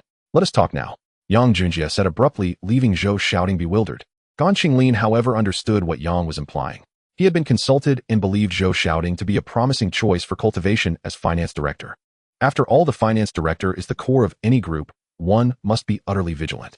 The person must be loyal to him and to the company, effectively someone without plans to leave within at least 10 years. Chairman, what would you like to talk about? Zhou asked. Tell me about your plans for the future or your life arrangements, he prompted. Chairman, don't tease. I wake each day focused only on carrying out the tasks you entrust to me. I do not have time to contemplate some distant future. Zhou Shouting replied, somewhat exasperated. Do you have no ambition for advancement within the group? Or might you consider moving to another company for a different post? Yang pursued. Zhou grew uneasy, fearing she had erred. Have I done something wrong? Do you intend to let me go? No, do not misunderstand me. I was merely asking. Chairman, I have no other plans. I do not intend to leave the group. I am very happy working here, and I like working by your side. Zhou Shouting confessed, her cheeks flushing. Fortunately, it was night, and the lighting dim. Neither Yang Junjie nor Gan Qinglin noticed the sudden flush on her face, or they would surely have seen that something was amiss. So you do not intend to leave. What do you think of the group? Is it a place where you can see yourself staying long-term? Yang continued to probe. Of course. The group is prospering. I would not leave. I am optimistic about its future, and if possible, I would be glad to remain by the chairman's side. Yang Junjie nodded with satisfaction and smiled toward Gan Qinglin. Very good. Secretary Zhou, I ask these things without ulterior motive. I have discussed with Mr. Gan and I intend to appoint you as finance director. Are you willing? Do you have the confidence to fulfill that role? Me, as finance director. Yang Junjie's words left Zhou Shouting incredulous, yet her heart swelled with excitement. The next morning, after Yang Junjie returned to the office, he saw multiple newspapers reporting on the explosive sales of his group's electrical and electronic products from the previous day. The Oriental Daily, with which he had a long-standing partnership, featured the headline, "After the stock market legend, he once again becomes the leading television manufacturer in Xiangjiang," causing a frenzy of purchases among the public. This headline made many citizens willing to spend money on the report. Mr. Yang Junjie, known as the stock god of Xiangjiang, continued his stock market legend. Yesterday, the electrical and electronic products under his Shengshi Group were launched for sale in various districts of Xiangjiang, becoming immensely popular. The products launched yesterday included over 3700 color televisions with sales totaling 12 million Hong Kong dollars. Additionally, the sales of portable audio devices also reached over 7 million, with on-site sales being extremely lively. The group broke into the household appliance manufacturing industry in Xiangjiang, developing and producing locally made color televisions, becoming the first group company to establish a self-manufacturing enterprise in Xiangjiang. Moreover, the color televisions developed by the group are not merely traditional copycat products. There are 16 registered patents by Shengshi Group. The first item, screen patent technology. Shengshi Group currently holds the largest number of registered patents for television screen technology in the world. The second item, the tricolor cathode ray tube technology, which is the first in the world to enable televisions to display a myriad of colors. The third item, appearance technology. The televisions produced by Shengshi Group feature exquisite designs that far surpass those of other brands on the market. The fourth, the fifth, the 10th. Additionally, Shengshi Group has independently developed a product called the portable music cassette player, which is unique in the world and represents a pioneering product by Shengshi Group, bringing pride to the people of Xiangjiang. Below is the introduction of the portable music device. The portable music cassette player is a device that can play your favorite music simply by inserting a cassette. While similar to a radio, it has significant differences. First, its small size makes it easy to carry, and wearing headphones does not disturb others. Second, the sound quality is clear with adjustable audio for different frequencies, long-lasting durability, and a delicate appearance. The Oriental Daily's report was very detailed, spanning thousands of words to cover the two products of Shengshi Group, filled with various praises. However, the content was indeed factual. Similarly, the Daily Commercial Times and the Gongshang Daily disseminated nearly identical content about Yang Junjie and Shengshi Group. Soon after, other newspapers reprinted this content, leading to a surge in newspaper distribution. For a time, the entire Xiangjiang was once again swept by the influence of Yang Junjie and his group and their products. After reading the report, Yang Junjie left the company. He would not care about the exaggerated rumors outside, the group's reputation was established. As long as people know that Shengshi Group has the brand for electrical and electronic products, that suffices. To make his company's products something everyone seeks after brand effect is crucial. Otherwise, why would Yang Junjie spend so much money on advertising at the beginning? The goal was to raise the brand awareness of these two products. Even now, Yang Junjie had already bought out the prime advertising slots on TVB, and the commercials were being aired in a loop. Soon Yang Junjie arrived at Sim Sha Sui Pier. From this morning onward, Yang Junjie's television and portable audio factory began large-scale shipments. These goods would be transported to 3 places: Baodao, Bangzi Country, and Tokyo for sale. After so many days, his factory operating at full capacity had only produced just over 500 televisions. The first round could only allocate 150 units to Baodao, 150 units to Bangzi Country, with the remainder sent to Tokyo, as the Tokyo market was the largest with the strongest purchasing power. Additionally, the portable audio devices, being smaller in size, were produced more quickly, nearing 1 million units. With such a large stock, Yang Junjie allowed the factory to return to normal working hours without the need to rush production. After all, it was only 1973, and the purchasing power could not be compared to that of 1979. Who knows when the 1 million units would be sold? If production continued frantically and the products became unsellable, wouldn't that be disastrous? Chairman, you're here. Good morning, Chairman. Hello, Chairman. Early in the morning, Gan Qinglin had already arrived with the heads of the marketing and warehouse management departments to supervise the loading of goods onto the ship. General Gan, thank you for your hard work. Yang Junjie patted Gan Qinglin on the shoulder. Chairman, this is my job. If you were this polite, it would be embarrassing for me. Gan Qinglin responded with a smile. Stop joking. You went home last night and probably didn't sleep until after 2 a.m. Then got up at 5 this morning to come here. Not even a steel man could handle that. Chairman, you exaggerate. I'm young and strong. I can stay awake for days and nights and still feel energetic, let alone I've slept for 2 hours. Gan Qinglin still smiled back. All right, enough of that. Keep an eye out for suitable candidates in the group to promote. Let's promote 1 vice president and 1 executive director first, and leave the general manager position and another vice president position open for now until we find better candidates. To be honest, Chairman, the management team in the group is inexperienced. I believe it's not suitable to promote anyone at the moment. After all, if they are promoted too quickly, it will only make them restless and arrogant. Yang Junjie nodded upon hearing this. Do you have any suitable candidates in mind? There is indeed a candidate, but you would need to personally invite him, Chairman. Gan Qinglin said with a smile, a hint of mischief in his expression. General Gan, what's with that smile? Hurry up and tell me who you're recommending. Yang Junjie became curious. The vice president position would be very suitable for that young broker, Mr. Li Guofeng, who often manages the stock market. Although he is young, I've talked to him, and he is cautious, sharp-minded, and a great prospect. However, he is from Waki Bank. Whether we can recruit him depends on you, Chairman. Yang Junjie recalled Li Guofeng upon hearing Gan Qinglin's reminder. Indeed, despite being only in his 20s, he was cautious, meticulous, steady, and had a good vision. Long ago, Yang Junjie had planned to recruit him, but the company hadn't reached a scale where he could do so, so he let it slip and forgot about it. But now that the group's scale had taken shape and there was a position available, Yang Junjie felt it was indeed suitable to recruit Li Guofeng. After all, with so many talents at Waki Bank, he didn't think that Manzini and his future father-in-law would scold him too harshly. Thinking about how Manzini Scora would react when he recruited Li Guofeng, Yang Junjie could easily imagine him coming over to scold him. All right, I'll handle Li Guofeng. What about the general manager position? Yang Junjie continued asking. Just then he took a drink from a bottle, and Gan Qinglin happened to speak at the same time. The candidate for the general manager position is Mr. Su Yonggui from Yongsheng Bank. Upon hearing this name, Yang Junjie immediately sprayed the remaining drink in his mouth, all over Gan Qinglin's face. Chairman, do you really need to go this far? It's just about recruiting someone from Grandpa Gua. After all, you are all from the same family, consider it borrowing.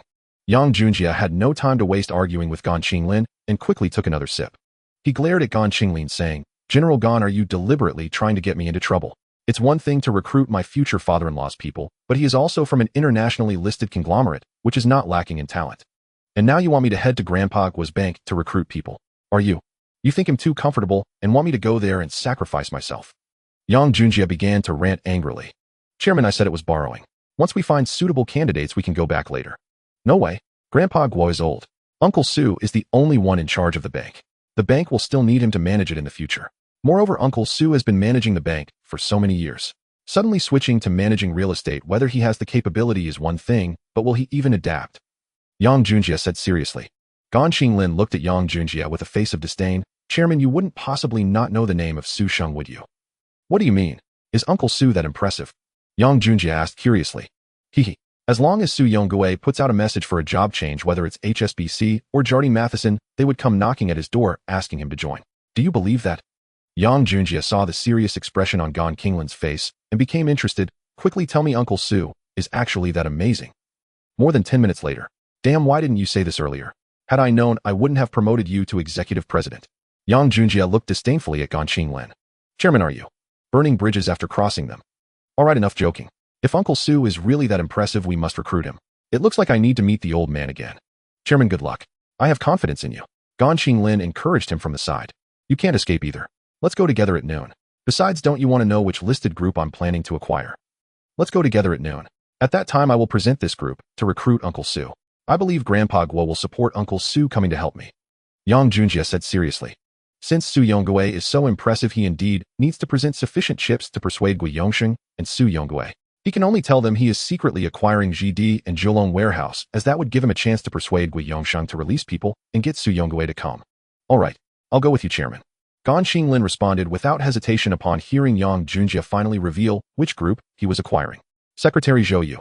Yang Junjie instinctively called out to the secretary beside him, only to remember that he had changed secretaries. Today, Zhou Shouting officially began the handover, and after that she would take over the position of financial director. He was used to calling her that, so he couldn't switch back immediately.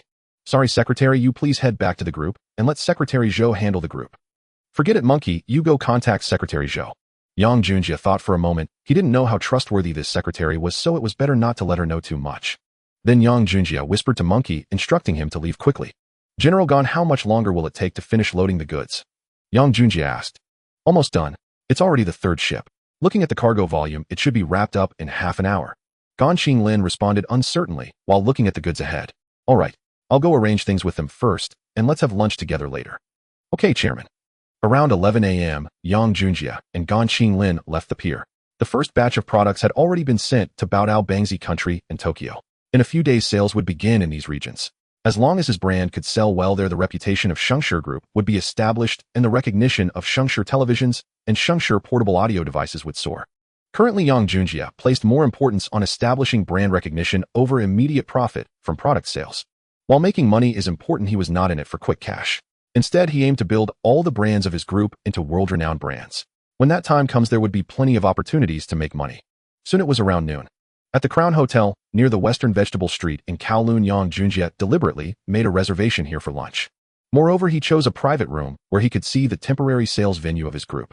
Before long, Li Guofeng, Gui Yongsheng, and Su Yongui arrived one after another. Grandpa Guo, Uncle Su, you're here. Please take a seat. Yang Junjie personally went over to help Gui Yongsheng inside. During this time, Gui Yongsheng's health had noticeably deteriorated, and his speech lacked the vigor he had when Yang Junjie first met him. His walking pace was also much slower, making him seem like a completely different person. In just a few months, the changes were stark. Time truly spares no one. However, this was also normal.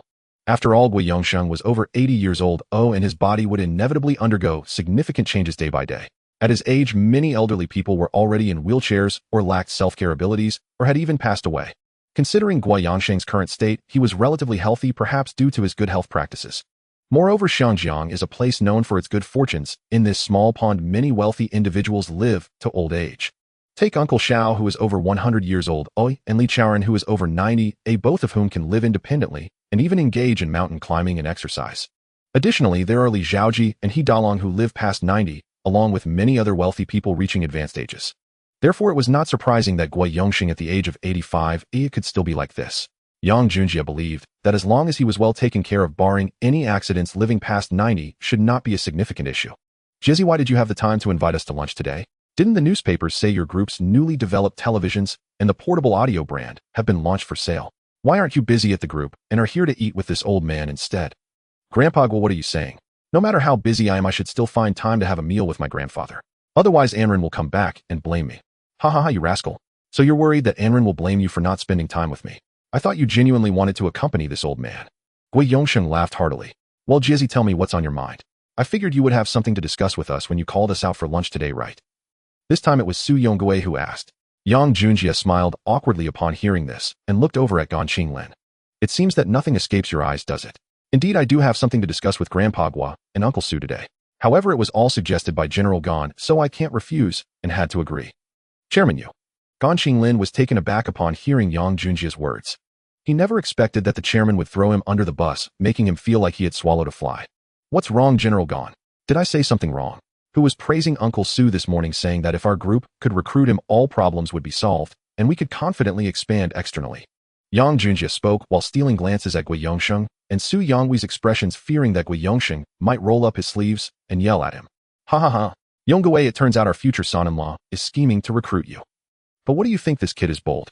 It's one thing to recruit people, but to set his sights on my Gui Yongsheng. Has he forgotten who I am to him? Gui Yongsheng laughed heartily while looking at Su Yongwei. Su Yongwei remained calm, smiling at Yang Junjie. Uncle Gui, this should be my line. I don't know what bad deeds I did in my last life that I need to serve the Gui family in this life. After enduring for half my life, I was planning to enjoy some leisurely days. Look, even Anren's future husband is eyeing me now. Uncle Gui, you tell me, am I destined to be marked by the Gui family for life? Su Yongwei joked. Ha ha, hearing you say that, it seems I Gui am dragging you down. But Yongwei, if it weren't for you, there wouldn't be a today. Besides, our family has no male heirs, and Anren has finally grown up and found a man that I'm somewhat satisfied with. I believe you wouldn't want to see him stray from the right path before he achieves success, would you? Uncle Gui, it seems I can't escape this fate. I can only accept it. But kid, if you want me to come to your group, that's fine. I have already discussed this matter with Uncle Gui, and I have this intention, but your group's current scale isn't sufficient. Let's wait a while longer. Yang Junjie became excited after hearing Su Yongwei's words. Uncle Su, it's already time for you to come over. Please take a look at these materials. Yang Junjie directly showed him the acquisition materials for GD Group and Jilong Warehouse, along with the plans for the group's development over the next 10 years. He was confident that after Su Yongwei reviewed these materials, he would definitely be interested in coming over to manage the group.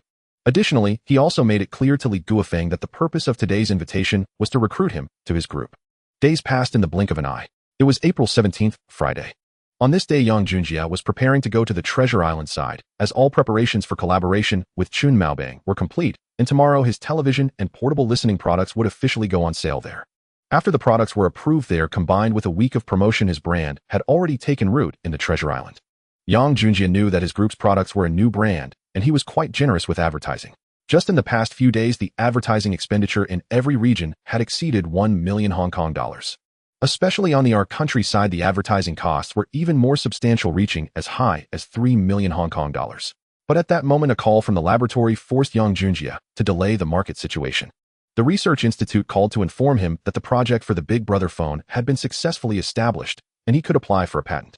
Then comprehensive research and development could be launched. As long as the chip research succeeded and the base station towers were constructed, the network could be fully deployed and successfully connected. Then his Big Brother phone product could truly come to market, allowing him to open up a new era and become one of the first people to change the world with history, remembering the name Yang Junjie. At the Shengshi Group's research and development base chairman, look, this is the Big Brother phone product. After Mr. Freisen's hard work and tireless research, we can finally establish the project and apply for a patent. Great. Very good, Mr. Freisen, thank you for your hard work. Yang Junjie tightly shook his hand, relieved that his biggest concern had finally been resolved. Yang sir, this is my duty, you don't need to thank me. However, although the Big Brother phone can be established and patented, if the chip technology and network connection issues are not resolved, then this product will merely be a brick. Therefore, I hope that when the chip technology supports the core operation of the Big Brother phone, you can complete the network base station towers to connect the network to the Big Brother phone, allowing this product to truly appear in the world. Of course, Mr. Freisen, rest assured, I have already initiated negotiations for the acquisition of the network phone company, and we are currently in the third round of discussions. If all goes well, there will be a response in the next few days. Once the phone company is secured, I will immediately send people to establish the towers. That would be best. I believe you can do it. Now you can send someone with our Big Brother phone samples to the patent office worldwide for review and registration. All right, Mr. Freisen. Yang Junjie turned to look at Gan Qinglin. Mr. Gan, this matter is significant, and our legal team's personnel are definitely insufficient. You need to contact a lawyer knowledgeable in patent registration immediately and discuss with them. Understood, Chairman. I will contact them right away. Gan Qinglin replied and left the laboratory. Yang Junjie then looked at Mr. Freisen. Mr. Freisen, once the products are successfully patented in various regions, the group will hold a large press conference, and I may need you to personally present and explain this product. Of course, the existence of the Big Brother phone is like my child. I will personally attend the press conference to announce it. Mr. Freisen did not shy away from the prospect of attending the press conference.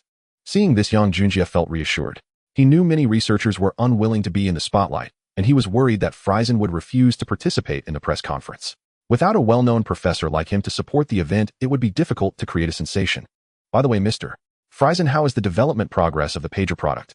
Yang Junjie inquired. He knew that the development of the pager would certainly be much simpler than that of the Big Brother phone. Yang, the pager still needs some time. Although the research direction and concepts you provided have greatly helped us, it still requires some time. I cannot give you a definite timeline yet. Mr. Friesen responded seriously. Yang Junjie felt a bit disappointed at his words, but he quickly adjusted. After all, such epic-making products are not easily manufactured, and he had been too idealistic. Moreover, he hadn't even started constructing the base station towers. Even if both the Big Brother phone and the pager were developed now, it would be useless without a network connection. He then nodded to Friesen. Mr. Friesen, I was too anxious. As I said, you have the final say in the Research Institute. Okay, thank you for your trust, young sir. Mr. Friesen, you are too kind. Yang Junjie then turned to Yang Xian. How is the progress of the arcade game project? Chairman, don't worry. The arcade game does not involve difficult technical issues. Moreover, with your provided research directions and concepts, my team has already completed over half of the development. I guarantee to complete the task within 2 months. Yang Junjie nodded in satisfaction upon hearing this. Let's proceed with this for now. With you all here, I feel very relieved. Okay, let's handle the patent matters first. If anything arises, we can contact each other by phone. Yang Junjie said to Friesen and the others. All right, young sir, goodbye. Chairman, goodbye. After Yang Junjie greeted the others, he left feeling very excited inside. Just as he reached the door, Gan Qinglin came over. Chairman, I have an appointment with Lawyer Luo from Luo's law firm. He is available for a meeting anytime. Lawyer Luo. Yang Junjie smiled upon hearing this. He had met him once when he acquired the original company of Shengshi Group and had wanted to befriend him, thinking he would be useful in the future. He didn't expect to encounter him now. The Luo family was one of the 4 major Chinese families in Hong Kong's old society. From the 1910s to the 1960s, this family held a very strong position in Hong Kong. The He, Luo, Li, and Li families were known as the 4 major families during the era when British capital dominated Hong Kong, indicating their extraordinary power. Let's go meet him. All right, Chairman. In the car, Yang Junjie pondered.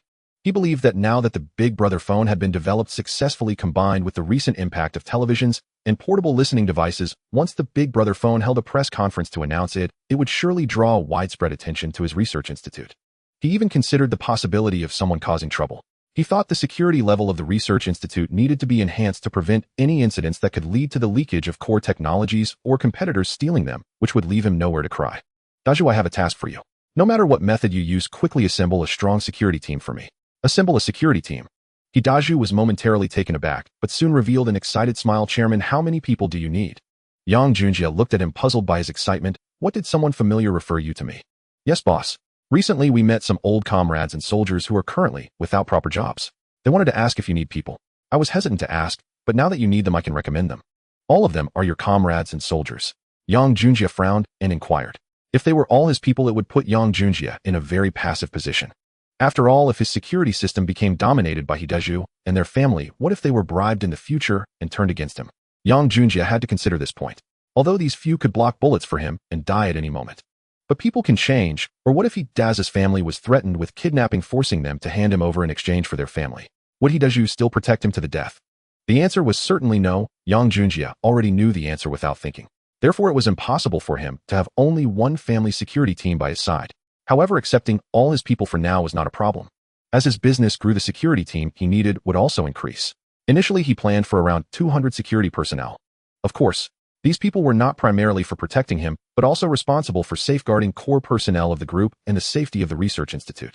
No, some are my comrades and soldiers. Initially, they couldn't find suitable paths, so they worked as laborers at the Saigon dock. This batch has about 70 people. They were often bullied at first, so they formed a group called the Firehead Gang. I asked around, and all the members are veterans, although some are from the South Vietnam. But don't worry, Chairman. Even though they formed a gang, it was only to make a living at the dock. None of them have done anything against the rules, I can assure you of that, because I've seen them.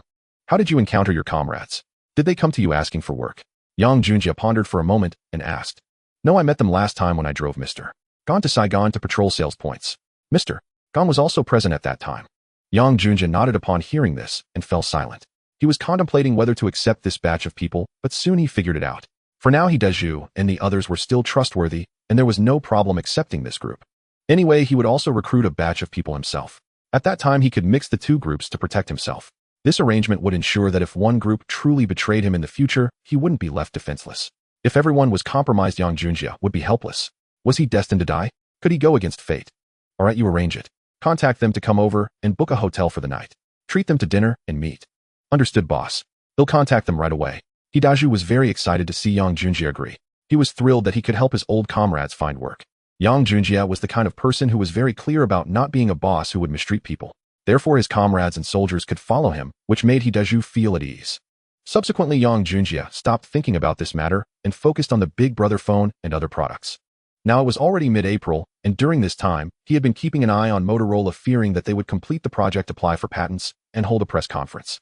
Even if Motorola applied for various patents for the Big Brother phone in advance, Yang Junjie was confident that he would do better and stronger in the Big Brother phone and even the mobile phone field in the future. However, he would lose titles like creator of the Big Brother phone, father of mobile network phones, and leader of the era, along with future patents in the mobile phone field. These titles could not be measured by money, nor could they be replaced by future advancements in mobile network phones. Therefore, he had to take the registration of patents more seriously than Motorola. Although Motorola had the support of the U.S. military for research and development, it did not prevent him from developing this project ahead of time. As long as the patents were in place, even the U.S. military could do nothing about him. Soon, Yang Junjie and the others departed from the Tsim Sha Tsui research base and arrived at Luo's law firm in Causeway Bay in under 10 minutes. Since the Hungham Tunnel was open, travel time between the two places has been significantly reduced. In the past, waiting for a boat to cross took a long time, and if luck was on their side, a boat would arrive soon, but it still took about 30 minutes to board and disembark.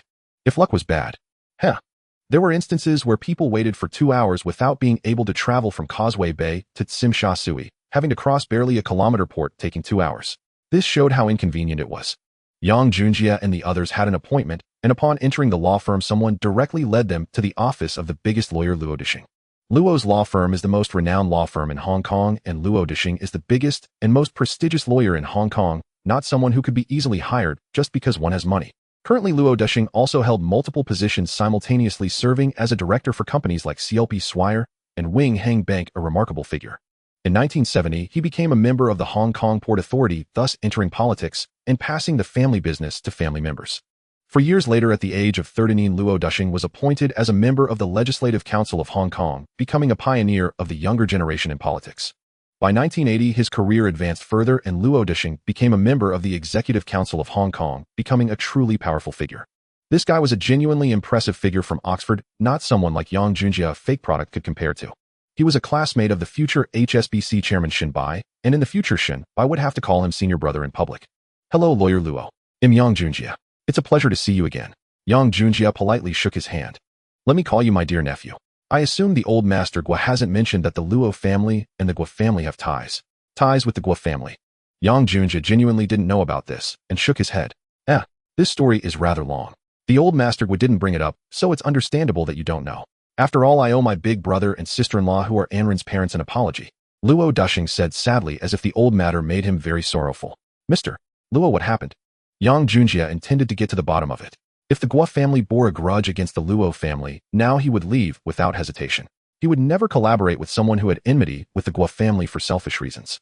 Luo Dishing seemed to sense Yang Junjie's sudden hostility, making him even more awkward. Since you are recognized as the grandson-in-law by the old master Gua and the future husband of Anren, it's okay to tell you this matter. Let me be straightforward. Initially, the Guasu and Luo families maintained a good relationship, but later, after Anren's parents had an accident, you must know about it. Luo Dishing asked Yang Junjie. Yang Junjie nodded directly. He knew about the accident involving Anren's parents playing. But what did this have to do with Luo Dishing?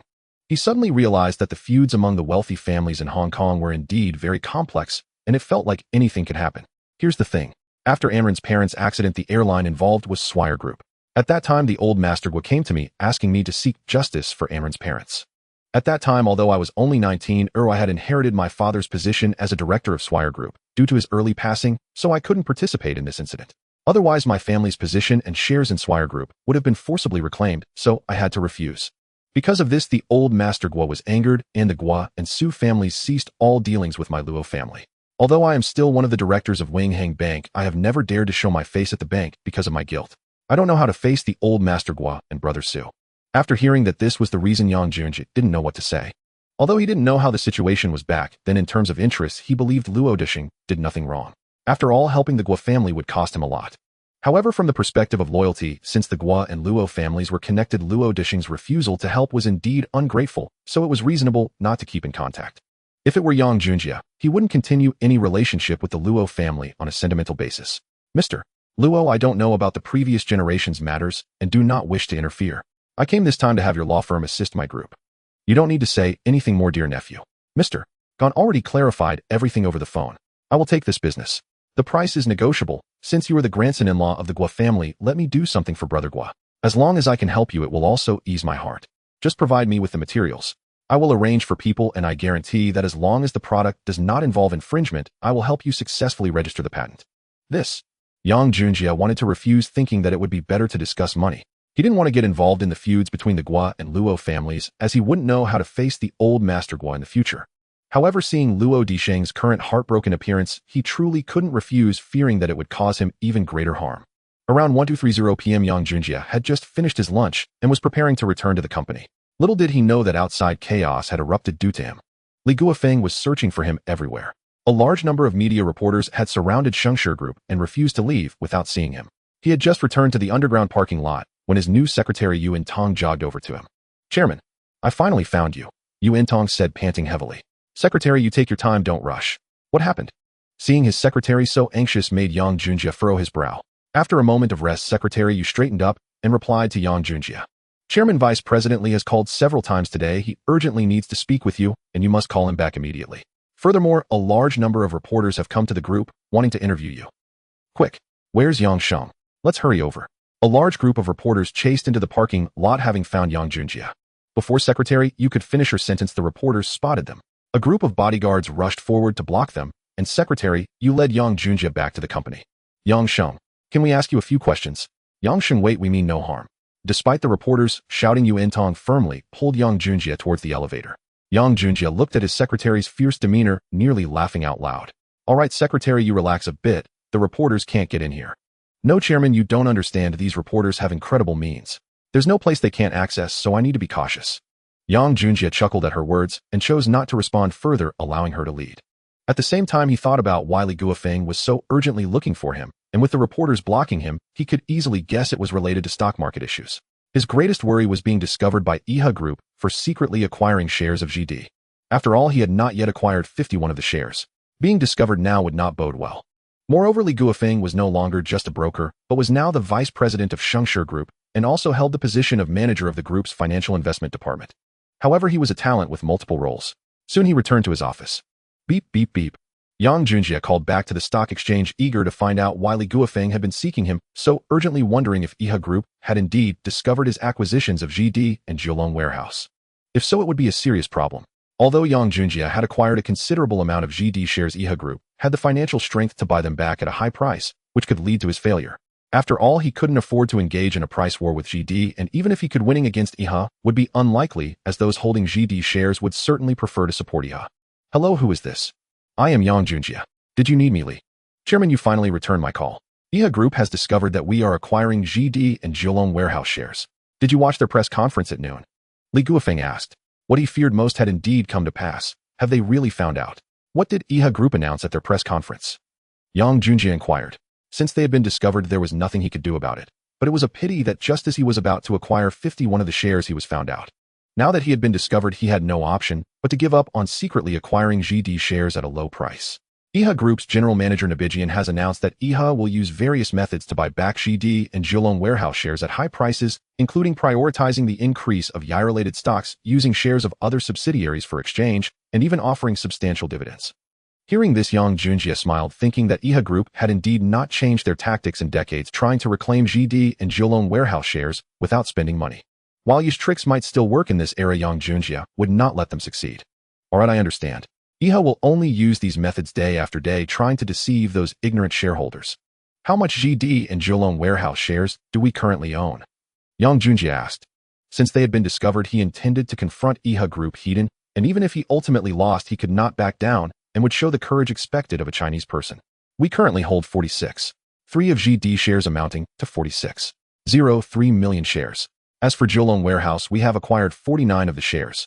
Initially, we were not discovered, and we could have completed the acquisition in the next couple of days, but unfortunately, we were found out.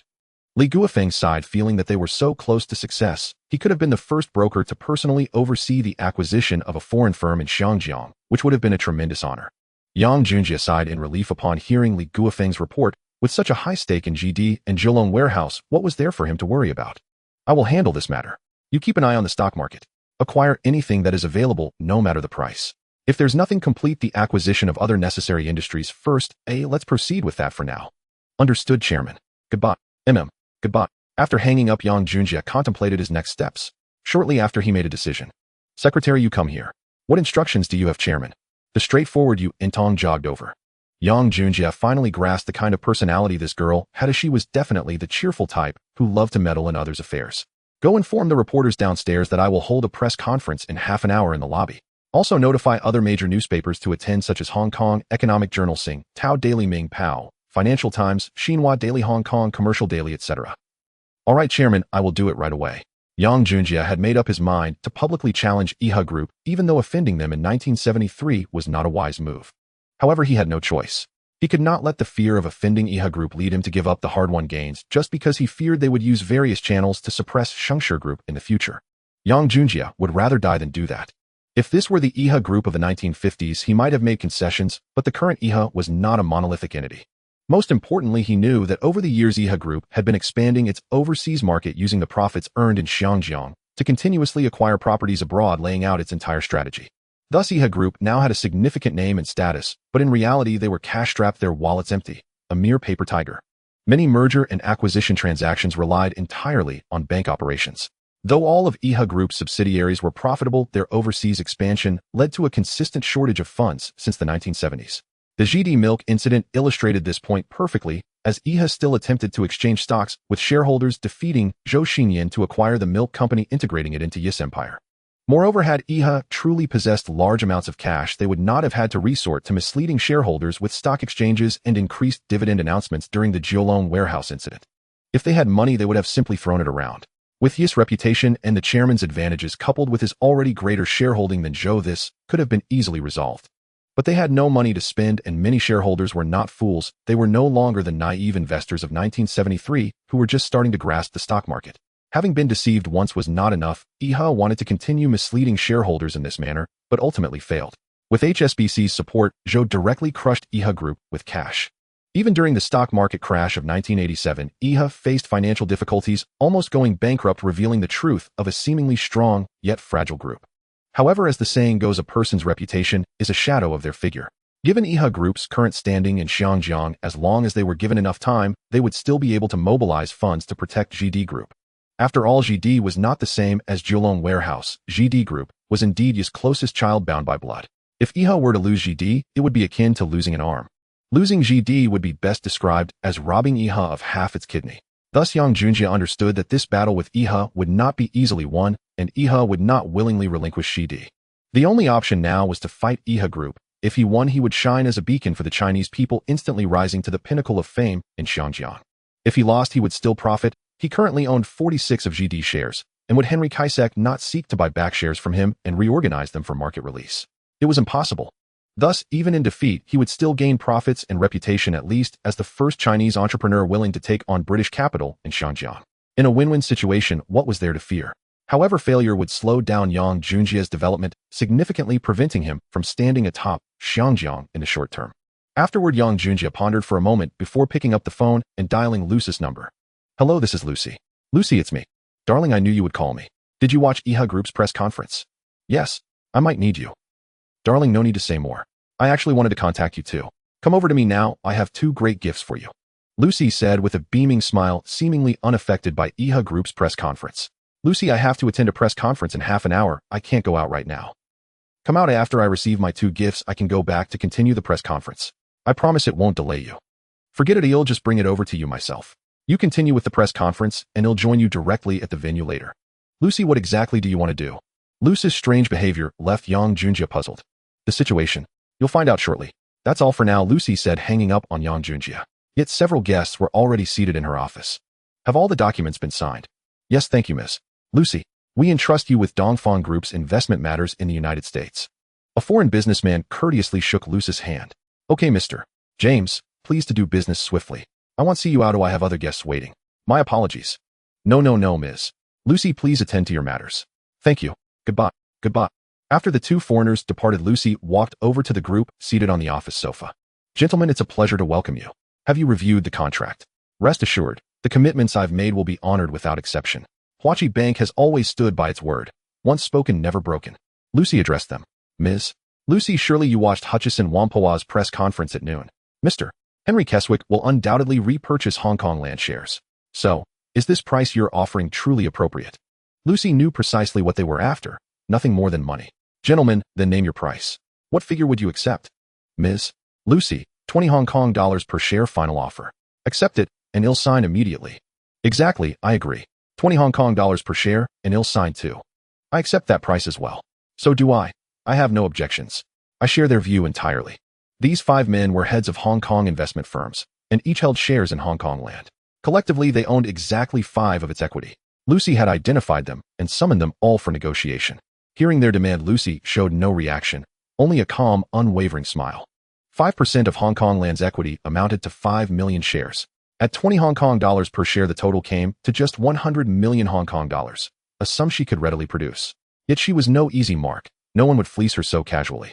Gentlemen, though Hong Kong land share price has rebounded slightly, it still hovers below 7 Hong Kong dollars.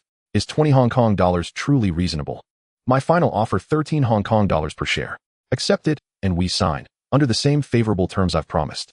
Should you insist on 20 Hong Kong dollars, however those terms are withdrawn, the choice is yours: seize immediate profit or retain future rights as Hong Kong land shareholders. Having spoken, Lucy rose and moved to another sofa in the office, where 2 more individuals sat reviewing contracts.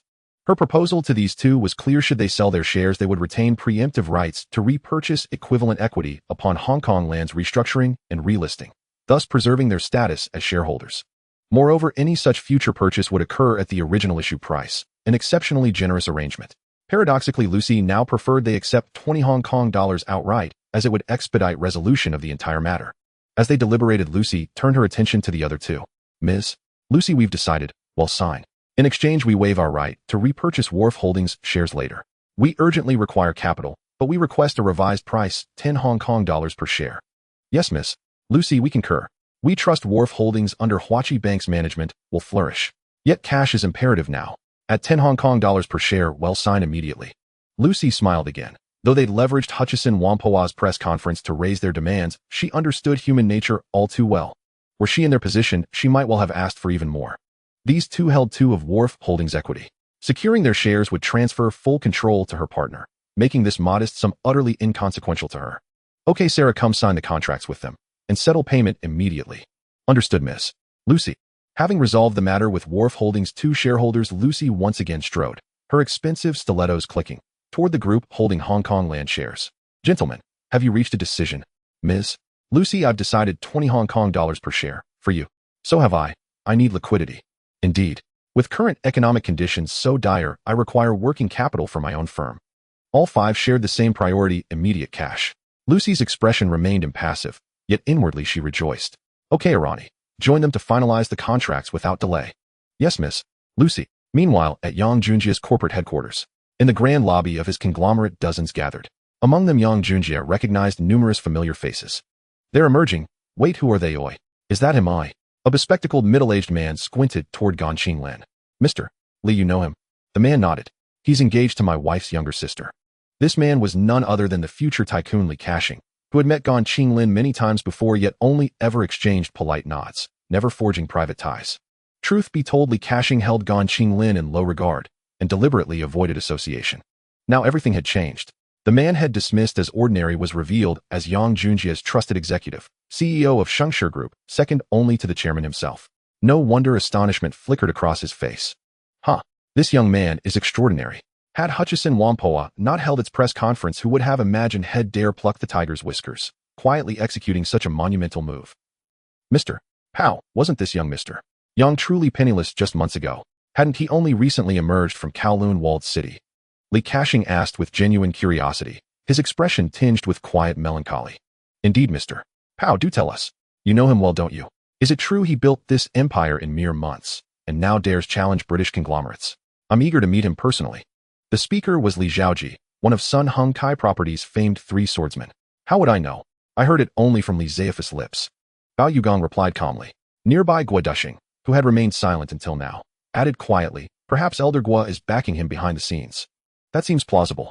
Even if he earned billions in the stock market, those funds must launch new ventures, while simultaneously acquiring both Hong Kong land and Wharf Holdings. Without powerful patronage, such feats would be impossible. Surely Elder Gua is pulling the strings. Li Ka-shing speculated once more. Uncertain, but perhaps. Bao Yugong responded non-committally. yet shared the same burning question: how had Yang Junjie accomplished such an unprecedented feat? Why had they all gathered here? Since Hutchison Whampoa's noon press conference, announcing Yang Junjie's covert acquisition of Hong Kong land and wharf holdings, the Chinese business community had been thrown into upheaval. How often had Yang Junjie's name echoed across Hong Kong? New king of the stock market, rising star of youth, youngest billionaire, and now, Hong Kong's television tycoon. Thus, nearly every major Chinese capital firm dispatched investigators to verify the rumors. When their agents learned of Yang Junjie's impending press conference, they urged their leaders to attend in person. Also present were representatives from Hutchison Whampoa Wheelock Co., Hutchison Whampoa's rival, and even Sir Michael Sandberg of HSBC, who lent Yang Junjie his personal prestige. Yang Junjie took his seat alongside Executive President Gan Qinglin and General Manager Su Yonggui. Welcome, members of the press. I am Gan Qinglin, Executive CEO of Shengshi Group. I now speak on behalf of Shengshi Group regarding our acquisitions of Hong Kong land and wharf holdings.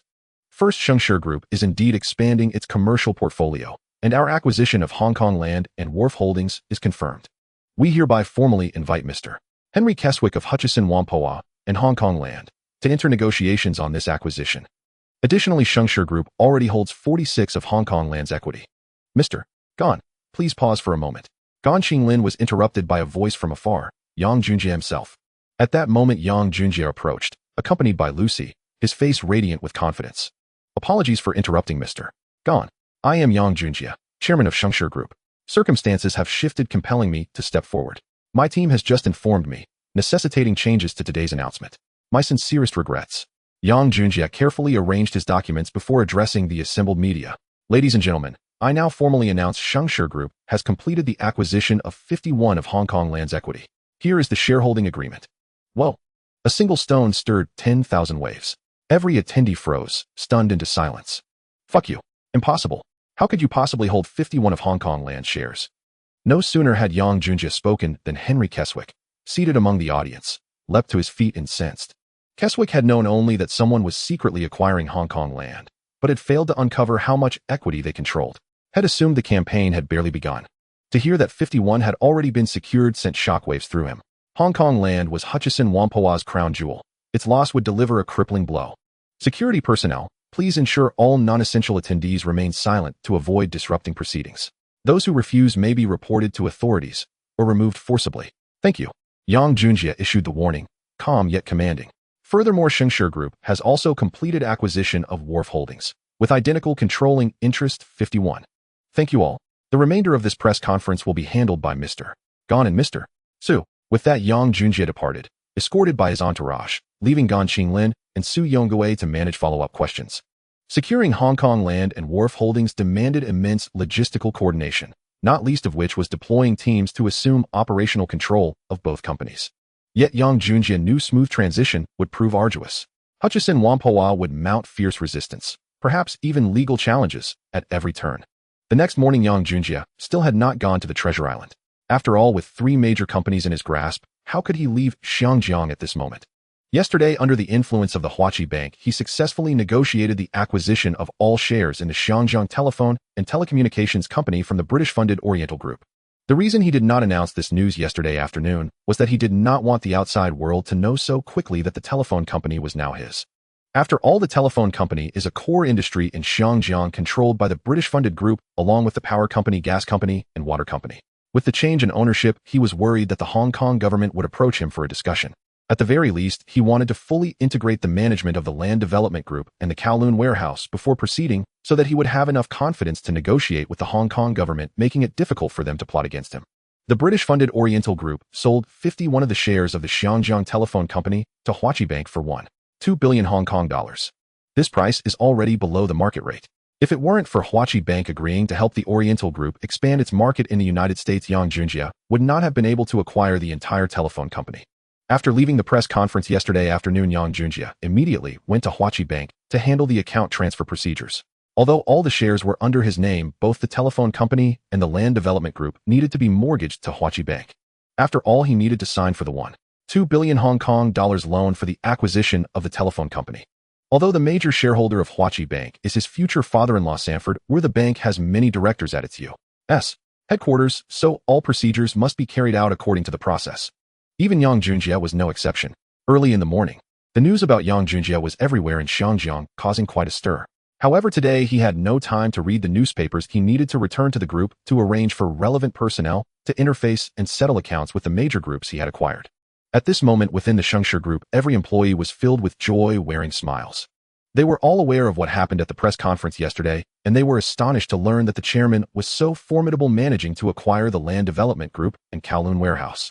After all, the Land Development Group is owned by a foreign company, the Jardine Group, and its acquisition by their group felt like a dream to everyone. The Jardine Group had been entrenched in Xiangjiang for many years, deeply rooted in the minds of the citizens as an untouchable giant corporation. Now it was actually acquired by a Chinese company, which was shocking to them and to all the people of Xiangjiang. Everyone, I believe you all know about the group's acquisition of the Land Development and Kowloon Warehouse. Once the group is restructured, all of you will become employees of a publicly listed company, and your status will change accordingly. Let's work hard. Clap, clap, clap. A round of applause erupted in the office area. All right, everyone, quiet down. Can you take a team to the Xiangjiang Telephone Company for the handover? Be sure to understand clearly who among the management wants to leave or stay. After that, I need to invest a large amount of capital to initiate network development. Understood, Chairman. Don't worry. Yang Junjie nodded at him. You go ahead and be cautious with the financial situation. All right. Goodbye, Chairman. Next, looking at Su Yongwei, Su, you take a team to the Kowloon warehouse for the handover and also sort out all the land warehouses, docks, and ships under that company for me to understand. Understood, Chairman. He'll go right away. Lead Deputy General Manager Zhou, Director, you both take your teams and the administrative and legal members with me to handle the land development handover. Understood, Chairman. Also, the HR department, you need to start recruiting quickly and absorb a large number of talents. Chairman, don't worry. I've already arranged for personnel to communicate with the workers' union. Good, let's go. Departing. The entire Shengshi group sent away a large number of employees divided into 3 teams to interface and audit the 3 companies taking over once everything was in order. With the group's sudden expansion, once he organized all these enterprises, Yang Junjie's worth would instantly surpass that of other Chinese tycoons in Xiangjiang, and it wouldn't be surprising if he became the wealthiest among them. But who knew that he was actually burdened with a debt of 1.2 billion, and he still owed a loan to Huachi Bank. Despite owning properties of considerable value, Yang Junjie was truly a person with an outward facade, but was actually quite cash-strapped. However, with these quality enterprises in his hands and the foresight from his future memories, it wouldn't take long for him to become the true wealthiest person in Xiangjiang. At this moment outside Xiangjiang, news of Yang Junjie was spreading like wildfire, almost enchanting. At around 9:10 a.m., the Ming Pao's Jin Daxia personally edited a report for him, not only describing Yang Junjie as the pride of the Chinese in Xiangjiang due to the acquisition of the land development and Kowloon warehouse, allowing all Chinese capital to gain face. Moreover, he highly praised him as the only person who could break the British monopoly in Xiangjiang. The praise was so high that upon reading the report, Yang Junjie would probably find it hard to believe, unsure if Jin Daxia was genuinely complimenting him or setting him up for failure. However, this report truly resonated with the citizens. Many people now recognize that Yang Junjie was indeed a capable person, especially after he had made several predictions that came true regarding the stock market. Many stockholders and ordinary citizens in Xiangjiang had become his special supporters. Around 9:10 a.m., Yang Junjie arrived downstairs at the Land Development Group building with his team. He looked up at the building feeling both excited and contemplative. He reflected on how drastically his life had changed in just a few months, something he wouldn't even have dared to imagine when he first reincarnated. Gazing at this not-so-tall building reminded him of his recent business trip to Tokyo, where he stood at the entrance of the Fuji Group building and thought to himself that he must one day have a skyscraper like this for his own group. Now he had achieved that. The Land Development Group owned many buildings. Just this year, the newly constructed Kowloon building, which would become the future Jardine Center, was now part of his assets, and just this building alone was enough to make Yang Junjie faint with joy. In addition, the Land Development Group was also reconstructing Alexander House, the nearby Prince's Building, Tai-Ku building, the future Standard Chartered Bank building, the Mandarin Hotel, and the just rebuilt Kowloon building, all under its ownership. Moreover, the number of buildings owned by the Land Development Group in Central was far more than these. In the mid-1960s, the company owned 9 large office buildings. These buildings were all connected by pedestrian bridges, forming a network of commercial buildings. Jardine had painstakingly nurtured land development for so long, treating it like a prized possession, and now that it was finally thriving, they hadn't even had the chance to enjoy the benefits from this fat pig. Yang Junjie, on the other hand, swooped in and took the fat pig from Jardine. After all their years of careful nurturing and investment, the results now all benefited Yang Junjie. Chairman, shall we go in? Zhou Shouting, who had just been promoted to financial director, noticed Yang Junjie staring at the building for a long time and couldn't help but remind him. Oh, sorry, I was lost in thought. Let's go and quickly take control of the land development and get it operational. Yang Junjie snapped back to seriousness. He knew that as long as he hadn't reached a settlement with Jardine, he couldn't fully control the land development. Although Yang Junjie currently owned 51 of the shares, it should be noted that Jardine still held 30 of the shares, and thus their struggle was far from over. As long as Jardine's shares were not sold to Yang Junjie, their conflict would continue. However, Yang Junjie was not worried. He already had absolute control over the land development group, and no matter how much Jardine tried to hinder him, they could only annoy him at most. As long as Yang Junjie didn't agree, it was impossible for them to reclaim the land development. Yang Junjie led his team into the land development company. Neither the security personnel nor the receptionists dared to stop him. They all knew this matter and recognized that Yang Junjie was the new boss. Hello, Mr. Yang. Welcome. Hello, Mr. Yang. We're glad to have you here. Yang Junjie smiled and nodded at them, but when he reached the elevator, he realized he didn't know which floor the general manager's office was on. Yes. Can you take us up to the general manager's floor? I don't know the way, Yang Junjie said casually. The receptionist was unsure of how to respond. If she took him up, would she offend the general manager? If she didn't take him, the new boss was right in front of her. She was momentarily at a loss. What are you hesitating for? Mr. Yang is now the owner of land development, meaning he is the chairman. Are you saying you won't listen to the chairman's words? Zhou's shouting wouldn't let the receptionist off lightly. All right, I'll show you the way. The receptionist, startled by Zhou Ziyading's reprimand, quickly took the lead. Soon they arrived at the 19th floor. Upon exiting the elevator, all the employees on the vast office floor turned to look at them. Yang Junjie smiled and glanced at them before following the receptionist directly into the general manager's office. Look, that's Mr. Yang. So young, so handsome, and already so accomplished, and he's about to become our new boss. Working under him will be exciting. Zhou, stop fantasizing. Mr. Yang has a girlfriend, and do you think land development is some small company that could easily be handed over to him? Just wait, the real drama is yet to unfold. Indeed, land development is the most important subsidiary of Jardine. How could Chairman Henry easily let it go? We might have to deal with two bosses' moods from now on. Don't worry about it. Just focus on your work. Do you understand what new officials take office with 3 fires means? Are you not afraid of this fire burning you? The employees of land development in the office area were discussing Yang Junjie's matters everywhere. Meanwhile, Yang Junjie and his team had yet to reach the general manager's office when a secretary approached him. Mr. Yang, I am secretary of general manager Mr. Bao Fuda. The shareholders and all management are waiting for you in the conference room, please. Yang Junjie nodded and followed the secretary. Whether Mr. Bao set up an elaborate banquet or a trap in the conference room, it would not change the fact that he was about to take over land development. They soon arrived at the conference room, and Yang Junjie led the team directly in. He walked over to the general manager of GD Bao Fuda with a faint smile on his face. Yang, I'm sorry, although you are now the largest shareholder of GD Group, I still don't want to see you. Therefore, we don't need to engage in these false pleasantries. Bao Fuda showed no respect. As the general manager, he not only didn't come out to greet the chairman, but also put on an arrogant demeanor as if he had no friends. This truly infuriated Yang Junjie. Okay, since you don't like pleasantries, I will take direct action. I now announce in my capacity as the owner of GD that General Manager Bao Fuda, Deputy General Manager Tua Leitai, and Deputy General Manager Si Banluan are all suspended. Please hand over your work and leave immediately. Fuck you. Do you think just because you are the largest shareholder you can do whatever you want? Let me tell you, as long as Mr. Henry doesn't approve, you won't be able to control GD. Upon hearing that Yang Junjie suspended his position, Bao Fuda's anger flared up instantly, and he roared at Yang Junjie. You have 1 minute left. If you still haven't handed over your work by the time is up, I will sue the 3 of you for corporate espionage in my capacity as the owner of the company. Damn it, how dare you? 50 seconds. Do you really think that the Ehe Group will easily give up GD? If you know what's good for you, contact Chairman Henry immediately and apologize to him, otherwise you will suffer greatly. 30 seconds. Damn it, you wait. 20 seconds. No matter what you say, I will not cooperate. This is a subsidiary of the Ehe Group, and you have no right to suspend my position. Security, come in. 10, 9, 5, 1. As soon as Yang Junjie finished speaking, he Daiju and the others immediately moved to subdue Bao Fuda. Damn it, I will sue you all. I will definitely make you go to jail. Bao Fuda was firmly pinned to the ground by Yang Junjie's bodyguards. Who is the deputy general manager? All the management present were intimidated by Yang Junjie's imposing manner, with 2 of them trembling and not daring to look at him. Not saying, huh? Very well, HR manager stepped forward. Yang Junjie shouted again. Finally, a foreign lady stood up. Mr. Yang, I am the HR manager. Good. Now tell me, who are the 2 deputy general managers? I.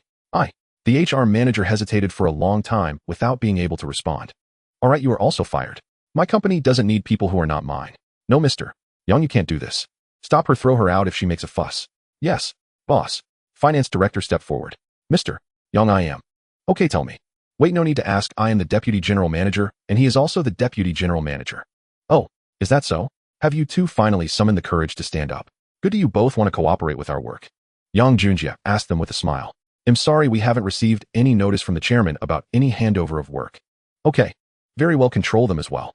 They are suspected of corporate espionage. Even if they are not, they are obstructing and not cooperating with the new shareholders' work. Call the police immediately and let the relevant departments intervene and sue the three of them applying for a prohibition on leaving the port. Yes, boss. Secretary Yu Intong immediately walked to the phone to act on Yang Junjie's orders. Yang Junjie was not joking. He had to set an example. Not only would he sue them, but he also wanted He Dezhu to dig up all their dirt. If there was any wrongdoing, Yang Junjie would make sure to take them down. Moreover, he hoped that they had not made any mistakes during their time at GD. If there was even a slight error, Yang Junjie would escalate the matter. All right, everyone stop. We can discuss matters properly. Why does it have to be like this? At this moment, two people unexpectedly walked out of an office on the other side of the meeting room. One of them was recognized by Yang Junjie at a glance as Henry, the CEO of Ehe Group. Yang Junjie smirked slightly as he watched him approach. Secretary Yu, who is your boss, me or you? Did I tell you to stop? Seeing Secretary Yu stop making the call, Yang Junjie became displeased. Sorry, boss, I'll call immediately. You. Henry Keswick, seeing that he had come out, was furious that Yang Junjie still had his people contact the relevant departments to intervene. Who is Henry Keswick? The dignified chairman of Ehe Group, and now someone dares to disrespect him. How could he not be enraged? But Yang Junjie did not care who had come today. He was going to deal with these three. As for Henry Keswick not wanting him to deal with them, why hadn't he done anything earlier? Did he hide in the office waiting to watch the show? Since they could not reach an agreement, Yang Junjie did not need to give him face. With both sides' faces already torn apart, what politeness was there to discuss? Now that he was about to take action, Henry came rushing out from inside, wanting Yang Junjie to obey with just one sentence. Who would do such a thing? If he had been polite and negotiated when he first arrived, Yang Junjie would have spoken nicely and wouldn't have let things escalate to this point. Since they could not reach an agreement now, he would use his rights as the owner of the company to eliminate these people, making it clear that he intended to establish his authority and set an example. Mr. Yang, do you really want to handle it this way? Henry Keswick glared at Yang Junjie angrily. Mr. Henry, it's not that I want to handle it this way, but your people forced me to. GD Group is already my property. I am in charge here. Whether you admit it or not, this is mine now. Yang Junjie gave no face to Henry Keswick. Henry's eyes turned bloodshot with rage as he stared intently at Yang Junjie. After staring at Yang Junjie for a while, Henry Keswick finally calmed down and said to Yang Junjie, Mr. Yang, let's go into the office to talk. No need. I still need to arrange for people to carry out the handover work. You can talk about anything here. Yang Junjie didn't even bother to look at him. He then cast a sharp glance at all the management present. I ask you, who is willing to cooperate with my people for the handover work? Mr. Yang, please wait a moment. Can we talk properly? Henry Keswick once again asked Yang Junjie, this time in a much milder tone. Fine, I'll give you 1 minute, go ahead. Yang Junjie pulled out a chair and sat down, watching to see what he would say. Yang, let's talk inside. You have 50 seconds left. You. Henry Keswick became angry again. All right. I want to acquire 51 of GD's shares from you. I am willing to exchange with shares of other subsidiaries and also give you 5 of Ehe shares, and in addition, Kowloon warehouse will be given to you. What do you think? Being friends is better than being enemies. Let me tell you, GD Group is not something you can control. Yang Junjie smiled again. You want to exchange shares of GD? Fine, present 51 of Ehe Group's shares, and I'll make the exchange. You are looking for death. Mr. Henry Keswick, are you threatening me? Chen Dazhuang, has it been recorded? Boss, rest assured the entire process has been recorded. This will all be favorable evidence for us, replied the legal personnel brought by Yang Junjie. In fact, Yang Junjie had his bodyguards carry a large video camera recording everything. He wasn't foolish enough to go up without leaving any evidence.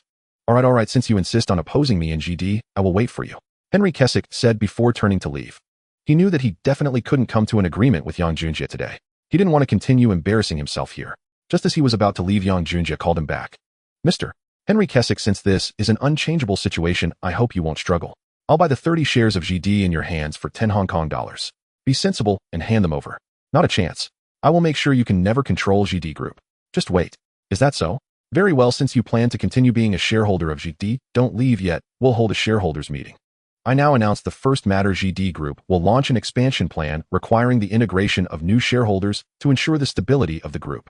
Tomorrow we'll see the first round of financing plans with all shareholders of the group diluting 50 of their shares based on their ownership ratio. No cash or other forms of offsets will be accepted.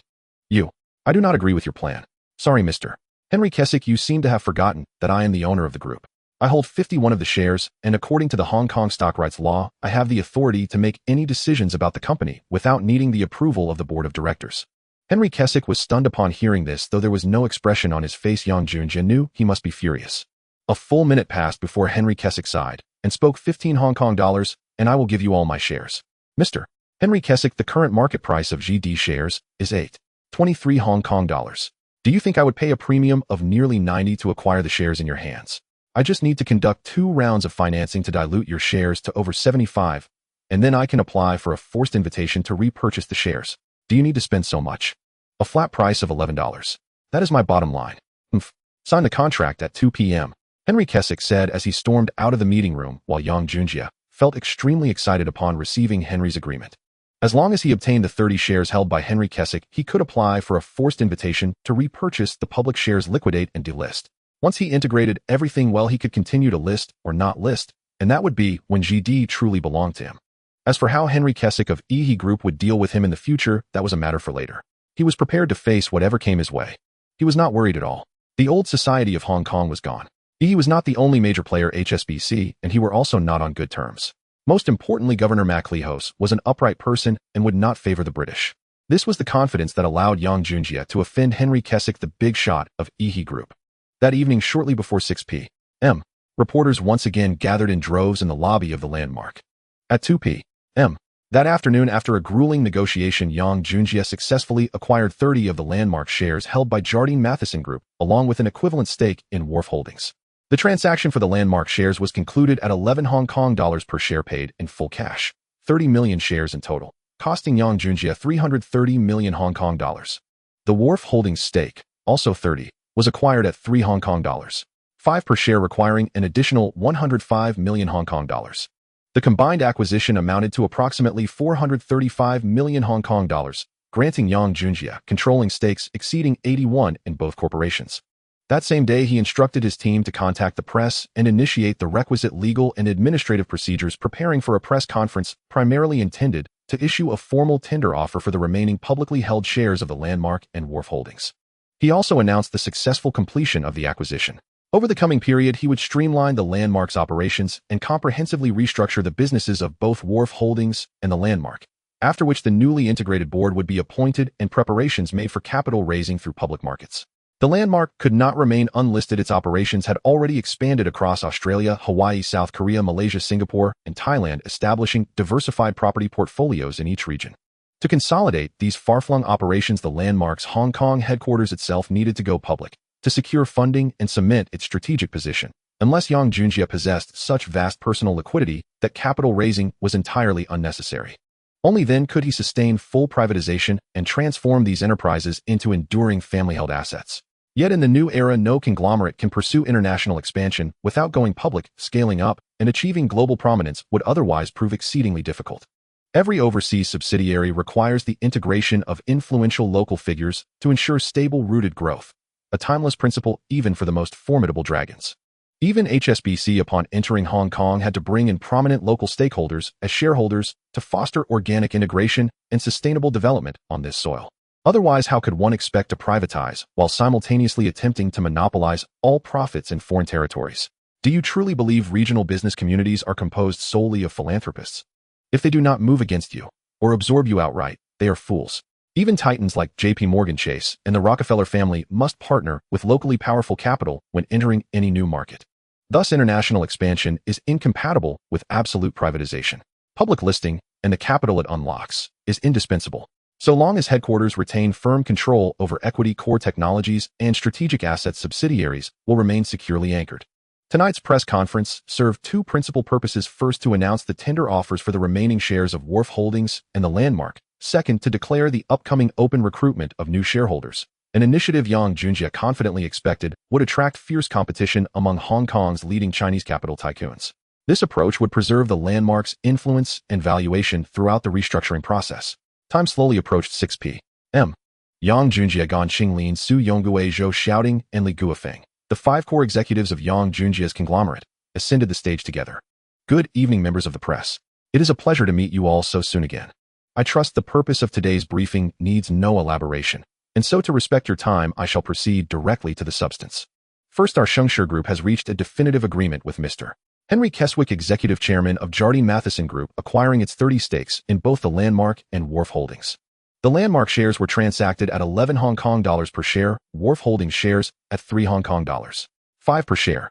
Consequently, Shengshi Group now holds over 81% of the shares in both corporations, satisfying the statutory threshold for launching mandatory tender offers.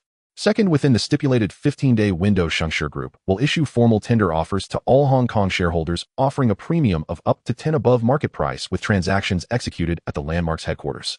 Next, Ms. Zhou, our Chief Financial Officer, will present the most recent quarterly financial statements for both the Landmark and Wharf Holdings, as well as Shengshi Group's consolidated profitability since inception. Yang Junjie gestured toward Zhou, shouting, "Good evening, members of the press. I am Zhou Shouting, Chief Financial Officer of Shengshi Group, and delighted to be with you tonight. We now disclose the latest quarterly financial statements for the Landmark and Wharf Holdings. For January-March Dairy Farm's performance, the Landmark Building's rental income, and the Mandarin Hotel's operational results. These constitute the Landmark's most recent quarterly financial position. We now turn to Shengshi Group's consolidated statement. Shengshi Group was founded on January 1, 1973, and commenced operations on February 4, making this precisely its first quarter. Its core businesses lie in manufacturing the Shengshi Apparel, Shengshi Electronics, and Shengshi Electric brands. All three brands have launched their products domestically, while electronics and appliances have already entered overseas markets through partnerships with Fujitsu Group in Japan, Daewoo Corporation in South Korea, and New Pro Group in Taiwan. Joint ventures and production bases will soon follow in these regions, advancing Shengshi Group's transformation into a globally integrated industrial powerhouse. We now release Shengshi Group's full financial statement since launch. Since its apparel line debuted, total sales revenue stands at XXX, net profit after all expenditures amounts to XXX, with pure earnings from the apparel division alone reaching XXX. A collective gasp erupted. Such extraordinary profitability, nearly 30% net margin after all operational costs, left every journalist visibly stunned. This was unequivocally a cash-generating juggernaut. Should it pursue a steady growth trajectory and list publicly with competitive dividend yields, investors would undoubtedly rush to acquire its apparel stock. Please maintain order. We ask for your cooperation in ensuring the briefing proceeds smoothly. Thank you. Next, we present the financial statements for our electronics and appliance divisions. Our Shengshi color television has been on the market for nearly 2 weeks, selling XXX units, generating total revenue of XXX, with net profit margins soaring to 40%. After deducting all operating expenses, the appliance division's true net yield stands at 3.26. Likewise, our Shengshi portable cassette player has sold XXX units in the same period, generating revenue of XXX, with net profit margins exceeding 40%. After accounting for all operating expenses, the appliance division's true net yield reaches 3.66. Financial summary complete. Thank you. Thunderous applause broke out. The sheer scale and speed of Shengshi Group's commercial success left the entire audience profoundly unsettled, especially among the shipping magnates present, including Sir Y.K. Pow. Many now entertained thoughts of abandoning maritime ventures altogether, their eyes alight with envy at those staggering returns. Never imagined it. Never. I spent my life at sea believing the risks justified the rewards. Yet hearing Shengshi Group's industrial report has reshaped my understanding. Times have changed. Today, tangible industry, not speculation, is sovereign. Indeed, industry has evolved beyond recognition, and so has Hong Kong's consumer power. Several tycoons exchanged reflections, the shipowners most deeply moved. Yang Junjie stepped forward. Both the Landmark and Wharf Holdings demonstrate exceptional stability in earnings. Though Shengshi Group remains in its formative stage, I hold unwavering confidence in its evolution into a resilient, enduring enterprise. Next, our Chief Executive Officer, Mr. Gan Qinglin, will outline the strategic transformations planned for both the Landmark and Wharf Holdings and chart Shengshi Group's broader developmental course. Good evening, members of the press. I am Gan Qinglin, CEO of Shengshi Group. I now present the post-merger restructuring plans for the Landmark and Wharf Holdings and detail Shengshi Group's future direction as the parent holding company. The Landmark will spin off Dairy Farm and the Mandarin Hotel into an independent entity. Meanwhile, Dairy Farm's welcome supermarkets will undergo comprehensive upgrading, transformed into diversified retail complexes with flagship pilot projects launched in select prime urban locations. The Landmark's overseas financial services, including its securities and investment arms, will be transferred under Wharf Holdings management. Conversely, the Landmark's construction division, real estate development and sales teams, property management, security services, and property agency operations will remain fully intact. Henceforth, the Landmark will focus exclusively on real estate-related ventures, offering uncompromising quality and service across the entire value chain. Wharf Holdings' portside warehouses will undergo short-term redevelopment, details of which will be disclosed in due course. Wharf Holdings' shipping division currently has no expansion plans, but will integrate larger capacity freight vessels into its fleet. Wharf Holdings' tramway and Star Ferry operations will be spun off into Shengshi Group for continued privatization. No structural changes are planned at this stage. The newly constructed Concordia Tower will be renamed Shengshi Tower, serving henceforth as Shengshi Group's global headquarters. Relocation will occur shortly, and we warmly invite you all to witness the occasion. As for Shengshi Group, manufacturing remains our strategic bedrock, but we will simultaneously cultivate a diversified industrial ecosystem. 2 major announcements will follow next month. Stay tuned. Sustained applause filled the hall. That Shengshi Group had already formulated such precise, comprehensive blueprints for 3 major enterprises within such a brief span, left even Hong Kong's most seasoned Chinese capital tycoons deeply impressed. Yet they remained unaware that Yang Junjie had long finalized these strategic deployments. Tonight's announcement merely formalized pre-executed plans. Had he truly devised them ad hoc, in a single afternoon amid negotiations, integrations, and planning, he could never have achieved such precision or speed. Thank you, Mr. Gone. Next, Mr. Su Yongwei, General Manager of Shengshi Group, will unveil our shareholder recruitment strategy for the restructured The Landmark and Wharf Holdings. At Yang Junjie's words, photographers instantly raised their cameras, clicking furiously at Su Yongwei. Outside the hall, Hong Kong's Chinese capital magnates collectively turned their gaze toward Yang Junjie, unanimously electrified. Though none spoke aloud, each harbored quiet calculations whether Anglo-owned or newly acquired The Landmark and Wharf Holdings remained indisputably premier industrial assets. They had previously lacked opportunity to enter these domains, but that did not mean they lacked ambition. Now, with Yang Junjie's announcement, that door had opened, and their interests surged accordingly. Among them, Li Ka-shing and Sir Y.K. Pao stood out most vividly, their eyes locked intently on Su Yongwei, listening with rapt attention. Good evening, members of the press. I am Su Yongwei, General Manager of Shengshi Group, and delighted to be with you tonight. Many of you may wonder, isn't he still General Manager of Everlife Bank? Yes, I resigned from Everlife Bank just days ago to assume this role. Yet let me say this, whether Shengshi Group or Everlife Bank, both are branches of the same enterprise. No further explanation required. With wry, effortless charm, Su Yongwei opened his remarks, drawing gentle smiles across the room. Yang Junjie observed his ease in commanding the room, knowing full well that Su Yongwei had mastered this arena long ago and felt no anxiety about missteps. Now I present the financing and eligibility criteria for shareholder recruitment following the restructuring of The Landmark and Wharf Holdings. The Landmark ranks among Hong Kong's and Asia's foremost property and infrastructure conglomerates, a fact well known to all present. Though Wharf Holdings commands less renown and operates across different sectors, its post-restructuring identity will be markedly distinct, details of which will be revealed during the forthcoming shareholder recruitment briefing. Accordingly, we impose one non-negotiable condition: prospective shareholders of either corporation must hold no competing business interests. This is Condition 1. Second, to join the board of either The Landmark or Wharf Holdings, a minimum 5 equity stake is mandatory. This is Condition 2. Third, all foreign capital is categorically excluded from the shareholder recruitment process. Only Hong Kong-based Chinese capital investors qualify. This is Condition 3. Separately, the newly formed entity comprising the Mandarin Hotel and Dairy Farm, slated for listing, will welcome shareholders without restriction on foreign participation. Thank you all. Applause. Shengshi Group's formal announcements conclude here. We now open the floor to your questions. Mr. Yang, I'm from Ta Kung Pao. Why prohibit all foreign investment in the restructured The Landmark and Wharf Holdings? Might this be perceived as discrimination? Ta Kung Pao, yes. As inheritors of Confucian civility, we hold no prejudice against any race. Excluding foreign capital reflects not bias, but intent to create space for Hong Kong's Chinese capital entrepreneurs. Thank you. Applause erupted. Bravo.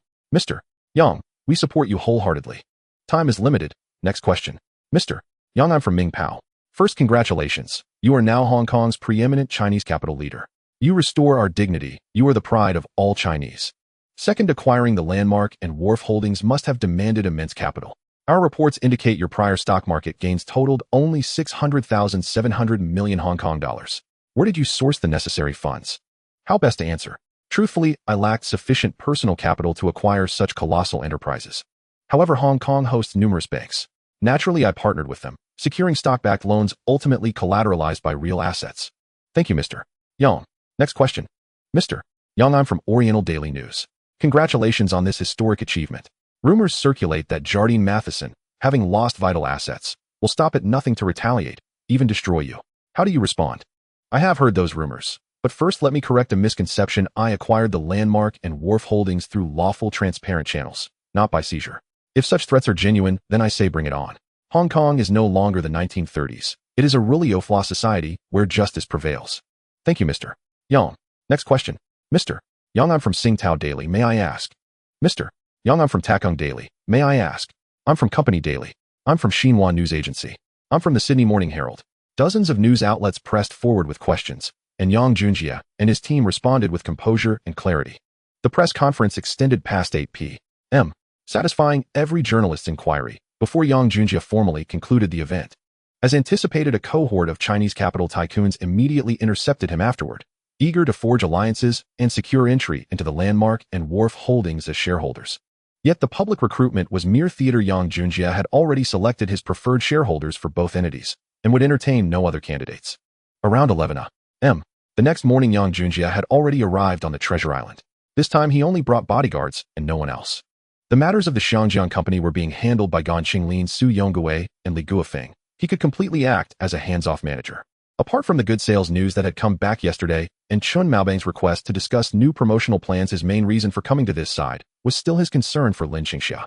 Additionally, Yang Junjie wanted to discuss another product collaboration with Chun Maobang. The Research Institute contacted him stating that the arcade machine would soon be launched within a maximum of 1 week. For this product, Yang Junjie did not intend to promote it like other brands. In fact, he did not plan to push it into other regions, thinking that letting Xiangjiang, Aohai, and Treasure Island trial it first would be sufficient. Once the arcade machine became popular, he would let the agents come to seek collaboration. He did not plan to sell the arcade machine through partnerships like with televisions and portable music players. Apart from the Xiangjiang and Aohai regions, he would not participate in opening arcade rooms with others. The reason was that the waters were too deep and he did not want to get involved. He preferred to be a manufacturer and make money, which would save him trouble and effort while still earning a substantial profit. Yesterday was also the first day his company's products were launched for sale on Treasure Island. Although the sales data did not exceed expectations as it did in Xiangjiang, it did meet the budget. On the first day of sales across Treasure Island, the total sales of televisions exceeded 10,000 units, while the portable music players approached 10,000. Although this data was not bad considering the population of over 20 million on Treasure Island, it could not be deemed extremely hot. It was merely adequate. Compared to the sales ratio in Xiangjiang, which had a total population of about 4 million and around 1 million households, they sold over 3,700 televisions. At this time, Treasure Island had at least 25 million people, more than 6 times that of Xiangjiang. Therefore, based on Xiangjiang's sales, Treasure Island should at least sell over 22,000 units to be considered popular. Now, the sales had just barely surpassed 10,000 units, so such sales data did not cause a significant uproar, but it still fell within their budget. The person in charge on Treasure Island asked should the chairman go to the hotel first or directly to our temporary work site at Xinbao Group. Let's go to the hotel first. By the way, when will the branch office here be ready for renovation? Yang Junjie inquired as he felt it was inappropriate not to have an office space. It should be ready within a week at the most. We will notify you. Then chairman, the person in charge, responded. All right, please expedite the construction of the branch framework. Additionally, bring in a clothing brand. The Treasure Island market is also very important, so pay more attention to it. Rest assured, chairman. I won't let you down, the person in charge replied. On the way, Yang Junjie looked at the time. It was just past 11. Thinking it was about mealtime, he turned to the person in charge of the Treasure Island company and asked, do you know where Miss Lin Qingxia is filming now? Yes, we have an advertisement shoot today that requires Miss Lin's cooperation, so we contacted her. Our team is going over to shoot an additional shot. Where's that? Today, Miss Lin is filming at the Shan's second battery in Kowloon City. Kowloon City. Not far. Give me the location and you can return to the company. He'll head over. Tell Chairman Chun that I will discuss the sales plan with him tomorrow. All right, Chairman. By the way, also help me order a batch of cars here and look for a better villa. Get it sorted and contact me. Understood, Chairman. Yang Junjie did not want to borrow cars from Chun Maobang every time he came here, as it was very inconvenient. Moreover, sitting in someone else's car made him feel uncomfortable. Who knows how many women Chun Maobang had brought in that car? Just looking at the seats made him feel it was very unclean. The distance from Taoyuan Airport to Kowloon Center is not very far, only a few dozen kilometers. Unless something unexpected happens, it would take at most an hour. Soon the time reached around 1210. Yang Junjie arrived at his destination and saw a group of people filming from a distance. Let's stop. They are still filming, and we shouldn't disturb them, Yang Junjie said. Although he was now an investor in this film, Yang Junjie did not want to use this identity to rashly interrupt their filming, as it might affect the shooting process. Although no one would say anything openly, there would surely be plenty of gossip behind the scenes. He personally did not mind, but what he feared most was Lin Qingxia being subjected to their gossip. A few minutes later, cut. The morning shoot ends perfectly, a lunch break. Yang Junjie could hear the director's loudspeaker from far away. Let's go over, he said as his car slowly moved forward. Meanwhile, on Lin Qingxia's side, Xiao, I specially had my assistant cook the dishes you like today. Let's eat together. A rather handsome actor jogged to Lin Qingxia's side, fawning over her. This man was one of the nightmares in Lin Qingxia's future life, Qin Han, one of the twin Qins.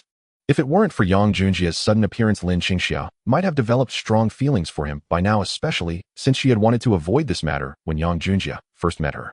But everything changed due to Yang Junjia's unexpected intervention in Lin Qingxia's life. Brother Han, no need. My assistant brought me food. Thank you. Lin Qingxia politely declined. Logically speaking, she was just a newcomer and the company would not assign her an assistant, but the assistant she mentioned was actually the bodyguard Yang Junjia had arranged for her. Moreover, it was a female bodyguard hired from a security company, not one of Hidaz's group. Seeing Lin Qingxia reject him once more made Qin Han extremely disappointed. Recently, he had also felt that Lin Qingxia's feelings for him were very different from before. In the past, Lin Qingxia always liked to stick to him, asking him for everything. He even sensed that she had feelings for him. Gradually, he found himself enchanted by Lin Qingxia's beauty and innocence despite the fact that he was already married. Everyone understands that the grass is greener on the other side. But now, although Lin Qingxia was polite to him, she would not ignore him either, yet her attitude was completely different from before, making him feel as if there were 1,000 miles between them. She always found polite excuses to reject him. The main reason he came to find Lin Qingxia this time was that they had a kissing scene in the afternoon, but the director told him that Lin Qingxia's part must be performed by a stunt double, which he certainly did not want. Later, when he learned that it was actually Lin Qingxia's intention, it made him anxious to find her, just wanting to clarify why. Xiao, Brother Han, go eat. There are still many scenes in the afternoon. I need to eat and rest for a bit, thank you. Lin Qingxia gently declined and then turned to leave. Lin Qingxia was not foolish, as she was now Yang Junjia's woman, so how could she still be with him like before? Even if there was nothing between them, those unaware would always misunderstand. If this matter got out and Yang Junjia found out and misunderstood her, she would not know what to do. Moreover, the bodyguard beside her was Yang Junjia's person, so she could not get close to Qin Han even more. At this moment, Lin Qingxia had completely removed Qin Han's position from her heart and mind, with only Yang Junjia occupying her thoughts. In fact, every time she recalled that she used to like Qin Han, it made her feel ridiculous. Lin Qingxia had just taken a few steps when Qin Han impulsively called out, Xiao, wait. He wanted to chase after and stop her, but a figure directly stepped in front of him. Please hold on. Get out of the way. How dare an assistant meddle in my affairs? Do you want to die? Qin Han was furious when he saw that Lin Qingxia's assistant dared to block him. You're disturbing my girlfriend and dare to threaten my people. Who gave you the courage? This voice made Lin Qingxia, who was walking, turn back excitedly. When she saw it was indeed Yang Junjia, her face lit up with a smile as she ran towards him. Brother Jia, why did you suddenly come? You didn't tell me. When did you arrive? How did you know I was filming here? How long will you stay? Lin Qingxia ran over and tightly hugged Yang Junjia, firing a barrage of questions. Yang Junjia smiled in response, saying, with you asking me so many questions at once, how can I answer you? Answer them one by one. Lin Qingxia's boldness in hugging someone made everyone in the crew, including actors, staff, and extras, stare in shock. They all knew about Qin Han's feelings for Lin Qingxia, but no one dared to openly discuss it. Yet now the female lead was hugging another character who had suddenly appeared in front of the male lead. How could this not leave everyone dumbfounded? Xia, who is he? Qin Han's face darkened as he glared at Yang Junjia, filled with rage at seeing Lin Qingxia embrace another man before him.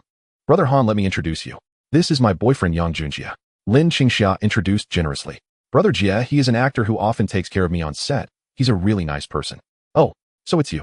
Since you usually take care of Xia, I won't hold it against you for your earlier rudeness towards me.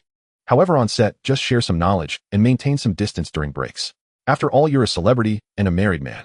If this got out and affected me or my girlfriend, it could become a big deal. Yang Junjia's tone was very calm, but each word was a reminder and a warning. This is between me and Xia, but has nothing to do with you. Qin Han was so furious that he couldn't think before speaking, agitated by Lin Qingxia's sudden boyfriend.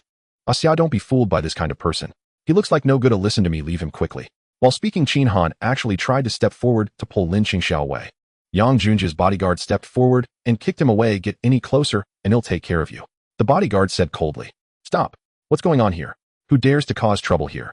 Do you want to die? The director rushed over intending to yell, but when he saw it was Yang Junjia, he was instantly startled. Boss. You're here? I'm sorry, I didn't know you were coming. Director Yu Jingchuan, who was initially furious, now appeared as docile as a kitten, a stark contrast. The people outside were also stunned to hear the young man referred to as boss. They had not expected him to be the film's owner, and Lin Qingxia had such a connection. This left them collectively dumbfounded. Qin Han also had a ghostly expression, unable to believe what he was seeing as he looked at Director Yu Jingchuan. Director Yu, do you remember what I instructed you before?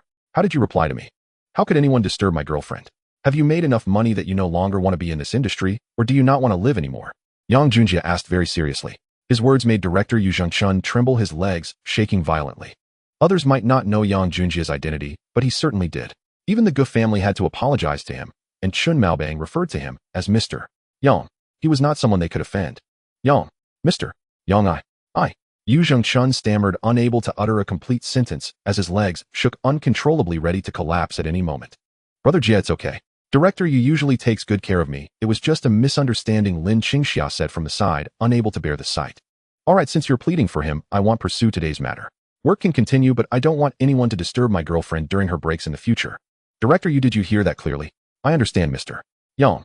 I assure you that this will never happen again. Yang Junjie nodded in satisfaction. What time do we start shooting this afternoon? I want to take Asya out for lunch. No problem, Mr. Yang, go ahead. This afternoon will be a break. I will shoot scenes for others first. Then I'll bring her back to the set tomorrow. You've worked hard. By the way, order a big dinner for tonight. Make it casual, it's all on me. That's great, thank you, Mr. Yang. You're welcome. I'm leaving now. Yang Junjie smiled and nodded to everyone, then took Lin Qingxia to the luxurious Rolls-Royce and drove away. After they left, the crew rushed over to director Yu Zhengchuan, including Qin Han. He asked with a heavy heart, Director Yu, who on earth is he? You can consider yourself lucky today. I know your little thoughts, but you'd better keep your distance from Asya in the future. Mr. Yang is not someone you or I can offend. I can only tell you that the Gu family's young master had to kneel down to apologize to him. When the chairman of the Gu family learned that his son offended him, he personally hosted a banquet to invite him to forgive him. What do you think? After hearing Director Yu Zhengshun's words, everyone broke out in a cold sweat. Although they did not know Yang Junjie's background, they knew the Gu family, well, the overlords of the Treasure Island entertainment industry. He had connections in both the underworld and the upper echelons. It was clear how powerful this person was, as even the Gu family had to kneel and apologize. For them, the Gu family was already a giant, so someone who could make the Gu family fear him must possess extraordinary power. When Qin Han learned how strong Lin Qingxia's boyfriend was, he felt deflated sigh. He sighed and walked away dejectedly. Perhaps his last glimmer of hope regarding Lin Qingxia was completely shattered at this moment. Even if it wasn't, he surely wouldn't dare to bother her again unless he no longer valued his life. Alright, everyone must keep this matter confidential. If word gets out, look out for yourselves. Everyone go have lunch. After warning them, Yu Zhengchun sent them away. Sorry, Brother Jie. Please don't be angry with me. Lin Qingxia apologized obediently, thinking that Yang Junjie was mad. Silly girl, why apologize? I'm not angry, Yang Junjie chuckled, giving her a gentle tap on the head. I thought you were angry. I was so worried. Lin Qingxia sighed with relief. Am I that petty? Besides, it's not worth it to be angry with them. What do you want to eat? I'll take you out. Yang Junjie affectionately played with Lin Qingxia's hair. I want to eat. Hot pot, is that okay? Sure. Hot pot sounds good, let's go. 10 minutes later, they arrived at a hot pot restaurant. Asya, take a look at what dishes you want to order. Brother Jie, you order, I'm fine with anything. Alright then. Yang Junjie casually ordered a few items, which was enough since the two of them couldn't eat much. As for his bodyguards, Monkey would handle everything. He didn't need to worry about them. Brother Jie, did you just arrive here? Yeah, I just got off the plane and came to find you. How's filming? Are you getting used to it? Yang Junjie asked. He was considering whether he should take some time to recall good scripts for her to act in. I want you to become popular as soon as possible. However, Yang Junjie knew that it was impossible to recall the entire script of the show. At most, he could think of a good one, write an outline, and let others fill in the rest. Otherwise, even as a reborn person, it would be unlikely for him to remember every single script. He might not even recall some of the plot points. Unless it was a movie he particularly liked and had watched many times, otherwise it would be impossible to write a completely consistent script. You came to find me right after getting off the plane. That's too exhausting. You can't do that next time. You need to rest, while Lin Qingxia said, hugging him with concern. It's fine, it's only an hour flight. How tiring can it be? Yang Junjie replied with a smile.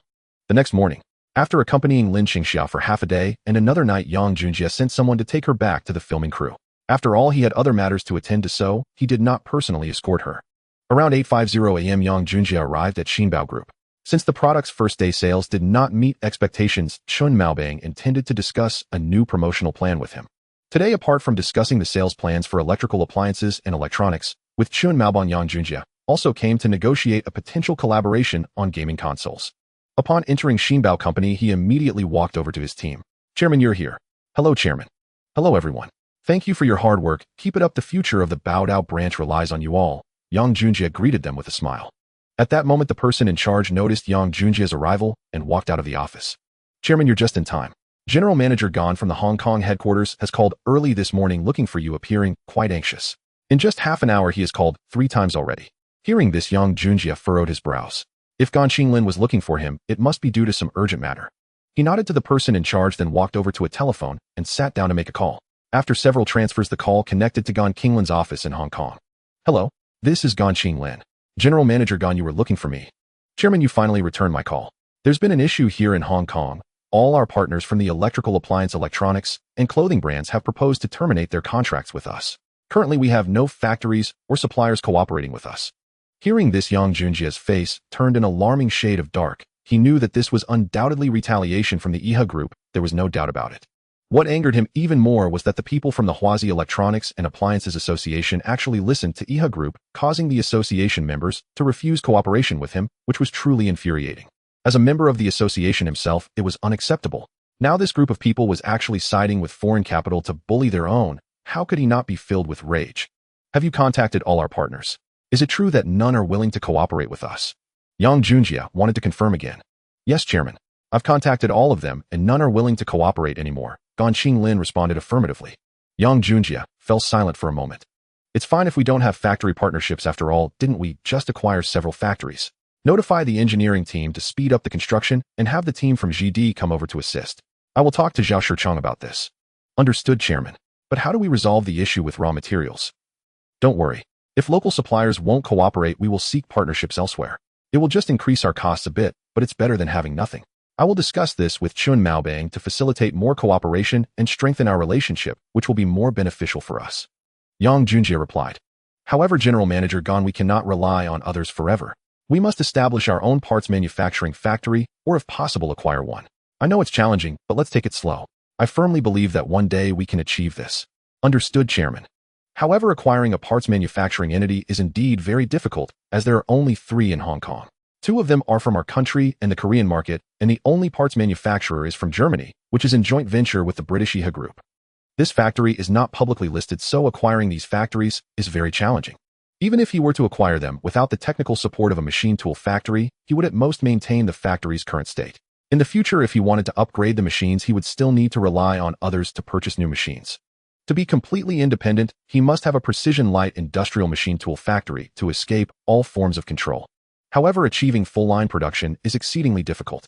How many manufacturers globally can accomplish this? As far as he knows, although he is not familiar with the situation in Sulian, he knows that our country has companies like Mitsui, Mitsubishi, Panasonic, Sony, and Toshiba, while Korea has Mitsui, Hyundai, and LG, which all have their own full production lines, yet they still need to collaborate with subcontractors for parts and products.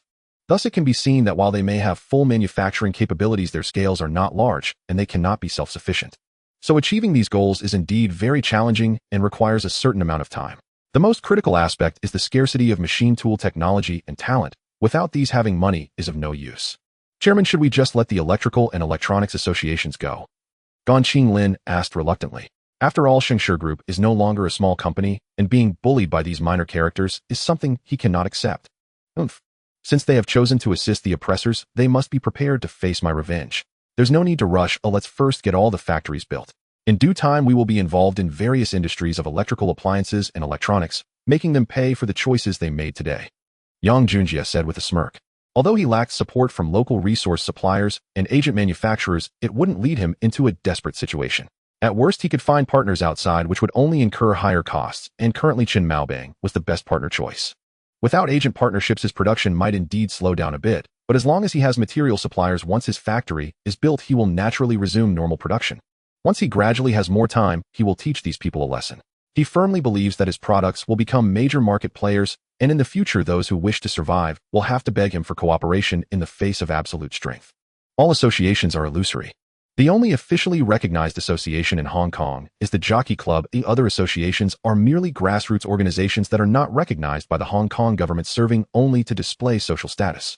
If his power grows, such associations will undoubtedly have to act according to his will. Just like the British capital. Do you see the British needing to cater to these associations in Hong Kong? Don't mention that they are British capital with the Hong Kong government as their backing. The reason lies in their own strength. All right, Chairman. I will expedite the construction of the newly acquired factories. Additionally, the shops we acquired are already under renovation. By the way, Lei Sheng from Jilong Construction has returned your call. He will be back in Hong Kong in 3 days and wants to invite you to watch a horse race together. We can discuss then. Watch a horse race. Go to the Jockey Club. Yes. Yang Junjia expressed great interest. Honestly, having lived in Hong Kong for so long, he had never been to the Jockey Club. The Jockey Club holds immense influence as its members include nearly 80 of the elites in Hong Kong. Once this influence is mobilized, the entire Hong Kong will undoubtedly tremble. In the 1980s, Oi Shun Bai from HSBC mentioned that only 4 places could truly influence changes in Hong Kong: the Hong Kong government, the Jockey Club, HSBC, and the IHA Group. Whether this is true or not is unknown, but it is evident that even the legendary figure from HSBC spoke these words at the peak of his power, illustrating the strength of the Jockey Club. Indeed, at least 70 of the members of the Hong Kong government are members of the Jockey Club, and many of them are even controllers of the Jockey Club. Moreover, both HSBC and IHA, along with other foreign bank executives, are also members of the Jockey Club. In the past, the big shots from Huazi Group all aspired to own a horse at the Jockey Club and become true members. During the 1980s, it was quite simple to determine whether you had status in Hong Kong. Just see if you were a member of the Jockey Club. Without status, even having money would not get you into the Jockey Club. That's just how exclusive it is. Speaking of the Jockey Club suddenly reminded Yang Junjie of the year 1973, which was a turning point for the club. The Hong Kong government authorized the Jockey Club to establish off-course betting stations, and that same year began introducing night horse racing events. This brought horse racing competitions to a new pinnacle. In the future, aside from the population being shareholders, another nationwide participation project would undoubtedly be the Jockey Club. Moreover, he remembers that in 1973, there was also the introduction of many fine horses, which allowed many Huazi to seize this opportunity to enter the Jockey Club as members. Now, with the Lei brothers inviting him to the Jockey Club, could there be some event in a few days? Thinking this way, Yang Junjie immediately asked Gan Qinglin, "Do you know if there are any events at the Jockey Club in 3 days?" "Chairman, you wouldn't be unaware, would you? A month ago, there were reports that the Jockey Club will be launching a new round of member recruitment on April 25th, which is just 3 days away. And on May 1st, the Jockey Club will hold an internal championship to raise its profile and even join international horse racing competitions." Hearing this, Yang Junjie revealed a delighted smile, just as I thought. "Well then, please respond to the Lei brothers for me. I will be there on time." "All right, Chairman. Do you have any other instructions?" Gan Qinglin inquired. "Yes, the acquisition of Bo Bay land is nearing completion. Please help me schedule an appointment with the governor. I need to discuss some matters with him." "Chairman, you wish to meet the governor?" "Yes, there are many things to discuss, but it's essential to meet him," Yang Junjie responded. He knew that to gain Maklahosi's support smoothly, he must establish a good relationship with him during this period. He understood Maklahos and knew what he wanted, so he would cater to his preferences, striving to secure a television station for filming in addition to obtaining a television station license. Furthermore, he needed to negotiate for the exemption or shared airing times for the educational channel.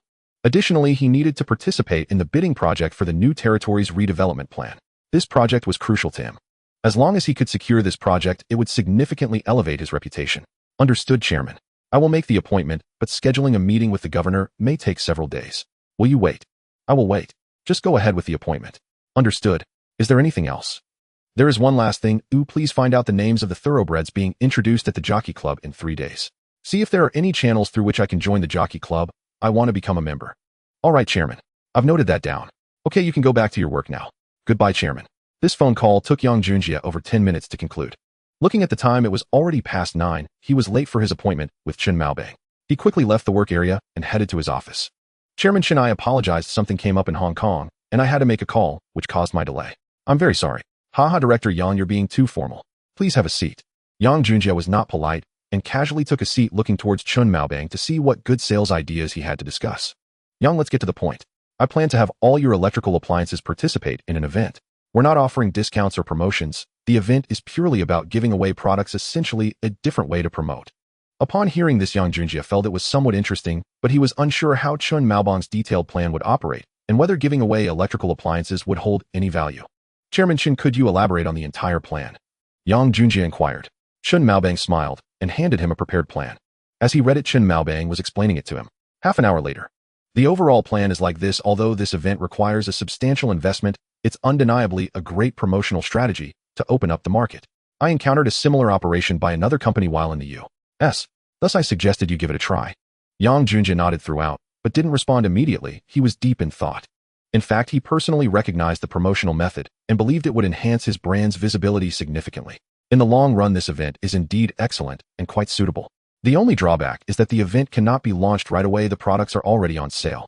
If such an event is introduced now, it would certainly impact his marketing, and those customers who have already made purchases would also feel unease. That was his only concern. "Chairman Chen, this plan is indeed great. I also highly agree with it.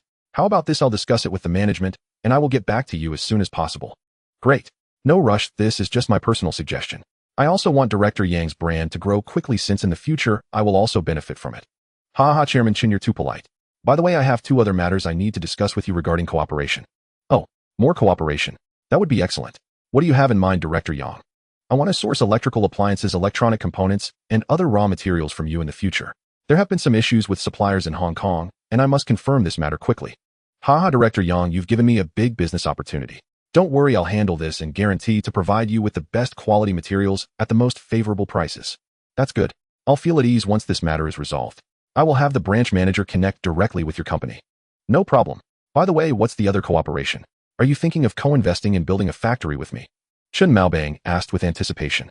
Yang Junjie chuckled. Chairman Chen, this matter really needs to wait for a while. The other cooperation is regarding a new product from my research institute called the arcade machine. I'm not sure if you're familiar with these products. The arcade machine was first developed by a company in the U.S. in 1971, but its launch did not create a sensation or spark a craze among the younger generation. Arcade machine. Director Yang, are you referring to the type of arcade machine that was announced in the U.S. Computer Lab 2 years ago specifically for entertainment venues and convenience stores? Yang Junjie shook his head but nodded. Yes and no. My arcade machine is completely different from the one developed by the U.S. Computer Lab. In a few days I will invite you to the lab to experience it personally, and you will understand. Yang Junjie certainly knew how the first generation of arcade machines developed by the U.S. Computer Lab looked. They were completely different from his own. The types were even distinct. The arcade machines from the U.S. were merely time-wasting games with poor resolution and a subpar gaming experience lacking real-time synchronization. Sometimes they would lag and freeze, severely affecting the enjoyment of other players. Moreover, those games did not resonate with people at all, hence the reason the first generation of arcade machines did not rise to prominence. Later on, it was the emergence of arcade machines from our country that truly changed society. These machines became a significant influence on several generations.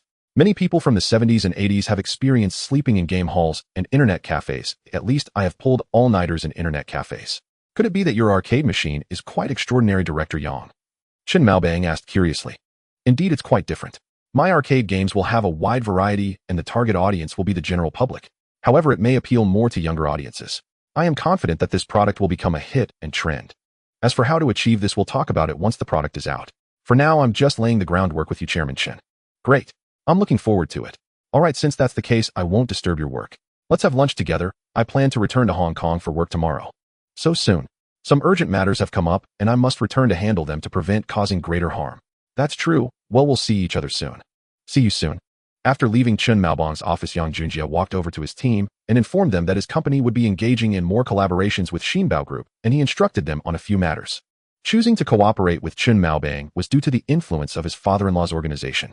After all, without the backing of such an organization, it would indeed be difficult to operate in these industries. In the afternoon, a little past 2, Yang Junjie returned to Shanjiang. He stepped off the plane and went straight back to the company. Are the factory's materials enough to last another week? Yang Junjie slipped immediately into work mode upon returning to the office and asked Gan Qinglin. No subcontractors have taken orders at the moment. If our own factory produces everything, the materials will last a month, but with our current output, we probably won't manage to make 10 televisions in that time. It's all right. Did you forget about the new factory? When will the machinery be back? The machinery has already shipped from Argua. Barring mishap, it should return to Shanjiang in 5 days. Very well. Tell them this: within a week the new factory must be completely refurbished and retooled. No matter how many people or how much money it takes, it must be done quickly. Have them work around the clock. Understood, Chairman. I have already issued the orders. There is no need to repeat them. Aside from raw materials and the subcontractor issue, are there any other problems? None have surfaced so far, Gan Qinglin replied. We must not be complacent. Yang Junjie glanced toward He Daju and the others. Take people and keep a close watch on the Yiho group. I want to know what they plan next and find out if they are scheming anything behind the scenes. Understood, boss. I'll go at once. Is there anything else? Yes. The chairman, you asked me to make an appointment with Governor Mai Lihao. He told me to tell you that you may come to see him at any time, but call ahead in case he is not at Government House. Yang Junjie stopped in his tracks at that. You mean I can see the governor any time without an appointment? Gan Qinglin's words startled him. When had he ever been afforded such favor?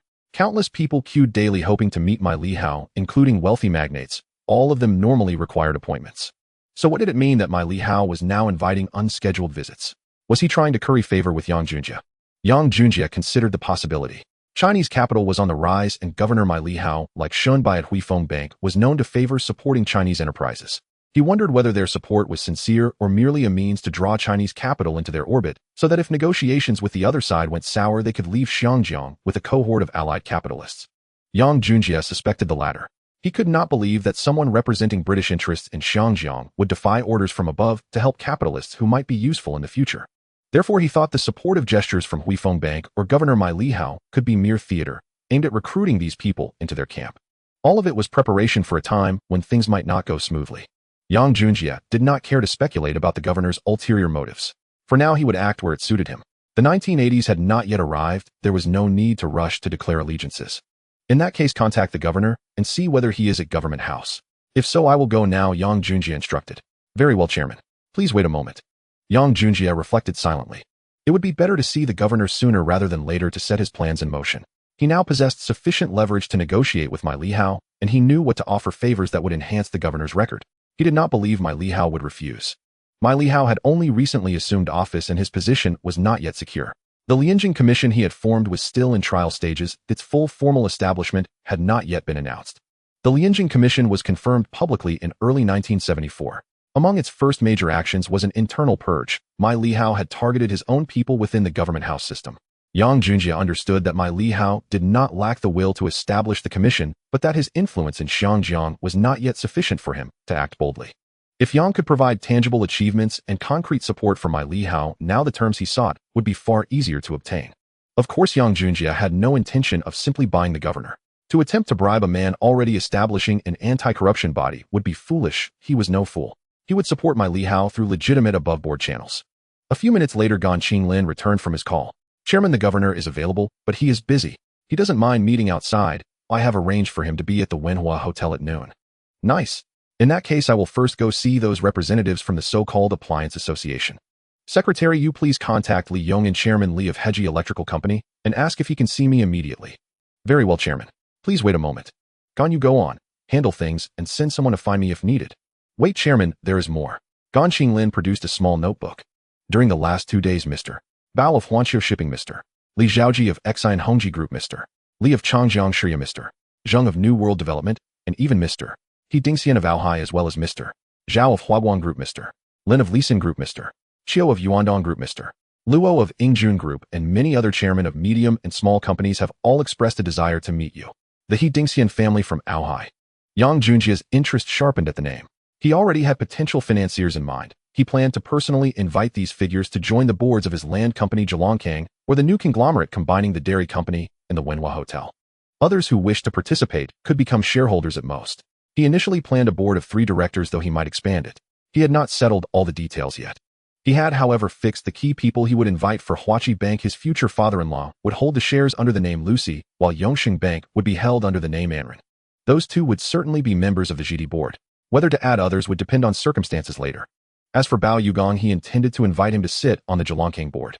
He had originally planned to invite Hua Dongdong, a household name then and in the future trustworthy and valuable to his company's growth. But Hua Dongdong had not approached him. Instead, Mr. He Dingxian of Aohai had come forward. If that were the case, bringing the He family into the fold would not be a bad move. The He family carried considerable influence, and in time the first Aohai tycoon might arise from their ranks, a family worth cultivating. All right, I understand. Contact Mr. Bao of Huanqiu Shipping and Mr. He Dingxian of Aohai and tell them I will host a gathering tonight at the Wenhua Hotel. Very good, Chairman. You may go now. Gan Qinglin bowed and left. Yang Junjie settled into an unremarkable seat and waited for his secretary's reply. About a minute later, Chairman, Mr.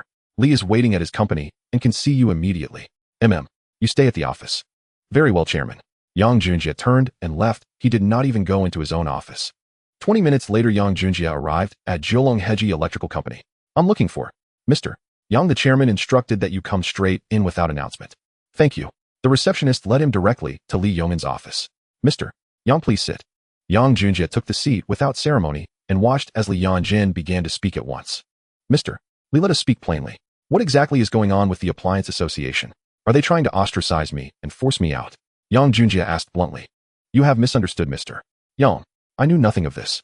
By the time I learned Association Chairman Wang Yu and Luo Jingfei had already made their announcement. I have wronged you.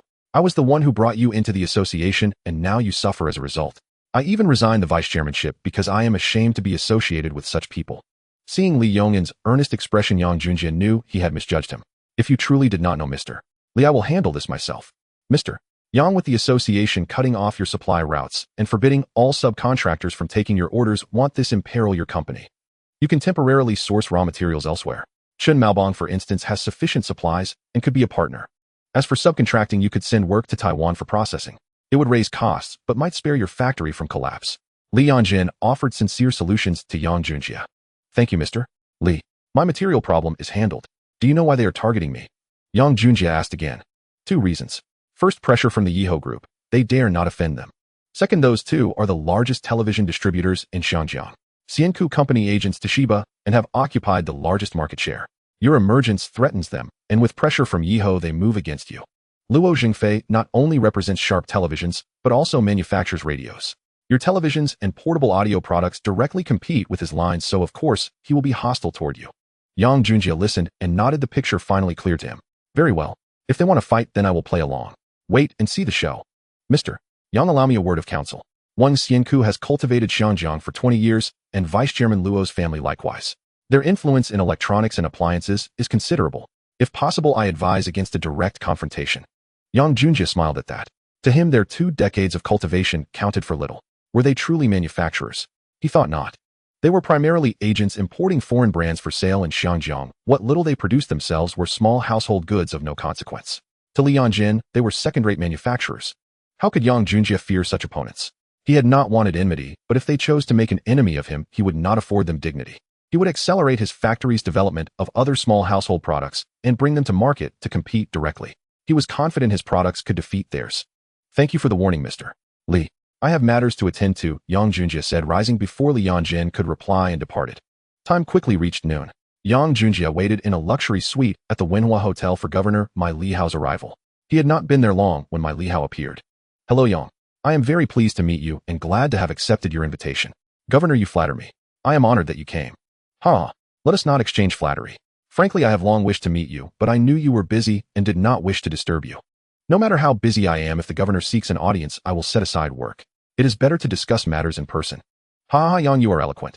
No wonder you achieved so much at such a young age. You truly are remarkable.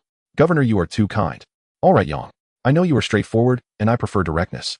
I dislike beating around the bush. It makes me uneasy. As I thought. Then I will be frank. Governor, I saw the news that the government interrupted the television station auction. I intend to reserve the station in advance. Mai Lihao waved his hand and rejected the notion at once. Oh, no. Yang, the reason I met you today is that I know you to be an honorable man. Why would you attempt to buy my favor? Yang Junjie smiled. Governor, hear me out. I am not trying to buy you. I am proposing a transaction. A transaction? Yes, a lawful, proper transaction. Hear my proposal before you decide. Okay, speak. Governor, I know you earnestly wish to reform and develop Xinjiang to govern with true concern for its people. But the corruption embedded in every system is deep-rooted, and with your foundation not yet firm, there are many things you cannot accomplish. I believe you know this clearly yourself. Coupled with the current market crash, Xinjiang's economy is in decline, companies bankrupt, factories shuttered, countless workers laid off. These conditions make your task profoundly difficult. I intend to acquire and establish numerous factories and hire en masse, thereby alleviating part of the unemployment problem for you and easing your burden. In this way, you will have more bandwidth to pursue other reforms. Mai Lihao's interest visibly increased. Indeed, Xinjiang suffered under the market crash. Many companies failed, factories closed, and tens of thousands of workers were left jobless. Those people were already impoverished. If they could not even put food on the table, some might take desperate and unlawful paths to survive. Such unrest would deeply affect the governor. He desired a stable, steadily developing Xinjiang, and so he listened to Yang with evident interest. Mai Lihao frowned, pondering Yang's proposal, while Yang continued to press his advantage. If my factories are fully staffed, I can provide employment for at least 50,000 workers. I will continue to build other types of factories to bolster Xinjiang's manufacturing sector and lead by example. Moreover, I understand the purpose of your Lianjin Commission and fully support it. To help you establish it swiftly and completely, I am prepared to donate 3 million Hong Kong dollars unconditionally to the commission. Really, Yang? Are you serious? Of course. Everything I say today is a binding promise. Should I fail to fulfill my commitments, Governor, you may punish me as you see fit. Mai Lihao considered once more. Yang did not press him during that pause. After several minutes, the governor appeared to reach a decision and looked at Yang decisively. Yang, besides the television station, you surely have other requests. Speak them. Governor, you are indeed astute. I understand that the government's new television license requires a fixed schedule to broadcast educational programming. I ask that this condition be removed. Oh no, that clause cannot be abolished, it must be enforced. It need not be removed entirely, I'll alter the timing. It must not occupy prime time, or have the 3 stations rotate educational programming days among them. 3 stations rotating days. Yes. For example, in a 7-day week, each station would broadcast educational content 2 days per week, but never during prime time. If educational programming falls in the prime evening slot, television stations will struggle. Xiangjiang is a fast-paced city. People have leisure only in prime time. At other hours they work or rest. Without primetime viewership and with competing stations, the industry cannot sustain itself. Mai Lihao pondered this and nodded at a point of agreement. Yang, I must consider this. I will respond as soon as possible. Do you have anything else? Indeed. I have already acquired the land in Baiaoan village. The male villagers' shares have been purchased, and the land is now mine. I request government approval to develop it. Upon hearing that, Mai Lihao immediately nodded. In the current depressed climate, an investor willing to develop land was a boon. He was inclined to approve. Very well, I can arrange that. Additionally, I request a large plot of land from the government. I plan to build a film city, but I need the television station first, otherwise the film city would be meaningless. Yang Junjie said gravely. This too appealed to Mai Lihao. In a poor economy, development projects were welcome. He was likely to consent. All right, where do you want the land? Governor, rest assured I cannot afford prime real estate, so I will choose a less central location. I plan to claim the entire stretch of coastline in the southern district around Hongkongzi to the deep water point off the shore. Yang Junjie's chosen site was precisely the future location of Ocean Park. That seaside area offered splendid coastal vistas suitable for a tourist attraction with future transport access likely. The land was currently barren and cheap. To pass it up would be foolish. Originally, he had also considered claiming territory on Lantau Island, the prospective site of the new airport, and a fitting locale for tourism development. It would have suited him even better. But Lantau's environment was presently too underdeveloped. He would consider investing there in the future. In any case, no one would compete fiercely for that land within the next decade. Yang Junjie was confident of that. Mai Lihao fell into thought again. Yang, are you certain you truly intend to build a film city if I grant you such a large tract? The governor asked skeptically. Certainly. I can sign a guarantee within 10 years I will complete the film city. After 10 years I retain the right to act as I see fit. How does that sound? Okay, I trust you. I will seriously consider these matters and reply soon. Await my response. Yang Junjie inclined his head. The formal negotiations paused. He had the waiter serve the dishes, and the two men relaxed into casual conversation, cultivating the acquaintance. It was nearly 6:30 p.m. As May approached, Southern Chinese tradition referred to this month as the Dragon Coiling Water Moon. The 5th day of the 5th lunar month, the Dragon Boat Festival, fell within the rainy season when torrential downpours were especially frequent. That evening a thunderstorm raged violently. Howling gales swept through the city as jagged lightning split the sky and thunderclaps echoed across the newly darkened streets of Hong Kong, where not a single pedestrian dared venture. Inside an opulent private dining room at the Mandarin Hotel sat Lucy Guiyongxing Bao Yugong and Ho Tingyan of Macau, along with his daughter, Ho Huichu. They dined together with Yang Junjie. Gentlemen, please begin. We mustn't let the dishes grow cold, Yang Junjie said, courteously extending his hospitality. Thank you, Mr. Yang. Let us all help ourselves without hesitation, Bao Yugong replied with a warm, affable smile. That night, each guest would likely become a shareholder in one of Yang Junjie's Suntabellisted enterprises. Lucy had secured Sanford W. Hill's approval to invest personally in the land group, contributing 500 million Hong Kong dollars, the same sum she had previously drawn from her family's capital. In return, she would receive a 16% equity stake. Yang Junjie himself would retain 35%. Guo Yongxing, meanwhile, pledged 200 million Hong Kong dollars, invested nominally under his granddaughter's name, to acquire a 10% stake in the land group. Yang Junjie had already arranged this. The remaining 39% would be released onto the open market as freely tradable shares. The 2 director seats on the land group's board had already been firmly assigned by Yang Junjie, who had no intention of appointing additional directors, effectively transforming the company into a de facto family enterprise. With a board composed entirely of loyal allies, every decision he made would face neither scrutiny nor opposition. No voice would dare challenge his strategic vision. For Wharf Holdings, however, Yang Junjie intended to invite both Bao Yugong and Ho Tingyan, but only if they expressed genuine interest in investing, as the company currently paled in stature compared to the land group. The land group already owned several prime office towers in Central and bore the prestigious title of Asia's foremost construction firm, renowned for erecting the most iconic fashion-forward skyscrapers, making it an irresistible prospect for investors. Half an hour later, the guests had largely finished eating and drinking. Gentlemen, I trust you've eaten your fill. Shall we now turn to business? Mr. Ho, I sincerely invite you both to join Wharf Holdings' restructured board as directors. That suits me perfectly. Yet, Mr. Yang, whether it's Wharf Holdings, the land group, or the newly merged entity of Mandarin Hotels and Dairy Farm, I intend to invest in all 3. What do you think? Bao Yugong's remarks startled even Yang Junjie. His appetite for stakes across 3 separate companies was staggering. Mr. Bao, I'll permit your investment in the latter two, but no more than 10 equity in either. Moreover, for 1 year, neither you nor your family may increase your holdings, directly or indirectly, and you may not privately transfer any shares to third parties outside the company. This is non-negotiable. Bao Yugong's expression dimmed. The land group remained his top priority. He held it in high regard not only for its invaluable real estate portfolio across Hong Kong, but also for its radiant future prospects. Mr. Yang, I know this request may seem presumptuous, yet I wish to press forward. I intend to acquire a 5 stake via the open market, securing a seat among the shareholders. Indeed, Mr. Yang, the land group's allure is undeniable. Even if we jointly acquire 10, your control over the company will remain unchallenged. I pledge that all future decisions shall align with your leadership without dissent. Mr. Ho speaks truly. Should we join the land group as shareholders, we shall fully endorse every strategic direction you set. Both Bao Yugong and Ho Tingyan voiced their intentions with sincere conviction, leaving Yang Junjie momentarily uncertain how to proceed. Suddenly, he recalled a crucial legal reality. Even if he refused now, any investor acquiring over 5 of the land group shares on the open market could, under Hong Kong securities law, petition for board membership after 1 year, rendering his objections futile. Moreover, even if they collectively claimed 5 each, 29 of shares would still remain freely tradable, posing no threat to the company's listing or operational integrity. With this in mind, Yang Junjie nodded naturally. Very well. At the subscription launch, I shall grant both of you special eligibility to subscribe for up to a 5 stake. Yang Junjie finally acquiesced. Why do listed companies require pre-subscription, and what does it entail? Pre-subscription serves as a litmus test of market confidence. Whether retail investors or institutional funds, if one believes in a company poised for listing, one must secure subscription rights during its pre-launch phase. This process allows the company to gauge initial investor sentiment. If no subscriptions materialize, the listing proceeds passively. If demand surges, the company crafts an optimal allocation strategy. Some firms adopt unconventional methods, like auctions, where subscription quotas are randomly allocated without restriction purely by chance.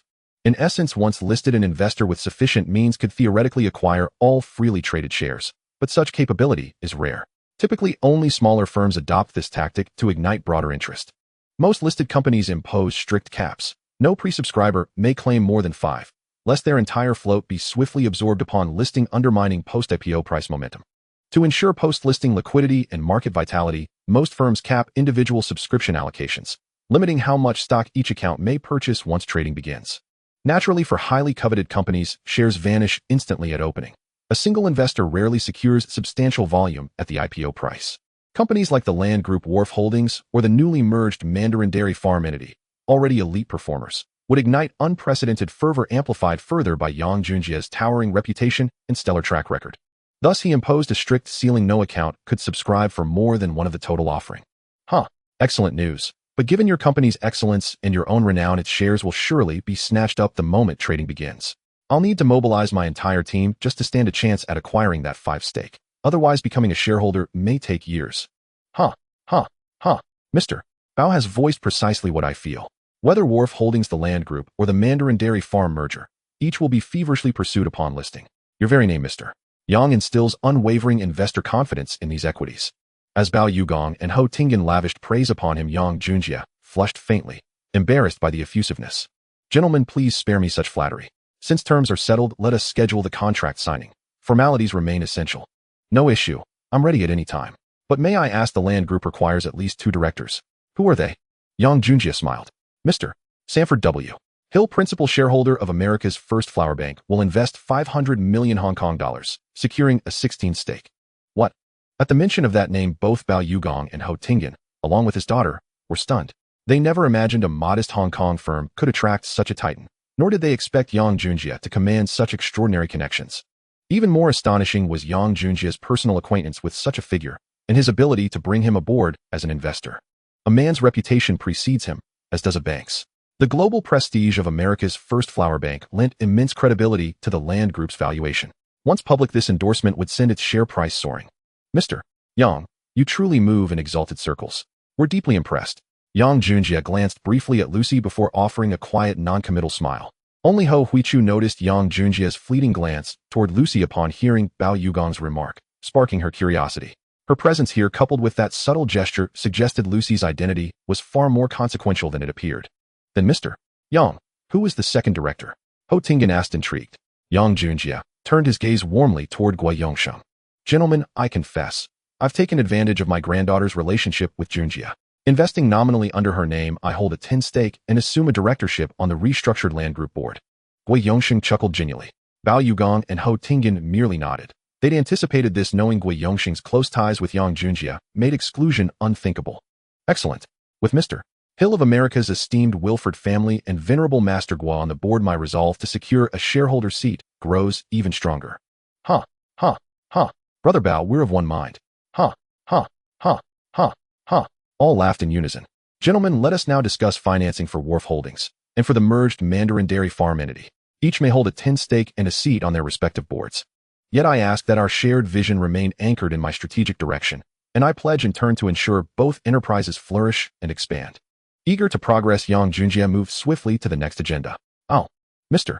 Yang, forgive the phrasing, but I invested solely because of you. You have my absolute trust and unwavering support. Rest assured I stand with you completely. I concur. I believe wholeheartedly that you will lead both companies to greater heights. Both Bao Yugong and Ho Tingyan affirmed their commitment in unison. Mr. Yang, one small request for these two investments: I'd like them registered under my daughter's name, not only to provide her with practical experience, but also to secure her a formal position within the company. Yang Junjie glanced toward Ho Tingyan's daughter, Ho Huichu. He knew of her reputation, Ho family's celebrated prodigy, though she did not directly manage the family's Macau enterprises. This fact had slipped from Ho Tingyan's lips one evening after too much wine, boasting before a gathering of tycoons that every major strategic decision for the Ho Empire originated from a single source. That source was his daughter, Ho Huichu. When word spread, Hong Kong and Macau's elite circles discovered to their astonishment that the Ho family harbored such a brilliant mind. Her fame quickly eclipsed regional boundaries, prompting countless marriage proposals from prominent families, so many that the Ho residence's threshold wore thin beneath hopeful suitors, filling Ho Tingyan with equal parts joy and weary resignation. His resignation stemmed from the fact that many of those suitors, talented young men he himself admired, had been gently but firmly declined by Ho Huichu. Such was Ho Tingyan's paradoxical blend of pride and helplessness. Indeed, his participation in the land group and Wharf Holdings financing was not his own initiative. It was entirely his daughter's design, including her request for a formal role.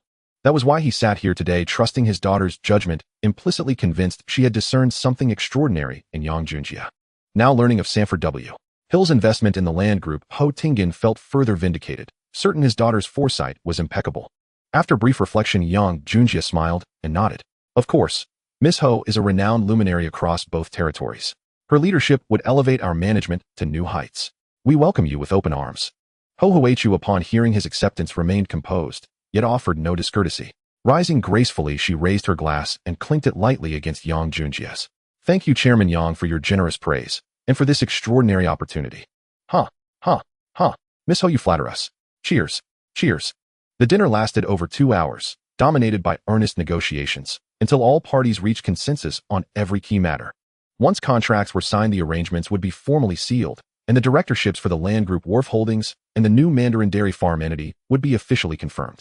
Whether new shareholders might later join remained uncertain, even to Yang Junjie. For now, however, his plan excluded further external investment. He lacked neither capital nor need for funding. Rather, he sought influential local figures whose stature would amplify his company's regional prominence. Just past 9 o'clock, as Yang Junjie departed the Mandarin Hotel following his dinner with Bao Yugong, a man approached and greeted him. Ah, Mr. Yang, it is you. Yang Junjie turned, and though the man seemed vaguely familiar, his name eluded recall. Hello, do we know each other? Good evening, Mr. Yang. Though this is our first meeting, it's entirely natural you wouldn't recognize me. I, however, am well aware of your legendary status in Hong Kong. It's a true honor to meet you here. You're too kind. Still, you do look familiar. I simply can't place you just yet. Yang Junjie replied honestly. You've seen me before. The man asked eagerly. Perhaps. Yang Junjie replied with a gentle smile. My name is Zhao Shizing, the least accomplished of the Zhao family's 3 sons. Zhao Shizing. Yang Junjie was genuinely surprised. In his former life, he had never envied Li Chao's vast fortune, because wealth alone denied him life's richer pleasures. Nor had he coveted Wu Guangjing's inheritance of Bao Yugong's multi-billion-dollar empire, because that path too lacked the lifestyle he cherished. Among Hong Kong's tycoons, only 3 men stirred his admiration. First was Yi Deli of the Yi family, effortlessly charismatic, living a life of refined romance, without ever claiming a single blossom for his own garden. Remarkably, Yi Deli would later host his former girlfriends and their husbands at his birthday celebration. That to Yang Junjie was true mastery. Yi Deli embodied the art of savoring life, a dream Yang Junjie shared. Alas, reality intervened. Romance proved unavoidable. Dreams and life seldom aligned. He could be charming, but never vulgar. His second idol stood before him, now Zhao Shizing. A Hong Kong tabloid survey once ranked him alongside Yi Deli as the most romantically prolific tycoon of modern times, unapologetically devoted to life's luxuries, solving every dilemma with wealth. And the third universally known was Big Lou, Hong Kong's most famed playboy who had conquered both of the city's legendary twin demons, and done so spectacularly. You know golf, of course. Enough said, too indecent to elaborate. Encountering one of his lifelong idols now left Yang Junjie genuinely astonished. 40-something Zhao Shizing was indeed striking, handsome, magnetic, and wealthy beyond measure. No wonder he attracted legions of admirers, lifelong bachelor, yet publicly linked to hundreds of former partners. And that was only the ones publicly known. Yang Junjie's sole assessment. Extraordinary. Unlike Big Lou, Zhao Shizing required no kidney transplant. That above all earned Yang Junjie's deepest respect. So you're Mr. Zhao. What brings you here? Yang Junjie asked, curious. Though famously romantic, Zhao Shizing was also fiercely loyal, a man worth knowing. Expanding his network among the younger generation suited Yang Junjie well. Constant interaction with elders had begun to make him feel prematurely aged. Mr. Yang, you flatter me. Young Master Zhao is a title others may use, but not you. I couldn't possibly bear such honor. Huh. It's merely a courtesy, nothing more. Our meeting is pure serendipity. Your words gladden me deeply. Tonight happens to be my birthday. I've hosted a party here at the Mandarin. Mr. Yang, since fate brought us together, why not join us? Zhao Shizing asked hopefully. Yang Junjie paused, then nodded. Agreed. It'll be my first time attending a gathering of the younger generation. Consider it an initiation into their world. Wonderful. Everyone will be overjoyed to learn you're coming. Please follow me. Yang Junjie smiled and gestured for Lucy to accompany him, only for her to shake her head gently. Darling, I won't be joining. I don't care for such gatherings. Then go home ahead. I'll return later. Okay. Drink sparingly and stay safe, Lucy reminded him tenderly. Understood. Monkey, please escort Lucy home first and wait for me outside afterward. Yang Junjie knew full well tonight's festivities would leave him thoroughly intoxicated before he could depart. His mere presence would draw every young scion eager to make his acquaintance. And in such settings, alcohol was the inevitable social catalyst. He knew unequivocally that sobriety tonight was impossible. He stepped onto the open-air rooftop pool of the Mandarin Oriental Hotel. Though the hotel now belonged to him, this was his first time ascending to its heights. Yang Junjie observed that the venue had been exquisitely arranged. Numerous elegant women in stylish bikinis mingled and swam playfully with men. He never imagined that Hong Kong scions of the 1970s were already so avant-garde, hosting poolside galas long before such extravagance became commonplace. Though May approached, and the weather had grown milder, it remained far from sweltering. A gentle evening breeze swept across the terrace. Yet the revelers paid no heed to the cool air, lost instead in the sheer exhilaration of the moment. Young Master Zhao, you finally arrived. Oh, is this Mr. Yang? It truly is Mr. Yang. Everyone gather round. Young Master Zhao has invited none other than Mr. Yang himself. Upon hearing this, Yang Junjie fell momentarily speechless. Within moments, a crowd of men and women indeed streamed toward him at the young man's enthusiastic call. Mr. Yang, it's an honor. I'm Ma Qingwei, son of Ma Jincan of Tai Seng Properties. Indeed, I've long wished to meet the legendary Mr. Yang. I'm Li Huixiong of Li Kum Ki, son of Li Wenda. Mr. Yang, greetings. I'm Qiu Dachong, son of Qiu Dijing. It's a profound pleasure to make your acquaintance. Mr. Yang, hello. I'm Lin Jiaming, son of Lin Baixin. It's truly a delight to meet you this evening. A procession of affluent heirs extended warm greetings to Yang Junjie, each introducing themselves as he shook their hands and turned. Listening carefully, he realized none were ordinary. Their names would one day echo across Hong Kong as pillars of its most influential dynasties. Gentlemen, you're far too kind. As this is our first meeting, I only hope you'll not disdain me, a man who rose from the humblest of origins. What an extraordinary thing to say. Truth be told, given your unparalleled accomplishments, who among us would dare speak ill of you? Every soul here reveres you as a living icon. After all, you dared confront the foreign trading houses and toppled Jardine Matheson, the mightiest of them all.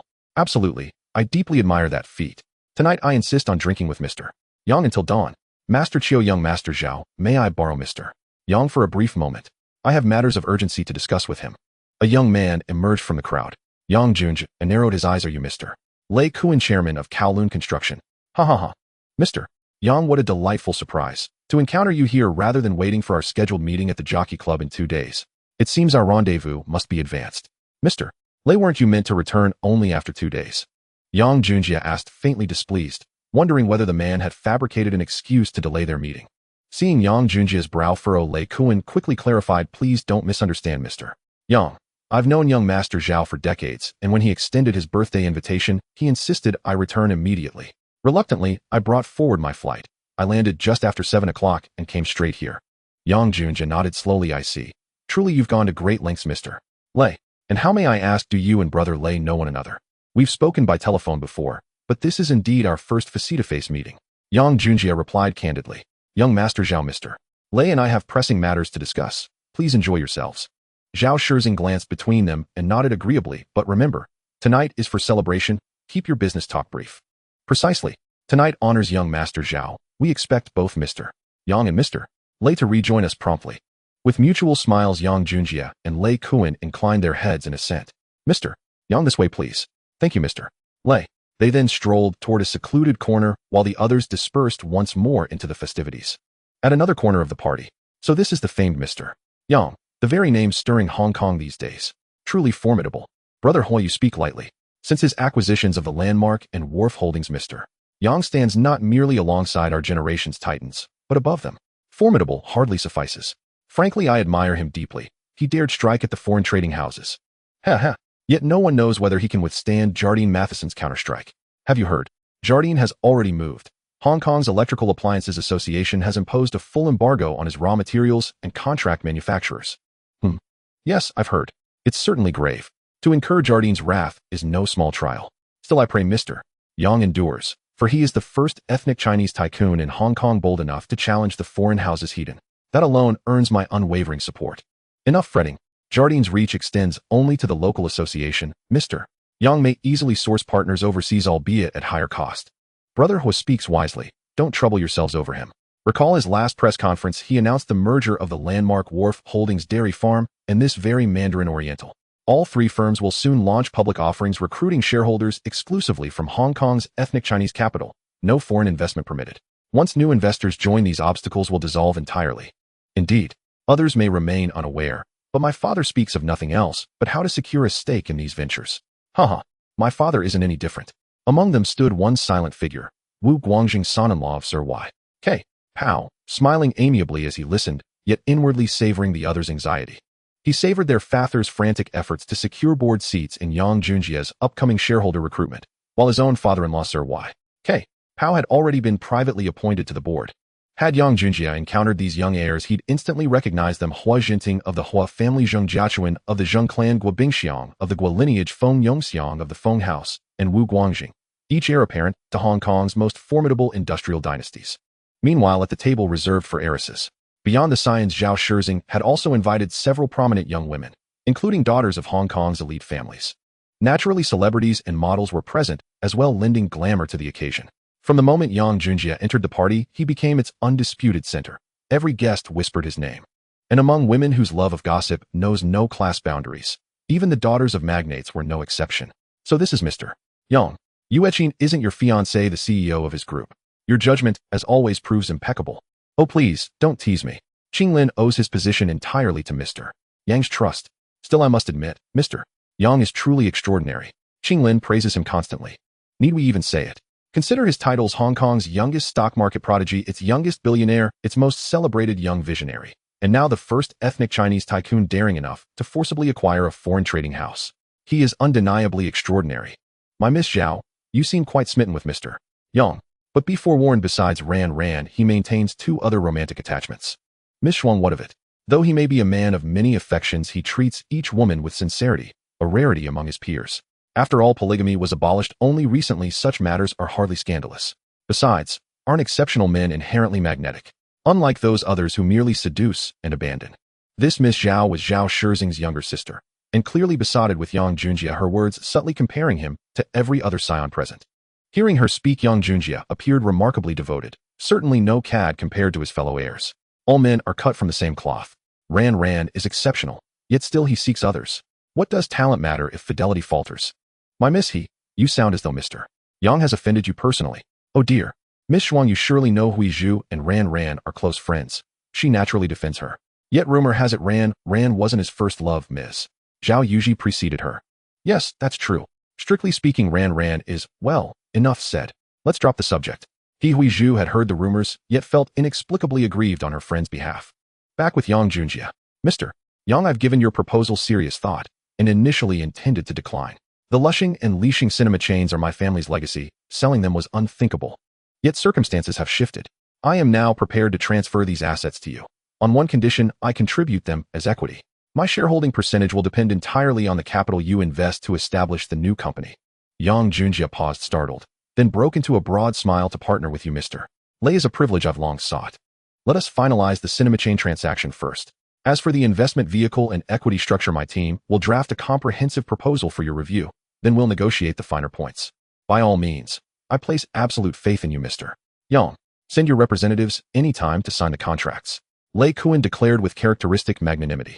Yang Junjie hadn't anticipated such swift agreement. His partnership with Lei Kuan had materialized far more effortlessly than expected. What Yang Junjie didn't know was that Lei Kuan had originally refused his overture, but after witnessing Yang Junjie's audacious feats, he'd reconsidered thoroughly before consenting. Moreover, with Yang Junjie's burgeoning industrial empire aligning with him promised unprecedented opportunity. If Lei Kuan had enough funds, he might even propose to invest in his group. All right, he'll arrange for someone to sign the contract tomorrow. For Yang Junjie, securing the cinema line is the most important thing. Currently, Yang Junjie has not arranged for anyone to renovate the film and record companies, as he plans to wait until the company moves to the Central Prosperity building, which will be designated for the film and record companies. As for the personnel in these two industries, he has long instructed the HR department to keep an eye on them, preparing a solid foundation so that they can start working as soon as the company is renovated. Nevertheless, he needs to work a bit harder in the beginning, brainstorming some drama outlines for professionals to fill in the content. Although the films produced later may differ from the original works, as long as the plot outline and ending remain unchanged, he will be satisfied. He believes it won't turn out poorly. Writing songs is much simpler. He can easily come up with numerous hit songs. Yang Junjie is confident about developing these two companies and collaborating with the television stations. At least in the 80s and 90s, he can make a fortune. Sure, Yang, just arrange it, let's go drink. Otherwise that group of guys will start talking about us again. All right, let's go. Coming Yang, over here. Zhao Shizing stood up and waved to Yang Junjie and the others. Yang, come sit over here. Thank you, young Master Zhao. Yang Junjie was about to sit down when the bespectacled Hua Jinting stood up and extended his hand towards him. Yang, I am Hua. Hello, young Master Hua, no need for an introduction, I definitely recognize you. Yang Junjie interrupted Hua Jinting's words, proactively smiling as he greeted him. He also noticed Zheng Jiachuan and Guo Bingxiang greeting each of them one by one. I didn't expect so many young masters to be here tonight. Young Master Zhao, you really have connections. Yang, please don't mock me. I Zhao Shizing know nothing, am just the first in dining and entertainment, so having more friends is normal. Young Master Zhao, you're being too modest. Look, even the revered Yang is here, you really do have a big face. Everyone, if you keep saying that, I will feel embarrassed. After all, I am still young, just a surge of energy rushing forward without regard for consequences. You see, isn't this trouble coming my way? I believe everyone knows I'm being targeted by Iha, and I have many more troubles ahead. So everyone, please stop flattering me. To show my gratitude, I propose a toast to you all. Great. Tonight is for having fun, so let's not talk about work. From now on, no one should mention work, let's drink. Yang Junjie also filled his glass and continued drinking with them. Such gatherings suited him much better than those full of old men whose only purpose was to discuss business. Gatherings like that held no appeal for Yang Junjie. Like now, drinking heartily among people of similar age, this is the kind of fun he truly enjoys. Young Master Zhao, look, they are all men. And today several young masters are here too. Yang is here as well. You wouldn't let us all drink alone, would you? Young Master Chen, don't worry, I have prepared some ladies already. Clap, clap, clap. Zhao Shizing loudly clapped his hands, and the manager in charge of the venue immediately understood. Soon he brought in a group of women, half in bikinis and the other half in elegant evening gowns, but without exception, they were all stunning beauties. Tall, fair-skinned, and beautiful. In fact, many stunning beauties in Hong Kong at this time were hidden and undiscovered, and some of them were even more beautiful and graceful than celebrities. Several young masters, the old rule applies. Since you are rare guests, you can choose first. Hehehe. No, you all play. I am getting old and can't keep up with this. Brother Hua tonight is an exception, you can't be special. Right, young Master Zhao is the boss tonight, he has the highest status. Brother Hua, you can't be the exception. Fine, then it's you. Gigi, you are lucky. Young Master Hua seems to like your type. You should use all your charm to keep him company while drinking. Leave it to me, young Master Zhao. The girl named Gigi said, and boldly walked over to sit beside Hua Jinting. Yang Junjie kept smiling. Although he was not interested in these women, he enjoyed the relaxed atmosphere. Yang, it's your turn. You are the most distinguished person here tonight. We must wait for you to choose first. Zhao Shizing turned to Yang Junjie. The row of women outside all knew Yang Junjie. Each of them looked at him with anticipation, seemingly hoping to be the lucky one he chooses. After all, Yang Junjie's name was ringing loudly in Hong Kong. He was wealthy, capable, and handsome, a true diamond bachelor. As for the fact that he already had a girlfriend, it meant nothing to them. Not to mention a girlfriend, even if he had a wife, it was also of no concern to them. What they needed was material wealth. Of course, developing further with Yang Junjie, and becoming his girlfriend or marrying into a wealthy family would be the best. Yang Junjie was about to point casually at a girl, but before he raised his hand a voice interrupted. Yang, can I join you for a drink? Everyone turned to look. Miss He Huizhu, what is she doing here? She is Mr. He Dingxian's youngest daughter, He Huizhu. Is that really He Huizhu? Many young masters were seeing He Huizhu for the first time. It was not surprising that they didn't recognize her, but they had certainly heard her name often. Miss He, I can't let you join me for a drink, let's skip it. Yang Junjie quickly shook his head. He Huizhu appeared very gentle and quiet, but Yang Junjie had met her before. Although they hadn't known each other well, it was clear from her manner of speaking that she was definitely a spicy girl, not someone easy to deal with. How could he dare to provoke someone like her, especially since she would soon become part of his company's management and was friends with Guianren? There was no way he would be foolish enough to let her accompany him for drinks. Yet she completely ignored Yang Junjie's refusal and directly walked in with a bottle. Young master, Zhao, make some room. He Huizhu's words made Zhao Shirzing quickly stand up and give way. He knew just how devilish she could be, so he truly did not dare provoke her. Young, I hope you won't mind that I'm older and not a beauty, and I can't accompany you to do anything further. Let's just drink together. He Huizhu raised her glass and offered it to Yang Junjie. At that moment, Yang Junjie felt utterly frustrated. What a rare night out, and he encountered such a strange person, instantly losing all interest. Are you all drinking? Can I join? Another voice came from outside. Yang Junjie turned to look. Boss Chow, why is this crazy girl here too? Does Miss Fu want a drink? Of course you can. I have a spot here, come sit. However, Gua Qing smiled at him and walked straight over to Yang Junjie. Young Master Luo, can you make some room? Upon hearing this, Luo Ruizi, the eldest son of the Yang Jun group, immediately stood up and moved to the side. Yang, we meet again. Gua Qing extended her hand to Yang Junjie. Everyone knew it. Once again, it was for Yang Junjie, which made the other young masters envious. Two renowned beauties from Hong Kong and Australia, both proactive in approaching Yang Junjie. How could they not be envious? Usually they found it hard to even talk to one of them, while these two were practically falling into Yang Junjie's lap. This is the disparity between people infuriating. Yang Junjie raised his hand to prepare for a handshake with Fu Qing, but someone beside him was faster. Hello, Miss Fu, let me introduce you to Yang on his behalf. Oh, after all, he is taken. Oh, is that so? If he is taken, then what is the meaning of you, Miss He? I am friends with Anren. Oh, I have the obligation to chase away any flies that come buzzing around her man to prevent mistakes. Huh. Ridiculous. Why do I feel like you are just using the excuse of helping a friend while actually scheming for yourself? You? Fu Qing, you know exactly what kind of person you are, so stop pretending. Keep your distance from Yang Junjie. Others may fear you, Miss He, but I, Fu Qing, will deliberately oppose you. Fine, I'll listen to you and stay closer to him. Fu Qing directly moved closer to Yang Junjie. This, Miss Fu Yu. Yang Junjie hurriedly signaled Zhao Shirzing to step in and mediate. Receiving Yang Junjie's glance, he quickly grabbed a drink and approached. Ladies, today, I'm the boss, please give me some face. Oomph. Fu Qing let go of Yang Junjie and clinked glasses with Zhao Shirzing. Meanwhile, He Huizhu, equally furious, downed her drink in one go. The atmosphere at the scene became very awkward. A group of young masters were dumbfounded, including Huizhenting. They never expected these two young ladies would publicly argue over Yang Junjie disregarding their statuses, which surprised them greatly. Thankfully, Zhao Shirzing intervened, allowing them to settle down. To lighten the mood, everyone began to raise their glasses and continue enjoying themselves, while Yang Junjie found himself awkwardly sandwiched between the two ladies, chatting and drinking with others. When Yang Junjie woke up, he still felt groggy with a headache that felt like it was about to explode. Upon waking, sensing something was amiss around him, he wore a bewildered expression. Why is she here? Turning his head, he noticed scattered cloth on the floor. If he didn't know something had happened, he would be a fool. What a mess. Drinking really causes trouble.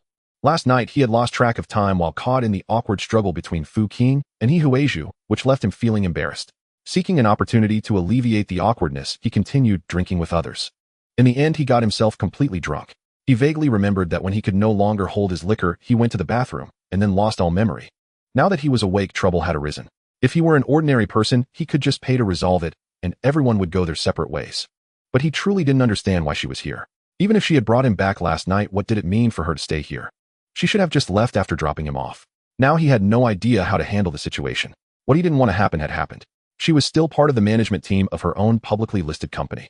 Thinking of this, Yang Junjie felt overwhelmed. He didn't want things to end badly with He Dingxian. Because of this, that would be amusing. With a wry smile, he got up and walked into the bathroom. Just as Yang Junjie entered the bathroom, He Huizhu opened her eyes. How did I fall asleep here? What should I do? How am I going to face him in the future? Indeed, it was He Huizhu who had brought Yang Junjie back last night. When he went to the bathroom, she followed him, and seeing that he was completely drunk, she directly took him away. The hotel manager recognized the new chairman Yang Junjie and immediately booked him the presidential suite. After bringing him upstairs, He Huizhu was reeking and thought about taking a shower before heading back. Perhaps due to her low alcohol tolerance, she felt a bit tipsy after showering. Planning to rest for a bit before leaving, she only realized how things had turned out in the morning and feeling horrified had to pretend to be dead. Taking advantage of the time while Yang Junjie was in the bathroom showering, He Huizhu struggled to get up. Despite the waves of pain she endured and quietly escaped. Half an hour later, Yang Junjie slowly came out intending to confront He Huizhu. To his surprise, he found the place empty and there was no sign of her. He walked over and pulled back the covers. All he saw was a mess left behind. Yang Junjie felt a surge of panic. This is bad, what a mess. But where did she go? He called out, He Huizhu, He Huizhu. After searching the entire room, he found no trace of her. He opened the door and asked his bodyguard, did Miss He leave? Yes, I had Junzi take Miss He back. Didn't you know, boss? The bodyguard asked in surprise, thinking his boss was aware. It's fine. Please have the housekeeping send me some hangover tea and breakfast. He was sure that the girl must have felt embarrassed and left. All right, boss. It wasn't until around 9 a.m. that Yang Junjie returned to the company. The employees were still tidying up the office and hadn't entered work mode. He was a good man, leaving him a brand new building allowing him to have a skyscraper in Central, which was the tallest in all of Asia, and quite impressive. He had spent decades planning, and now all that effort was wasted benefiting Yang Junjie instead. Good morning, Chairman. Good morning, Chairman. Good morning, everyone. Yang Junjie found it somewhat strange, although the employees greeted him politely, they looked at him with oddly inquisitive eyes. Chairman, you're finally back. I tried contacting your family, but you weren't there. There was an issue at the factory, and General Gan has already gone to handle it. As Yang Junjie stepped into the office area, his secretary Yu Intong rushed over to report. Hearing this, Yang Junjie frowned. What happened? Chairman, look at the newspaper. Our television products have been reported by several citizens claiming they malfunctioned and caught fire. Fortunately, it happened during the day, and quick action prevented a larger disaster. Several citizens lamented to reporters, saying that if it had occurred at night, the consequences would have been unimaginable. Yang Junjie took the newspaper to read the content, and after a few minutes his face changed drastically. Once this report comes out, our television factory will be investigated by the relevant authorities. General Gan is rushing over to handle this issue. If this isn't handled well, we will face significant issues, and the hard-earned reputation of our product will vanish instantly. Secretary Yu Intong kept reporting. After putting down the newspaper, Yang Junjie furrowed his brow deep in thought. After a moment, he made a decision. You need to hold a press conference immediately and notify the reporters to come over. It starts in an hour. Also inform the RD department to send someone with our televisions and all the certifications. Understood, Chairman. Does you find that citizen and investigate the true situation secretly? Also look into whether this is related to Ihi. Yes, boss. Monkey takes Secretary Yu to coordinate with that citizen. Regardless of whether it's our television's issue, our attitude must be correct. We must promise to take responsibility if it is indeed a problem with our product. Understood, boss. Junzi, take me to the factory. All right, boss. Yang Junjie felt something was amiss. He suspected Ihi was behind this. Otherwise, it wouldn't be so coincidental for televisions in different regions to have the same problem at the same time and all during the day, facing the reporters with a unified front. This is too coincidental. Is this you, Ihi Group, and Henry Keswick? If so, is this all you can do, resorting to such underhanded tactics? At this moment, Yang Junjie was not scared at all. Instead he smiled. If this was indeed Ihi's doing, then there was nothing to worry about. These petty tricks would be useless against him. This clearly shows that Ihi's so-called retaliation was simply cutting off suppliers' partners and bribing some consumers using dirty tricks against him. Such ineffective methods would not intimidate Yang Junjie, a man from the future.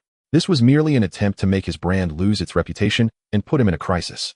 If his reputation suffered, it would also affect companies like GD and Kowloon Warehouse when they went public, leading to poor performance and making their stocks undesirable. This was a way to erode Yang Junjie's capital. If Henry Keswick from he really thought this way, Yang Junjie would let him know what it meant to shoot oneself in the foot. If he were truly that powerful, able to instruct the Hong Kong government departments to directly seal off his company and factory or to manipulate the stock market to bankrupt him, then he would acknowledge Ihi's strength. 20 minutes later, in the Qiantang industrial zone of Sham Shui, several of Yang Junjie's factories were located here. He arrived at the designated factory and saw a group of uniformed personnel conducting inspections. Mr. Gan, we will conduct a sealing inspection of all your company's factories. If there are no issues within a certain period, we will lift the seal, and we hope for your cooperation. Sealing. As Yang Junjie walked in, he heard about the sealing and frowned as he approached. He turned to Junzi, saying, find a place and set up a camera to record the entire process. It might be useful later. Understood, boss. After giving the instructions, Yang Junjie stepped forward. Cooperating with the relevant departments in the investigation is our duty, but do you think you can just issue a paper and declare my products problematic? Hearing Yang Junjie's voice, Gan Qinglin finally breathed a sigh of relief. Chairman, you finally arrived. Yang Junjie nodded at him and continued to look at the foreigner leading the group. Is it reasonable to seal my factory without any evidence? Also, did you have a search warrant before coming to investigate? Can you show me the sealing order and explain why you want to seal my factory? Yang Junjia's remarks made the officials from the Hong Kong government turn pale. They indeed had no documents from above in the past. Their department had never needed such things, and they believed that no one would dare to resist. Wherever they went to investigate, the company's leaders had always treated them with utmost respect. Over time, this had given them a sense of superiority. Relying on the leather jackets provided by the British, they acted with the authority of government personnel, showing up directly, without regard for whether there were problems. It was always their word against others, and no one dared to oppose their orders. Now they were caught off guard by Yang Junjia's open challenge to their authority, questioning their work process, which made the leading personnel very angry. Yang, please cooperate with our work. Do you want to challenge the authority of the Hong Kong government? The leading staff member directly threw a big hat at Yang Junjia. Other people might be intimidated, but he would not be scared by these clowns. I said cooperating with the Hong Kong government's investigation is our obligation, but the issue is, who are you? Do I know you? Show me your credentials. Where are the investigation warrant and sealing documents? Let me see them. Damn it. Do we need you to teach us how to do our job? If you don't cooperate, we will forcefully implement the sealing and directly seal all your properties. Oh really? Then go ahead and try. Yang Junjia smirked. They'll ask you one more time. If you are indeed Hong Kong government officials the personnel approved to investigate my factory, then please show your work permits, investigation warrants, and sealing documents. Yang Junjia deliberately began with a courteous tone. After all, he had arranged for someone to record the conversation. Are you sure you are not going to cooperate with our work? The foreign leader asked angrily. I still say cooperating with the investigation is our duty, but unless I confirm your identities, I'm sorry, I cannot comply with your requests because I don't know you. Fuck you. Do we need any credentials to do our job? Everything is at my discretion. If you don't cooperate properly, I will have all your assets sealed. Do you believe that? My company hasn't done anything wrong. Can you really seal it? Yang Junjia deliberately set a trap for him. With just your Chinese-funded companies, I can destroy you with just a word. If you know what's good for you, cooperate, otherwise I can easily find an excuse to ensure you never recover. The foreigner was still unaware that this was all a trap set by Yang Junjia. He continued to threaten him. What do you mean? Are you threatening me? My company has not made any mistakes, so what is there to fear? Yang Junjia laughed, and his words caused the personnel from the Hong Kong government to burst into laughter. Yang, you're still young, you're too naive about many things. Do you think that not making mistakes means you're safe? If I want to deal with you, I can directly seal all your properties right now. Whether your company has issues is up to me to decide. I will not hesitate to tell you that today is just an appetizer. You have already offended someone you shouldn't have. If you're smart, you might survive, but otherwise you will soon vanish from Xianjiang. Yang Junjia fell silent, pretending to be shocked, making it look like he was genuinely frightened, which encouraged the foreigners even more. You were sent by He Group and Henry Keswick, which means that the incident of the television catching fire was also orchestrated by him. It's not a problem with the quality of my products. Yang Junjia asked seriously. Ha ha ha. What does it matter who sent us?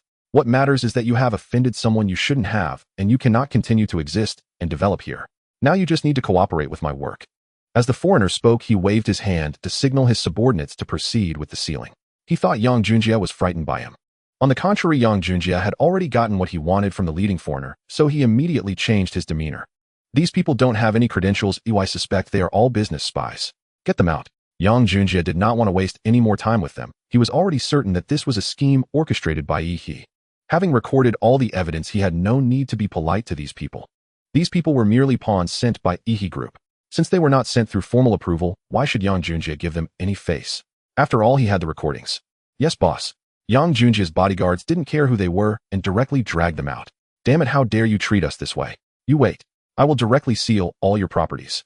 The foreigner was dragged out, gnashing his teeth as he cursed Yang Junjia. Chairman, will this action get us in trouble with the Hong Kong government? No worries. They don't have any official papers, and I have recorded the entire conversation. This matter will be resolved quickly, and they will lose their jobs because of it. Hearing this, Gan Qinglin felt a wave of relief wash over him. Yang Junjia didn't want to waste any more time and walked over to the bodyguard who had been recording. How did it go? Was everything recorded? Yes, boss, it was all recorded. Show it to me. Sure, please wait a moment. A few minutes later, after watching the recording, Yang Junjia wore a smile on his face. These brainless people, he cursed under his breath about the previous staff. Organize the recording for me. Yes, boss. Then Yang Junjia walked over to the phone and dialed a number. He needed to contact the two heads of the marketing and business administration departments. He wanted to know if they had issued the orders. Last time, when he had a promotional event for his products, he had built a relationship with them. If it really was them trying to curry favor with He Group by attacking him, Yang Junjia wouldn't mind pulling them down. Meanwhile, Yang Junjia was still unaware that aside from Henry Keswick from He Group wanting to target him, there was another group plotting against him. In the ancestral house of the Li family of the Kowloon Prince Path, Big Brother, it has been confirmed that the incident involving Zhao Fu was instigated by Yang Junjie. All the media reports were orchestrated by him. Since it's confirmed, then, as brothers of Zhao Fu, we should do something for him. That kid has offended Yi Group, and it's just right to take him down, leaving him with nothing and making him disappear from Xinjiang. Big Brother, what should we do? Use our connections to cause trouble for him in various departments. Sealing is the first step. Didn't we just hear that there are issues with his products? Let's have the judiciary issue sealing orders to directly seal his related companies. Also, since he's preparing to list the industries he acquired from he contact the new chairman of Far East to block all his listing applications. I will personally reach out to Henry Keswick from to discuss how to leave him with nothing. Moreover, contact familiar newspapers to continuously spread rumors about his products having issues, making a bigger fuss. First, we need to weaken his influence and tarnish his reputation so that when he faces problems, everyone will think he deserves it. Understood, I'll arrange it right now. All right, everyone can disperse. Henry Keswick from Group soon received news that the people he sent had been thrown out by Yang Junjie. This made him even happier. Haha.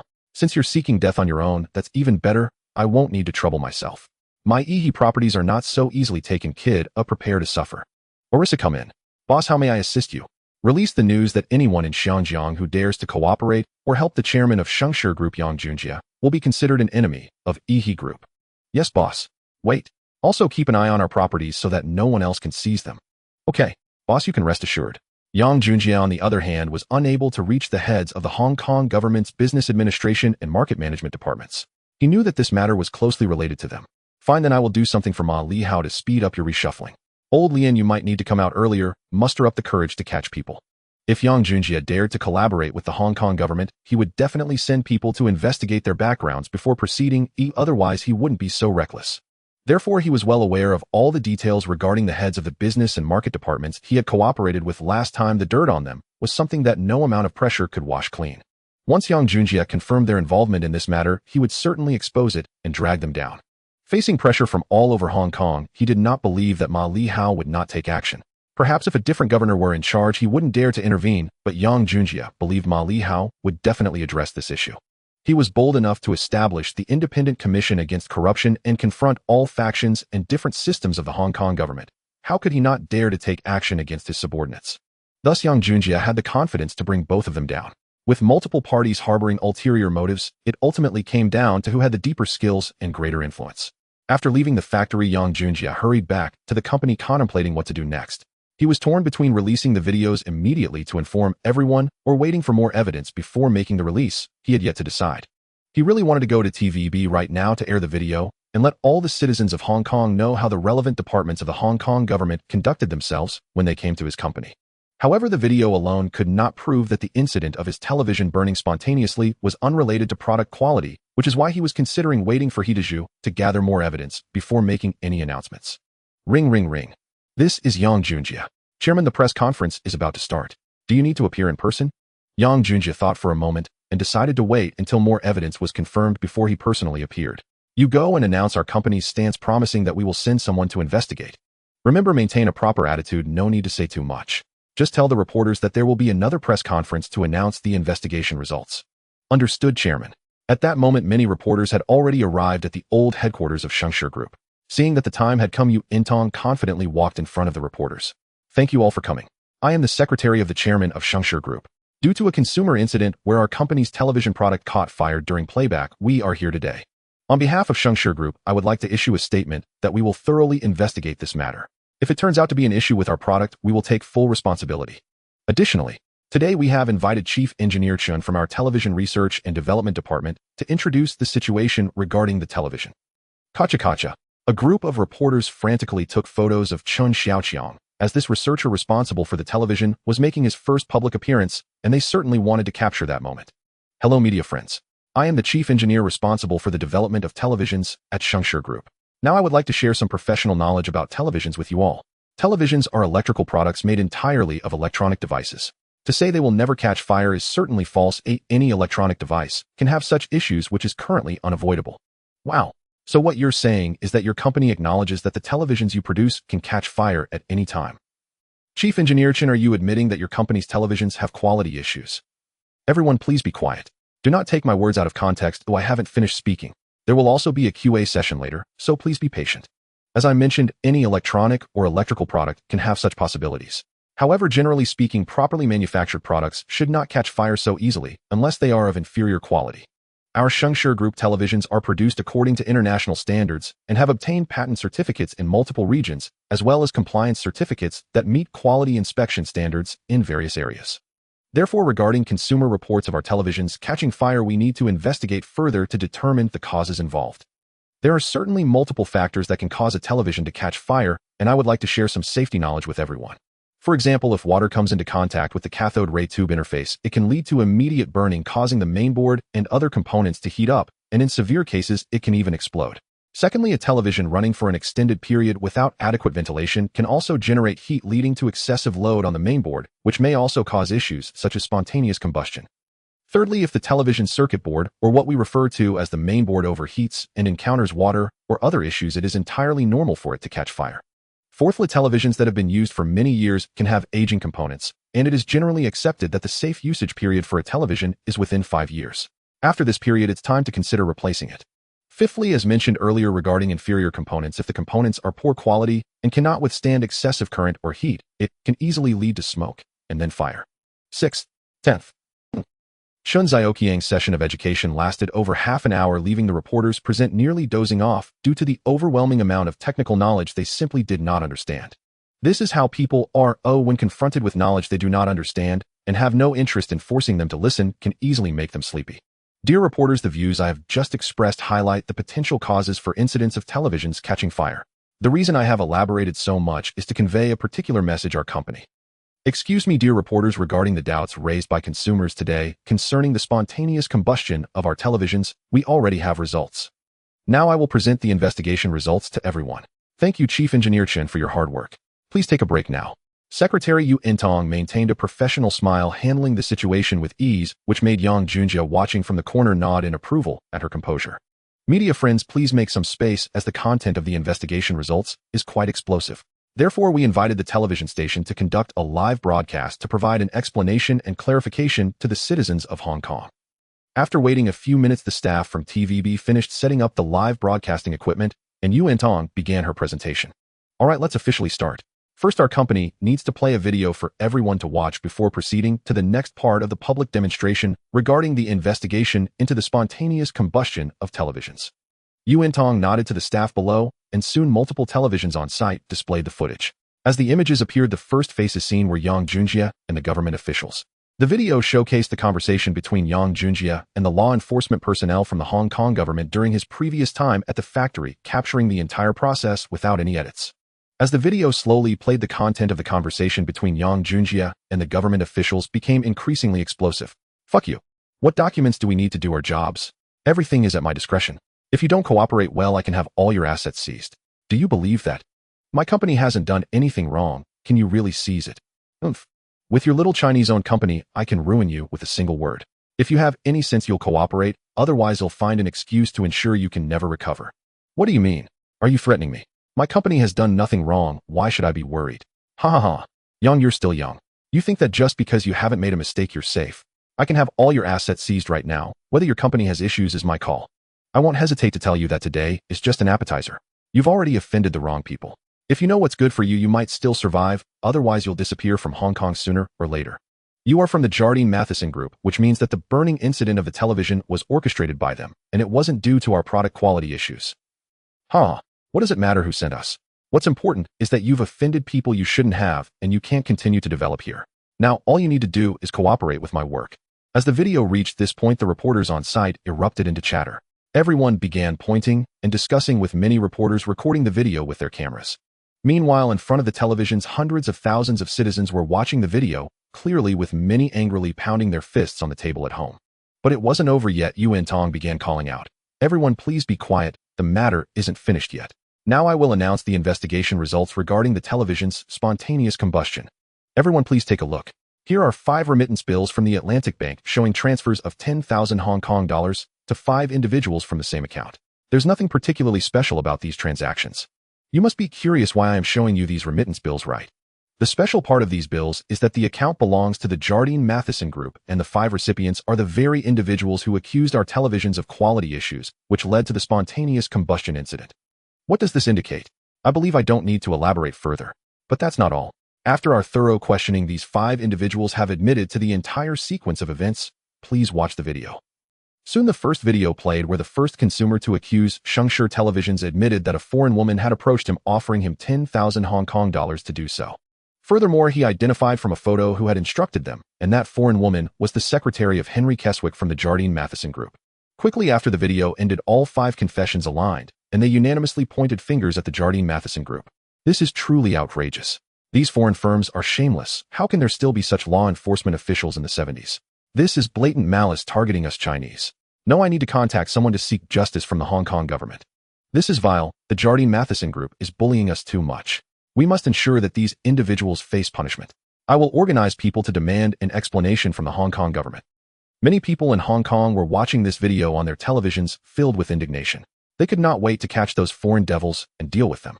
The most intense reactions to this video came from the younger generation in Hong Kong, who, having experienced the baptism of a new era, were unaware of how chaotic Hong Kong used to be.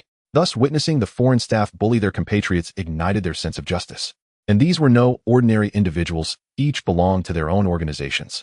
Whether they were representatives or leaders, they were a group of like-minded individuals with many members in their organizations numbering in the thousands. And if they truly rallied thousands to surround the Hong Kong government to demand justice, it would be a difficult situation to handle. At that moment, in the conference room of the Hong Kong government, Governor McLehose nearly smashed the conference table, exclaiming, "How could such a thing happen? I have already stated that all Hong Kong government personnel are prohibited from accepting money to work for any individual or group. Have you all in the trade and market departments ignored my words? I do not care what methods you use, you must detain everyone in the video for investigation." "Yes, boss." "Wait." McLehose suddenly stopped his assistant, looking at the other 2 people in the conference room. After some contemplation, he stood up. "I want to announce a major event. Tomorrow, I will hold a press conference on behalf of the Hong Kong government. I announce that the Independent Commission Against Corruption has been formally established ahead of schedule and will be classified as the highest investigative department of the Hong Kong government, known as the Anti-Corruption Department. It has the authority to investigate any criminal wrongdoing by individuals in Hong Kong, including myself. This department will override the Hong Kong government and will not be subject to any oversight, reporting directly to me. Sir John Cowperthwaite will be the first commissioner of the Independent Commission Against Corruption, and this is Sir Zhuang Shiqiang, who will serve as the deputy commissioner. Sir Zhuang will be responsible for all external operational management. Sir Zhuang, I am issuing an order to you now. Immediately dispatch personnel to detain those featured in the video for investigation. Additionally, conduct internal investigations on the heads of the trade and market departments, and we also need to call in Henry Keswick from Jardine Matheson for questioning." "Yes, sir." "Wait." At this moment, an old foreigner stood up, showing no respect for Governor McLehose, stating, "Governor, while you are the governor, establishing any department requires the consent of the 3 jurisdictions. You have overstepped your authority. Alia, I have already applied for approval from the British headquarters for this department. There is no need for your judicial consent or legal approval. This is a matter of my governance. However, the condition for the headquarters approval is that the Independent Commission Against Corruption can investigate all public officials in Hong Kong, which means that even you, the head of the judiciary, Sir Alia, can be investigated. This is the headquarters document. If you are not convinced, see for yourself. Sir Zhuang, go execute your orders." "Yes, sir." McLehose shot a triumphant glance at the old man, his face filled with a victorious smile. The Hong Kong government was not a solid mass. The heads of the 3 jurisdiction departments were often at odds. Although the governor had the authority to supervise them, their roots in Hong Kong were deep, with people in various fields, including the political sphere, having close ties with them.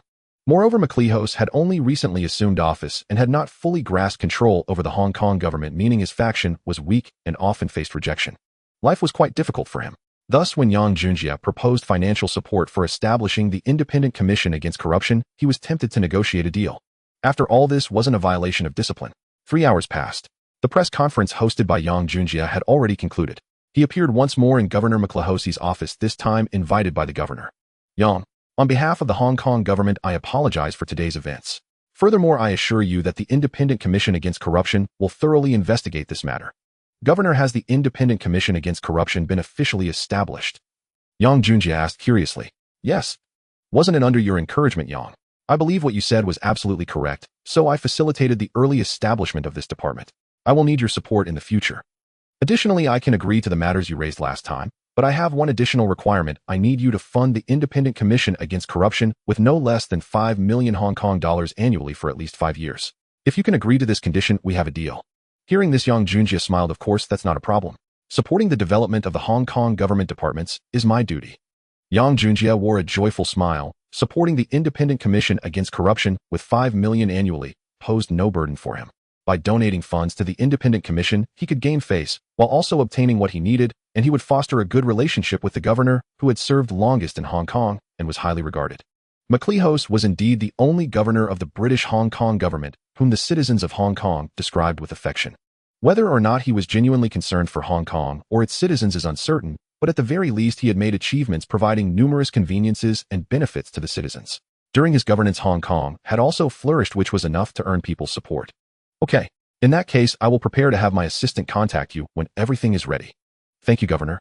In that case, I will send 2 additional gifts to you and the Independent Commission Against Corruption as a congratulatory gift for its establishment. Yang Junjie smiled as he took out 2 documents from his briefcase. These documents detailed various corruption and misconduct instances involving the 2 foreign department heads responsible for trade and market management, with quite shocking content. Yang Junjie couldn't help but curse at these foreign devils. After handing the documents to MacLehose, Yang Junjie turned to leave, allowing the governor to decide whether to take action against these 2 individuals. It was no longer his concern. These 2 foreigners had spent over 20 years in their respective departments, accumulating assets worth over 100 million Hong Kong dollars. Their past actions clearly illustrated the chaos that had once prevailed in Hong Kong. The documents revealed that their misdeeds were even more repugnant than those of a vicious criminal, as they operated under the guise of the British Hong Kong government while engaging in all sorts of inhumane acts. Yang Junjie believed that among the British expatriates who had served long in the Hong Kong government, none would have clean hands. Thus he intended to expose the dirt on this batch of people and hand it over to MacLehose for a sweeping cleanup. However, this was just a thought he entertained. He did not have the time to meddle in such matters. Even though he knew they were dirty, he wouldn't do anything to offend their entire faction unless they came looking for trouble. Otherwise, he preferred to conduct his business quietly, as this was still the era of British Hong Kong, and maintaining a low profile would benefit his development. After Yang Junjie publicly revealed the Jardine Matheson Group's bribery of citizens and collusion with government departments through the live broadcast, the situation outside began to escalate. By the afternoon, those citizens indeed united and went to the Hong Kong government to protest, demanding answers. Around 10:30 a.m. the next day. The time has already entered early May, and today in Xinjiang it is a sunny day with bright sunshine. Currently, the stock market in Xinjiang is still quite sluggish, with the Hang Seng Index having dropped to over 700 points, a drop of a full 1,000 points compared to its peak of 1,774 points, causing the entire market to evaporate countless funds and significantly reducing the wealth of numerous tycoons. Many former billionaires have now become millionaires, and some have even gone bankrupt. It is quite normal for millionaires to turn into 100,000aires, and for 100,000aires to fall into debt during this stock market crash. Many have even lost their lives, becoming lost in this crisis and descending into madness. Moreover, this stock market crash is far from over.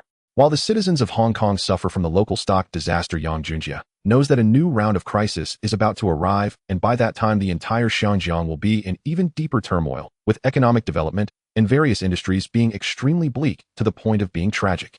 By then, how many citizens will kneel down every day pleading with businesses to give him or her a job just to feed themselves or support their families? Those with even a slight bit of beauty, how many of them have been reduced to waving and calling out to passers-by in the alleys of Borington and Wan Chai? From the end of the year until 1974, the number of criminal cases in Xinjiang rose more than threefold compared to the previous 2 years, which is enough to show that in times of crisis Xinjiang is struggling to survive. Not to mention some ordinary listed companies and low-quality firms, even the blue-chip stocks in Xinjiang, like the global shipping company of Bao Darensheng, Kong Holdings of Li Chaoren, and Sun Hung Kai Properties are considered top-notch. However, under the impact of this stock disaster, they still cannot withstand it, and their market value has plummeted. Yang Junjie knows that even Bao Daren and Li Chaoren's companies have seen a market value drop of about 50 in this stock disaster, which speaks volumes about the severity of the situation. The most severely hit is Hutchison Whampoa, which saw its market value evaporate by 91 at its peak, dropping from a large group worth 56 billion to merely 500,600 million due to the stock disaster. As early as April, many companies unable to withstand the stock disaster began to sell off their assets at low prices, with some selling as low as 50 of their value, and Yang Junjie chose to acquire properties that were suitable for him at this price. He knows that despite the difficulties in Xinjiang during the most severe time of the stock disaster, the assets sold would still fetch at least 30 of their value, so when he encounters a suitable deal, he won't hesitate. After all, he currently does not rely on the economy in Xinjiang for existence. His businesses have already been pushed to Baodao, South Korea, and are country for sales, and the group's operations remain unaffected. With sufficient funds, why shouldn't he acquire properties to ensure his group's operations remain unaffected? After all, acquiring these properties now will pay off once the oil crisis of 1974 is resolved and Xinjiang resumes rapid development. As 1975 arrives, the Hong Kong government introduces various favorable policies, and all industries begin to recover with property values, increasing the economy, developing rapidly, and the living environment for citizens gradually improving. By 1976, the changes in Xinjiang are monumental. At that time, Xinjiang truly rises, officially moving towards becoming a world-class metropolis. At this moment, Yang Junjie eagerly arrives at the Happy Valley Racecourse in Wanchai. The Happy Valley Racecourse was established in the mid-19th century, once known as Happy Valley, and officially opened its off-course betting and nighttime racing in 1973, offering a variety of betting options. Thus today marks the first significant reform at the racecourse, leading to a future where the entire Xinjiang population becomes loyal fans of the racecourse. Mr. Yang, welcome to the racecourse. Just as Yang Junjie got off the car, he suddenly heard a voice calling out. He looked up. Hello, may I ask who you are? Yang Junjie truly did not recognize this person, but he saw a group of staff members behind him, indicating he must be part of the racecourse management. Hello, Mr. Yang, I am Roman, the president of the racecourse. I didn't expect you to come to the racecourse today. I thank you for your concern for welfare matters. Oh, so you are Mr. Roman. I apologize for my ignorance in not recognizing the president of the racecourse, and my apologies. Mr. Yang, you are too polite. I rarely appear in public, so it is normal for you not to recognize me. Are you here today to bid on a horse, Mr. Yang? Roman asked. Hearing this, Yang Junjie remembered the matter and definitely did not want to miss the opportunity to bid on a horse.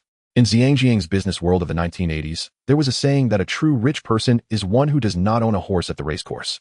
To prove one's identity and status, owning a horse at the racecourse serves as a solid proof of one's standing in Xinjiang. Currently, many prominent Chinese business leaders own a few horses at the racecourse, but these horse owners are not new faces in the business world. Since the early 1990s, the family that has loved the horse racing business includes the Li Peikai family, which is now in conflict with Yang Junjie, the Li Zhaofu family. Li Lanxing, originally named Li Zuofeng, is the uncle of Li Zhaofu. He is famously known for his lifelong love of horse racing, having owned over 30 horses from the early 1990s until his death from a heart attack at the racetrack in 1969. Currently, the Li family's strongest horse Yojing remains one of the strongest horses in Xinjiang. Other families owning horses include the Li family, the Kadori family, the Luo family, the Wuxirong family, the Fu family, and the He family, among others. Other owners are almost all foreigners, either from British-funded groups or the South Pacific and East Asia Bank, or financial tycoons from Canada and Australia. However, today's reform at the racecourse will auction off 10 newly returned thoroughbreds, attracting countless families from Xinjiang to participate in this grand event. Yes, President Roman, could you please introduce the rules to me? I know nothing about this. Yang Junjie asked honestly. Of course, Mr. Yang, you are a well-known figure in Xinjiang and an outstanding youth. The government will definitely confer the title of Justice of the Peace to you in the future. It is my honor to have someone like you become a member of the racecourse. Thank you, President Roman. This way, please, Mr. Yang. Yang Junjie nodded with a smile and followed Roman inside to begin his formal understanding of the racecourse's rules. After a full hour, this is generally how the rules work. Mr. Yang, do you understand now? Roman asked patiently. Thank you, Mr. Roman. I understand now. Oh, I can participate in the auction later, right? Yang Junjie asked again. Yes, the auction officially starts at 12 o'clock, and after selecting the owners of the 10 horses, they will register as members. The first internal race of the Xinjiang racecourse will begin at 2 p.m., where the champion horse will be selected. From now on, the racecourse will hold races every Tuesday, Thursday, and Saturday, and the racecourse will distribute a portion of the total betting amount to the horse owners. Mr. Yang can refer to this introduction document for detailed distribution conditions. All the information is recorded on it. Understood. Thank you once again, President Roman. I know you are busy today, so I won't take up any more of your time. Okay, you can ask me anytime if you have any questions, Mr. Yang. After Roman finished speaking, he left the hall, and Yang Junjie walked out to the racetrack stands. The racecourse is currently crowded with tens of thousands of citizens cheering. The venue is hosting a friendly match and has not yet officially started the event. After feeling the atmosphere for a while, Yang Junjie left and walked towards the meeting point agreed upon with Lei Kuan. He quickly found Lei Kuan and entered a VIP-like suite in the stands. Inside the room, there were many familiar faces. Yang Junjie also saw Bao Yugong, Li Chaoran, Li Zhaoji Guodusheng, and Zheng Yutong. Many wealthy Chinese individuals were present. Moreover, there was also a foreigner present. Yang Junjie took a closer look and realized it was Shun Bai, the head of HSBC. He didn't expect him to be here too. Yang Junjie quickly remembered that Shun Bai also seemed to love the racecourse. He recalled that in the future, he would also have a horse, which seemed quite strong. He detailed that his mind lacked these memories. After all, in his previous life, he rarely paid attention to such matters. Even if he had seen records, he had merely skimmed through them without seriously trying to understand. Little Yang, you're here too. Hello Bao, hello Mr. Shun. Yang. Long time no see. I didn't expect to see you achieve so much in such a short time. I admire you and look forward to collaborating with you. Mr. Shin, you flatter me. I'm just lucky, please don't tease me. I'm still young and hope to receive guidance from all the seniors here. Huh. Little Yang is really humble. By the way, are you here today to bid on a horse? Bao Yugong asked. Yes. You guessed it, Bao. I do plan to bid on a horse for fun. After all, I'm young and excited about thrilling activities. Do you want to bid on a horse too? Ha ha, Little Yang, everyone in this room wants to bid on a horse, so the competition is fierce. A voice with a cheerful laugh chimed in from the right. Hello Li, it's a pleasure to meet you. Yang Junjie greeted Li Chaoran, who had taken the initiative to speak to him, extending his hand in a polite gesture. Little Yang, you're too polite. You are young and accomplished, doing what we all want to do, but dare not attempt. You've brought glory to the Chinese business community. Not at all. Oh, I just mentioned to Mr. Shin that I'm lucky to have encountered this opportunity. I believe it would not have been possible to acquire these assets at other times. Luck is also a part of strength. In short, you have opened a door for us in the Chinese business community, and I particularly admire you for that. Ha ha, Li, you certainly know how to speak. Everyone please continue chatting. I have an appointment with Lei to discuss something. We can talk more later. Yang Junjie gestured an apology to them before leaving. He quickly walked over and sat down next to Lei Cohen. Sorry Lei for keeping you waiting. It's no problem. I originally invited you here to discuss the theater matter, but we have already come to an agreement, so you can join or not. Alright then, we'll wait for the horse auction. Lady, you have a horse in mind. Mr. Yang, you're not trying to scout my intelligence, are you? What are you talking about? I'm just here to seek your advice. I am not familiar with these horses. Seeing that Yang Junjie did not seem to be joking, Lei Cohen tossed him a notebook. Take a look. This is the horse information. Just pick the one you like to bid on. All these horses are good breeds, and the differences aren't significant. As long as you bid, any horse will do. Yang Junjie nodded and began to look closely at it. Although he was unfamiliar, the explanations provided allowed him to understand the situation. Time passed slowly, and soon it was 12 o'clock. The staff brought out 10 horses, and Yang Junjie looked over. The staff handed him a card marked with the number 8, which was used to record bids. He understood nothing about the data and performance of the horses, and he had come here completely unprepared, making him feel quite embarrassed, not knowing which horse to bid on. According to martial arts novels, it is said that high-quality horses have vibrant coats, radiant colors, appropriate size and structure, and a well-proportioned body. Most importantly, a broad chest indicates greater lung capacity, which signifies a good horse. There seems to be a rhyme as well. From afar, a horse looks fine. Eye up, close, check the limbs and hooves. Look at the chest wide and the hindquarters aligned. Squeeze the waist and check the nose. As he pondered, he muttered to himself, realizing he knew nothing. Now he could only treat a dead horse as a live one and try to make a bid. As long as the horse meets these criteria, he would bid. If not, he could always invite an expert later and then bid on a good horse. Welcome, everyone, to the racecourse. Today, 43 registered participants will join the horse auction. I wish all of you success in getting your ideal steed. Participants in the auction can indicate their bids by raising their cards, and there will be dedicated personnel to record them. The highest bidder wins. The auction officially begins. The first horse is from the United States, 5 years old, just reaching adulthood, with a starting price of 500 Hong Kong dollars. Each bid must increase by no less than 100,000. We are starting now. Number 3, 510000. Number 6, 520000. Number 9, 53000. Bidding began immediately, with everyone unwilling to give way to one another, as no one wanted to miss the opportunity to join the racecourse. After all, the opportunity to become a member of the racecourse is rare, requiring a recommendation from an old member, and they must also be willing to sell a horse to you. If trading with an old member, the price will be high, not like the starting prices now, which are in the hundreds of thousands. It often takes millions to acquire a horse. Moreover, there are instances where one has money, but no horses to transfer. For example, the most famous horse owned by the Atlantic Financial Group from Australia, Chasing Wind, has been hyped to a value of 30 million Hong Kong dollars, internally showcasing the madness of the situation. After a round of bidding, the prices quickly escalated. The increments were not just 1,000, but rather 5,000, skyrocketing this horse's price into the millions. Yang Junjie had not yet placed a bid. His eyes were fixed on the horses, following the requirements he had read in martial arts novels for good horses. Soon he locked onto his target. It's you, number 6. I hope you won't let me down. Yang Junjie smiled as he fixed his gaze on horse number 6, having already decided to bid for it. As the bidding intensified, Yang Junjie watched with a smile as they competed against each other. Number 16, 1250000. Number 32, 1350000. Number 3. Number 3, 1500000. Number 2, bidding 20000. Is there anyone else bidding? Keep in mind that the horse with the highest value in the racecourse now is worth over 30 million Hong Kong dollars, so these newly maturing thoroughbreds have significant potential for appreciation, making them sound investments. As soon as the auctioneer finished speaking, someone immediately raised their bid. This auctioneer is skilled. The boss will surely reward him with a chicken leg tonight. Ultimately, the first horse was won by someone from the Nanyang Company for 3 million Hong Kong dollars. The second horse was auctioned off for 2.8 million Hong Kong dollars by someone from the Australian group. The third horse went for 3.1 million Hong Kong dollars, bought by Bao Yugong from the Global Shipping Company.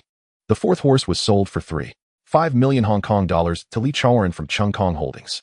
The fifth horse was acquired for 3.2 million Hong Kong dollars by Li Zhaoji, representing Sun Hung Kai Properties. Quickly, it was time for the sixth horse. Yang Junjie straightened himself calmly. He hadn't bid on any of the previous horses. Since he had chosen this one, he wouldn't care about the price he had to pay. He must obtain it. Other wealthy attendees were also getting restless, as there were only 10 horses present and half of them had already been auctioned off. No one wanted to miss out on the remaining horses. Therefore, everyone knew that the later the auction went, the greater the competition would be, and the higher the bidding prices would rise. Alright, the sixth horse comes from the land of the heavenly horse, the ancestor of all horses, the new ginger. This horse is 5.5 years old. Although its lineage is complex, it has been tested and confirmed to possess noble bloodlines, even though it was brought to the racetrack by members of the local racecourse from the mountains. However, the staff there have stated that this horse is full of wildness with strong lung capacity and power, definitely a steed with great potential. I hope no one misses out on it. Now the bidding officially begins, starting at 5,000 Hong Kong dollars with increments of no less than 1,000. Begin. Number 1, 55,000. Number 9, 56,000. Number 23, 57,000. Yang Junjie remained calm, letting them bid for a while. Initially, he had no firm belief in this horse, but after the auctioneer's words, he became more determined to acquire it, believing he was the horse's right mentor. A few minutes later, after several rounds of fierce competition, the horse's price had risen close to 2 million. At this moment, Yang Junjie slowly raised his card. Number 8 bids 3.5 million. Did I see that right? It is indeed 3.5 million. As Yang Junjie raised his card, many wealthy individuals immediately looked over at him. Haha, Mr. Yang is indeed wealthy, making a bid nearly double the previous one. Other wealthy attendees began discussing Yang Junjie, and those participating in the auction who saw him raise his bid all hesitated to continue, fully aware that they could not compete against Yang Junjie. Horse number 6 is a steed with enormous potential. It's a rare opportunity. Is there anyone else who wants to bid? After observing for a moment and seeing no one raise their bid, the auctioneer began calling number 8, 3.5 million Hong Kong dollars for the first time, the second time, and the third time sold. Congratulations, number 8, for acquiring the steed. The auction continues. We will now present the 7th horse. The starting price conditions remain unchanged. Let's begin. As the auctioneer started, several participants began raising their bids. Soon all 10 horses were auctioned off, and Yang Junjie followed them to the racecourse for dinner. The official race will start at 2 p.m. 1 week later. Although the current economic environment in Xiangjiang is still deeply affected by the stock market crash, development must continue. Those who live their lives, no matter how difficult it is, must grit their teeth and persevere. At 9:30 a.m., in the lobby of the old headquarters of Shengshi Group, a group of reporters has arrived on the scene again. Soon Yang Junjie, along with senior management such as Gan Xinglin and Su Yongwei, appeared at the press conference, and several personnel from the Hong Kong government departments were also present, making this press conference somewhat special. Thank you all for coming, everyone. I am Gan Xinglin, the executive CEO of Shengshi Group. Today, I will represent Shengshi Group in a joint press conference with several departments of the Hong Kong government, where we will announce multiple collaborations. First, Shengshi Group will carry out a series of announcements. Firstly, Shengshi Group will cooperate with the Hong Kong government as requested, vigorously developing the real economy to address the current difficulties in the Xiangjiang market's economic environment. Here I announce on behalf of Shengshi Group that we will establish factories for various electrical appliances, beverages, and food manufacturing. We will cooperate with the community workers in various districts of Hong Kong to initially recruit 300 to 500 workers, as well as various management positions. Recruitment information will be published in major newspapers tomorrow and will be registered in the labor communities of various districts. Interested parties can come for interviews, and those with inquiries about recruitment conditions and labor issues can consult the staff on site. Secondly, due to the development needs of Shengshi Group, branches have been established in several locations, including Taiwan, Singapore, South Korea, and our country. Multiple staff and management positions will be dispatched from the headquarters to these locations. Currently, the Xiangjiang headquarters of Shengshi Group, along with the recently acquired land and Kowloon warehouse and Wenhua Milk Group, also require a large number of ordinary staff and departmental management. Additionally, Shengshi Group has reached a cooperation with Kowloon Construction's Lei family to establish Shengshi Film Company and Shengshi Records Company, venturing into the entertainment industry with plans to upgrade and transform nearly 30 cinema lines under Lu Sheng and Li Sheng. As Shengshi Group enters the entertainment industry for the first time, starting from scratch, we also need a large number of industry professionals to manage. Furthermore, Shengshi Beverage and Food Production Company will also be established at the same time, and numerous positions will need to be arranged, requiring the recruitment of many professionals. Therefore, the chairman of Shengshi Group, in conjunction with the management team, has unanimously decided to issue a recruitment invitation to the whole of Hong Kong in cooperation with the Hong Kong Government Labor Department. A large recruitment event will be held 1 week later on May 16th at the Shengshi Group Building No. 1 in Central, where capable and interested individuals can come to apply. Thirdly, with the approval of relevant departments of the Hong Kong government, Shengshi Group plans to acquire a plot of land stretching from Wong Chuk Hang to Sham Shui Pa in the southern district of Hong Kong Island, aiming to build the largest film city in Asia within the next 5 years. Here I announce on behalf of Shengshi Group that 1 month from now, on June 8th, a designer tendering event will be held at the Shengshi Group headquarters, inviting designers from around the world to submit their proposals. The selected designer will have their design adopted by our group and will discuss collaboration.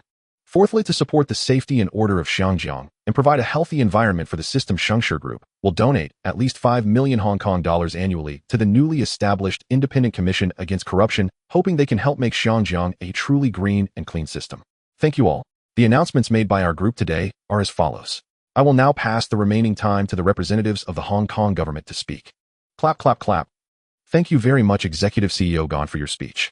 On behalf of the Hong Kong government and the citizens of Xinjiang, I would like to express our gratitude to Shengshi Group and Chairman Yang for their contributions. Indeed, Xinjiang is currently affected by the stock market, resulting in the closure of many companies and causing a large number of workers and talents across various fields to lose their jobs. As the saying goes, hard work leads to wealth. The labor is the most honorable. Only by putting in the effort can everything be changed and aspire for better.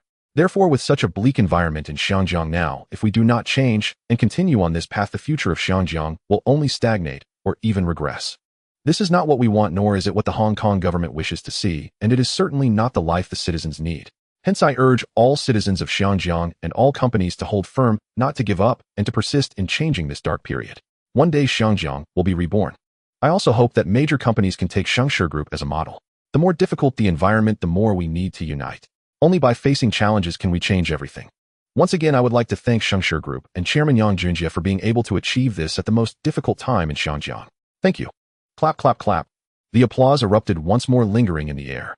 Additionally, I would like to announce that on behalf of the Governor of Hong Kong, Sir Murray MacLehose, I grant Mr. Yang Junjie the title of Justice of the Peace for Xinjiang. Wow. As soon as the government spokesperson's voice fell, a stir arose in the audience. Everyone seemed stunned by Yang Junjie's sudden conferment as a Justice of the Peace. Clap, clap, clap. The applause resumed, and many looked at Yang Junjie with envious eyes. After all, in this era, receiving the title of Justice of the Peace is quite prestigious. The power of the governor can only grant the title of Justice of the Peace. To obtain nobility, one must wait for the governor to apply to the British headquarters, where the Queen herself must approve the conferment. Congratulations, Mr. Yang. Congratulations on becoming a Justice of the Peace, Mr. Yang. Congratulations, Chairman. Chairman, congratulations. It's impressive to be a Justice of the Peace at such a young age. I envy you. Yang Junjie was also taken aback by this news. He indeed had not expected that MacLehose would grant him the title of Justice of the Peace. Although the title of Justice of the Peace carries no real power, it does enhance his status in Xinjiang, especially in the year 1973, when British culture had a significant influence. In the past, the title of Justice of the Peace was akin to nobility. Although the British government awards a few Justice of the Peace badges each year, very few Chinese individuals can attain this title in this era. Therefore, receiving this title made Yang Junjie feel somewhat excited. Mr. Yang, when your exclusive Justice of the Peace badge is ready, we will notify you to come to the Hong Kong government, where it will be personally awarded to you by Governor MacLehose. Thank you. I am truly honored to receive the recognition from the Hong Kong government. I never expected to receive the title of Justice of the Peace. I am indeed very excited. Yang Junjie smiled broadly as he shook hands with the government representative. You are too modest, Mr. Yang. Given your contributions to Xinjiang, it is entirely normal to receive the title of Justice of the Peace. I hope that tomorrow you will also receive a knighthood and become a true noble of Xinjiang. Let's hope for that. Alright, now let's wrap up the matters at hand, and we can chat more when we have time. Alright everyone, let's now move into the QA session. Hello, Mr. Yang. I am a reporter from Singtao Daily. May I ask, given that Xinjiang is still affected by the stock market crash and the economic environment is so poor, why do you still dare to invest such a large sum? Do you have confidence in the future of Xinjiang? Yes, I have great confidence in the future development of Xinjiang. It is absolutely bright. Thus, I am not afraid to invest in more industries. Additionally, several of our group's products are also exported, so we are not solely reliant on Xiangjiang for cash flow, which does not significantly impact us. However, I believe that as long as Xiangjiang overcomes this crisis, the changes in the future will be beyond the imagination of everyone present. Thank you, Mr. Yang. Next, please. Hello, Mr. Yang. I am a reporter from Ta Kung Pao. I would like to ask you, as we all know, you made your fortune through the stock market, earning over 600 million on 2 occasions. Previously, you acquired land and Kowloon warehouse, among others, and have accumulated quite a bit of debt to the bank. Now you are investing such a large amount again. Are you not concerned about cash flow? Yang Junjie chuckled. I appreciate this reporter's concern for me. Although I am young, I am not reckless. The development and establishment of these industries have all been determined after thorough risk assessments and evaluations of the group's financial capacity. Moreover, several of our products will soon be fully launched in various regions, ensuring stable cash inflow daily. So what is there for me to worry about? Thank you, Mr. Yang. All right, next one, please. The press conference lasted nearly an hour, and after it concluded, Yang Junjie and the others immediately continued with their meeting. He needed to organize his work because he had a flight to Tokyo in the afternoon. Tomorrow is Saturday, and it will be the official launch of his group's brand in our country. The our country market is currently the largest consumption market in Asia, and he places great importance on it. The success of this sales event is crucial as it directly affects whether his products can achieve great popularity and whether they can attract attention from European and American distributors. Moreover, if the sales in our country go well, it would also be a significant boon for his group's financial revenues. In the our country market, he has already sent a batch of goods, preparing 2 portable music players and 3 televisions. With the extensive sales channels of the Fuji Group, they are spread across various locations in our country. With such a vast sales network, if he fails to sell all these products within a month, then he would be deemed incompetent. Selling 3 televisions in 1 month means he only needs to sell 1 units a day. If his products cannot achieve that across the our country region, then Yang Junjie would truly be embarrassed. Xiangjiang, with a population of 4.2 million, managed to sell 3 televisions on the first day, while Taiwan, with a population of 25 million, sold over 1 on the first day. If our country with over 100 million people cannot sell 1 units daily when all products are launched simultaneously, then this performance is indeed disappointing. Upon returning to the company, Yang Junjie and the others immediately called for the management team to commence a meeting. Everyone, now that the group is entering several new industries, you must handle the recruitment process well.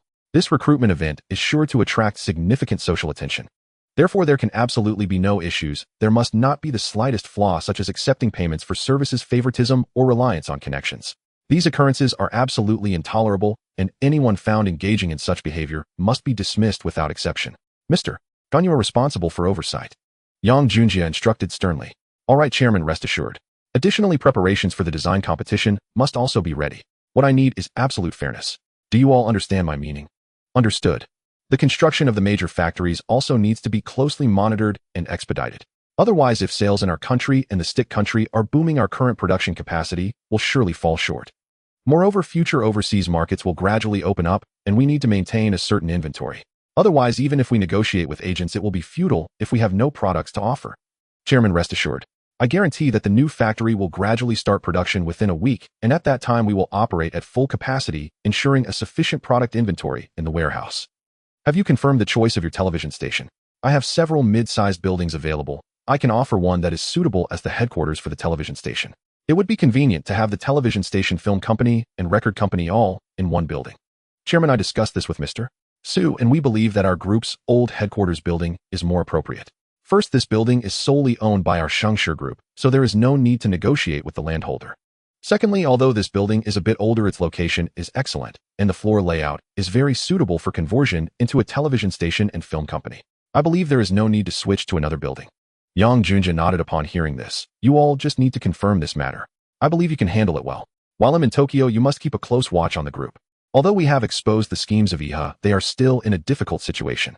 However, they are after all part of IHA Group, the favored child of the British Hong Kong government.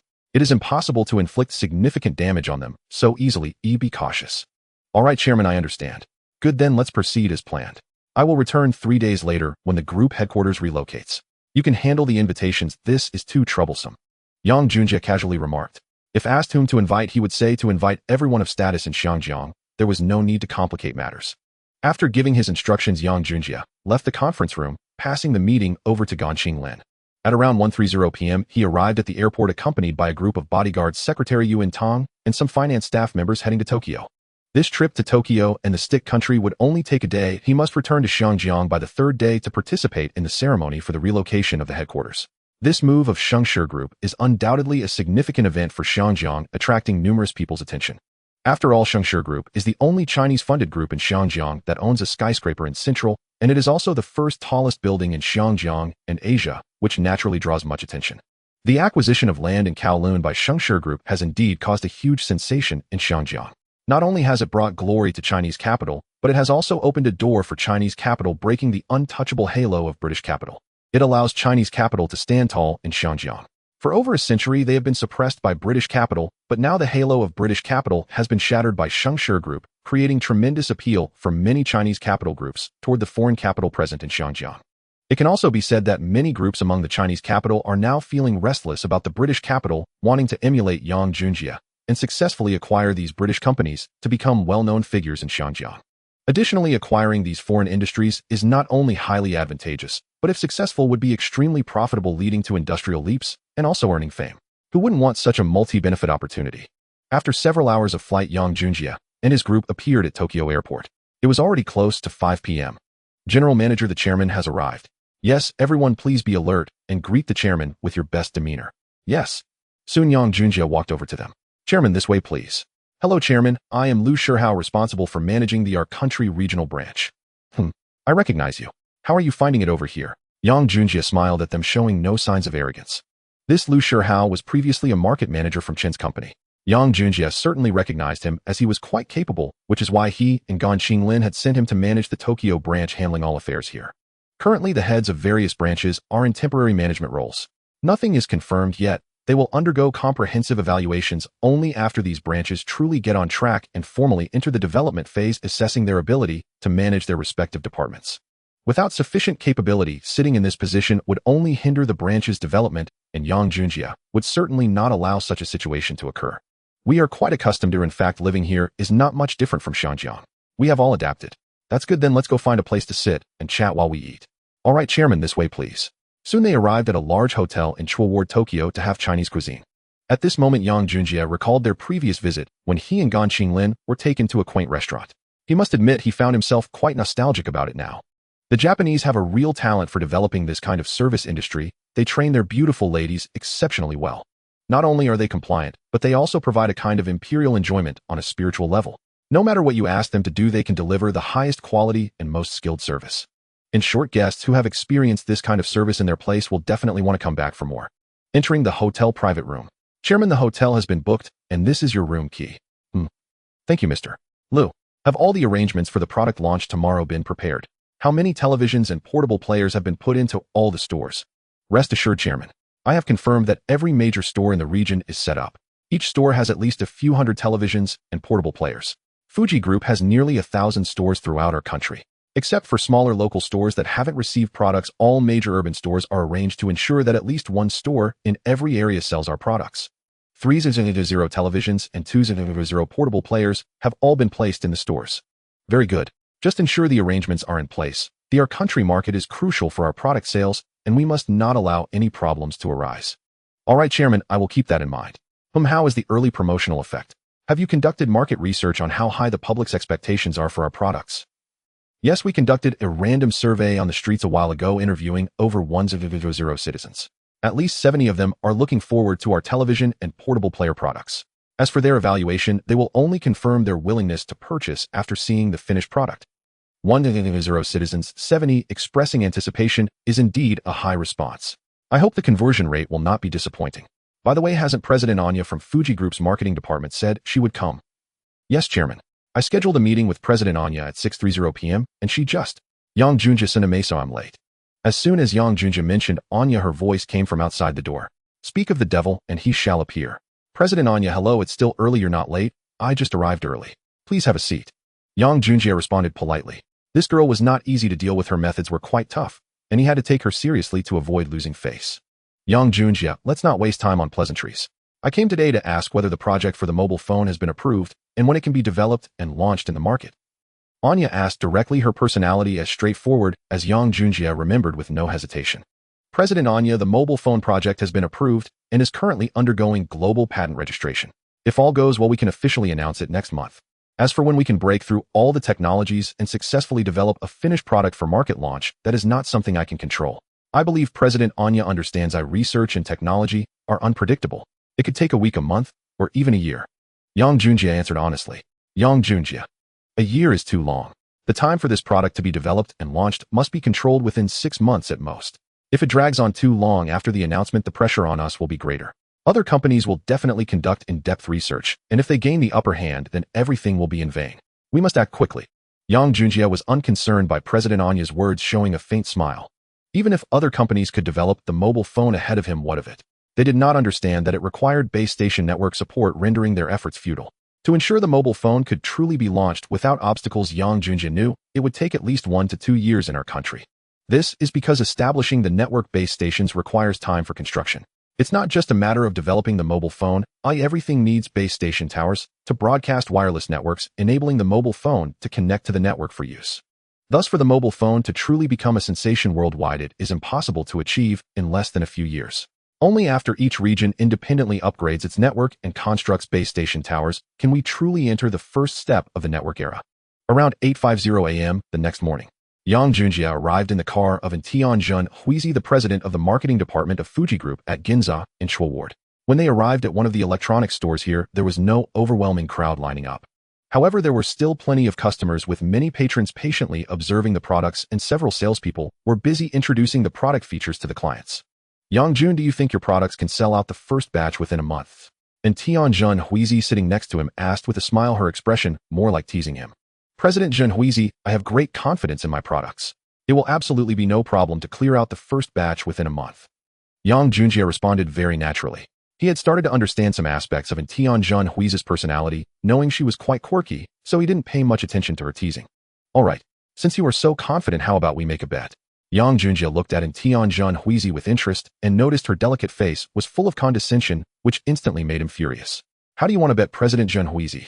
Didn't you say you could definitely sell out the first batch within a month? Then I bet that you won't be able to sell all of it in a month. Yang Junjie smiled upon hearing this. Very well, what's the wager? You decide. It seems Yang Jun is very confident. In that case, let's bet that the loser must agree to do one reasonable thing for the other. Do you dare to bet? And Tianjun Huizi looked at him seriously. President Jun Huizi, do you think that such a wager makes sense? If you lose, will you really give me all your shares in Fuji Group? Yang Junjie questioned her. He believed such a condition was something only foolish couples in love would use for impractical bets. What conditions must be agreed upon? It's simply impossible. Would you go to your death if you were told to? So it's entirely impractical. Yang Jun, what do you want then? Nothing much. Since you want conditions, let's make it so that whoever loses must agree to a reasonable and feasible condition that is not too outrageous. A small bet can be enjoyable. Yang Junjie appeared calm on the surface, but inside, he was very anxious. If even the most prosperous retail area in Tokyo wasn't bustling, one could only imagine how other areas would fare. He truly had no confidence in this launch, fearing the products would not sell. Now he only wanted to know if other retail stores were faring worse. Tokyo is the most populous and largest sales region, so if sales were not promising here, he truly couldn't imagine how bleak sales would be in other areas. A few minutes later, they drove past another sales point in Ginza. The situation in this store was similar, not much different from the largest and most prosperous sales point, making Yang Junjie's expression even worse. Let's move on and check out nearby stores, Yang Junjie said with a stern face, while Tianjun Huizi smiled at him. They turned from the bustling streets of Ginza to other areas of Tokyo, spending the entire morning going from store to store, but unfortunately Yang Junjie was very dissatisfied with the situation at each shop. Yang Jun, let's go have lunch first. If you want to continue checking other sales points in the afternoon, I can accompany you to the port area to take a look. Seeing Yang Junjie's bad mood, Tianjun Huizi didn't want to provoke him any further. Occasionally joking around is harmless, but if one pokes salt into someone's wound when they are genuinely distressed, it would show that Tianjun Huizi was just a childish and thoughtless person. However, Tianjun Huizi was clearly not that type. Otherwise, how could she become the head of a department, especially in a country like ours, which is known for its patriarchal attitudes? Even if she belonged to the Yin family, it would be unlikely for her to involve herself in managing the company's affairs, let alone overseeing a core department of the group. This shows that Tianjun Huizi is not a trivial character. Without a certain level of competence and the ability to earn respect, how could she have risen to such a high position at such a young age? Thank you, President Jun Huizi. Let's go eat first. By the way, do you mind if I call the company's person in charge over? I have something to instruct him. Yang Junjie initially wanted to have lunch separately from Tianjun Huizi, as he needed to find the person in charge here to arrange some new promotional schemes. After all, with sales being so unsatisfactory, he definitely needed to find other ways. He didn't intend to let his products sell slowly. He had no time to gradually accumulate brand reputation. He needed to make his Shengshi Group's various brands grow rapidly to become a world-renowned brand. Then when he continued to develop and launch the next new product relying on the brand effect he had established, future products would naturally carry a certain level of recognition and sell well. Hey, Yang Jun, feel free. I have no problem with that, and Tianjun Huizi replied nonchalantly. Yang Junjie nodded at her words, instructed his bodyguard to notify, and then followed in Tianjun Huizi to the dining place. This time they went to a seemingly ordinary tavern. Yang Junjie didn't care much about what to eat and casually walked into a private room. Yang Jun, why don't you try the food here? Although the place is small, the sushi produced here is excellent. I'm sure you'll love it. Thank you, President Jin Huizi. I trust your recommendation. While I'm indifferent, Yang Junjie still responded casually, but he was preoccupied with thoughts on how to change the sales strategy to boost sales. Yang Jun, are you worried about product sales? And Tianjun Huizi asked him. Yang Junjie nodded without hiding his concern. Yang Jun, it's only the first day of sales. Moreover, the data hasn't come out yet. What are you worried about? Perhaps the sales numbers will gradually increase later on. At that moment, and Tianjun Huizi was genuinely comforting him. In reality, she had already realized that the customer flow for the product launch today was low, which indicated that Yang Junjie's products probably wouldn't perform well. This was not because she looked down on Yang Junjie's products. Rather, she knew that it was a new brand's normal adaptation period. Without a certain amount of time to adapt to the market, it is impossible for a product to become popular. One must know that is known for its abundance of electrical and electronic products. Unless Yang Junjie's products were extraordinarily attractive, it would be impossible for them to achieve overwhelming sales on the first day. Unless perhaps some new sales plan was launched that could catch consumers' attention, otherwise she understood that it was impossible for a new product to gain recognition in the first month. President Jin Huizi, the current sales situation is not what I desire. I need the products to sell explosively. I don't have time to wait slowly. And Tianjun Huizi looked at Yang Junjie curiously. Yang Jun, why the urgency? My group needs visibility right now. In the future, we will be launching more products, so to ensure the other products gain recognition, this time the television and portable music player must create a buzz. This way I can lay out future plans with peace of mind. I see. So that's it. But Yang Jun, do you have any good sales strategies? And Tianjun Huizi asked seriously. At that moment, Yang Junjie was frowning and thought, shaking his head as a response to Tianjun Huizi. He indeed had no good ideas. He didn't expect Tokyo's sales to be booming. He just hoped it would be on par with Hong Kong, at least similar to what was happening in Taiwan. Given the current situation, Yang Junjie thought that if the total sales for the entire AR market today could reach 10,000 units, he would be praying fervently. The AR market is so vast, if they don't sell at least 10,000 televisions or portable music players in one day, he truly couldn't imagine how poor the sales would be later on, and it could even lead to unsold inventory, making it too late to remedy it. Consumer psychology is nearly the same. Things that are pursued by many will arouse more curiosity, leading those in need to also consider checking it out. In this way, if customers who have demand learn about his products, he believes that with the various advantages of his products, they would be willing to spend money to purchase. Yang Jun, let me add a word. Your company's product is a new brand. Although your product is the latest in the world and very attractive, consumers still have certain concerns about new brands and unproven products. So you don't need to worry. Just be patient for a while. Once consumers are assured of your product's quality and a good reputation spreads, I believe sales will gradually increase, opening up the entire AR market very well, perhaps without the need for any promotions or marketing plans. This was genuinely in Tianjun Huizi's heartfelt words. She had seen too many new brands face this situation when launched, which was why she confidently proposed a bet with Yang Junjie. But at that moment, Yang Junjie completely ignored what Tianjun Huizi said afterward, focusing entirely on the points of quality assurance and reputation, as if he had grasped some critical insight. Quality assurance and reputation. Yang Junjie did not respond to Tianjun Huizi. Instead, he smiled as he pondered. Yang Jun, what's going on? Thank you, President Jin Huizi. Yang Junjie had already thought of a good method to assure consumers. Indeed, in regions where electrical and electronic products are developed to allow a new brand to quickly occupy the market, quality assurance and reputation are very important. He had previously overlooked this point. Previously, he always thought that his brand was the latest product and a trendy item, believing that these could effectively open the market, become a hot-selling product, and gain consumer recognition. He completely overlooked the concerns of consumers. Now that he realized this, Yang Junjie had made up his mind. He quickly stood up. Excuse me for a moment, President Jin Huizi. He then walked towards the phone. After some transfers, he managed to reach Gan Qinglin back in Hong Kong. Hello, this is Gan Qinglin. Mr. Gan, I thought of a good marketing plan. Please listen and give me some feedback later. Sure, Chairman, go ahead. Today the sales volume here in AR might be a bit dismal. After talking with President and Tianjun Huizi, I realized that our products lack confidence assurance for consumers. I plan to discuss with the Research Institute to launch a product that can be repaired for free within a specified time or replaced if any issues arise within a set period. Do you think launching such a policy would allow the product to gain more recognition and provide consumers with more confidence, thus generating greater purchasing desire? Yang Junjie asked. On the other end of the line, Gan Qinglin was seriously contemplating. This was something he had never considered before, as this was the first time he heard of such a plan, leaving him without a complete idea. Chairman, are you suggesting you want better packaging for the product to achieve better sales? Yes, that's exactly what I mean. If that's the case, the plan is feasible, but I don't understand what you just mentioned about the replacement and repair within a specified time. How long is that time? Under what circumstances can it be replaced, and what conditions qualify for repairs? These matters must be part of a comprehensive plan before we can implement it, otherwise customers might return the machine if they find any dissatisfaction. If that's the case, I believe it would be worse. Yang Junjie nodded upon hearing this. That indeed requires a complete set of rules. That's why I wanted to discuss this plan with you first. Then I will call the Research Institute to clarify what the expected lifespan of our televisions is. Once we get the accurate data from them, we can formulate a unified replacement and repair plan. What do you think? Currently, it sounds feasible. Let's do it this way, or I'll personally convene a meeting and bring in people from the technical department so we can formulate a plan on site. What do you think, Chairman? Gan Qinglin asked. That would be perfect, but we must come to a conclusion quickly. We need to announce it to the public as soon as possible to change the sales figures in our. Moreover, the products in the Korean market will also officially be launched for sale tomorrow. I don't want to see issues in both regions. It would be a big problem for us in the future. Understood, Chairman. I will contact the technical department and management right away to hold a meeting and formulate a unified plan as soon as possible. All right.